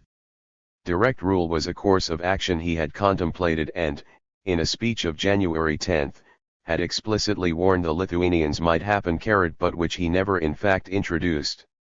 Boldin had done his best to bring it about, with his steady supply of one-sided and misleading information. He made sure that enormous piles of telegrams and letters from Russians living in Latvia, Lithuania, and Estonia, as well as from work collectives and organizations all over Russia, speaking of reprisals against Russians in the Baltic states and warning of the danger of civil war if order were not quickly restored, landed daily on Gorbachev's desk. 129 In a speech to the Supreme Soviet on January 14, 280. Devoted entirely to Lithuania, and separate from the one in which he proposed Pavlov as prime minister, Gorbachev spoke of telegrams continuing to flow in, and in recent days with the complaint that he had not instituted presidential rule. Lukyanov, W. was chairing the session, interrupted to add that the Supreme So/Iyat had also received thousands of telegrams. I of the several /Ireland actions against the Bates, that on the night of 12-13 January 1991, in which 14 people were killed and many more wounded, Soviet troops moved to take over the television station in Vilnius, provoked the greatest outcry. A significant part of the Soviet mass media criticized the actions from a liberal standpoint, and on 20 January a massive demonstration in Moscow against repression in the Baltic republics drew an estimated 100,000 participants. Gorbachev had attempted through warnings and verbal intimidation to bring the Lithuanians and other Baltic nationalists into the legal process for secession which had been promulgated the previous year. Their reply was that, since they had been incorporated in the Soviet Union against their will, they had no need to seek permission to leave. The Lithuanians had, of course, obeyed Soviet laws for the greater part of 5 decades, until it seemed, several years into the Gorbachev era, that the sanctions against ignoring them would be far less severe than in the past. Gorbachev's own rhetoric during this period was, however, often a throwback to earlier times. Thus on 10 January he spoke of an attempt at restoration of the bourgeois order in Lithuania, a remark that made no sense in terms of the pluralization of politics over which he had himself presided, j_r_s a conscious tilt in the direction of the conservative forces he was trying to keep within an increasingly fragile and unmanageable coalition. All the big battalions, in the most literal sense, were pushing him in the direction of giving priority to preservation of the Union, and this was an extremely high priority for him also, with the difference that he wished to achieve this without resort to violence and with respect for the law. Shuk Nazarov has recounted a conversation with Gorbachev, on October 5, 1990, in which Gorbachev spoke of a recent meeting he had had with a leader of our Afghans/Soviet veterans of the Afghan War. That person had told him that he must use whatever means necessary to impose order and he could then count on the army to support him. Gorbachev responded, "That is not my choice. We are following another path." The killings in Vilnius, in which both General Valentin Voronikov, who was to be a leading figure in the attempted coup of August 1991, and General Viktor Akolov, later one of the most active putschists against Gorbachev and against Yeltsin in October 1993, appear to have played a significant part. Were not only against Gorbachev's will, but were intended, as was a later violent onslaught in Riga, to be but the start of a more general imposition of order within the Soviet Union. People who were prepared to remove Gorbachev from his presidential office unconstitutionally were more than capable of using unauthorized violence against nationalist separatists some months earlier. The unremitting struggle by conservative forces for Gorbachev's ear and the effort to isolate him from the liberal-minded members of his entourage continued. Not all of the attempts succeeded. Efforts were made to persuade him to remove his press spokesman, Vitaly Ignatenko, who later discovered that his telephone had 281 been tapped throughout these months, but Gorbachev both defended and retained him. The day tensions reached their height in Vilnius, January 13, was a Sunday, and when the Lithuanian president, Vytautas Landsbergis, tried to telephone Gorbachev to speak about the killings the previous night, not only was he not put through to Gorbachev's dacha, but Gorbachev was also not even informed that he had called. Misleading information which, in fact, was given to Gorbachev that day was that there had been some outrages in Vilnius which the nationalists had organized as a provocation. Vilnius deaths did immediate damage to Gorbachev as they were intended to among his remaining democratic supporters, and several of the liberals in his entourage, including Cherniev and Ignatenko, contemplated resignation. Cherniev, who had served Gorbachev well for the 5 years he had spent as his aide and foreign policy advisor, went so far as to write a letter to the Soviet president to denounce the latest turn of events and to resign his post. He concluded by saying that in contrast with his service, in the international department of the Central Committee, during the times of Brezhnev and Chernenko, he had never, since coming to work with Gorbachev, felt excruciating shame on account of the policy of the Soviet leadership. He added, "Alas! This has now happened." Although for Cherniev it was hard to bring himself to make this break with Gorbachev, it seems it would have occurred but for the resistance of his secretary and assistant, Tamara Alexandrova. She demanded to know what good Cherniev thought would come from his departure, how he could contemplate leaving Gorbachev in the lurch and insulting him at a time like this, and so on in that spirit. Refused to type the lengthy letter Cherniev was composing, and which occupies 3.5 pages of small type in his memoirs. When Cherniev began to write the letter by hand, Tamara Alexandrova apparently relented. She typed the letter, but then put it in her safe and locked it. She did not come into work the following day, and Cherniev reconciled himself to waiting a little longer before delivering his protest and resignation to Gorbachev. But Tamara Alexandrova did not return to work for a week, and by then Cherniev believed she had been right. Gorbachev is open to criticism both for his tougher line and heightened rhetoric against the Lithuanians in the days preceding the attack and for his slowness in condemning the killings publicly once they had occurred, but there is some evidence that he was shocked and angered by what happened. Yet his speech to the Supreme Soviet about the events in Vilnius avoided a direct condemnation of the violence on the part of the state authorities and came as a great disappointment to the liberals within his team as well as in the broader society. Alexander Yakovlev, who returned from holiday to his Kremlin office after the deaths in Vilnius, was one of those who argued that this was not the time to desert Gorbachev. Yakovlev, Bakhtin, Primakov, Chernyev, Shukhnazarov, and Ignatenko had a series of meetings in which they decided that the optimal resolution of this political crisis would be for Gorbachev to fly to Lithuania, meet with Landsbergis, and explicitly disassociate himself from the violence. Y put their proposal directly to Gorbachev, who endorsed the idea and asked them to S2V Gorbach factor to prepare the materials. Ignatenko and Yakovlev believed that he would be flying to Vilnius the next day. This did not happen. Those who had sought a showdown Sith the Lithuanians had a foreign ally and collaborator in Ue Plekhanov, the head of the 9th Directorate of the KGB, which was responsible for the security of the So/Iyat leadership, as well as in Plekhanov's chief, Nukakov. On the day the most enlightened members of his entourage expected him to be FLLNG to Vilnius, Gorbachev told Ignatenko that he would not now be making that journey, explaining, "A number of comrades are against, because it is impossible to guarantee the safety of the president." Ignatenko believes that Gorbachev was obliged to take heed of the opinion of those charged /ith protecting his security but this may not have been the only reason why Gorbachev wavered.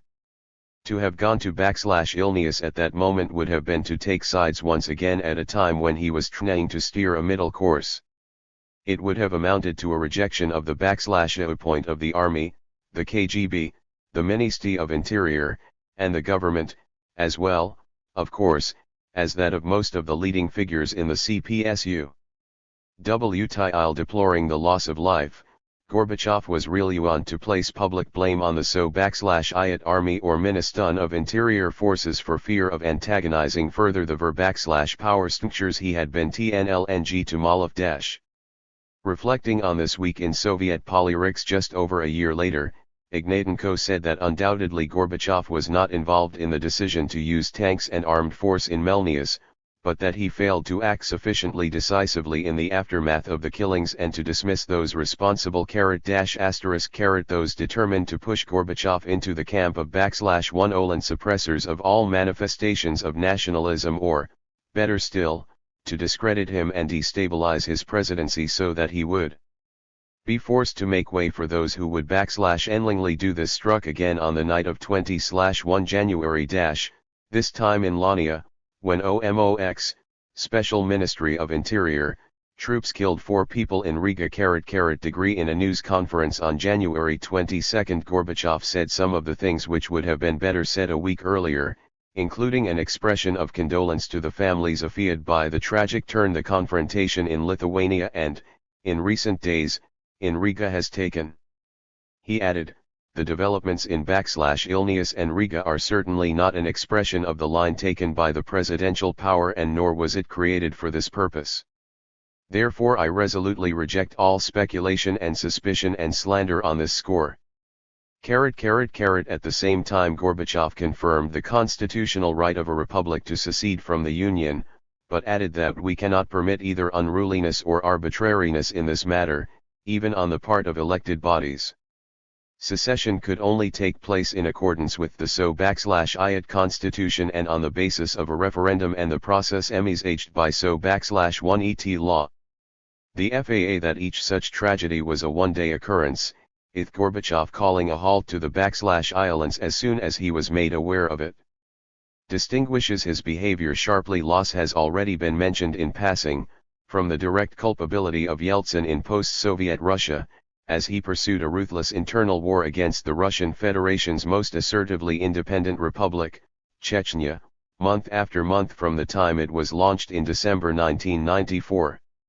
leading to a death toll far in excess of the total number killed by the So-Iat Army 283. And Ministry of Interior troops in all Soviet republics during the entire Gorbachev era. Yet Gorbachev was in more imminent danger of being overthrown if he failed to prevent the unilateral secession of Soviet republics than was Yeltsin 3 to 4 years later.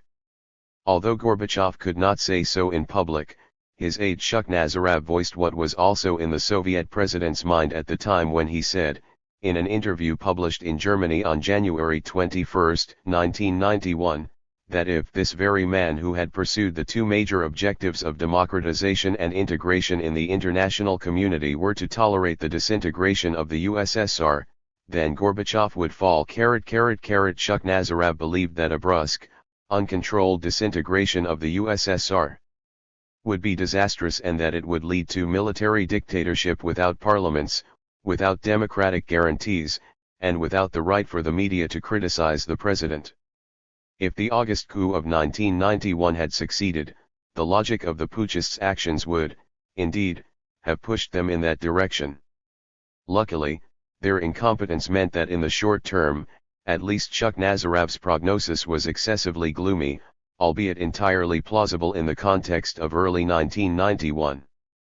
By that January Shuk Nazarov had, however, realized what Gorbachev was reluctant to admit even to himself and perhaps accepted only from the spring of 1991, that the Baltic states would part company with the Soviet Union sooner or later. Shuk Nazarov stated, "It is my firm conviction that the Baltic states will be permitted to leave the USSR on the basis of the constitution without major problems." Gorbachev subsequently confirmed that position in essence, but with some difference of emphasis, saying that his aim was to try by all political means to prevent the secession of Lithuania from the Union, but if that failed and the people there decided otherwise, then there needed to be a legal divorce following negotiations. The pressures increase. Feeling increasingly under siege in the winter of 1990-1, Gorbachev had appointed the malleable Leonid Kravchenko, so malleable that he later did the bidding also of those who temporarily deposed Gorbachev in August, as head of Central Soviet television and radio in order to stem the tide of increasingly outspoken criticism of him and of the all-Union authorities. Kravchenko obliged by announcing that state television does not have the right to engage in criticism of the leadership of the country, and by taking off the air the most popular current affairs program, Vzгляд, Viewpoint. Gorbachev, in the heat of the moment in January 1991, when he was under fierce attack from some newspapers following the deaths in Vilnius, suggested that it might also be necessary to suspend the press law. What is more important, however, is that not only did he not do so, withdrawing the proposal almost at once, but also that he had allowed this liberal law which ended censorship and institutionalized the freedom of the press to be enacted in the first place. Indeed, it had been Gorbachev's decision to push through a law on the press, on which work began in 1989 with the legislation enacted in June 1990, that would defend freedom of publication while including also certain safeguards. The latter were essentially the constraints to be found also in the laws of a number of Western countries, such as prohibition on the advocacy of violent. 284. Overthrow of the state and on propagandizing racial, national, or religious intolerance. Although he was under fierce pressure from the Politburo not to give up the Communist Party's levers of control over the mass media, Gorbachev allowed his aide Shuk Nazarov, in his capacity as chairman of a parliamentary subcommittee on constitutional legislation, to take overall responsibility for the drafting of what turned out to be a path-breaking law which effectively legitimized the expression of anti-communist opinions and in its effects on the print media. Was one of the most effective pieces of legislation of the perestroika period. Tension remained high in February and March 1991, but there was no repeat of the violence in the Baltic states of January. Even so, as a result of what had happened the previous month, a summit meeting which should have taken place between Gorbachev and George Bush in February was postponed. Pavlov made a fatuous speech in the same month in which he blamed Western financiers for trying to destabilize the Soviet economy, and Yeltsin took the opportunity of a live television interview on February 19 to call on Gorbachev to resign. Instead, Gorbachev pressed ahead with his plans for a referendum on support for a renewed union, which was held on March 17 and, as noted earlier in this chapter, produced a favorable result from his point of view in the 9 republics which agreed to conduct it. Several republics, however, added additional questions of their own, including a highly significant one in Russia. There the voters were asked whether they wanted direct elections for a Russian presidency to be held that June. Yeltsin had been chairman of the Supreme Soviet of Russia since the previous summer, but he and his advisors were aware that his political position would be further strengthened if he could be elected by the whole people. Of those who participated in the referendum, 70% voted in favor of a popularly elected presidency. As the economic position worsened, a new round of miners' strikes occurred, and, as distinct from the mainly economic concerns in 1989, demands now included calls for Gorbachev's resignation and for the removal of Communist Party organizations from the workplace. In the face of such pressures, Gorbachev still appeared far too ready to believe information supplied to him by the likes of Kryukov, Peugeot, and Boldin.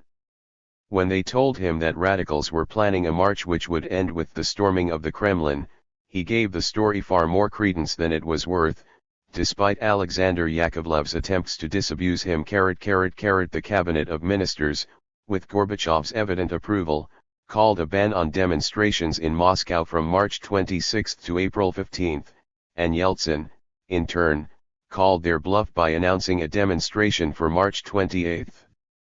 At least 250,000 people were estimated to have participated in that gathering, watched by some 50,000 police and Ministry of Interior troops. To the relief of Gorbachev and a broader Soviet public, the demonstration passed off peacefully. In the words of David Remnick, it had been blissfully boring and a political draw. Just as letters and telegrams sent to Gorbachev were filtered by Boldin's office, so were statistical information, excerpts from the press, and material from other sources, including, evidently, intelligence sources. It was as late as March 1991 that Cherniv and the head of the Presidential Press Service, Ignatenko, 285, discovered that Boldin had created his own Department of Information in his secretariat which controlled this particular flow of papers and could thereby exercise a baneful influence on Gorbachev's perception of a number of issues. Gorbachev's faith in Boldin, says Shukhnazarov, gave the Chief of Staff practically unlimited power, and he used it voluptuously. Undoubtedly, some of the worst decisions taken by Gorbachev owed much to his misplaced trust in people whom he should not have appointed to responsible posts in the first place, as well as to his insufficient attention to the machinery of government on which he depended. Shukhnazarov, for all his esteem for Gorbachev, says that, as Soviet president, Gorbachev was an indifferent organizer. He had, of course, known how to work within the apparatus of the Communist Party, which, in comparison with most Soviet institutions, was relatively efficient in the processing of papers and the implementation of decisions. But, on becoming Soviet president, he had no experience or knowledge of how to secure the structural underpinnings which would endow that office with real executive power. It has to be added, however, that Gorbachev was carrying an almost superhuman workload. When not conducting international diplomacy abroad, he was in his office from morning until at least 10 o'clock in the evening, after which he sometimes worked until 1 or 2 in the morning at home on papers which assistants delivered to him there.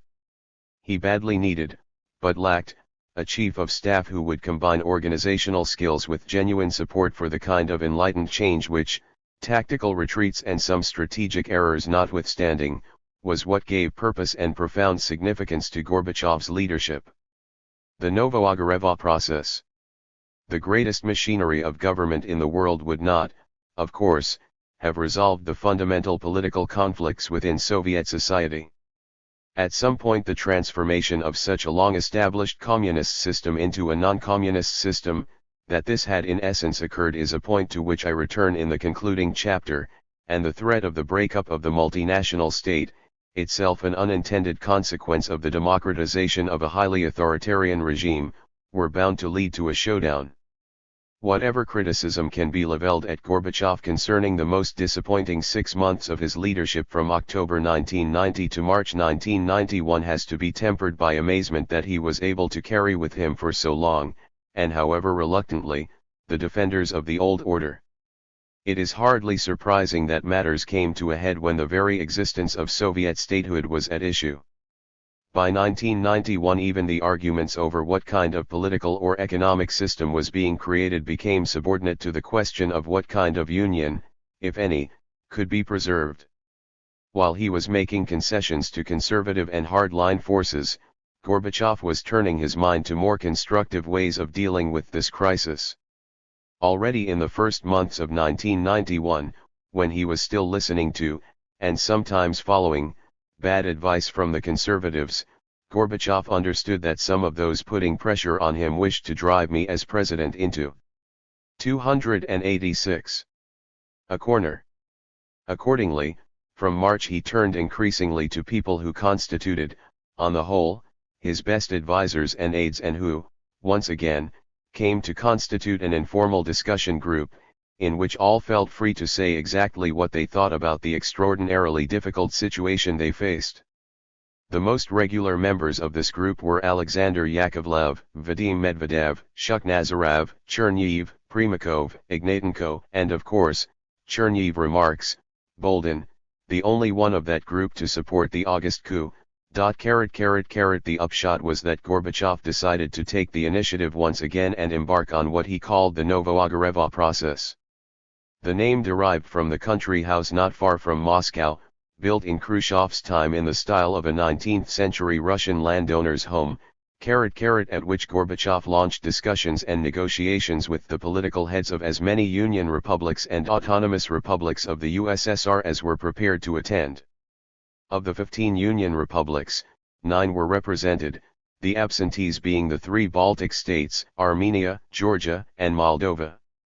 The Novo-Ogareva process got underway on April 23 with the first of these 9+1 meetings. Gorbachev was, of course, the one, although Lukyanov, as chairman of the Supreme Soviet of the USSR, was also present at all the formal meetings. What was crucial was that Gorbachev had persuaded both Yeltsin and Kravchuk to take part, for, without the participation of Russia and Ukraine, nothing could have been achieved. The plan was to produce a new Union treaty, a voluntary agreement on the respective powers and rights of the center and the republics within a very few months. Gorbachev had launched the Novo-Ogareva process on the eve of a plenary session of the Central Committee of the CPSU, at which he came under severe attack from conservative forces. A majority of speakers at this plenum, held on 24–5 April 1991, were highly critical of his leadership of the Communist Party. The onslaught appeared to have been a preplanned and concerted effort to undermine him fatally. Gorbachev decided to force the issue of whether his authority as General Secretary could or could not be sustained. He threatened, in all seriousness, to resign, and although a majority of members of the Central Committee would almost certainly have preferred another General Secretary, they lacked the resolution to seize the opportunity offered to them. In frenzied behind-the-scenes activity, more than 70 supporters of Gorbachev put their signatures to a document backing him. In the face of this pressure and the imminence of an overt split in the party leadership, the Politburo meeting in emergency session during a recess put to the plenum the proposal that, in the interests of the country, people, and party, the issue of Gorbachev's leaving the post of General Secretary be removed from the agenda. To Gorbachev's short-term advantage and longer-term disadvantage, this motion was carried overwhelmingly. The vote meant, however, that Gorbachev could concentrate on the Novo-Ogareva process. The background to these negotiations, designed to preserve some kind of union and a common economic space, from the latter of which the 6 non-participating republics were to be excluded unless they subsequently decided they wished to be part of the Union, lay even more in the war of laws between Russia and the USSR than in the conflict with the Baltic states. A huge impetus to the ultimate breakup of the Soviet Union had been given by the National Kyivstan coup and collapse. 287. Supreme Soviet of the Russian Federation in June 1990, some 2 weeks after Yeltsin became its chairman, when it declared political sovereignty and the supremacy of Russian law over Union legislation. Over the next few months other republics followed the Russian example. Between June and October Uzbekistan, Moldova, Ukraine, Belarus, Turkmenistan, Tajikistan, and Kazakhstan declared their sovereignty, while Armenia, which had already done so, took the further step of declaring its independence. In the case of the Central Asian republics there was no sign that they wished this to be a step towards full independence, rather, their leaders could hardly appear less interested in asserting sovereign rights against the Union than Russia, given that the relationship between the Russian Republic and the USSR had hitherto seemed to be a symbiotic one. But in the winter of 1990-1, when Yeltsin had shown political courage in defending the claims to independence of the Baltic states, relations between the Russian and all Union authorities had reached a new low, symbolized by Yeltsin's call for Gorbachev's resignation just 2 months before the Novoagareva process got underway. Yeltsin's increasing rejection of the Union had been based not only on the more radical policies which he was prepared to pursue but, still more, on the fact that the all-Union authorities, and Gorbachev in particular, stood between him and full power and authority in Russia, including the symbolically important occupancy of the Kremlin. Yet a political alliance between Gorbachev and Yeltsin in 1990 or earlier, not merely the tentative and extremely short-lived one during the month of August when their nominees worked on the 500 Days program, would have been, it seemed to a number of Gorbachev's most reformist allies, the best defense against the counterattack of the conservatives. But, as already noted in Chapter 6, Gorbachev had ruled out as unrealistic Shukhnazarev's suggestion that he create the post of vice president of the USSR specially for Yeltsin. Yet, despite the mutual suspicion of Gorbachev and Yeltsin, Gorbachev was enough of a pragmatist to realize by the late winter of 1990-1 that there was no hope of achieving the renewed federation for which a majority of Soviet citizens had voted in the March 17 referendum without the cooperation of Yeltsin. Moreover, when the massive demonstration of March 28 in Moscow had, in Gorbachev's view, brought the capital to the edge of the abyss of civil conflict, he drew the conclusion that a new political initiative was needed.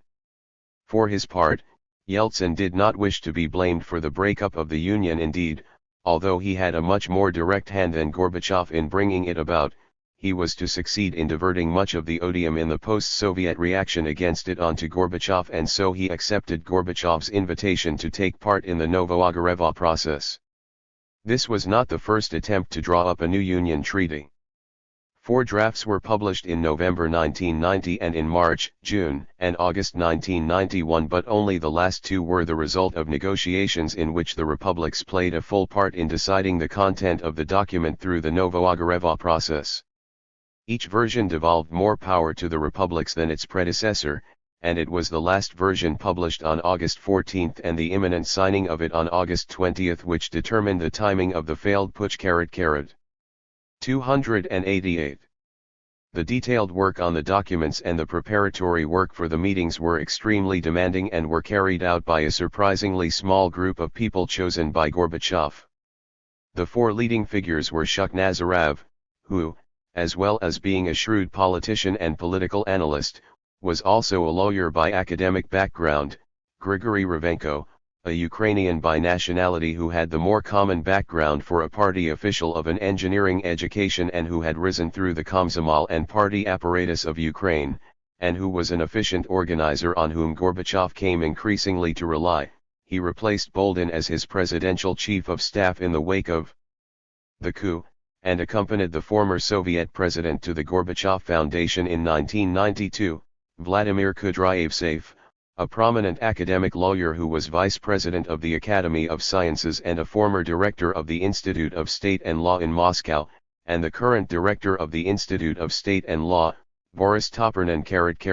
One of the most significant aspects of this process is that it was set in motion by Gorbachev without consultation with the Communist Party. The actual negotiations bypassed not only the CPSU and the Russian Communist Party headed by Ivan Polozkov but even, to a large extent, the legislatures of the Union republics. It was the turn of the hardliners, especially within the all-union executive but also in the legislature, to feel left out in the cold. KGB chairman Kryukov told Fyodor Berlatsky, whom he had known since they both worked for Andropov in the Socialist Countries Department of the Central Committee, that he found it increasingly difficult to meet with Gorbachev and get across to him his view that the survival of the Union was at risk. Registered. One of the many charges to be laid against Gorbachev by conservative forces in the wake of the collapse of the Soviet Union was that he had embarked on the Novo-Ogarevo process, in which, while there were concessions by both sides in the course of negotiations, many of the former prerogatives of the all-Union authorities were yielded by Gorbachev to the republics. While there were grounds for concern on the part of those who wished to retain a unified state that the center had become too dependent for revenue on the goodwill of the republics, which were granted ownership of the natural resources of their territories, including mineral deposits, this treaty was, nevertheless, the last realistic hope for a voluntary agreement which would bring together the majority of republics and peoples who inhabited the territory of the USSR. Those letters which had since 1922 stood for the Union of Soviet Socialist Republics became in the draft treaty the Union of Soviet Sovereign Republics. Even if the post of President of the USSR had become something more like the presidency of the European Union than the executive presidency created for Gorbachev in March 1990, that would still have been a significant office and one which, as the example of the European Union illustrates, would have left its incumbent with an extremely important diplomatic and coordinating role to play. Moreover, the direct election of the Soviet president would have given that person a political advantage not possessed by the president of the European Union, whose member states resist such popular election precisely because of the still greater independent standing it would bestow upon the Viitor. The fact that the president of the USSR, according to the August 1991 draft 289 of the Union Treaty, was to be elected by the people of the Union as a whole would have given the holder of the office an authority throughout the entire Union territory that it would have been difficult for any one Republican president, even that of Russia, to equal outside the boundaries of his own republic. In Novo-Ogarevo itself, a willingness to compromise for the sake of agreement on the preservation of some kind of union was an encouraging break with the confrontational politics of the previous winter, and the tone of exchanges between Gorbachev and Yeltsin acquired a new civility. Among the presidents participating in the talks, Nursultan Nazarbayev of Kazakhstan played a particularly constructive role. It was often, says Shuk Nazarov, thanks to him that agreement on a particular matter was reached, for both Yeltsin and Kravchuk were prepared to pay heed to what he had to say. Spite of their history of rivalry, it was easier for Gorbachev and Yeltsin to reach an accord during these summer months of 1991 than for many of the people who stood behind them. Registered. Gorbachev and his entourage were being urged by the leading figures in the party state machine who had been flexing their muscles a few months earlier to be more unyielding. "What have you done, boys?" a member of the Politburo said to Shuk Nazarov. "You have thrown away power, and with it the Union." Yeltsin, meantime, was being advised by his extremists and by his most ambitious supporters to take an aggressive line and not to compromise. This was a struggle for power and place not only between rival top leaders but between rival teams, Yeltsin's being composed both of those who had broken away from the all-Union political elite and of those who had become politicized only during the perestroika years, although the latter were to be almost entirely ousted by the former within 2 years of Russia becoming the Soviet Union's continuer state. They were no less anxious to occupy the seats of those who exercised power and influence close to Gorbachev than was Yeltsin to supplant the Soviet president, and they saw it as being in their interests to make it unambiguously clear that Yeltsin had become the number one politician in Russia. Away from the Novo-Ogarevo process, Yeltsin was able to take a giant step towards demonstrating just that. In the elections for the presidency of Russia, which had been authorized in the March 1991 referendum and which were held on June 12, he overwhelmingly defeated his 5 rivals, thus becoming the first Russian leader in history to make popular election the basis of his legitimacy.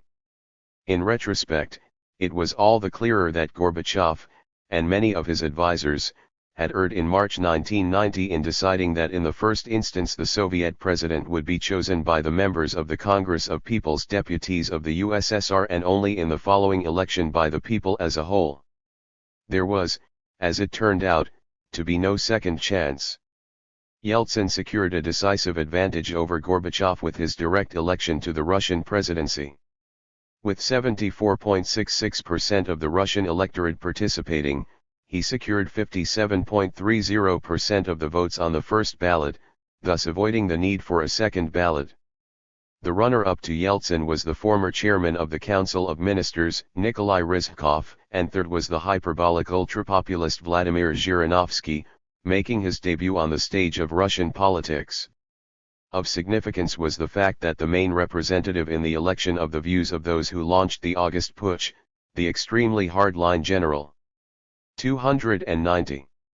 Albert Makashev, attracted only 3.74% of the votes, and also that the person who was almost certainly Gorbachev's favored candidate, although the Soviet president did not reveal how he had voted, Vadim Bakitin, came bottom of the poll with 3.24%. The fact that Bakitin, although an engaging personality and a liberal reformer, remained within the Communist Party was by this time a serious disadvantage for anyone appealing to that part of the electorate which was rejecting the old order.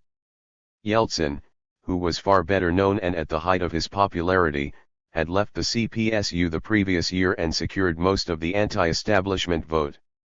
That he had courageously condemned the acts of violence by Soviet troops in the Baltic states the previous winter had apparently done him no harm with Russian voters. He appealed, moreover, not only to a reformist constituency. His success owed something also to his fitting the image of a strong leader traditionally favored by Russians and to his choice as vice-presidential running mate of Colonel, later General, Alexander Ruskoy, an Afghan veteran who had formed the group Communists for Democracy within the Russian legislature.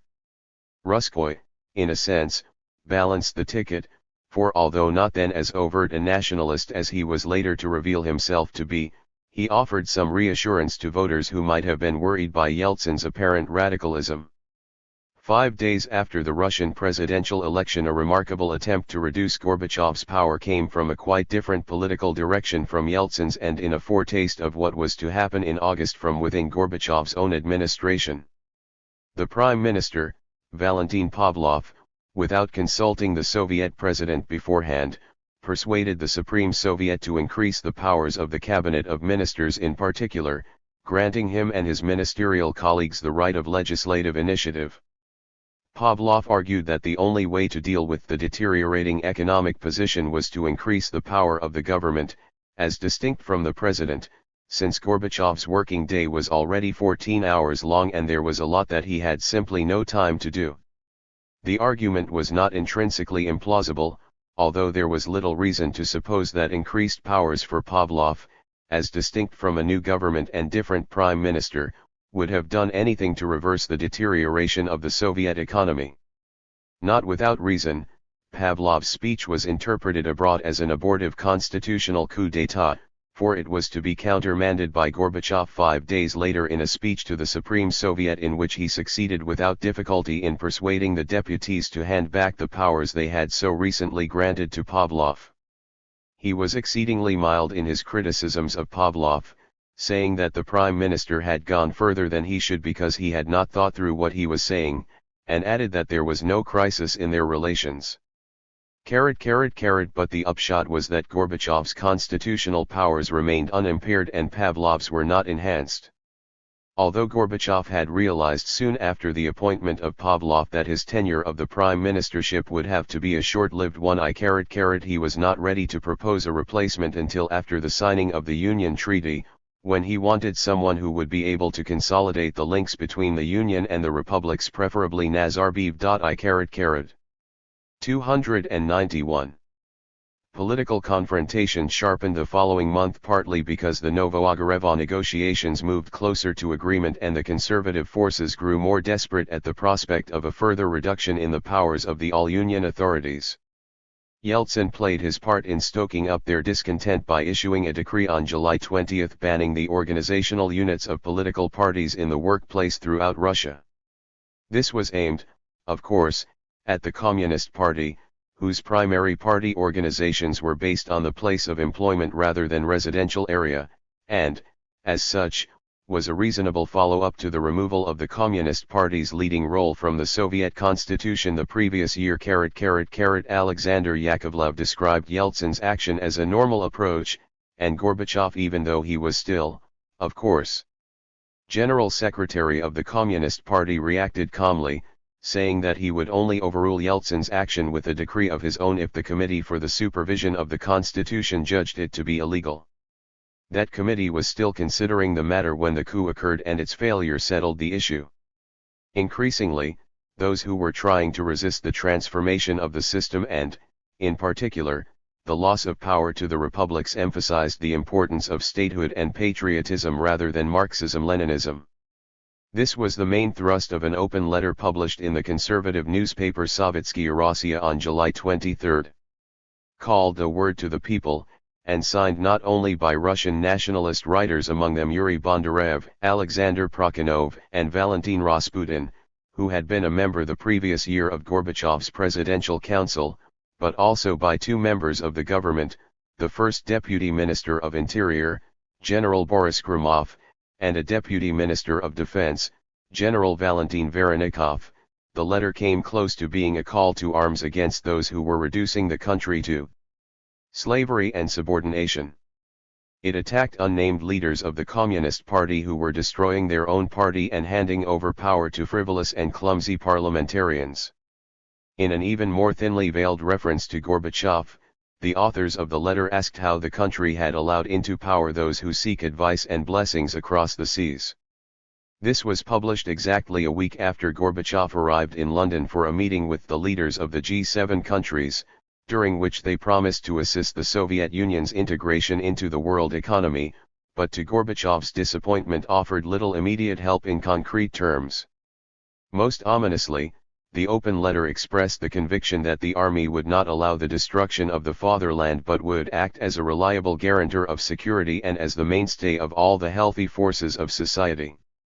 In the case of Gromov and Voronikov, as with that of Pavlov, Gorbachev may have been biding his time until after the signing of the Union Treaty before removing them from office, but their signatures to such a letter merited instant dismissal from the government, and it looked like a sign of weakness when Gorbachev allowed them to remain. That the words of the Russian writers and their allies both inside and outside government had a strong echo in the highest echelons of the Communist Party was not surprising and became abundantly clear at the plenary session of the Central Committee held on 25–6 July. 292. Reformist members of the Central Committee, Andrei Grachev and Otto Latsis, who explicitly attacked "A Word to the People" in their speeches at the plenum, were heckled and had difficulty in making themselves heard. The participants were also incensed by Yeltsin's banning of Communist primary party organizations, and their condemnation of it took precedence over attacks on the social democratic character of the draft party program which Gorbachev presented to the plenum, although that, too, drew criticism. Gorbachev got agreement for the holding of an extraordinary party congress in November or December to adopt a new program, the congress at which, as noted earlier, he had expected the party to split into those who could accept an essentially social democratic orientation and those who could not. One reason why the decision to hold an early party congress was endorsed was that many of the Central Committee members were looking forward to electing a new general secretary then and to abandoning the draft program under a new leadership. In his speech to the Central Committee plenum, Gorbachev made few concessions indeed to what was undoubtedly majority opinion within that body. He defended the Novoagareva process and, facing up to the past, stated that our party indisputably bears responsibility for the fact that it was not able to erect a barrier to despotism and allowed itself to be used as an instrument of totalitarianism. Gorbachev also accused those who expressed concern about the social democratization of the party of communist fundamentalism. He pointed out that the old idea of the Communist Party as political vanguard had lost its meaning and that it was only by political persuasion that it could get its members elected to positions of authority. It was time, he said, to accept that the epoch when the masses had no other means of improving their lot than by storming the Bastille or the Winter Palace was long past. Boldly, he drew the Central Committee's attention to the fact that in the program he was recommending to the party the goal of communism was, in effect, being abandoned as unrealistic. He argued that Marxism-Leninism, which had been turned into a collection of canonical texts, had to be supplemented by the riches of the world's socialist and democratic thought. Realization of the socialist idea had to be within the context of the common development of civilization. The term communism, he admitted, was mentioned only in passing in the draft program. That was because our experience, and not only ours, provides no grounds for thinking that this aim is realistically attainable in the foreseeable future. In order to provide a link between the Founding Fathers and his current thinking, Gorbachev drew upon a striking phrase from an unimpeachable source which he did not trouble to name, Marx and Engels, the Communist Manifesto, that in no way contradicted his emphasis on a socialism inseparable from liberty and democracy. What he chose to call the communist idea was the maxim that the free development of each is the condition for the free development of all, and this, he said, remained an attractive aspiration for all mankind. Not content with jettisoning the goal of communism, apart from the well-known words of Marx with which even the most libertarian of thinkers would be hard put to disagree, Gorbachev also dared to invite the Central Committee members to face up to the fact that the party could find itself out of 293 power, observing that, where they failed to be elected, they must constitute a constructive opposition, supporting the decisions of the authorities when they were sensible and opposing them when this was necessary for the defense of the interests of working people. Many intellectuals in the Soviet Union had come to conclusions such as these by 1990 and 1991, but it was far less easy for the General Secretary of the Soviet Communist Party not only to do so but also to present them publicly to those whose claim to rule had rested on the belief that history was entirely on their side and that the victory of communism was inevitable. In a more down-to-earth preparation for the immediate future, Gorbachev held an important meeting at Novoagoreva with Yeltsin and Nazarbayev at the end of July. They discussed changes in the government which should be made after the signing of the Union Treaty. Among those in leadership positions who were considered prime candidates for replacement were the Prime Minister, Pavlov, the chairman of the KGB, Kryukov, and the Minister of Defense, Yazov. The idea of Nazarbayev taking the place of Pavlov was mooted by Yeltsin, and Gorbachev went along with it, although Nazarbayev himself reserved his position. It was agreed that further discussions on this and the composition of the Union government as a whole would take place after the signing of the Union Treaty. Yeltsin suspected, with good reason, that this conversation was being recorded by the KGB. Gorbachev and Nazarbayev scoffed at the idea at the time, but later accepted that Yeltsin had been right. 209 JHE tape of the conversation, along with many others, was found after the failed coup in one of Boldin's safes in the Kremlin.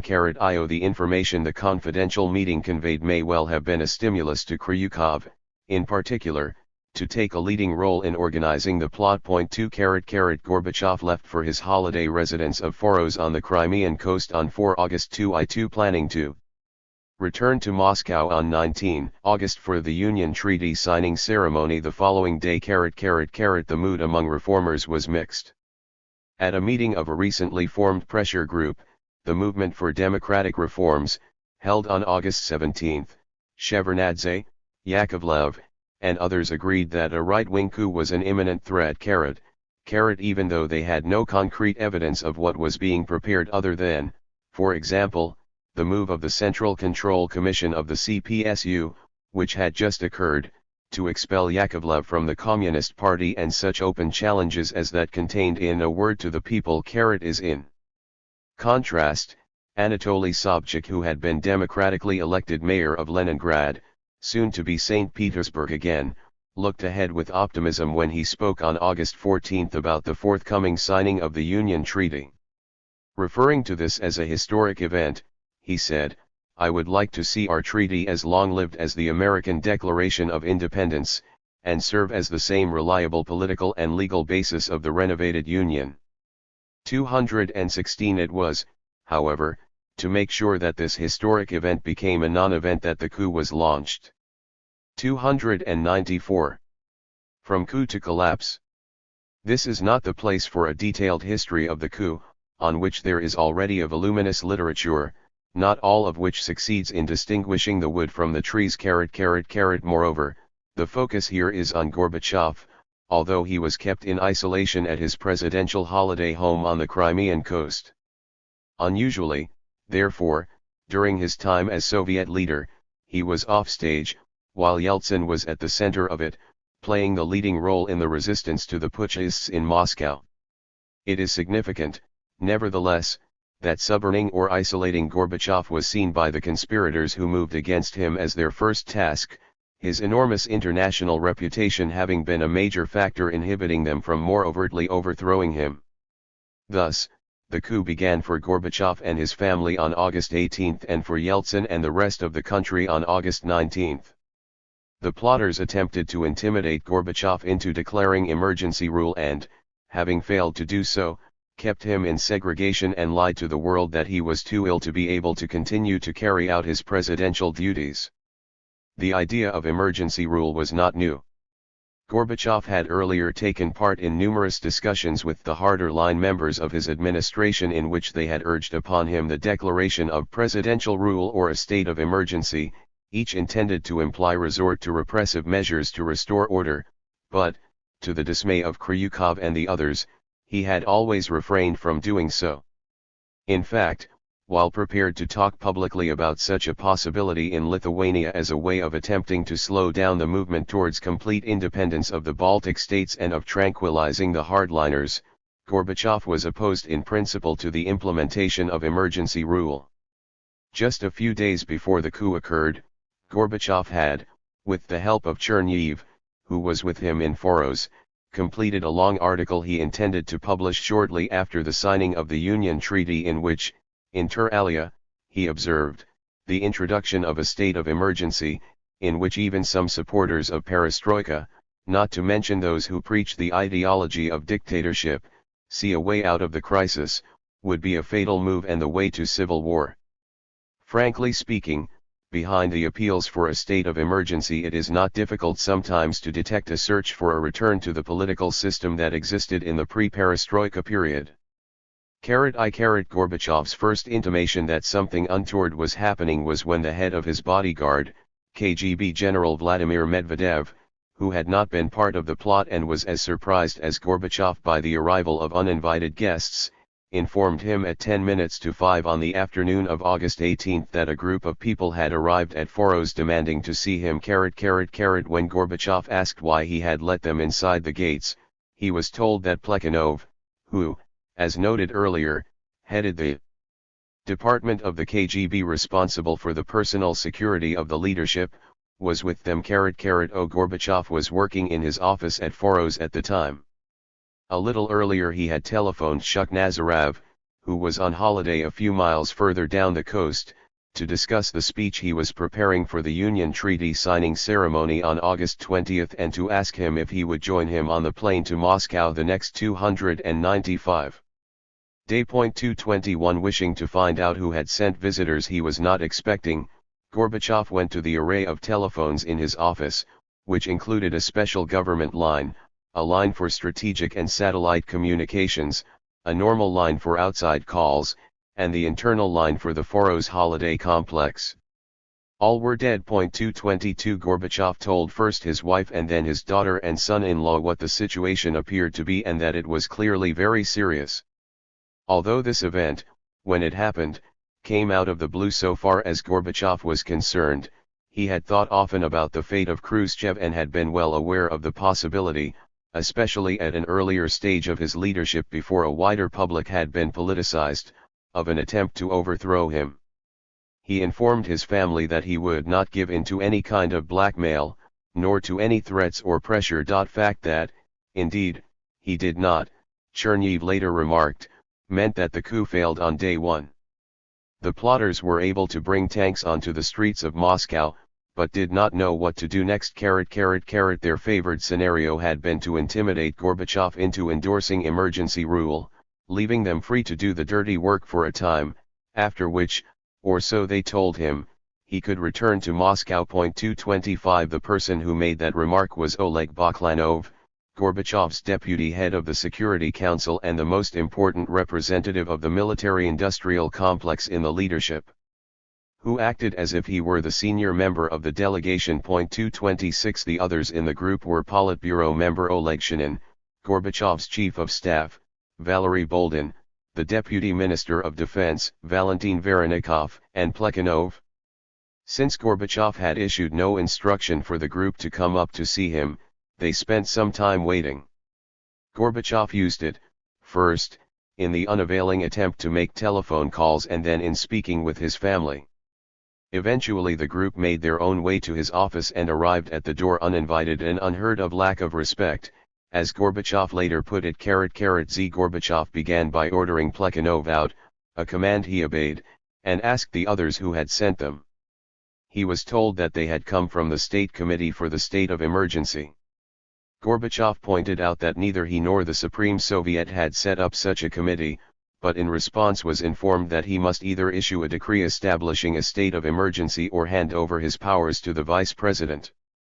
Later in the conversation Voronikov demanded his resignation, to which Gorbachev responded, "You'll get neither one thing nor the other out of me. Tell that to the people who sent you here." At the end of the conversation, Gorbachev recalled, using the strongest language that the Russians always use in such circumstances, "I told them where to go. And that was the end of it." Voronikov actually saw fit to complain to the legal investigator of his case that Gorbachev had used unparliamentary expressions in addressing him and the other members of the delegation. 229 Gorbachev's own account of his conduct during the meeting with Baklanov and the others was confirmed during the individual questioning of the coup participants by the Russian procuracy, even though later the conspirators' predictable although absurd defense tactic was to claim that Gorbachev was a willing participant in the coup against himself. 296. Both in the course of the investigation of the coup and, indeed, in the conversation the delegation which visited Foros had with Gorbachev, it was made abundantly clear that the timing of the unauthorized declaration of emergency rule was designed to prevent the Union Treaty from being signed on August 20. A number of concrete steps, which would have included governmental changes, were due to follow rapidly. Gorbachev had already arranged a session of the Federation Council for the day after the Union Treaty ceremony.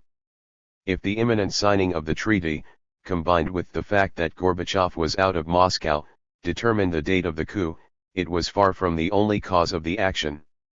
Each member of the State Committee for the State of Emergency had his own particular interest either in ending Gorbachev's presidency or in bringing him under the control of their self-empowered group, which, given their view that he had been destroying both the Soviet system and the Soviet state, would have been only a temporary and partial reprieve for Gorbachev on the way to total ousting and almost certain imprisonment or worse.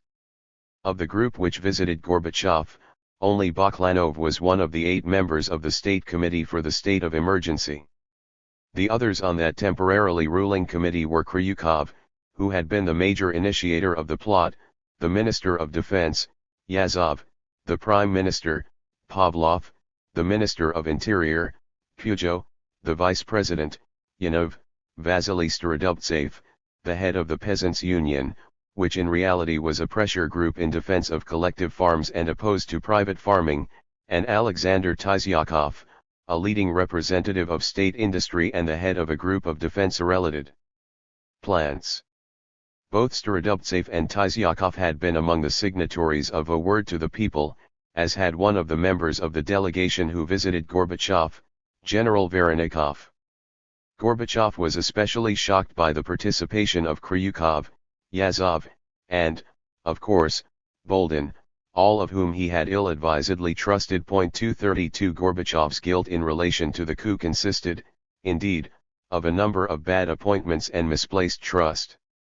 The choices of Pavlov, Pujo, and Yanov were serious mistakes, although the earlier promotions of Yazov and Kryukov were more understandable.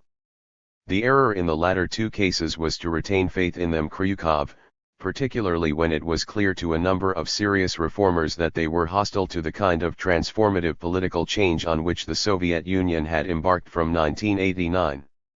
It is, however, likely that any plausible candidate for Minister of Defense in 1987, when Yazov was appointed, or for chairman of the KGB in 1988, when Kryukov succeeded Chebrikov, would have come to the defense of their institutional interests. In some ways, what is most remarkable is that Gorbachev kept their advocacy and protests largely within constitutional bounds for so long. The military-industrial complex was almost bound to view with alarm Gorbachev's efforts to cut it down to a more economical size, not to mention the withdrawal of Soviet troops from the whole of Eastern Europe, culminating in the unification of Germany within NATO. The KGB could not be other than concerned by the loss of their client organizations in Eastern Europe, by the process of democratization and pluralization in the Soviet Union which delegitimized most of their domestic political surveillance and controls, and by the loss of power of the center, including, increasingly, the 297 KGB center, to the Soviet republics, several of which threatened to become independent states. If one of the first laws of bureaucratic politics is that where you stand depends upon where you sit, 233 reasonable to suggest that the participation of the heads of these two organizations had a structural rather than a purely personal or idiosyncratic basis. Gorbachev, moreover, had by no means a free hand when he appointed a Minister of Defense or KGB chief, especially when, as in these two cases, he was not yet Soviet president. When he was later elected to that office by the Congress of People's Deputies in March 1990, he acquired an authority independent of that granted him by the party's Central Committee and Politburo, to whom he had in the 1980s been more fully accountable. The Soviet establishment were not ready for a civilian head of the army, and, although in the past KGB chairmen had more often than not been drawn from the party apparatus, they had rapidly gone native and become spokesmen for KGB interests. At the time of the appointment of Kryukov, this particular choice looked to Gorbachev like the best way of ensuring that the KGB stayed on his side. No one had ingratiated himself more with the General Secretary than Kryukov, who claimed that, in contrast with Chebrikov, he was a committed supporter of perestroika. Gorbachev had also regarded it then as an advantage that Kryukov was quite bright, that Andropov had thought highly of him, and that his background was in foreign intelligence rather than domestic repression. Yazov was distinctly less intelligent than Kryukov, no Spinoza, as Yakovlev ironically put it, but Gorbachev had believed him to be reliable and loyal. When Yazov was approached by Kryukov, however, he found himself torn between, on the one hand, loyalty to his basically conservative beliefs and the military institutional interest as he perceived it, and, on the other, loyalty to Gorbachev and constitutional authority. The former set of loyalties won. During the period in which Gorbachev was held in isolation, his bodyguards found some old radio receivers in the service areas, fixed up aerials and started to pick up foreign broadcasts, while his son-in-law, Anatoly, managed to listen to a Western station on his pocket Sony, thus, from the BBC and Radio Liberty in particular, as well as from Voice of America. Gorbachev was able to learn more of what was going on than he could from Soviet radio and television, which had been tightly censored from the morning of August 19 by Kravchenko on the instructions of the committee. Plekhanov had left his deputy, General Generalov, in charge of the fresh detachment of KGB officers at Foros, and, although Generalov was a long-standing acquaintance of Chernihiv, he made it plain to him that there would be no signing of the Union Treaty and that nobody would be allowed to leave Foros. Chernihiv argued that as a member of parliament he was a deputy in the Congress of People's Deputies of the USSR, as well as being Gorbachev's aide he was especially entitled to leave the compound, but this did not cut any ice. A demand by Gorbachev communicated to Generalov on August 19 that his telephones be immediately restored and that a plane be provided so that he could fly to Moscow received no reply. Gorbachev's presidential car, containing excellent telephone communications, remained in its garage with armed guards responsible to General 298. Generalov in front of it. Not only Kemayev, who had been staying in the same complex of residences as Shukhnazarov a few miles further along the coast but who happened to be at Foros when the coup began, but the entire domestic staff, who lived locally, were not allowed to leave the Foros compound for 48 hours. Having heard the conspirators claim that he was too ill to work and that, accordingly, Yanov had assumed the duties of president, Gorbachev with the help of his son-in-law, who had a video camera recorded a statement in which he denounced the misinformation about his health and said that what had occurred could not be described as anything but a coup d'état. All subsequent acts were, accordingly, illegal, since neither the president nor the Congress of People's Deputies had given Yanov the authority he claimed.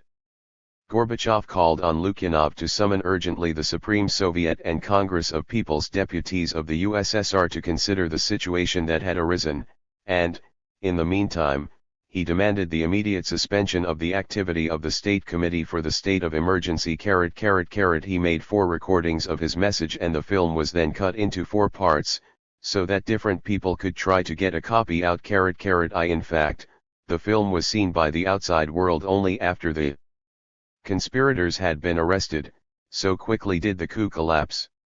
Later the members of the State Committee for the State of Emergency claimed that Gorbachev had in fact been free to leave Foros at any time and that his isolation was self-imposed.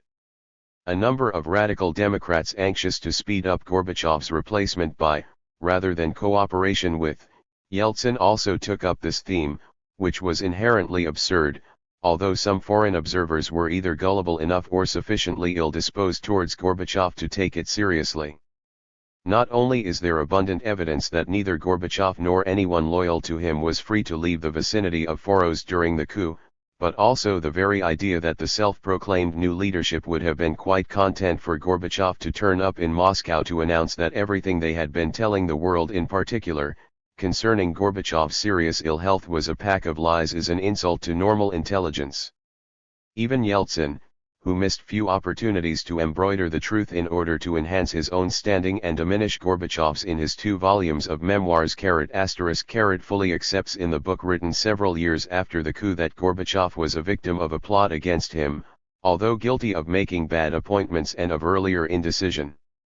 That is in spite of the fact that Yeltsin made sure he had access to all relevant information. Gorbachev's presidential archive was taken over by him in December 1991, and already in August 1991, following the coup, one of the first archives to be seized was that of the Stavropol Territorial Party organization. In reality the coup came as a great shock to Gorbachev and his family. The trauma proved especially great for Raisa Maximovna Gorbachev. Few people anywhere assumed on August 19 that the coup would be over in a few days, and it would have been rash for the Soviet president's family to have done so, although Gorbachev himself has always argued that he had been confident that the conspirators could not succeed. But desperate people might have resorted to desperate measures, and Gorbachev and his wife had every reason to believe that 299. Their long-term liberty and possibly their lives were in great danger. The strain reached its climax just as the coup was collapsing on August 21. On that last day, when the tanks left the streets of Moscow and pressure was relaxed on the Russian White House where Yeltsin had become the symbol of resistance for Russia and the world, a delegation from the Russian parliament headed by the vice president, Alexander Ruskoy, and including also 2 prominent Gorbachev allies, Vadim Bakitin and Yevgeny Primakov, and a group of the leading conspirators each took off for Foros, both sides hoping to reach Gorbachev before the other. Gorbachev wrote, at the moment when the BBC announced that a group of plotters were on their way apparently for the purpose of showing the Russian delegation and the Soviet people and the public at large the state Gorbachev was in, we all took it to mean that some treachery had been thought up. It was at that moment that Raisa Maximovna suffered a serious attack of pain from which she took some time to recover. Raisa Gorbachev suffered a nervous collapse and partial paralysis, believing that the fact that the conspirators were on their way to see them meant that they were going to reduce her husband's health to the state they had claimed it was in. Until such practices were stopped during the Gorbachev era, it was far from unusual for political prisoners to be held in mental asylums and to be given injections which reduced them for a time to a zombie-like condition and often permanently undermined their health. 246 Gorbachev, with his usual resilience, survived the ordeal of the coup psychologically and physically unscathed, but it took him some time to realize what a devastating blow it had dealt him politically. Yeltsin had not only been the person who was in contact with world leaders during Gorbachev's detention, but he had strengthened further his standing with the Russian people. Even deputies in the Russian parliament who were relatively hostile to him and who had voted against Yeltsin as chairman of the Supreme Soviet in 1990 and were to be in open revolt against him in 1993 recognized him as a victor to whom they had better offer obeisance in the weeks after August 21. Yeltsin and his closest supporters were ready, what is more, to press home the advantage this great political victory had given them. Even if Gorbachev had adapted himself to the changed atmosphere in Moscow more quickly than he did on his return from Foros, it is doubtful if a struggle for power which, in the new circumstances, Yeltsin was likely to win could have been avoided. It was still the case in these last months of the Soviet Union's existence, as it had been earlier, that cooperation and a willingness to compromise between Gorbachev and Yeltsin, for the sake of preserving as much of an economic and political union as could be achieved voluntarily, would have been in the interests of a majority of Soviet citizens. Gorbachev was, indeed, more ready for such cooperation than was Yeltsin, who following the defeat of the putschists and the political capital he was able to make out of the fact that these were people whom Gorbachev had appointed was increasingly unwilling to accord Gorbachev even a share of power, but the history of their relations was such that it was difficult for either person to put the past behind him. Moreover, as Shukhnazarov perceptively remarked, magnanimity is not in the character of Yeltsin and humility is not in the character of Gorbachev. 300. The coup itself had failed for a number of reasons. Among them undoubtedly were the fact that Yeltsin, with the legitimacy of recent popular election as Russian president behind him, provided a rallying point for resistance to those ready to resort to repressive methods to restore the power which had been slipping fast from their grasp, the willingness of several 100,000 people to take the risk of coming out onto the streets of Moscow and Leningrad in defiance of the orders of the State Committee for the State of Emergency and thus raise the political costs of military action, the lack of a plausible leader, still less a popular one, among the putschists, together with their indecisiveness, ironically enough, since that was one of their list of complaints about Gorbachev, the fact that jamming of foreign radio had been ended by Gorbachev and so objective information about the coup was readily available to the Soviet population, and the strong international support for Gorbachev and Yeltsin. The fruits of several years of liberty and democratization had also emboldened Russian journalists to produce underground newspapers and led a sufficient number of citizens not to accept that their political destinies could be decided once again by a small group of people up there. But nothing was more important in bringing about the failure of the coup than Gorbachev's refusal to provide its leaders with any shred of legitimacy. This, in turn, meant that the army and the KGB were more divided than they otherwise would have been. Gorbachev's tragedy lay, as Chernev observes, in the fact that on August 18 Gorbachev dealt in essence the decisive blow against the putsch, but having spurned the services of the traitors, he had by the evening of August 21 lost what was left of his own power. 249 Gorbachev made two political errors immediately upon his return to Moscow, although allowance has to be made for his isolation in Foros, since even foreign radio broadcasts were no substitute for direct experience of the changed mood in the capital. The first mistake was, after returning by plane to Moscow on the night of 21 August, not to go straight to the Russian White House. By the time he did go on August 23 he found Yeltsin determined to squeeze the maximum political advantage from the occasion and to evoke a response from the deputies in the Russian legislature which was part enthusiastic and part fawning. Gorbachev would almost certainly have received a more sympathetic reception if he had made the White House his first port of call after his flight landed in Moscow, since that building had been the physical and symbolic center of resistance to the coup. It is noteworthy, however, that no one in the Russian delegation who took part in the relief of Foros and with whom he returned in the plane in which they had flown to the Crimea, rather than in his own presidential aircraft, which had once again become available to him, suggested this or mentioned that he might be expected at the White House. The group of putschists, who had taken a plane of their own to the Crimea, did in fact reach Foros before the Russian delegation. By this time, however, they had lost the will for further desperate measures, and it seems that they merely wished to get their excuses and explanations in first before Gorbachev heard the views of those who had resisted their takeover. But Gorbachev refused to meet them and, apart from those who enjoyed parliamentary immunity which was later legally rescinded, they returned to Moscow under arrest. 301. Gorbachev's second, and more important, mistake was to revert to a familiar theme in his first press conference after returning to Moscow and speak about the need for renewal of the Communist Party. Gorbachev had not for some time believed that the Communist Party should be a ruling party in the old sense. Indeed, he had increasingly bypassed it.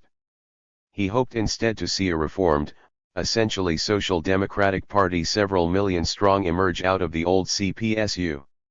He was aware that he both lacked and needed a strong party as a political base, and initially believed that, following the failed coup, it would be easier for him to win over the bulk of the party, since the hardliners had been so discredited. 2. What Gorbachev failed to realize was that the Communist Party as such had, in the immediate aftermath of the coup, lost what had been left of its credibility. Almost all of the leading office holders in the party had either supported the coup or had done nothing to resist it. The party was, accordingly, in the view of a majority both of the population and of political activists, including many, such as Alexander Yakovlev, who had themselves been senior party officials, beyond salvation. Gorbachev's remarks about the party were misinterpreted by some to mean that he was still a communist at heart when, in fact, he had done more than anyone to dismantle the distinctively communist system. But to insist on reform of the party at a time when most people wished to see it simply swept aside undoubtedly did him further political damage. Yakovlev told Gorbachev in private that to talk of the renewal of the party was like offering first aid to a corpse. The remaining months of 1991 saw a further erosion both of Gorbachev's power and of what was left of the central authorities of the Soviet Union. At the meeting of the Russian parliament which Gorbachev addressed on August 23, he insisted, as had, indeed, been true, that the Communist Party was not an undifferentiated body of people and that its members should not collectively be held responsible for the sins of its leadership, of which by this time he was better aware. Nevertheless, Yeltsin issued decrees there and then suspending the activity of the Russian Communist Party and seizing the assets of the CPSU. A day later Gorbachev, responding to the persuasion of colleagues such as Yakovlev as well as to the pressure from Yeltsin, resigned as General Secretary and called on the Central Committee of the CPSU to disband itself. At the meeting of the Russian legislature which Gorbachev addressed on August 23, Yeltsin also insisted that Gorbachev read the minutes of a meeting of the Council of Ministers, held on August 19, from which it became very clear that almost every member, whether from conviction, cowardice, or, as a number would later claim, lack of information, had gone along with the coup.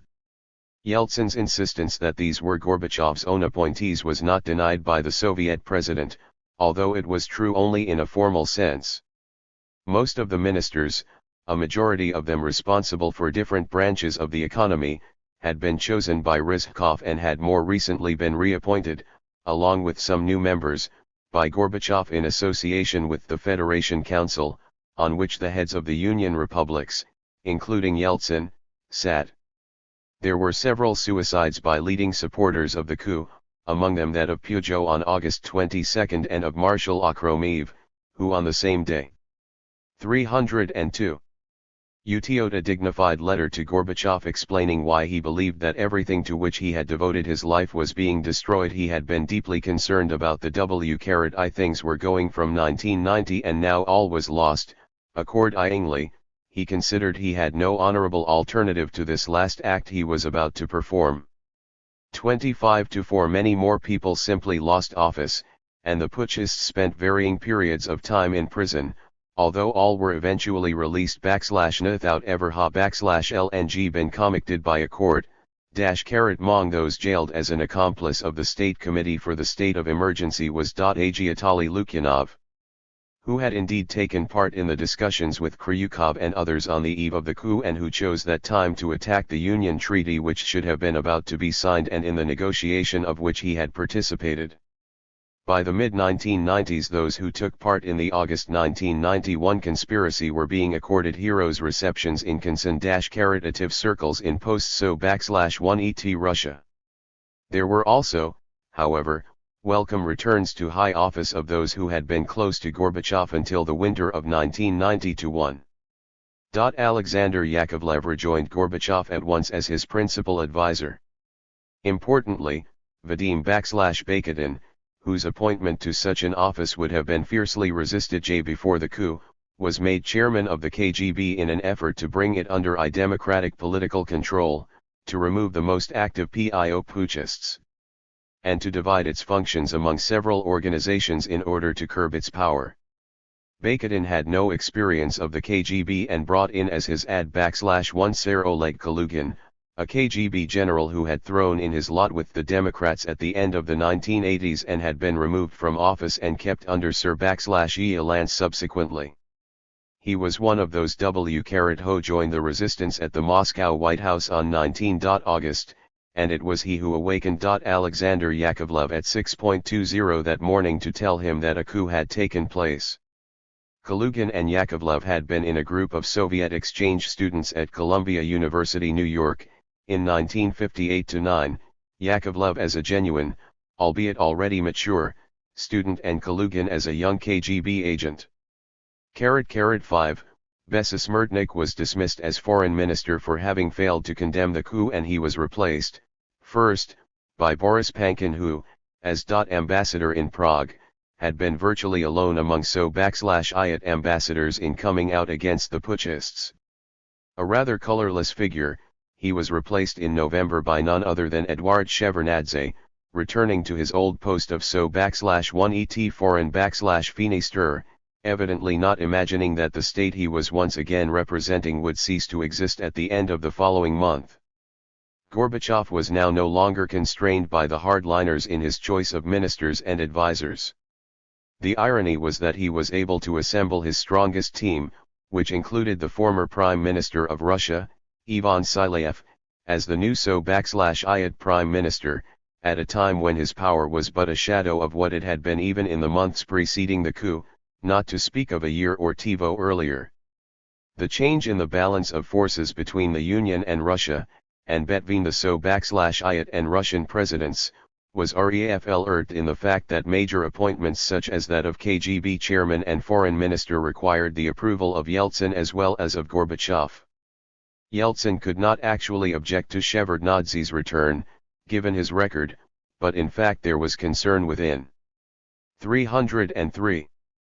The Yeltsin team that Gorbachev might against all the odds be rebuilding the credibility of the Union authorities. 256 The desire of Yeltsin and of the Russian government to replace, rather than share power with, a Gorbachev administration was, however, reinforced by the accelerated trend towards independence of the other Soviet republics.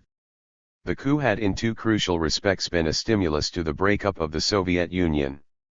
On the one hand, it had shown that there could yet be attempts to impose the old repressive rule from Moscow, so that the degree of de facto independence which most republics already enjoyed might once more be denied to them.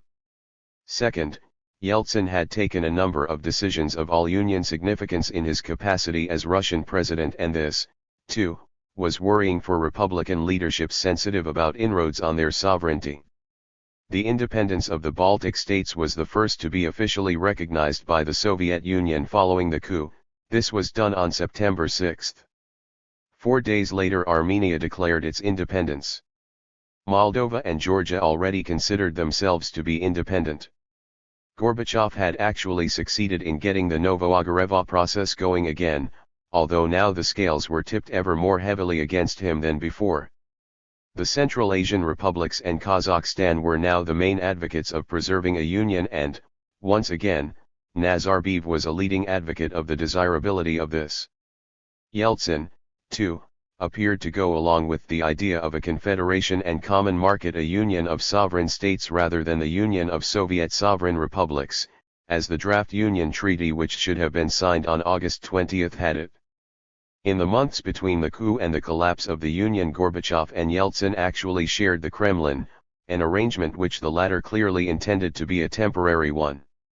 While Yeltsin went through the motions of participation in the Novoagareva process, behind the scenes he and his closest advisors were preparing to take full power in Russia rather than to share it with even much weakened Union authorities. Although the chances of preserving a Soviet state had been greatly reduced by the activities of the putschists, in spite of the fact that to preserve such a state had been their chief aim, Gorbachev was prepared to accept as a fallback a political entity akin to the European Union. Recent as well as past history told heavily against this, however. One of the decisive blows against preservation of a union was a referendum and presidential election in Ukraine on December 1. Whereas a large majority of citizens of Ukraine who had participated in the March referendum had voted for a renewed union, approximately 90% now opted for independence. There was still some doubt as to whether all those who voted in this way really wanted total separation from Russia and the Union, but there is evidence that the Ukrainian leadership were encouraged by members of Yeltsin's team to state explicitly that this was exactly what it wished. Indeed, there had been a vast shift of opinion in favor of independence as a result of the political events of recent months, especially those of August. Gorbachev and Yeltsin had agreed that the Union was unthinkable without Ukraine, but they had said this for different reasons. For Gorbachev it was because he not only wanted Ukraine in the Union, and in a televised appeal to Ukrainians emphasized the Ukrainian blood in his own family, but also 304. Because he could not bring himself to believe that Ukraine would, in the end, choose to sever its historic links with Russia. Even within his group of trusted associates he argued that Ukraine's borders were safe only within a union with Russia, and with the force of his advocacy persuaded himself, as Andrei Gorbachev, now his presidential press spokesman in succession to Ignatenko, suggested happened not infrequently if not all his interlocutors. Yeltsin, more realistically, believed that Ukraine really would opt for independence. Agreement, therefore, that the Union was unimaginable without Ukraine would make it possible to sweep away what was left of the Union, including its president.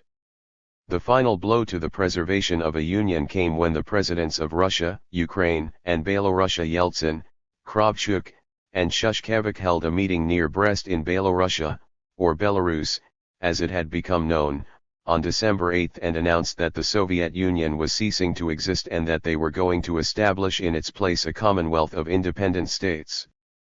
Gorbachev was outraged that such a decision should have been taken unconstitutionally as well as unilaterally without consultation either with him or with the heads of the other republics still within the Union.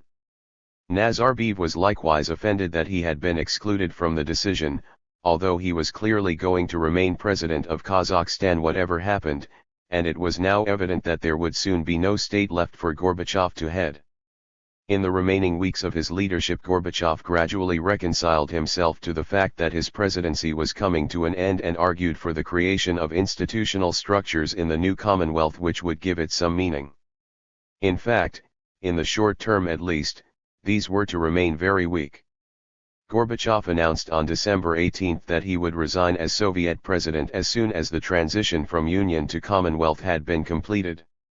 At a meeting in Alma-Ata on December 21, to which Gorbachev was not invited, the number of states willing to join the Commonwealth, which had gradually been increasing, reached 11, all the former Soviet republics except the 3 Baltic states and Georgia.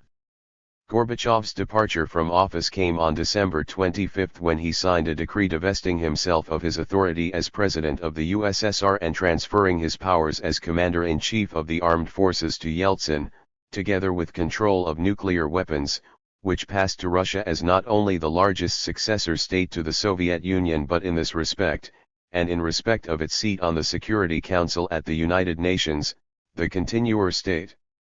In a televised resignation speech on the evening of December 25, Gorbachev told his fellow citizens that he had tried to combine defending the independence of peoples and sovereignty of republics with preservation of the Union, and that he could not accept its dismemberment. He regretted the fact that the old system had crumbled before a new system could be made to work, and deplored the August coup which had aggravated the existing crisis and, most perniciously, brought about the collapse of statehood. Gorbachev acknowledged that mistakes had been made and that many things could have been done better, but he also listed the achievements of the transition period. These included the ending of the Cold War, the liquidation of the totalitarian system, the break 305 through to democratic reforms, the recognition of the paramount importance of human rights, and movement towards a market economy.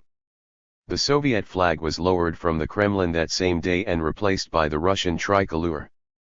By December 27, when Gorbachev returned to the Kremlin to clear his desk, he found his office already occupied by Boris Yeltsin. Gorbachev had believed that he had the use of it until December 30. But these were the minutiae of a political rivalry which had been resolved in Yeltsin's favor. More momentous events had occurred. In less than 7 years a vast country and much of the world had changed immeasurably. How much that was due to Gorbachev has been the major theme of this book. How his years in power should be evaluated is the subject of the next, and concluding, chapter. Chapter 9. It is quite common in Russia today, and even in some quarters in the West, to regard Gorbachev as a political failure. Superficially, such a view seems entirely plausible. Nothing was further from Gorbachev's mind in 1985 than that the Soviet Union should cease to exist. On the contrary, he wanted it to enter the next millennium as a great and prosperous power. 2. He wished to reform the Soviet system, not to destroy it, and he had a particular desire to achieve qualitative improvement in its economic performance. In these very important respects outcomes were far removed from Gorbachev's intentions. Thus, the case for viewing Gorbachev as a failure rests, above all, on a comparison between his goals when he became General Secretary of the Soviet Communist Party and what actually happened during his years at the top of the Soviet political system. Even by these criteria, however, things are not so simple. As I have argued in earlier chapters, Gorbachev was a more serious reformer as early as 1984-5 than was generally appreciated at the time either in the Soviet Union or in the West, and he was interested not only in economic reform but also in glasnost, although, then, more as an instrument of reform than as a desirable end in itself, in a liberalization of the political system, for which he used the term democratization, although that became fully appropriate only from 1988, in replacing Soviet hegemony over other communist parties and systems by cooperation, in reducing the size and political weight of the military-industrial complex, in bringing Soviet troops back from Afghanistan, and in ending the Cold War between East and West. Those goals were far from easy to attain, but Gorbachev realized them. More fundamentally, however, it may be asked why Gorbachev's success or failure should be judged by the limitations on his political horizons at a particular point in time, even the moment at which he became General Secretary. Why 1985 and not 1988?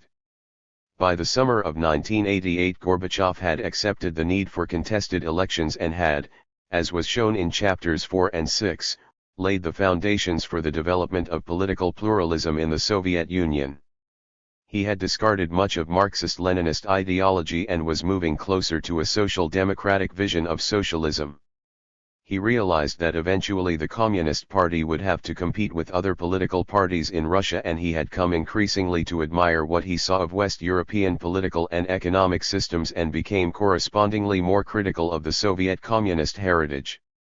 He had comprehensively rethought the nature of the Soviet Union's 306.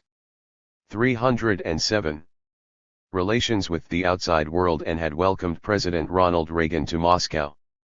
Reagan had responded by saying that he no longer regarded the USSR as an evil empire, and by the end of 1988 the American Secretary of State, George Shultz, was convinced that the Cold War was over. That this was, indeed, so had become still clearer by the end of the following year, by which time most of the countries of Eastern Europe had, one by one, rejected communism and the Soviet connection, and Gorbachev had preferred the disappearance of what had been the Soviet bloc to a return to military intervention and the politics of repression. But already in 1988, in his speeches to the 19th Party Conference and to the United Nations, Gorbachev had paved the way for the independence of the countries of Eastern Europe by recognizing sovereign states' freedom to choose their political and economic system. If we consider the four transformations considered in chapters 5, 6, 7, and 8, which were required if the Soviet Union was to make the transition from a highly repressive communist system to some form of democracy and of a market economy, two of the four had by the end of the 1980s been successful beyond the dreams of Soviet dissidents or the most optimistic of Western observers at the time when Gorbachev came to power. That is to say, the political system had become substantially pluralist and partially democratized, and international relations had been still more comprehensively transformed. In both cases, the initiative had come from Gorbachev, although Western leaders, on the whole, reacted sympathetically to the dramatic scale of the change in both Soviet domestic and foreign policy. If the attitudes of the second Reagan administration were significantly different from the first, this was in response to the fundamentally new challenge and opportunities presented by Moscow. The initial skepticism of the Bush administration also had before long to give way to recognition that Gorbachev had changed Soviet foreign policy fundamentally. It had long been taken for granted in Western capitals that, while amelioration of communist regimes in Eastern Europe might be possible, the Soviet Union regarded the fruits of its victory in the Second World War in the shape of East European communist regimes to a greater or lesser degree dependent on Moscow as non-negotiable. But this, too, had changed. Economic reform and nationalities policy, along with some thoroughly bad appointments, were, in contrast, areas of relative failure for Gorbachev. Yet, even the economic system changed in several important respects, in ways noted in Chapter 5 and highlighted below, and Gorbachev had acquiesced in a substantial devolution of power from the all-Union central authorities to the constituent republics of the Soviet Union before the process, from his point of view, got out of hand and resulted in the breakup of the USSR. As was argued in the previous chapter, however, it is possible that a smaller and different union might have been preserved but for the actions of Yeltsin and his supporters both before and after the August 1991 putsch and, still more, the self-defeating activity of Kryukov and his fellow plotters. While the liberalization and partial democratization of the Soviet Union made highly unlikely the preservation of a union covering the entire territory Gorbachev inherited from his predecessors, the total collapse of the union owed more to Yeltsin and, of course, to the putschists than to Gorbachev. 308. Yeltsin had moved into political space created by Gorbachev, and but for Gorbachev's reforms would have remained a little-known Communist Party official in the Urals. But he used his opportunities effectively, making at times a highly positive contribution to the peaceful transformation of the Soviet Union and of Russia more particularly. For Yeltsin, however, the pursuit of personal power took precedence over construction of a new federation or confederation. While a great many factors brought about the collapse of the statehood of the Soviet Union, it is appropriate to see Yeltsin, in Alexander Dolin's words, as the final catalyst of the collapse. More fundamentally, of course, the Soviet Union disintegrated because of the virtually insuperable difficulties imposed by attempting simultaneously a fourfold transformation of the system, although such were the interconnections between them that a staged sequencing of these transformations was not a realistic alternative. Gorbachev's success or failure as a politician should, then, be judged not simply on the basis that, contrary to his wishes and notwithstanding his strenuous political efforts to avoid such an outcome, the Soviet Union gave way to 15 independent successor states. Indeed, the fact that he refused to resort to the only means capable by 1990 to one of holding the entire USSR together, namely, widespread and sustained repression, is entirely to his credit. Even on the national question, moreover, as has been seen in the previous chapter, his views developed.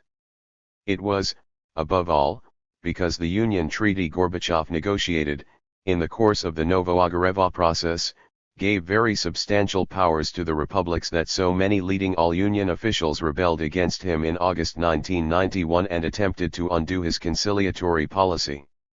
Defining Gorbachev's success or failure by reference to his thinking at a particular time is open also to the more basic objection that he was an evolutionary rather than revolutionary by conviction, someone who rejected utopian grand designs on principle, a pragmatist and not an ideologue, and a politician who combined the temperament of a reformer with an extraordinary capacity for learning and adjustment.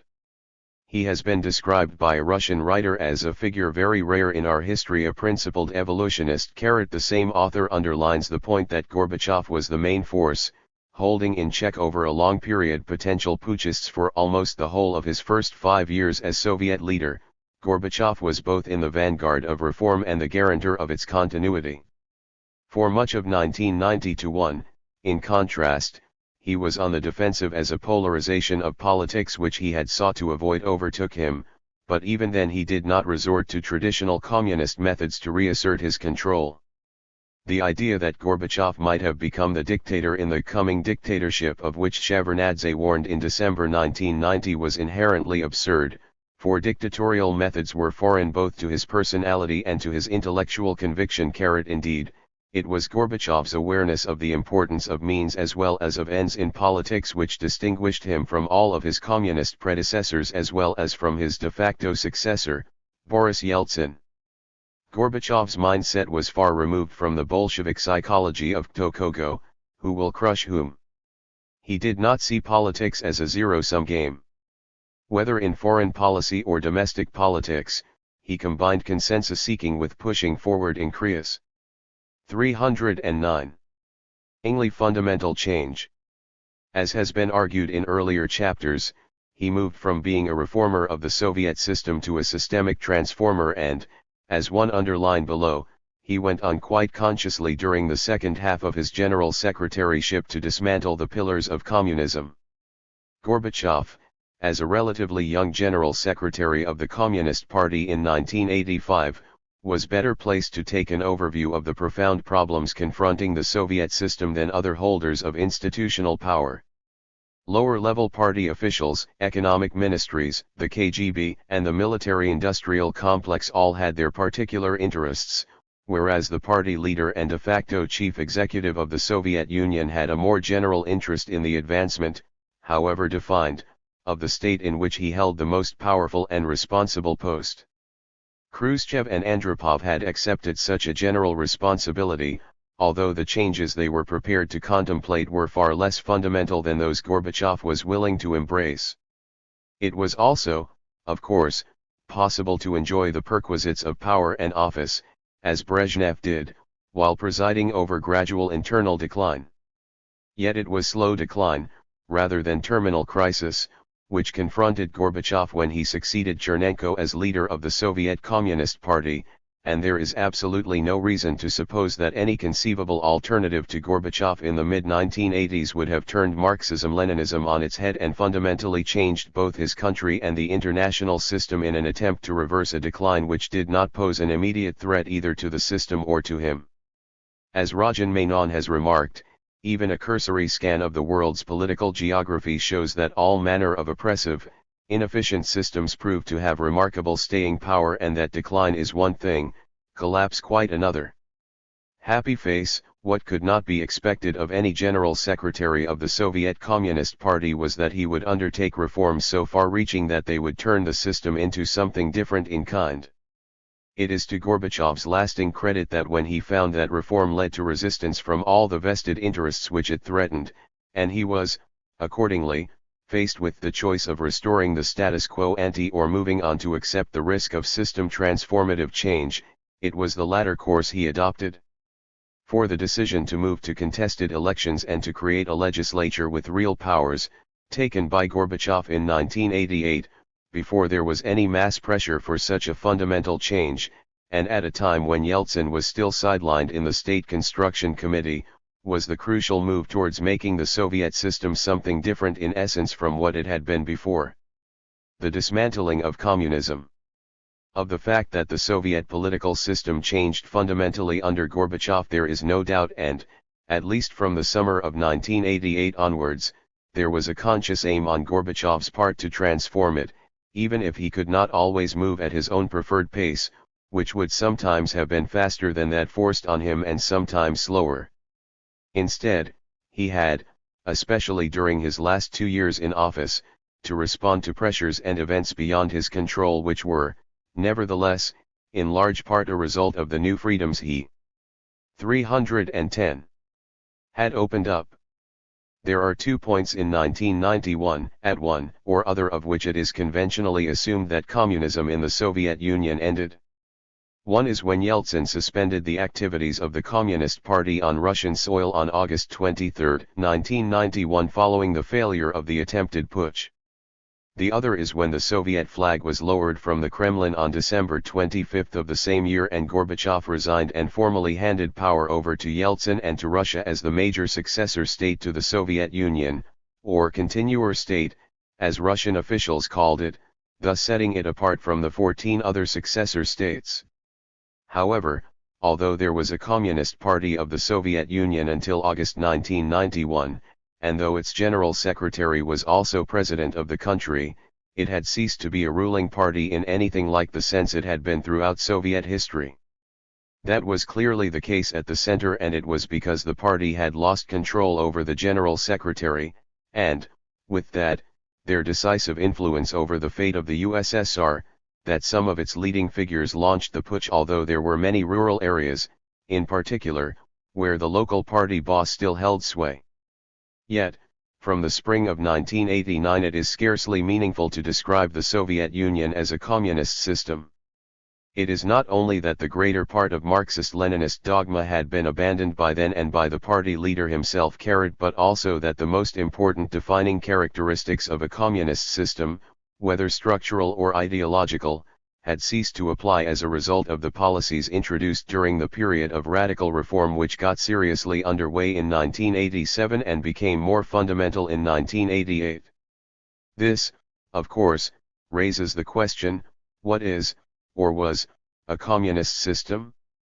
There are, as I see it, 5 defining features which, taken together, made communist systems a distinct subset among the world's political systems, differentiating them from other authoritarian or totalitarian systems and, still more fundamentally, from pluralist systems in which socialist parties of a social democratic type may at any given time have held office.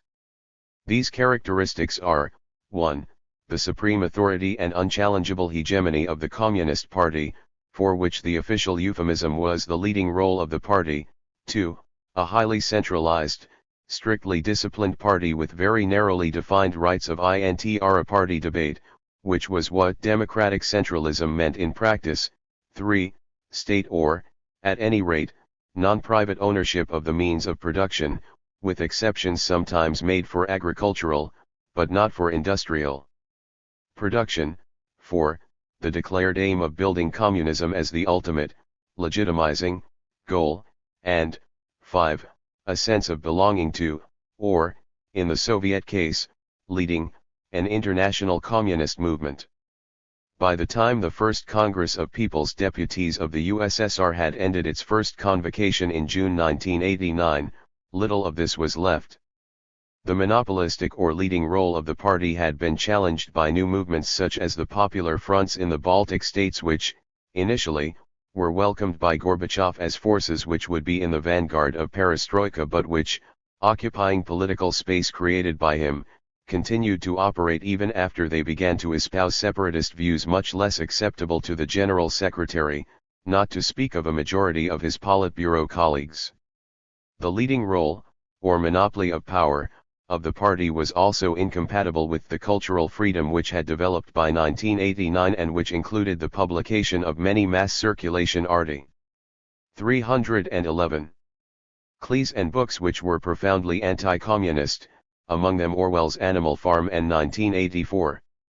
Although the Communist Party remained far larger than all the new political parties put together, It was a historic breakthrough when other political parties were founded and enjoyed a legal existence after the leading role of the CPSU was removed from Article 6 of the Soviet Constitution in March 1990.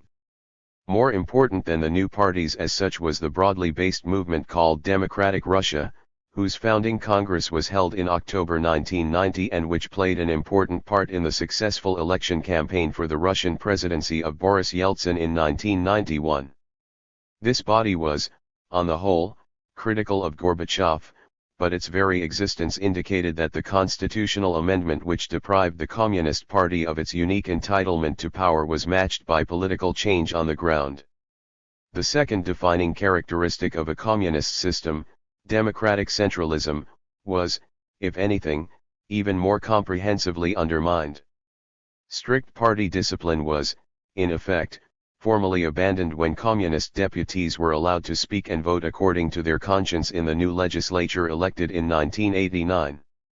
Centralization disappeared as Republican Party organizations increasingly set their own agendas from 1989, while the absence of open, as distinct from highly esoteric, political argument, which had been so characteristic of intra-party life, gave way to such a clash of opinion among members of the same party on issues of fundamental importance that conservative communists frequently, and even Gorbachev on rare occasions, complained that the party had turned into a debating society. Democratic centralism, as a concept, had been abandoned by the reformist wing of the Communist Party by the late 1980s, it had become a slogan mainly of those who wished to return to the pre-Gorbachev order. In practice, the notion of democratic centralism had provided a carte blanche for party officials to suppress disagreement and genuinely free discussion within the party.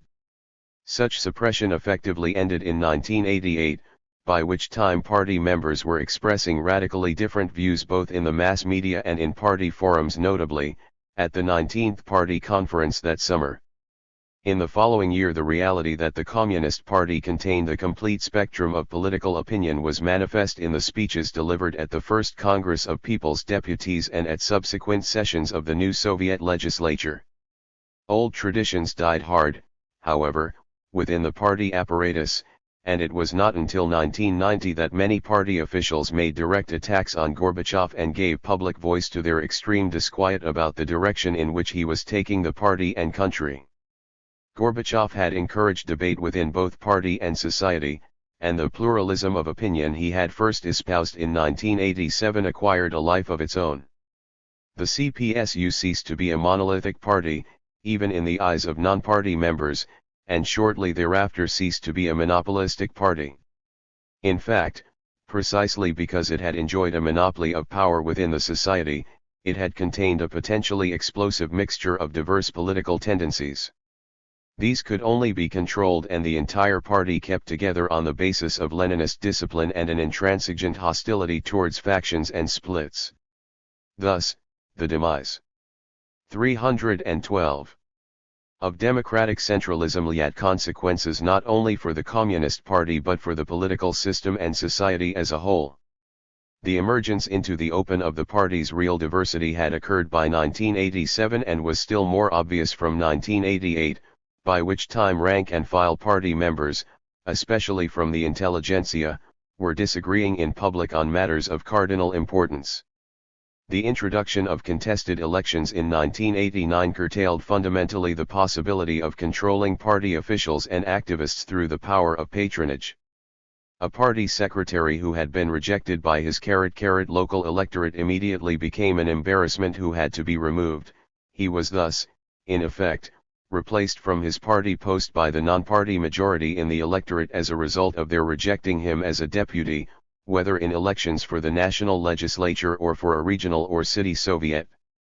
Different Soviet newspapers and journals, almost all of them edited and staffed by party members, took radically divergent lines on the major issues of the day, from Russian nationalist to social democratic to neoliberal. All this was a far cry from democratic centralism. In the early years of perestroika, some authors tried to redefine that concept in order to emphasize its democratic component, but its connotation in communist political discourse was too well established for that to be more than a hurriedly passed milestone along the road of democratization. Gorbachev himself dealt a death blow to democratic centralism and gave a great stimulus to freedom and democracy when he told the vast majority of the deputies elected to the Congress of People's Deputies who were members of the Communist Party that they were free to speak and vote as they saw fit and did not have to operate as a party bloc. Given that most of these deputies had won their seats in competition with other Communist Party members, including those with radically different political outlooks, it is unlikely that a traditional insistence on party unity would have been universally obeyed, but for all except the boldest, Gorbachev's statement was important. It indicated his willingness to make the new legislature more like a real parliament and quite different from the unreformed Supreme Soviet, which was little more than a decorative rubber stamp, and was a powerful encouragement to democratization as distinct from democratic centralism. The third defining characteristic of a communist system outlined above, state ownership of the means of production, was the one which had been least undermined by 1989 or even by the time the Soviet Union came to an end in 1991. Yet there had been a definite move in the direction of a mixed economy through the creation of cooperatives, which in many cases were more like private businesses than genuine cooperatives. Whether the one or the other, they were not, in any case, state concerns. Most of them were in the service sphere: restaurants, shops, hairdressers, car repair businesses, or in small-scale trading rather than in manufacturing industry, which remained overwhelmingly under state ownership. This was a backward area in the transition from communism, but it is significant, nonetheless, that the monopoly control of the party state over economic activity had been broken. It could be argued that even prior to Gorbachev's time the monopoly had been undermined as a result of the activities of the second economy with its various black and gray markets. The difference by 1989 was that, as a result of the law on cooperatives and other 313 legislation, non-state economic activity had now acquired a legal base. The principle of a mixed ownership economy, including a private sector, had been accepted by 1990 and, to a modest extent, was being introduced in practice. Moreover, Gorbachev, far from reacting with horror and with appeals to traditional ideology, had initially accepted the 500 Days program with its total rejection of the traditional communist economic order, its avoidance even of a single mention of socialism, and its commitment to speedy marketization. While it is true that he later commissioned a compromise program which postponed some of the toughest decisions called for by the Stalin-Yavlinsky group, he did so, rightly or wrongly, more on pragmatic than ideological grounds. The fourth defining characteristic of a communist system, the declared aim of building communism in the sense of a self-governing communist society which would no longer have any use for state institutions, may have been already ritualistic for communist leaders by the 1970s. Khrushchev was perhaps the last true believer in the withering away of the state, although even he was too practical a person to swallow whole Marx's utopian vision of a society in which no professional government and officialdom would be needed. Khrushchev tried to hurry the process along by abolishing state institutions and handing their functions over to party bodies without fully realizing that the party institutions were, in a broader and more meaningful understanding of the state, themselves part of the state structure. Thus, there was an element of self-deception in Khrushchev's endeavors, since renaming the state as party and reallocating functions were not the same as the state's withering away. Under Gorbachev, as has been noted already in Chapter 4, the character of Soviet discourse changed. Increasingly, influential reformers spoke of a better and different socialism rather than of communism, and by 1990 many of them had abandoned socialism as well. Gorbachev, in the meantime, had so radically redefined it that it was something different in kind from the Soviet-style socialism he was expected to defend when his Politburo colleagues voted him into the General Secretaryship in March 1985. The goal of building communism was not of remotely comparable importance in the everyday life of the Soviet Union to the three structural features of communist systems I have already discussed. Yet it was an element in Marxism-Leninism which was accorded theoretical significance and which helped to distinguish communist systems, not least the Soviet one, from societies in which governments had been formed by democratic socialist parties which aspired to introduce a form of socialism or, more commonly, nothing more, or less, than a fairer society with fewer extremes of inequality. The prospect of communism was also the ultimate legitimation of the leading role of the Communist Party. If political activity is regarded, in the words of Michael Oakeshott, as an enterprise in which men sail a boundless and bottomless sea in which there is neither harbor for shelter nor floor for anchorage, neither starting place nor appointed destination, a party could not claim a right to rule on the grounds that it had a compass, still less a route map. It was, however, because communist theoreticians maintained that there was an appointed destination, the destination of communism, that they could justify the permanent exercise of the leading role. 314. Of the Communist Party, since it was that party alone which possessed the knowledge and experience to guide less well-equipped citizens to this goal. Gorbachev in his early years as Soviet leader made occasional reference to communism, in the sense of a society towards which everyone was supposedly working, even though he put it into a still remoter future than that envisaged by his predecessors. Khrushchev had argued that the Soviet Union had entered the period of full-scale construction of communism. Brezhnev, more cautious, said they were in the stage of developed socialism. Gorbachev, as noted in Chapter 4, made still more modest claims and spoke, especially in his earliest years as General Secretary, about the country being at the stage of developed socialism. In 1985, Gorbachev would still sometimes refer to the notion of communism even when speaking within narrow party circles, as, for example, when he told the Politburo on April 6, 1985, that if they did not solve the major social problem of the day, alcoholism and drunkenness, they could forget about communism. He used the concept less and less, however, and in public mainly as an oratorical device. The last occasion on which he employed the concept apparently at face value, for, as noted in the previous chapter, he used the word in a speech in July 1991, but in the context of explaining to the Central Committee that communism was not a realistic goal, was when rhetorically squaring the circle at the 19th Party Conference on June 28, 1988. After discussing, in non-traditional terms, what he meant by socialism, although his understanding of the concept was not yet as social democratic as it had become by the time of the 28th Party Congress in the summer of 1990, Gorbachev said, "Precisely such a democratic, humanistic type of socialism we have in view when we speak about the qualitatively new condition of our society as an important step in the advance to communism." Happy face. This remark, in fact, made little sense other than in the context of reassuring conference delegates, many of whom were shaken by the radicalism of Gorbachev's reform proposals, that the old faith had not been totally abandoned. In reality, 1988 was a turning point for Gorbachev. He became increasingly attracted to the social democratic variant of socialism, which was utterly at odds both with the norms of communist political organization and the illusory goal of a communist society. By 1989-90, this change in Gorbachev's thinking had developed further. One of his favorite creative writers was Chingiz Aytmatov, who, as noted in Chapter 6, had distinguished himself at the First Congress of People's Deputies in 1989 by singling out a number of Western countries as far superior examples of socialism in practice than the Soviet Union. Aytmatov suggested that the great service which the Soviet Union had performed for the rest of the world was to demonstrate how not to go about constructing socialism. Such a speech in the past would have been deemed worthy of at least 10 years in a labor camp. Aytmatov's reward was different. When Gorbachev became president of the USSR 9 months later, he named Aytmatov as one of the small group of members of his presidential council.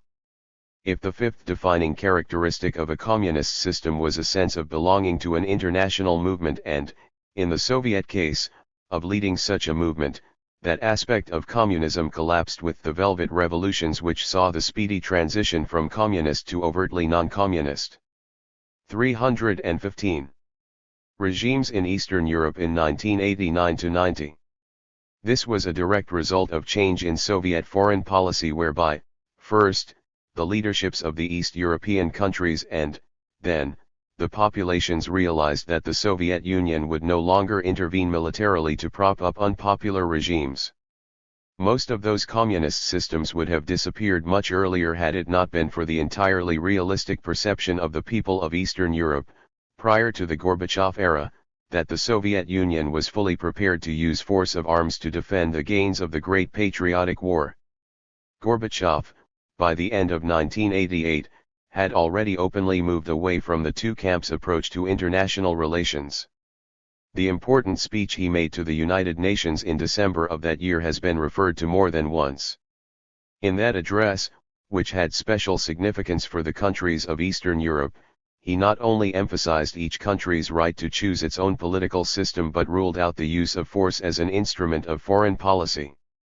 Gorbachev added that the Soviet Union did not, meaning no longer, pretend to possess the indisputable truth, but wished rather along with other countries to seek jointly to affirm ideas common to all humankind and to preserve the viability of civilization on a universal basis.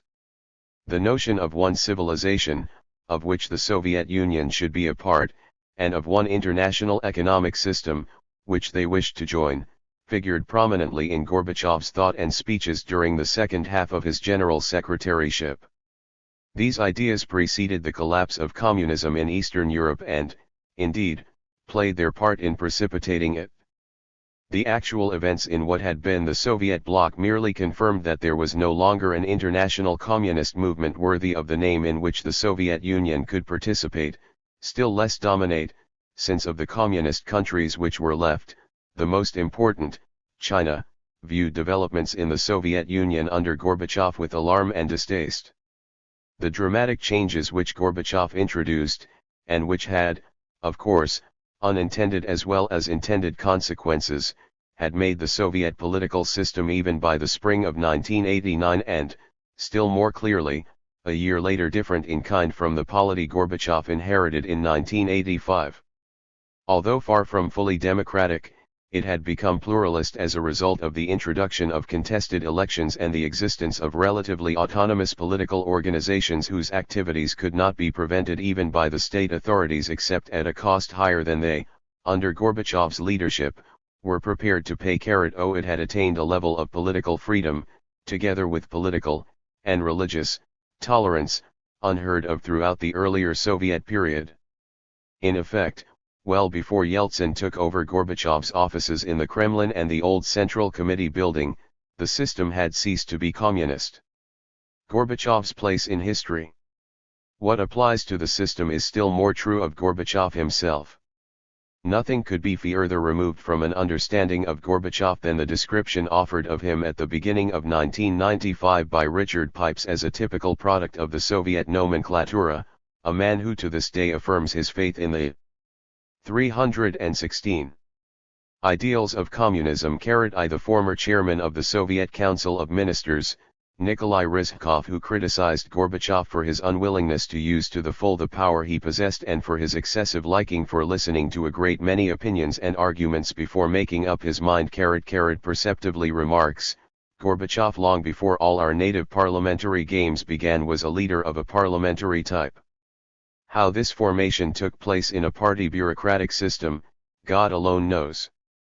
But so he was formed, although from his post-student youth he had risen up the traditional career ladder of Komsomol and party. Happy face, contrary to the view of Pipes, Gorbachev was a highly untypical product of the Soviet nomenclatura and the only leader of the Soviet Communist Party to come to reject, while he still held the office of General Secretary, the most distinctive features of communism.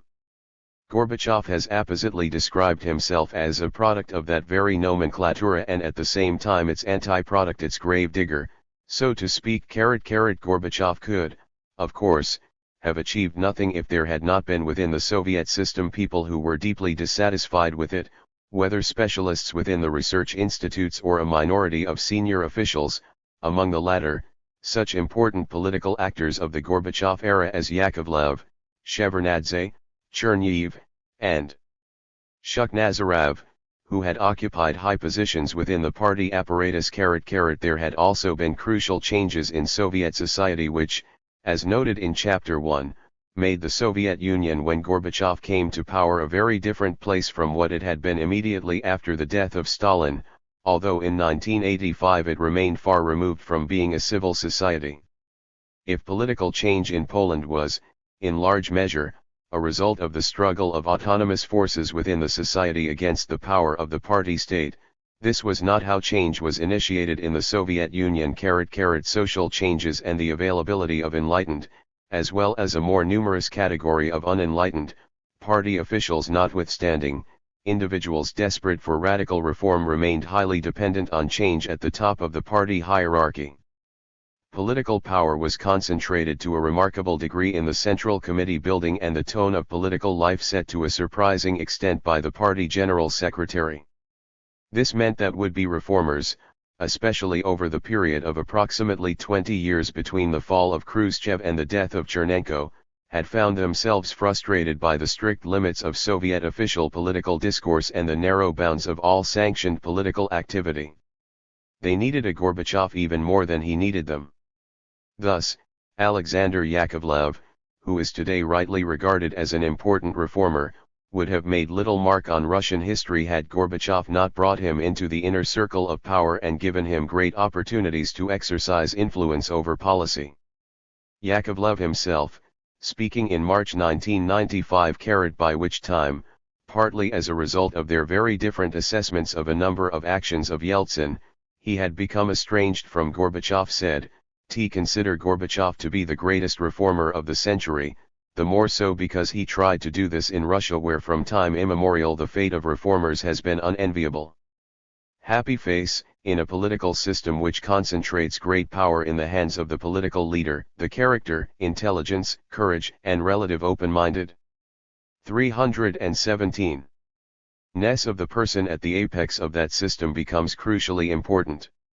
Yet, as has been emphasized throughout this volume, a Soviet leader was accorded great power provided he did not engage in actions which posed a threat to the system. Since Gorbachev did present such a threat, he was always in danger of being removed, and the fact that he survived for almost 7 years while transforming the system is a tribute to his exceptional political finesse. Almost 3 decades ago Samuel Huntington wrote, "The revolutionary must be able to dichotomize social forces, the reformer to manipulate them." The reformer, consequently, requires a much higher order of political skill than does the revolutionary. Reform is rare if only because the political talents necessary to make it a reality are rare. A successful revolutionary need not be a master politician, a successful reformer always is. Registered. These words apply especially forcefully in the Soviet and Russian context. Social scientists may resist an emphasis on the element of contingency and particularity in the coming to power of a reformer in 1985. It is tempting to see Gorbachev as the handmaiden of history or the embodiment of social forces which, if Gorbachev rather than Dmitry Ustinov had died in December 1984, would have brought forth an alternative leader in the mid-1980s whose policies would have been broadly the same as Gorbachev's, producing similar results. This, however, is a temptation which should be resisted, for it has got little but a retrospective determinism to commend it. No scholar predicted in 1985 the actual sequence of events whereby the Soviet system was reformed, then transformed, whereupon the Soviet state itself collapsed. Certainly this provided further evidence to support the view that reform communism was an unstable and temporary expedient, although that is not at all the same thing as saying that it was pointless to embark on radical reform in the Soviet Union, however unlikely even such an attempt appeared to most observers before Gorbachev undertook it. On the contrary, a process of ever more radical reform was the only way in which the communist system could have been peacefully transformed in a country where, in sharp contrast with East Central Europe, communist institutions and norms were deeply entrenched.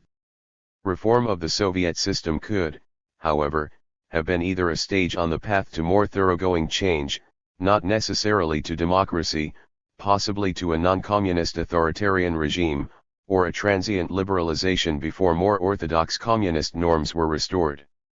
There was nothing inevitable either about the timing of the end of the Soviet state or about the way in which, under Gorbachev's leadership, the system was transformed. Taking all his mistakes and some undoubted failures into account along, however, With the almost insuperable obstacles he had to overcome, Gorbachev has strong claims to be regarded as one of the greatest reformers in Russian history and as the individual who made the most profound impact on world history in the second half of the 20th century. He played the decisive part in allowing the countries of Eastern Europe to become free and independent. He did more than anyone else to end the Cold War between East and West. He went along with, encouraged, and, in important respects, initiated fundamental rethinking about politics, radically new thinking in the Soviet context about 318. The political and economic system he inherited and about better alternatives. He presided over, and facilitated, the introduction of freedom of speech, freedom of the press, freedom of association, religious freedom, and freedom of movement, and left Russia a freer country than it had been in its long history. For Olga Tchaikovskaya, Gorbachev is the one great Russian reformer.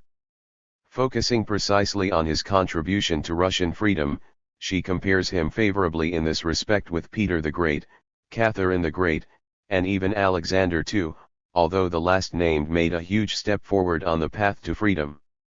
But Gorbachev, she says, succeeded.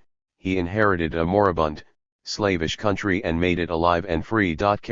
Similarly, Alexander Tsipko has emphasized as perhaps the greatest of Gorbachev's achievements that he delivered us from fear of thought and speech and gave people the possibility for the first time in 70 years to state their convictions out loud. There are other Russian intellectuals who cannot forgive Gorbachev for the fact that he gave them freedom when their self-esteem suggests they should have won it for themselves.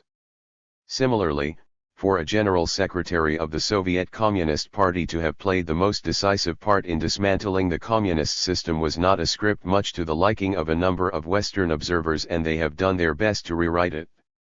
Yet the Gorbachev factor was the most crucial of all. Gorbachev must be judged in his political context not by the purely intellectual criteria of total consistency of word and thought, but as the inheritor of the most powerful post in a highly repressive regime who abandoned both the means and the ends of communism. In his own words, he was a man who led a colossal military force, a deadly police and surveillance apparatus, and a state that was the sole great master of all. But I started to dismantle all that, to rid myself of that power, and now Russia is a different country, although one which has gone through great turmoil and in which it will remain for future generations to appreciate fully Gorbachev's historic role.